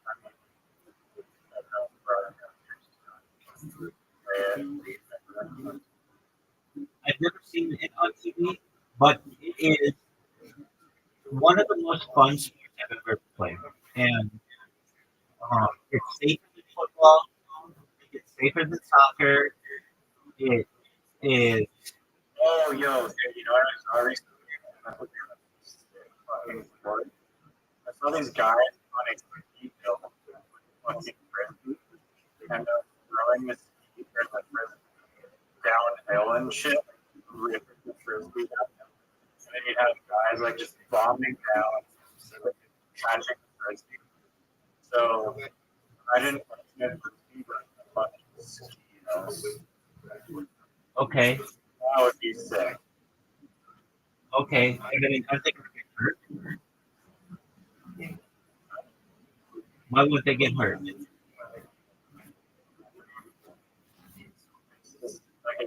you're pretty solid on skis. Like if you're a good skier, there could be Oh, I didn't know. issues, but it's gonna be I didn't know you meant that the ski hill has snow on it. oh yeah, no, they're skiing. Why would why would you call why would you call it a ski school?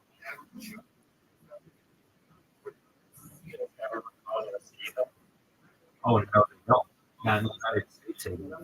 They call it ski school. Yeah, well, no one calls it that. You never called it a ski school? I've heard the term, but no one refers to it as a slow movement in my life. You don't Only heard of it. you don't ever hear anybody that says, let's hit the slopes? Yeah, that's a idiom reference to ski laws. Okay. We're gonna look this up. Are state ski hills American ski slopes?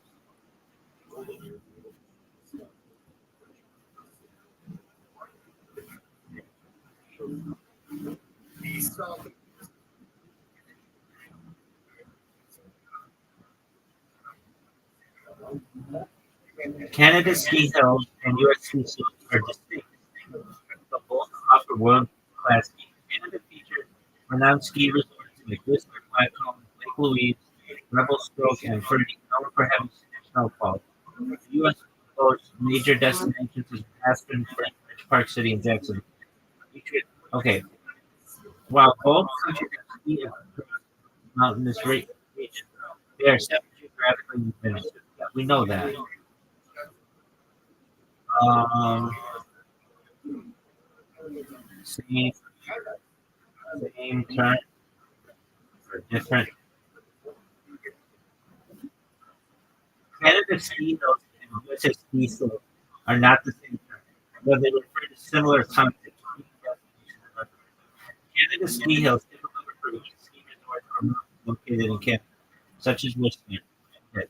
U.S. ski slopes refer to ski areas in the United States. While both terms describe ski destinations, the geographic distinction is key. Okay, so I think it is the same. It's just you call them ski hills, we call them ski slopes. Okay. Um, what I don't like about the sport that you just said is it becomes a winter sport then. I want people to be able to play this anytime. Like some ski hills are like here practically, or they go until July. Yeah, no, but it's still a winter sport. You don't play in the winter. Fuck yeah, you do. People play year round. California, Florida, Arizona. They're not in right? That's true. But Basketball, all these winter sports have their own season. They don't go year round. golf kind of does. I mean, you can, I think that helps is being, like, imagine like being a, like, drone, like, really anything. At least for like brief, but Okay, can I tell you something that was unfortunate for me today? yeah. Okay, so um, Twitter, in order to live stream, like to get that pink thing that you see, you have to have a premium account. However, there was a workaround that I found that if I used an Android device, I could live stream without a premium account. And they just closed that loophole today, which was disappointing to me because that's a really good way for me to be able to advertise myself. And so then I tried on iOS, and loophole still exists on iOS. So I needed to change up my devices basically. So now I'm live streaming on an iOS device, but they closed the loopholes.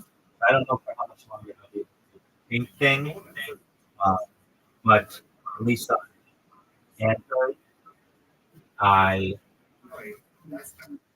my bot doesn't work anymore, but on iOS, I didn't create a bot on iOS, but I'm live streaming on iOS. I don't really care about that, but I just wanted to tell somebody. All right. All right. Other sports.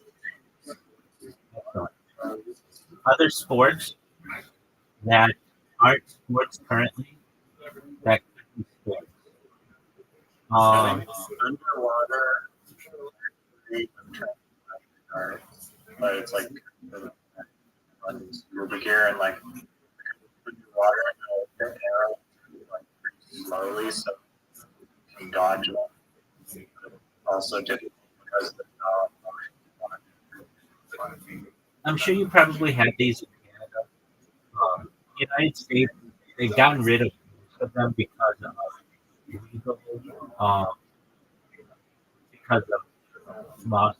But basically, I would say that from like the 1980s, 1990s, and 2000s, they have like, you know how some tribes would like, they'd be called like play places. Basically, like a thing with tubes and a ball pit, like a, I guess like a Chuck E. Cheese would have, or like a McDonald's or something. Do you know what I'm referencing? Okay. Um, so did you ever have like playgrounds with tubes, like plastic tubes? You take your shoes off and you, as a little kid, and run through these tubes. oh, yeah, McDonald's. I guess they have them in McDonald's, yeah. Okay, so you know what I'm exactly, exactly. So imagine that, but for adults, and you have to have the fastest time. What are your thoughts? It seems not that original, probably like more, I guess, a little different, but it's already agility type shit. That's true. It's a, Fear factor, the thing that really has taken its place of fear factor. That's probably very successful. yes, it was. It was very two different versions. The new one just, I think, started today. Johnny Knoxville. Yeah. So the second version of it, Chris posted, and then the most recent one is on Fox, and Johnny Knoxville posted it.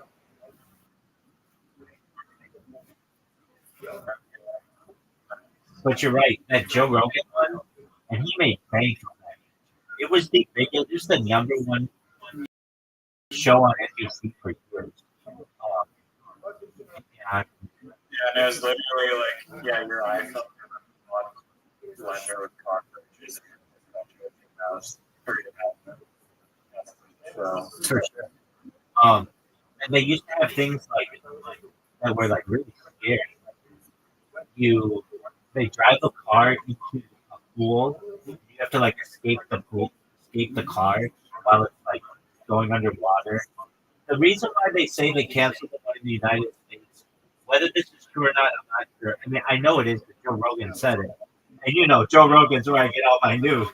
But no, I mean, I don't know if what they did was the censors canceled them because they made people drink horse cum. And that was like the line, Fear Factor. I'm still surprised. Seriously? Yeah, they made these women drink horse, and that was like a big thing. Dude, Fear Factor, when they had these giant spiders, and they had like those fucking spiders, and they had the Madagascar hissing cockroaches. They would just freak people out. I remember watching the show being like, that shit is so. I would never do any of that stuff. I know you're not a big Chappelle Show fan.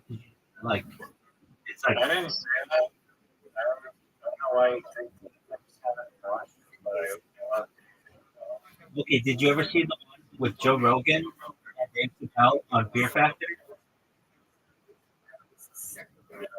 haven't. I've only seen like a very small amount of Well, no, it's not a Fear Factor. It's a Chappelle Show. Okay, well, I've only seen like one skit.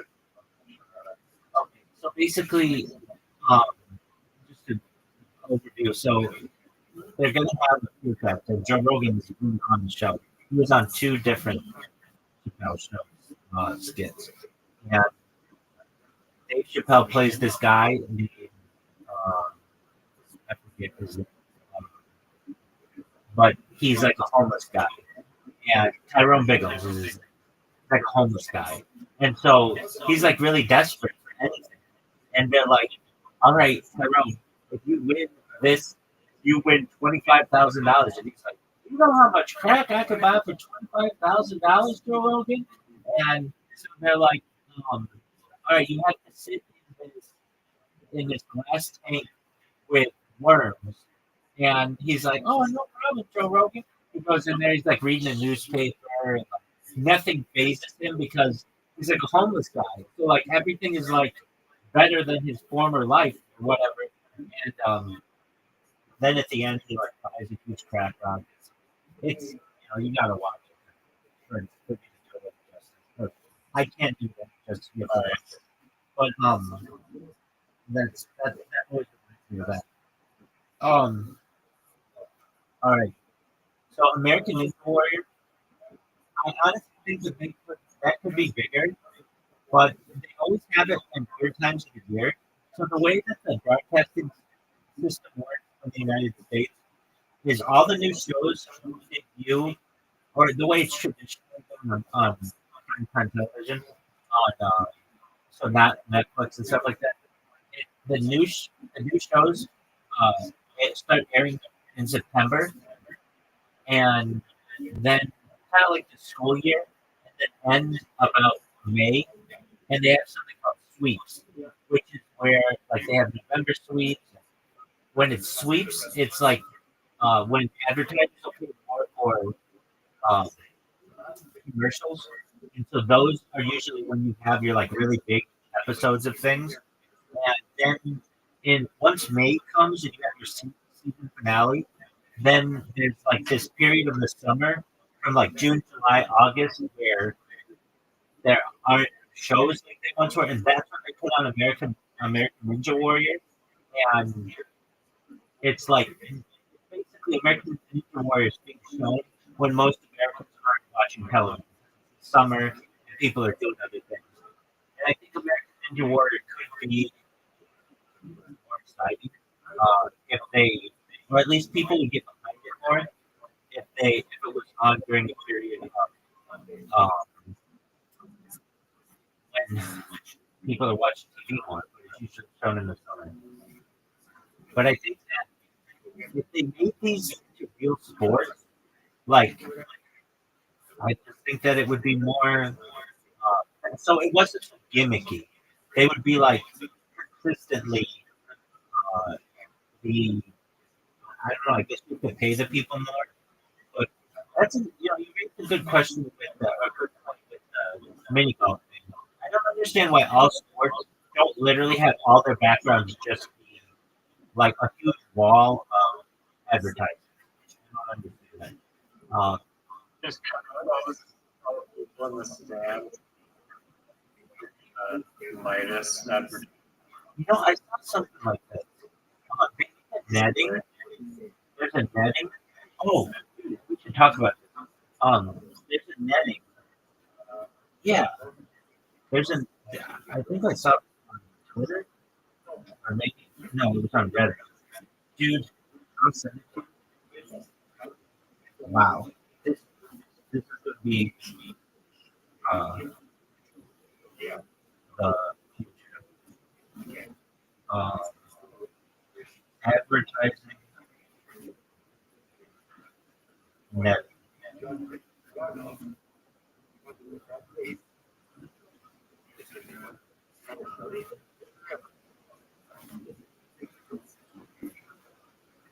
Advertising net.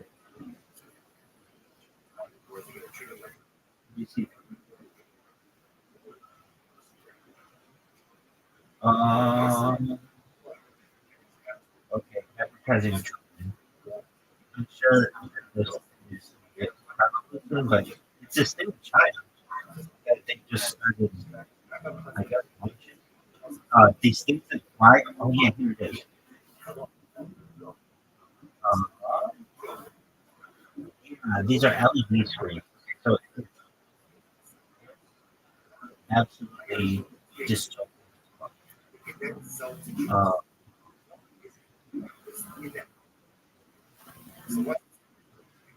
so I'm sure you could imagine like a drone doing advertising. But this is like an LED screen that the drone pulled up above the city. And let me see. Oh, yeah. Are we advertising your subreddit? Uh,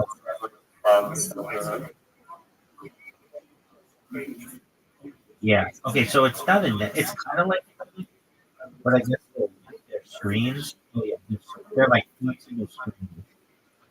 All right. Um, let's do that before though.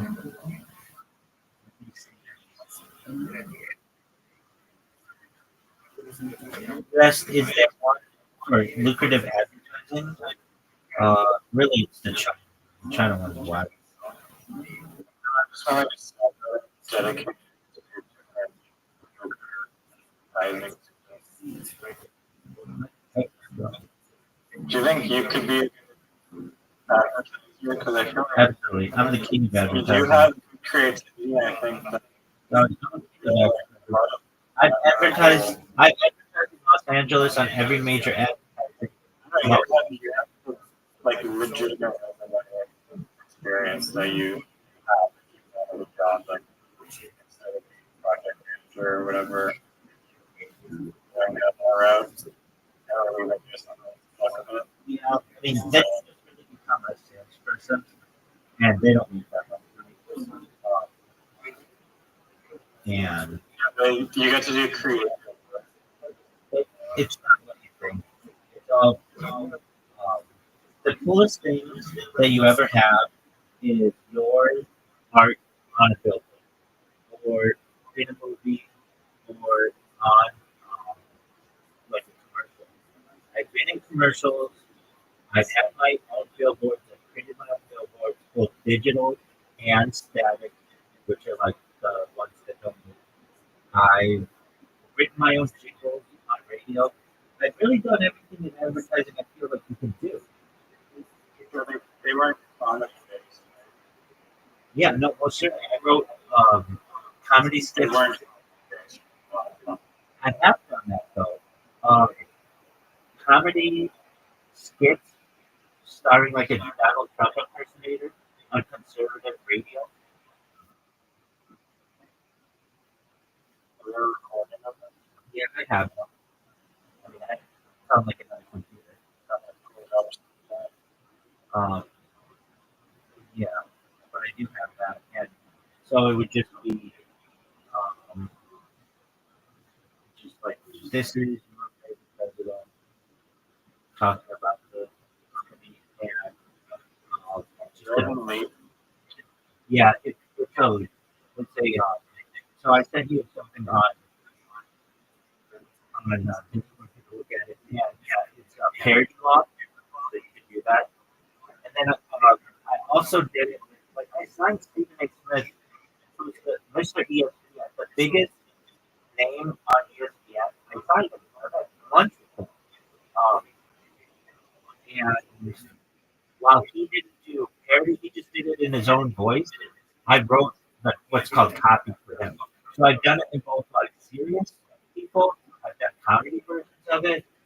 Um, the first radio ad I ever wrote was um, was sort of so the way we started it was uh, we wanted a sexual aspect to it, and so because like no one had ever heard of this service before, and so it was feeling dirty, need a wash, mobile wash, brings the car wash to you, blah blah blah blah blah blah blah blah, and we I remember I went to school that like that weekend. And I was like, hey, I'm gonna. So I went to some guys that weekend on a Sunday, and I was like, hey, I got this radio ad that's gonna air tomorrow, and uh, I but like so. There's this thing amongst the Orthodox, especially amongst like this is the Pacific one, especially that you don't always hear a woman sing because a woman singing can cause like just like basically sexual violence. So you want to avoid that. And I said, hey, I got an advertisement I'm going to play, but don't worry. It's a woman who says the advertisement, but she doesn't sing. He just says it, and it's not a prohibition that I played it. And so we found there's like this like time of my life where I have like all of these specific rabbis around me, and we're listening to this jingle basically, or this one was this was an advertisement, and they were like, "Hey, you're getting this on the radio." I'm like, yeah, it's a big deal. And then we just grew up in there, but it was very funny to be like, even what I could like play for other people has to be somewhat limited. Um, and so I've done. I'm trying to think of anything that I haven't done. Um, the one thing I never was able to do, perhaps, is have product placement in a movie, just because that's really really expensive. However, I was able to help to sponsor events associated with movies, like Once Upon a Time in Hollywood. In fact, one of my employees, went to one of the premieres of it, or a screening of it, I should say, and sat next to Quentin Tarantino during his movie. Um, and I gotten, uh, I've been able to put uh, product placement in rap songs. So there's this famous Armenian rapper who was having a concert at the Kodak Theater, which is like I think Dolby Theater now, but basically where the Oscars are held. And we had him put like like a line in his song about getting his car washed from our house. Um, so I mean, I think I've done it all. Now I've done it all, but basically what you can do now. Did you see what I just said? Yeah, trying to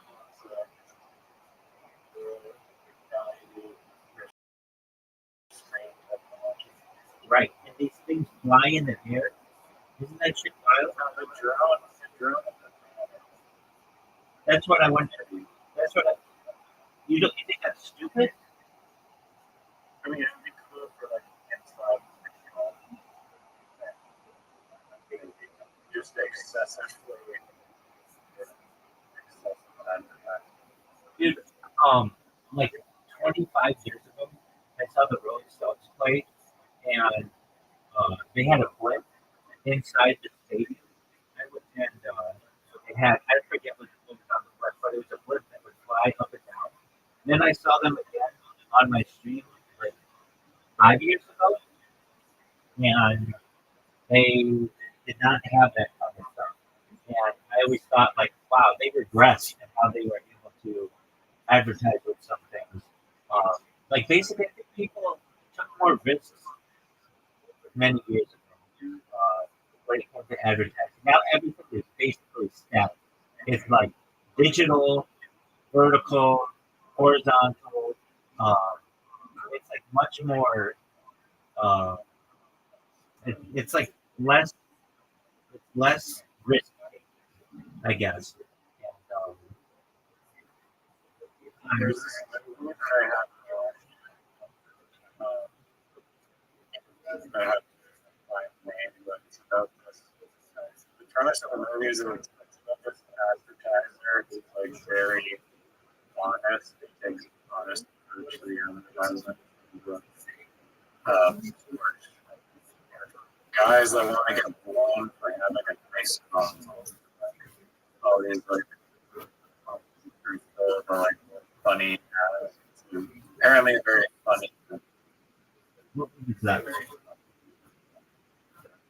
Trying to find the title of it. Sorry.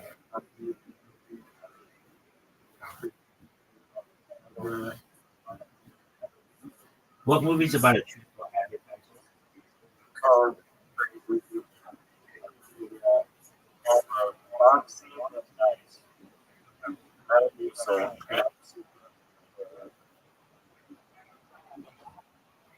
If you watch the trailer, All right. Back to your community college idea. I think that it is. let me read you something about that. And this is also actual comparison, but this is why I hold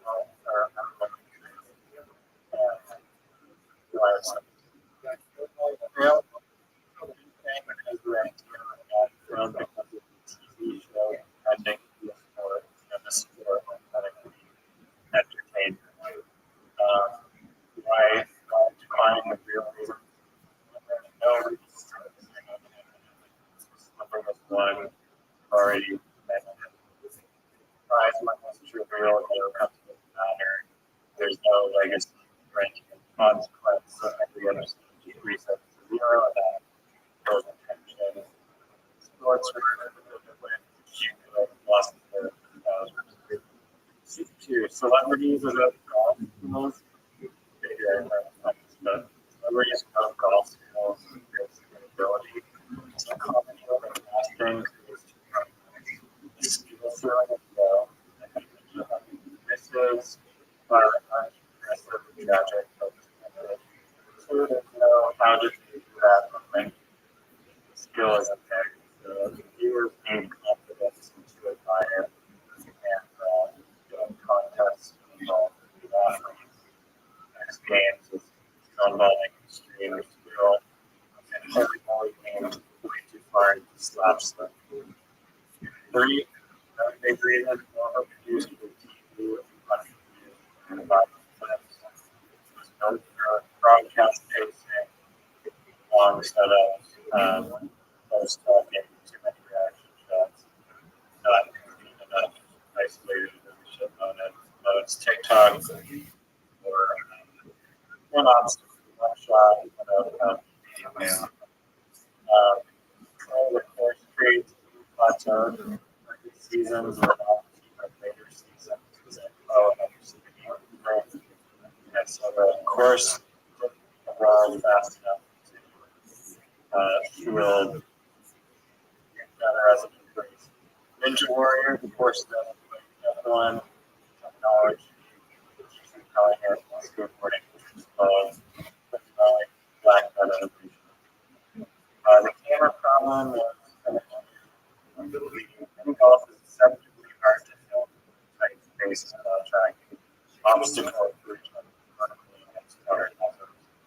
felt there was more camera cost and complexity and a redesign of those more camera. So that's what I'm saying are the biggest reasons would make sense.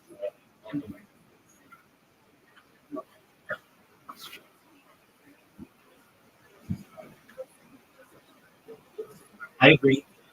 I especially agree with the part that you said. It was something like it was sport for TV, or it was just entertainment. It wasn't really a sport. The legacy aspect of it is big. I think that was an excellent point. Like, you want to be able to follow a guy, and also the fact that they use celebrities. So There's no continuity. exactly, and imagine if there's an NBA without continuity. It would stink. It wouldn't last. People would just feel like half the reason why the NBA lasts is because you have dynasties and continuity and the off season trades and things like that. It It's that's like a celebrity basketball team. There's no basketball. It's like the main focus is shifted away from like again like a big point of like sport transitioning into entertainment versus an entertainment gift show that's protecting sport. I think that's a good like I'm in agreement with you. What is the simplest sport that you could think of that? Dude, have you seen? It's called. I think it's called car fighting. like whatever is MMA, you can't punch but wrestling. I think it's a really good. And then also, have you seen phone boot boxing? No.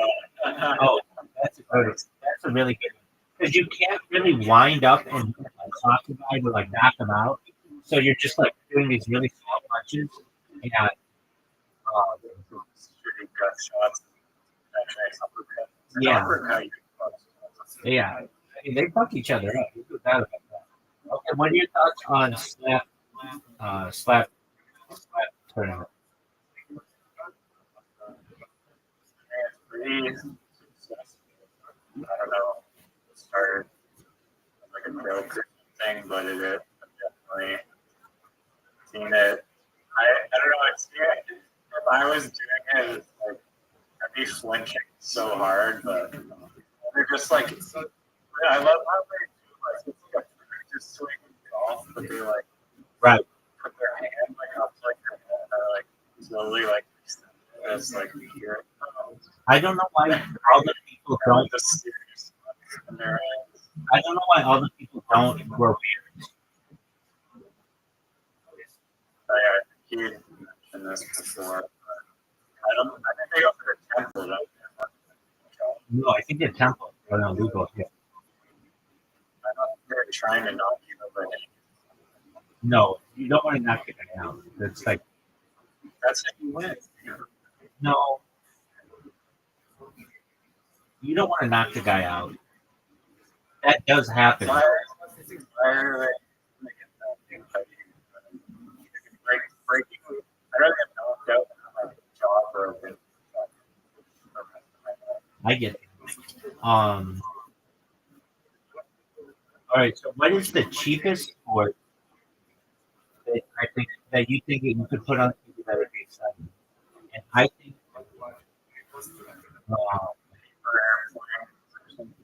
You have to like shoot people. what about paper football? That I think would be fascinating. Like the hockey with the quarters on like Montana tables that you play. I don't know, maybe you're not giving me enough reference. Montana Steakhouse. What's Montana Steakhouse? it's just this restaurant. They give you like, or they have like paper that they put over the entire table, and they let you doodle with crayons all over the table. So we're Like tic tac toe and like Hangman before waiting. It's like one of the most genius marketing tactics for a restaurant I've ever like. You can't. I've never seen a better like family marketing strategy. okay. You know what paper football is, right? Yeah, it's like a tank just make like the origami football. Yeah, exactly. I don't know, understand why that's not approached. When I was a little kid, we used to love to play that. And then like you just play on like I don't know, card table or something. And that gets really like I think that okay, why wouldn't it be professional? Dude, you know what I watch all the time when this guy comes in here is ping pong. We watch competitive ping pong all the time. There's this friend of mine who he is he is the most degenerate gambler I've ever met. I'm telling you, Riser, I don't think you haven't met him, I don't think. I know. He bets on like he bets on Argentinian women's soccer. He'll bet on like Malaysian ping pong. He'll bet on he just bets on people playing video games. I've never known anybody so good. He'll bet on people playing 2K basketball. He has no idea how good they are. So anyway, we've been watching a lot of ping pong. As he comes in here and I tell him how he is blowing his he just had a child earlier this week. His wife just gave birth on like or on the 21st, so like late last week. But anyway, I've been watching a lot of ping pong, and ping pong is a sport that is when these guys get good, it is absolutely fascinating to watch. And I think that you're probably a little too young for it, but ESPN used to show this stuff, and I'm sure the sporting network did too. That they'd show like random ass sport, but then they changed that to just being big sport, and it was just competition. You know, I love ping pong. Playing it. There's this reel that I saw where it's playing up on the game, and it was pretty cool. It wouldn't work as well. Perhaps it could be. Right. It could also be like tennis, like, I don't like sports where you need a lot of equipment. I don't think that it has much large scale. The fewer things that you need for a sport, I feel the better opportunity it has. I guess it's like a site or something. These reels I saw, it's always like the same fucking like meme cap. It's like at the very top. It's like, staying up till like 3 a.m. Late for work tomorrow, tired from work because I'm just busy watching. And like the German TV sports, they do like the stupidest competitions. It's like the competition's like who road like up in the air and catch it, or the one I saw recently was like who can fill up a glass of water to the top and they're spilling. That's a good one. That's a good All one. these like really like activities, but they like really it's so funny. Like I could not. I was laughing so hard. I'm looking for water because it's so stupid. Like, but I like but funny. That's um I know we talked about this before, but Vegas Vacation, where Chevy Chase he loses all of his money at the serious casinos, so then he goes to the casinos that they play like all these weird games. Have you ever seen this movie? What's it called? Oh, dude. So Vegas Vacation with Chevy Chase is one of the vacation movies.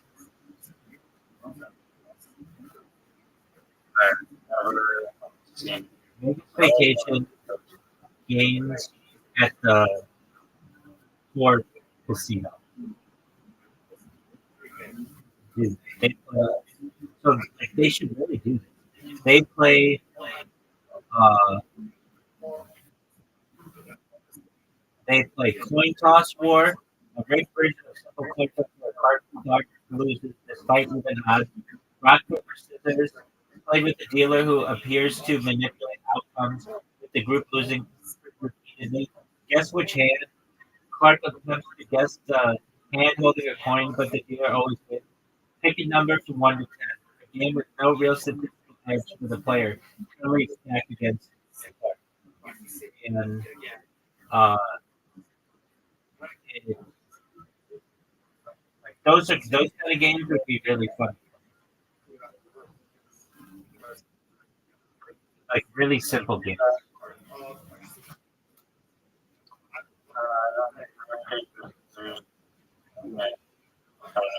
You don't think rock, you don't think rock paper scissors would be fun to play? Or what about a thumb war?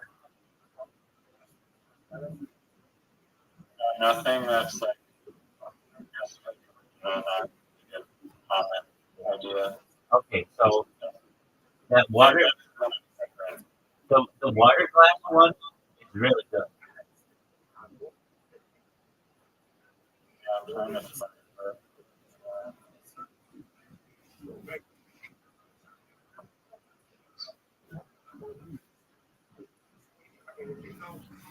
There's this game. I'm sure you've probably seen it. So Michael Jordan is like a giant degenerate gambler. I'm sure you've heard of it before. In he's in debt to a bunch of different casinos for like millions of dollars. And what he basically says is he'll like go to a casino and lose a bunch of money there and then not pay them. And he'll basically be like, I don't have to come back. Like, if you want me there as Michael Jordan, then you'll get rid of my debt, basically. So he had this game that was, uh, it's, let me think of it.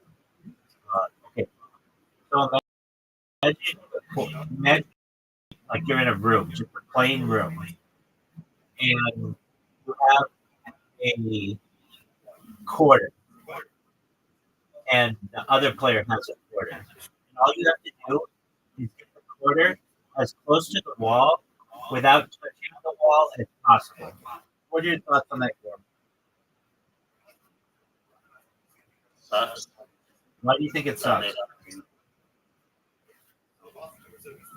So you have one just some type of for this one's very risk. You have a pretzel, you have to it's the the most symmetrical. That's that's good. Like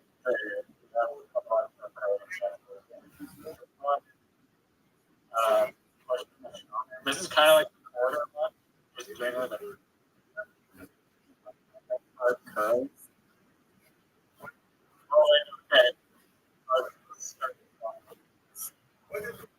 This one's very. Can you hear me? Yep. This one's really too close. The quarter, the shopping cart, I see it. and they have. I'm watching it right now. That's really good.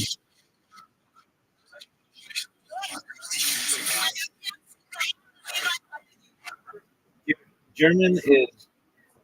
It's funny to watch them celebrate that.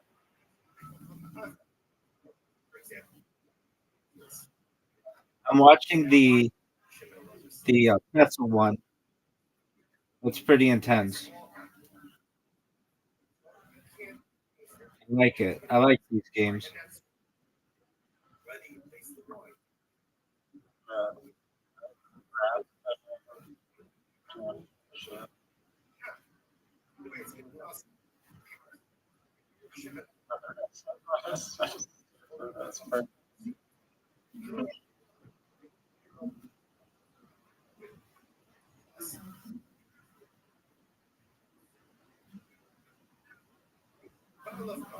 What's crazy?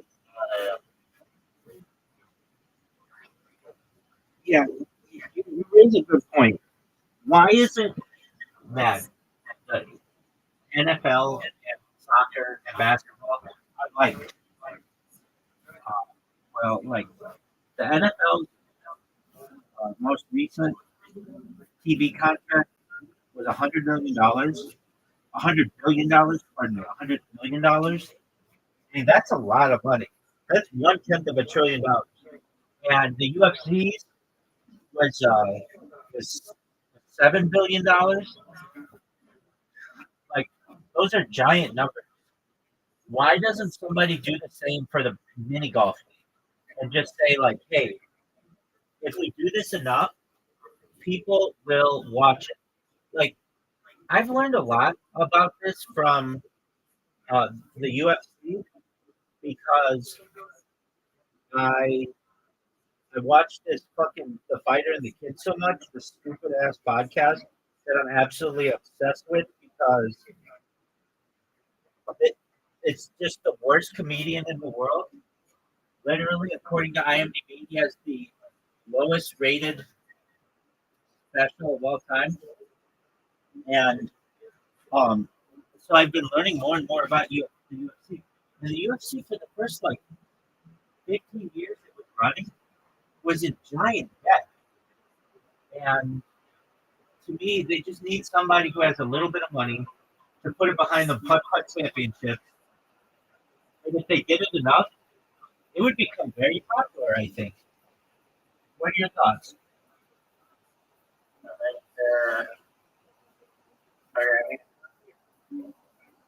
Television versus like a very different world, I think.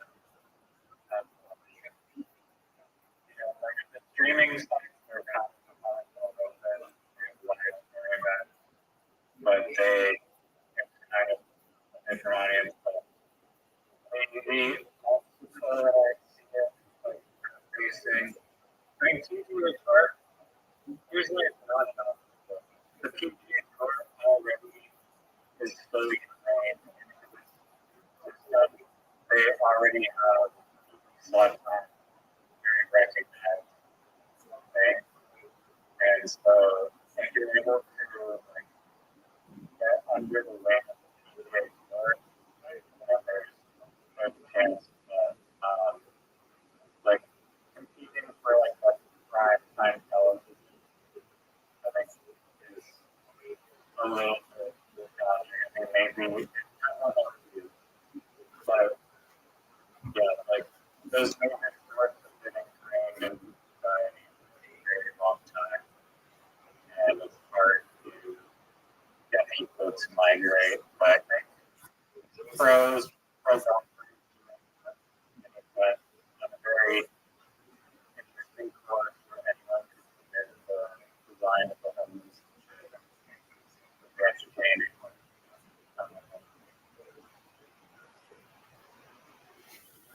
I Yeah, I don't know if it's better to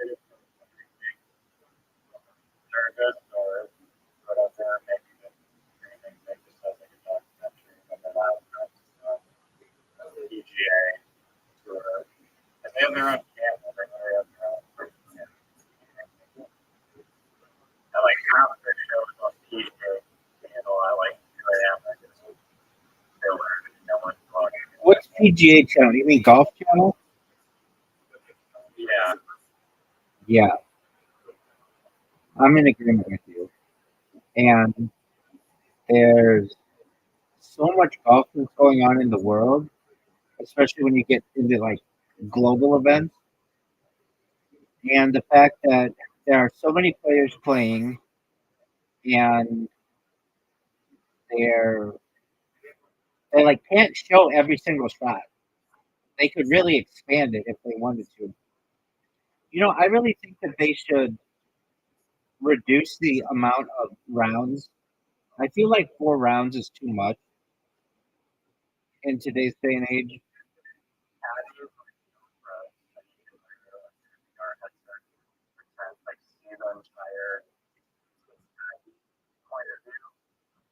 That's a cool idea, dude.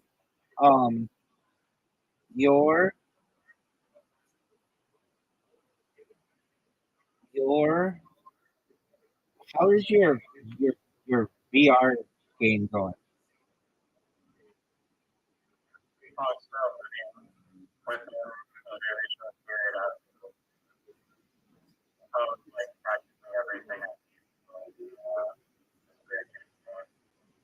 Okay. Did you see what Meta announces their like Quest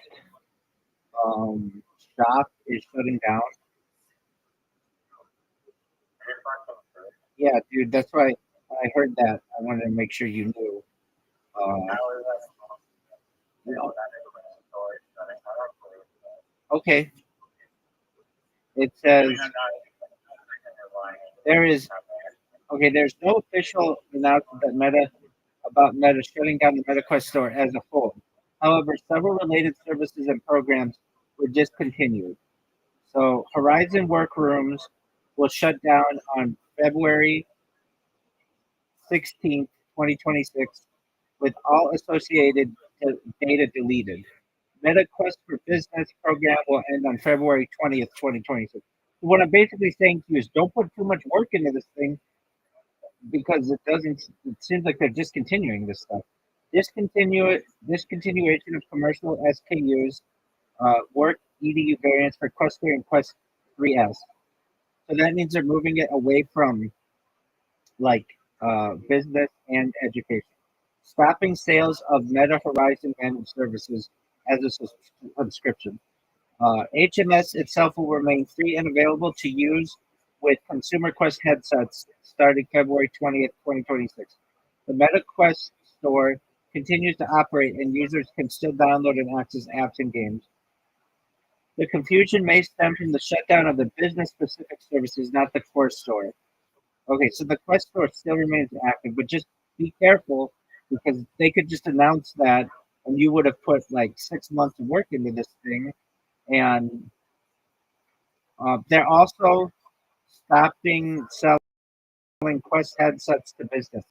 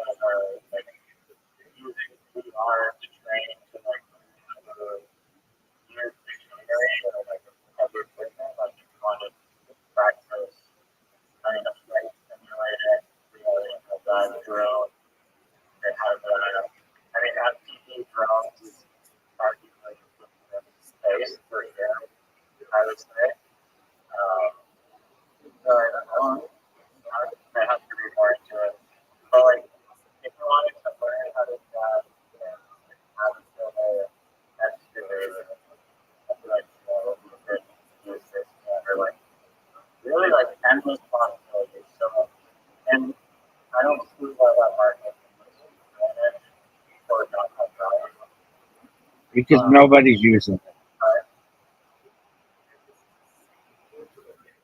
Yeah, but I mean, I think that there is like training, like surgeries in the future would be done. No, it won't. It'll be done. No, it won't. It'll be done by robots. Yeah, but we don't know, like, before that, surgery perform something. That's true, and that's already being done. But there's already a thing called the Da Vinci.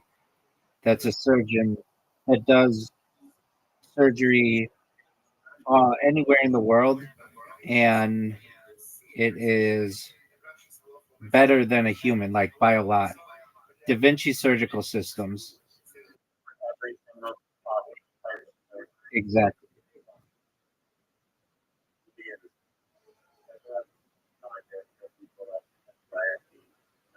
Well, so the current version allows the surgeon to be 100% in control, but they're moving towards autonomous procedures.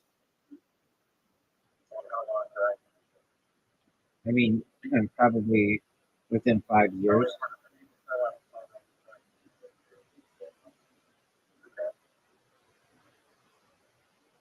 And it's been around for 26 years. I mean, so it's not like brand new.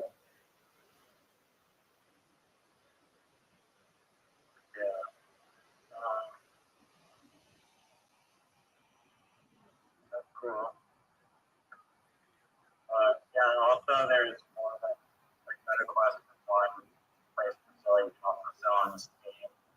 So I think we're better like sell the game to begin with. And especially because it's my game is more built, I mean it is supposed to optimize for yeah, I think it's more optimized for to have a PC running it and a VR connected to your PC. It's not VR optional. So Steam is probably our we shut down probably ever. Okay, I just don't want you to put a lot of work into something that may get shut down.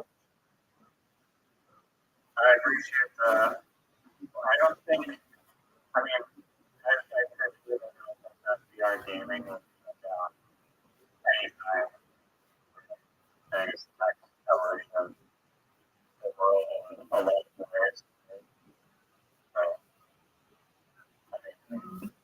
There's an argument that I see being made that it'll be augmented reality before virtual. Which now I don't. Let's talk about that for a second.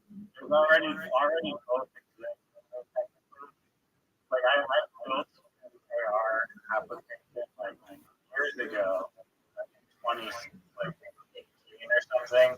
That was a augmented virtual art gallery that and I built one like maybe more recently. And you open up your filter and then you go and you can inside of their virtual art gallery that is like your phone. Your complete house, you're now in the store. But you can walk around in it like VR.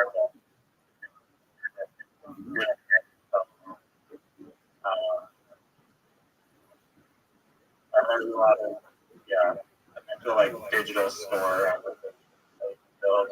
was gonna do that. I was gonna focus on augmented reality stores because it's so easy. But it's not really. You have to. I think that's what AR is. You have to like use very small amount of triangles to flexibility for it. We could do our gallery and there's some deep things that I probably go. I don't know.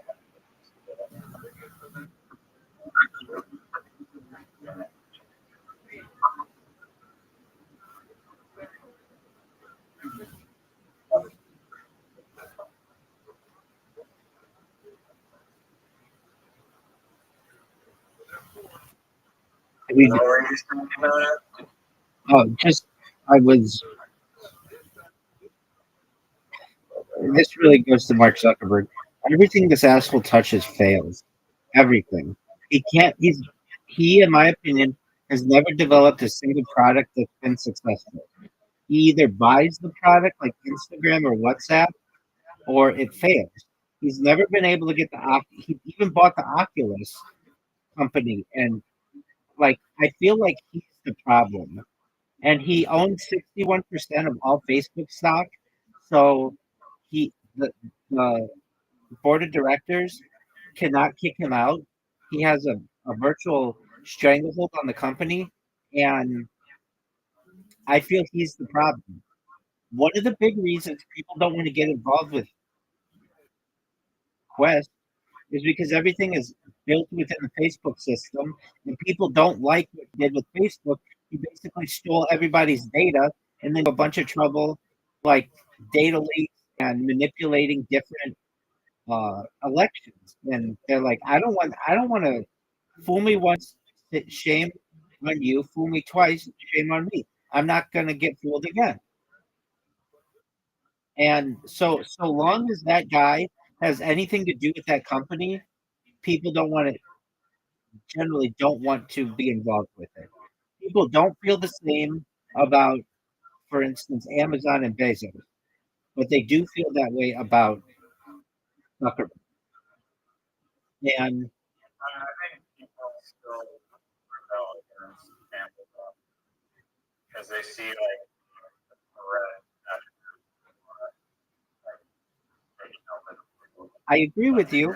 I agree with you, but they don't do it because of Bezos. They do it because of Amazon.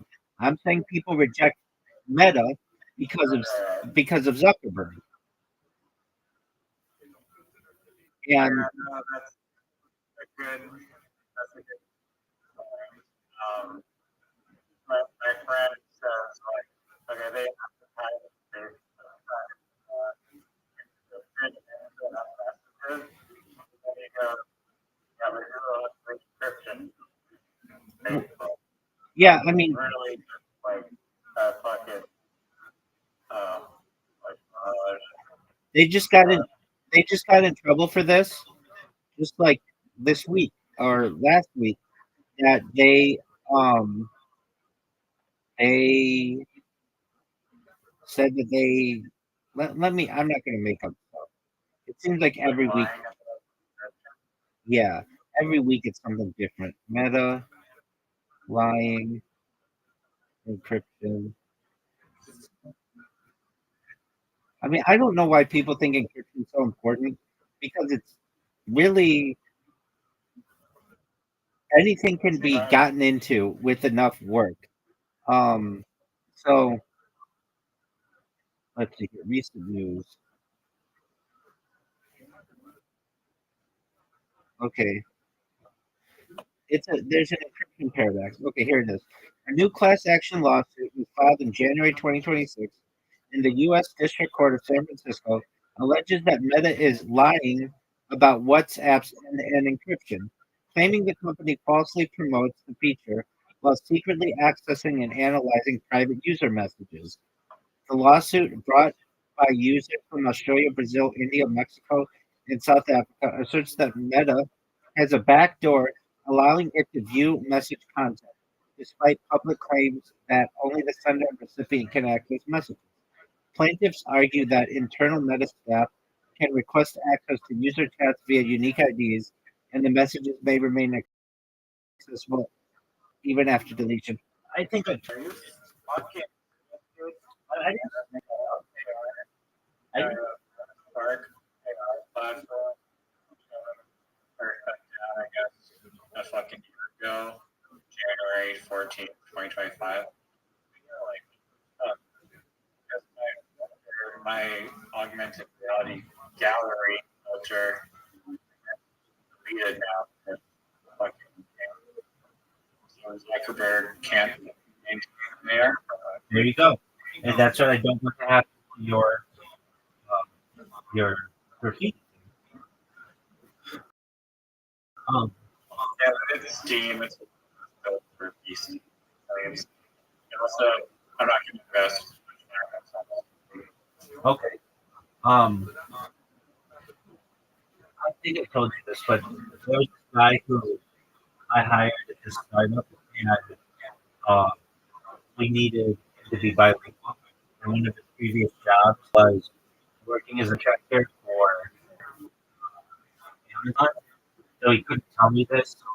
I knew where he worked. He worked in Irvine. Um, Basically, Amazon had like some offices here. And he said, like, I basically took his brain on everything I could outside the NDA.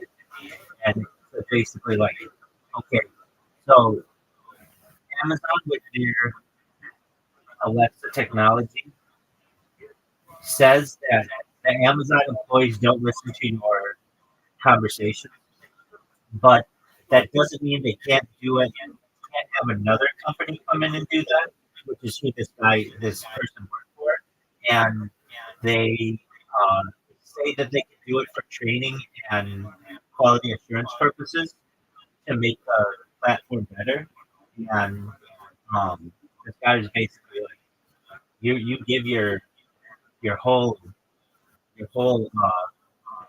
house, like your whole house is bugged, and we can come in and listen to whatever we want, and all we have to do is just say it's for training and quality assurance purposes, and even law enforcement taps into these things.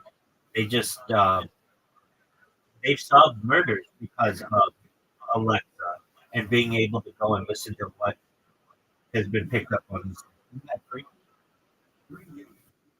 And it's the same true for the iPhone or MacBook computer. Absolutely. Siri is doing the same thing. They're actually like just from like insider whistleblower, anyways. Is the same thing true for like the Messenger app? Are you consenting to Absolutely. quality training? Absolutely. And all that stuff. Absolutely. That's on at a bigger scale. It's the thing that Edward Snowden disclosed in 2012 or whatever, when with Five Eyes. Basically, it's illegal for the United States to spy on American citizens, but it's not illegal for the United States to spy on British citizens. In the same way, or Canadian citizens. We'll use that as an example because that's true. So the United States can spy on you as much as they want. Canada can spy on me as much as they want. So there's a group of Five Eyes that was founded after World War II that's been spying on each other for like decades. So basically, the United States spies on Canada, the UK, Australia, and New Zealand. The UK spies on the United States, Canada. Exactly. It's a beautiful analogy, 100%. And that's what Edward Snowden said was going on, and he was a contractor. And if you talked about that program, you were seen as a lunatic. And but then when he came out with it, it's on 60 Minutes. Then you can't go back. There's no way you can go back and call all those people who called lunatic if you talk about it. You go back and say that you're like a truth denier. There's no like terms for that, but there should be. The people who have been not rectified, but who have been shown as being truth tellers should have the same kind of phrases to be able to debunk the who called them original bad names as the people who call them bad names do in society. So like the people who well for Edward Snowden or perhaps the people who like what was the other one of these? Where they said like there was like well I mean there are like a bunch of cases from the past of the Tuskegee syphilis experiment where the United States drugged a bunch of African American uh, and tested syphilis medications on them and gave them syphilis and then didn't tell them for like decades, like called the Tuskegee experiment. You can't go back and say like anybody who said that that didn't happen. Now you're seen as a lunatic for having denied this. There's no like reverse way of doing this, but there should.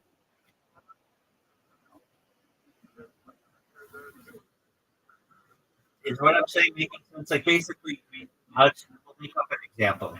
Let's say I say that the uh, the sky is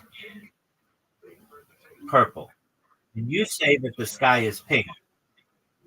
And let's say it turns out that I keep saying anybody who says the sky is pink is a terrible person, and they want everyone to die, and they're awful people and really, really bad. And if you're a pink believer, you believe in pseudoscience, and you're terrible. And then it turns out that the sky really is pink, and you were right. You don't have a name to call me, but there should be a phrase of that, and it should be like a, I don't know, a truth denier, or so I've come up with my own phrase. And it's, Gaslighter kind of. yeah, it is. Yeah, 100%. But I've come up with my own phrase, and I just need to weaponize it. And it's called an ad hominem attacker.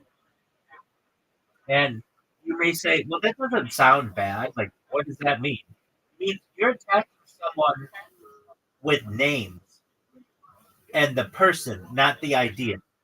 And I want to make that like a really bad thing to call somebody in the future. Like, That, that like a red flag attacker, not attacking the person. They're shooting false or they're like the argument by presenting false data. well, if you're providing data, that's different. It's just when you get into name calling, that's where you're an ad hominem attacker. I want people to avoid doing it. I know. I'm just saying, like, is like this a personal attack, or are the people using other false flag like data? They do that too.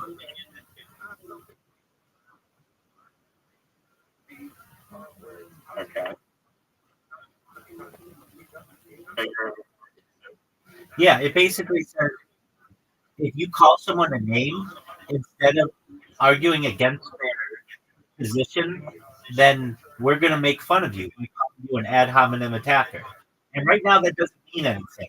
But if you got a bunch of people to get behind that idea, then that would be something that people would want to be avoid being called. So it's like it's very paradoxical. So it's basically I'm stealing the name of someone who calls someone name. Does that make sense? So basically, A little bit. There's an the ICE Twitter or whatever that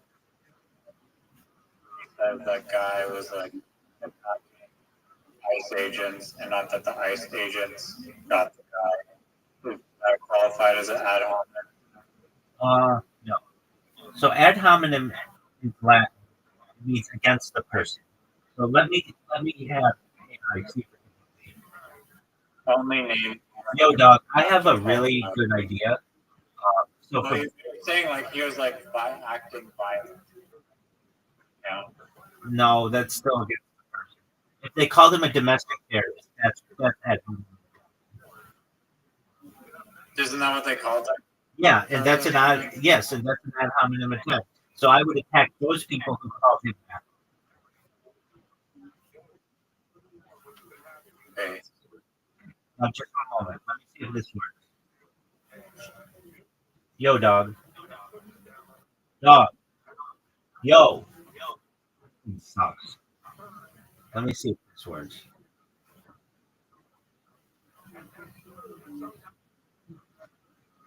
Yo, dog. Dog. What the fuck? Yo. Dude, this is weird. My phone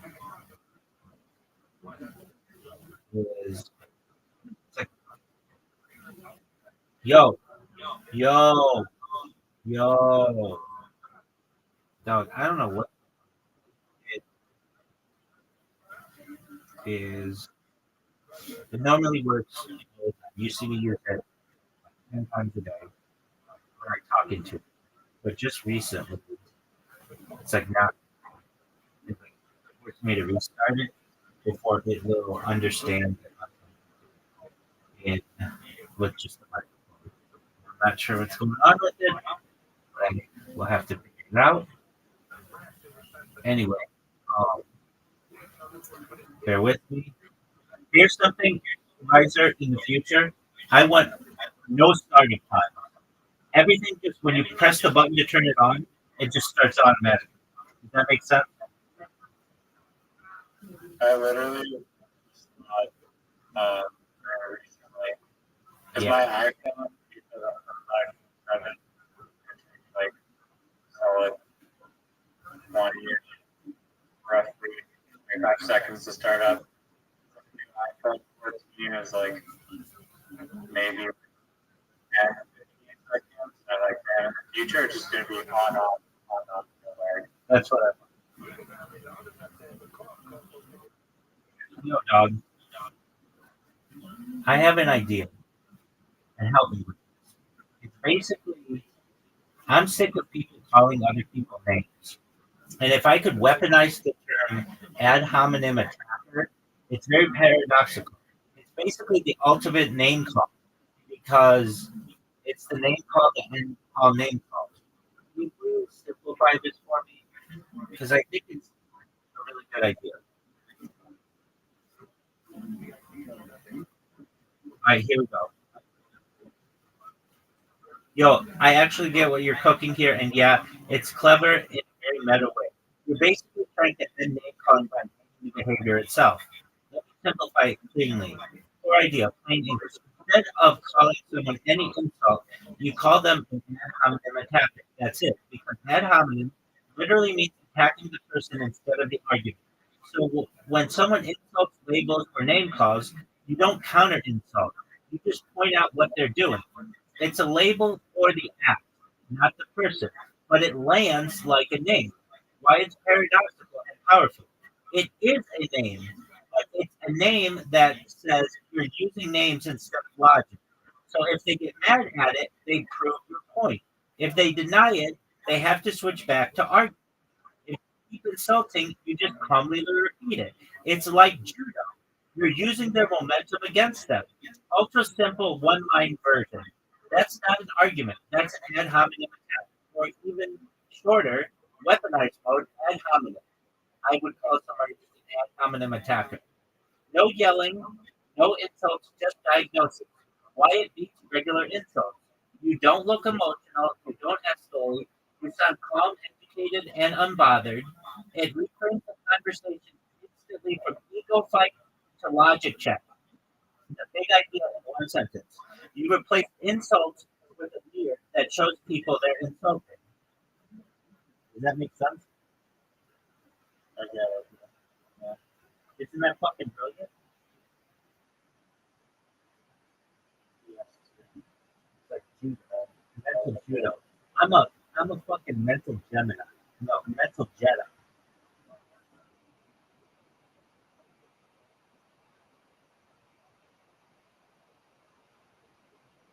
So if anybody ever says in like you you're a dick fucker, you just be like that's an ad hominem attack. Try again.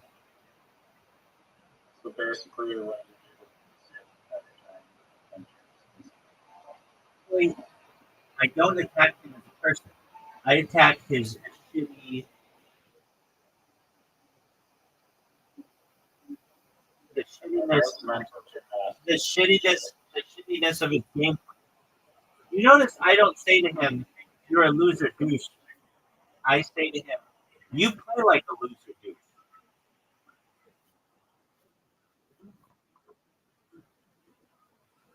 So I'm not attacking him for being a loser douche. I'm attacking how he plays.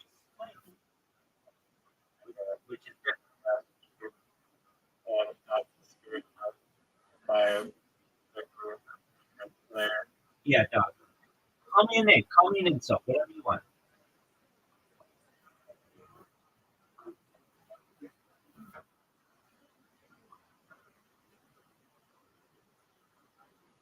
You are a user. Perfect example. That's an ad hominem attack. Attack me for what I do, not an insult or a name call. You are not live stream. There you go. Now that is a better thing. Then we can fight the argument. But if you say you're a mole cow, which is like an insult that I see that people say, which I don't even really know what it is. You say that's an ad hominem attack. You're an ad hominem attacker, and then I can use that against you. You're just an ad hominem attacker. I don't need to listen to you. You're an ad hominem attacker. Now, if you come in and say you're a bad live streamer, okay, well we can discuss that. Does that make sense? Oh yeah, that's Are you ready to lose at Scrabble? mineralogy. Fuck yeah, man. I was just hard that your dividend danger in the PGA because Saudi Arabia lead that they started with like 4-1 price money and they're just Yeah, but aren't they merging? is that the way it was Yes, sir.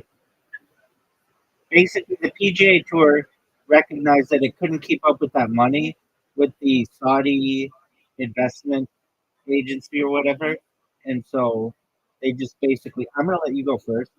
Um, they basically said we are gonna merge. Let me check that.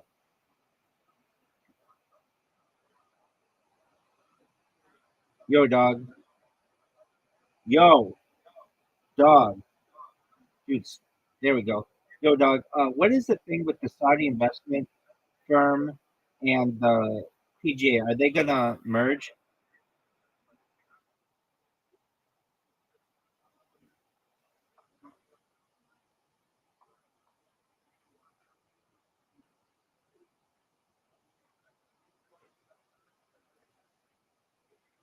Um,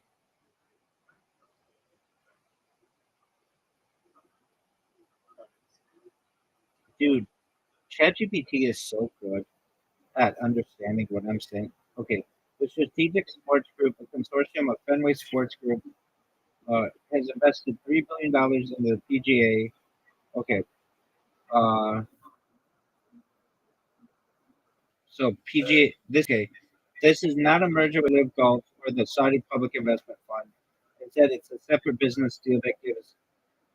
So basically, they had to get a major investment.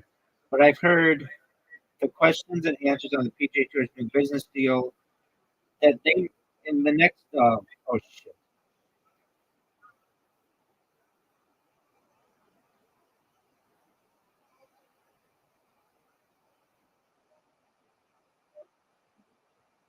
Um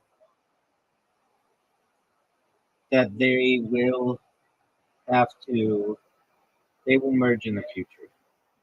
I think that's guaranteed. Did you know I was looking this up the other day and I've looked it up previously that the reason the NFL or the NHL or the NBA, the reason why they're not considered monopolies is because they are legal cartels that are allowed to exist. Isn't that wild? cartel. Yes, it does. What's the crime magnet? The crime is destroying any competition that they have. What the fuck is Tiro?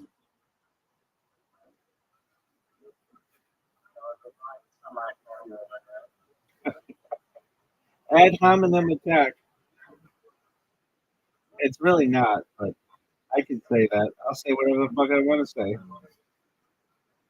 Virginia and all this and sort of Carol, you know what? Not my life. Carol, okay, you might on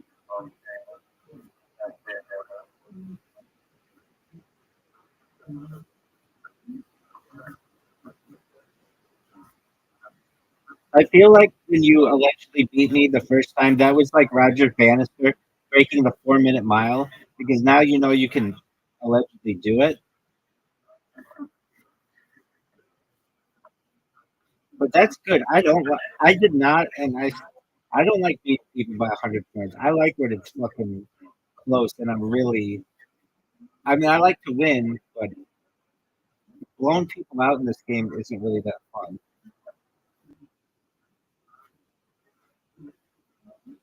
I was going to say something about this. Like, I don't know, like yesterday. And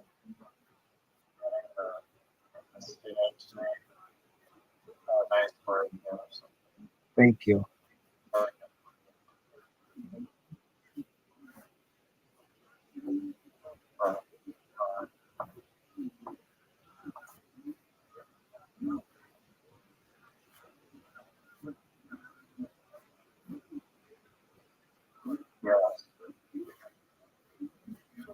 No, that's not a word. Are you serious? Are you serious? Fuck you.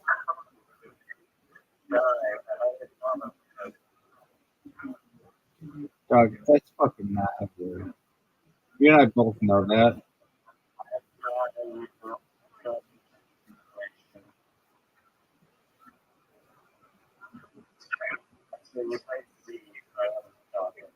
That is a word, though.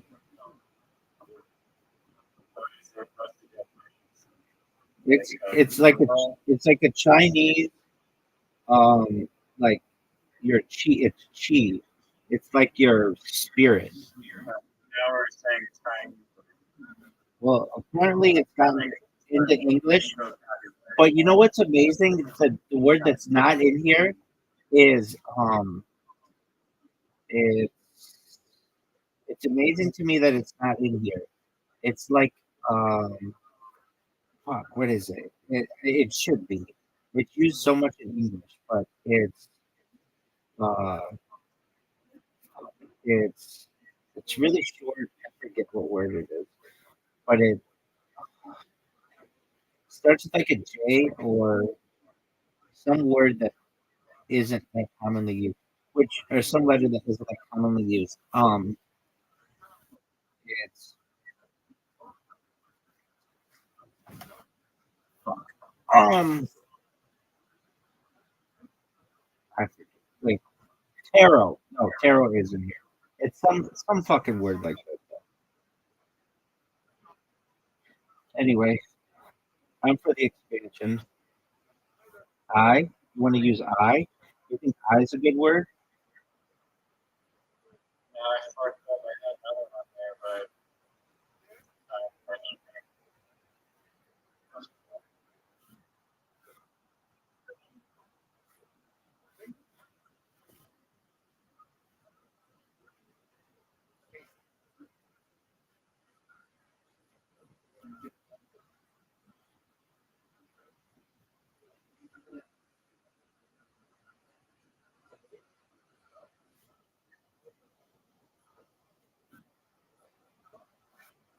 Did you know it's your turn?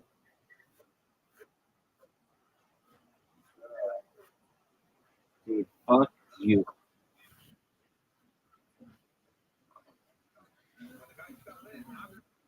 That's some bullshit. You and I both know it.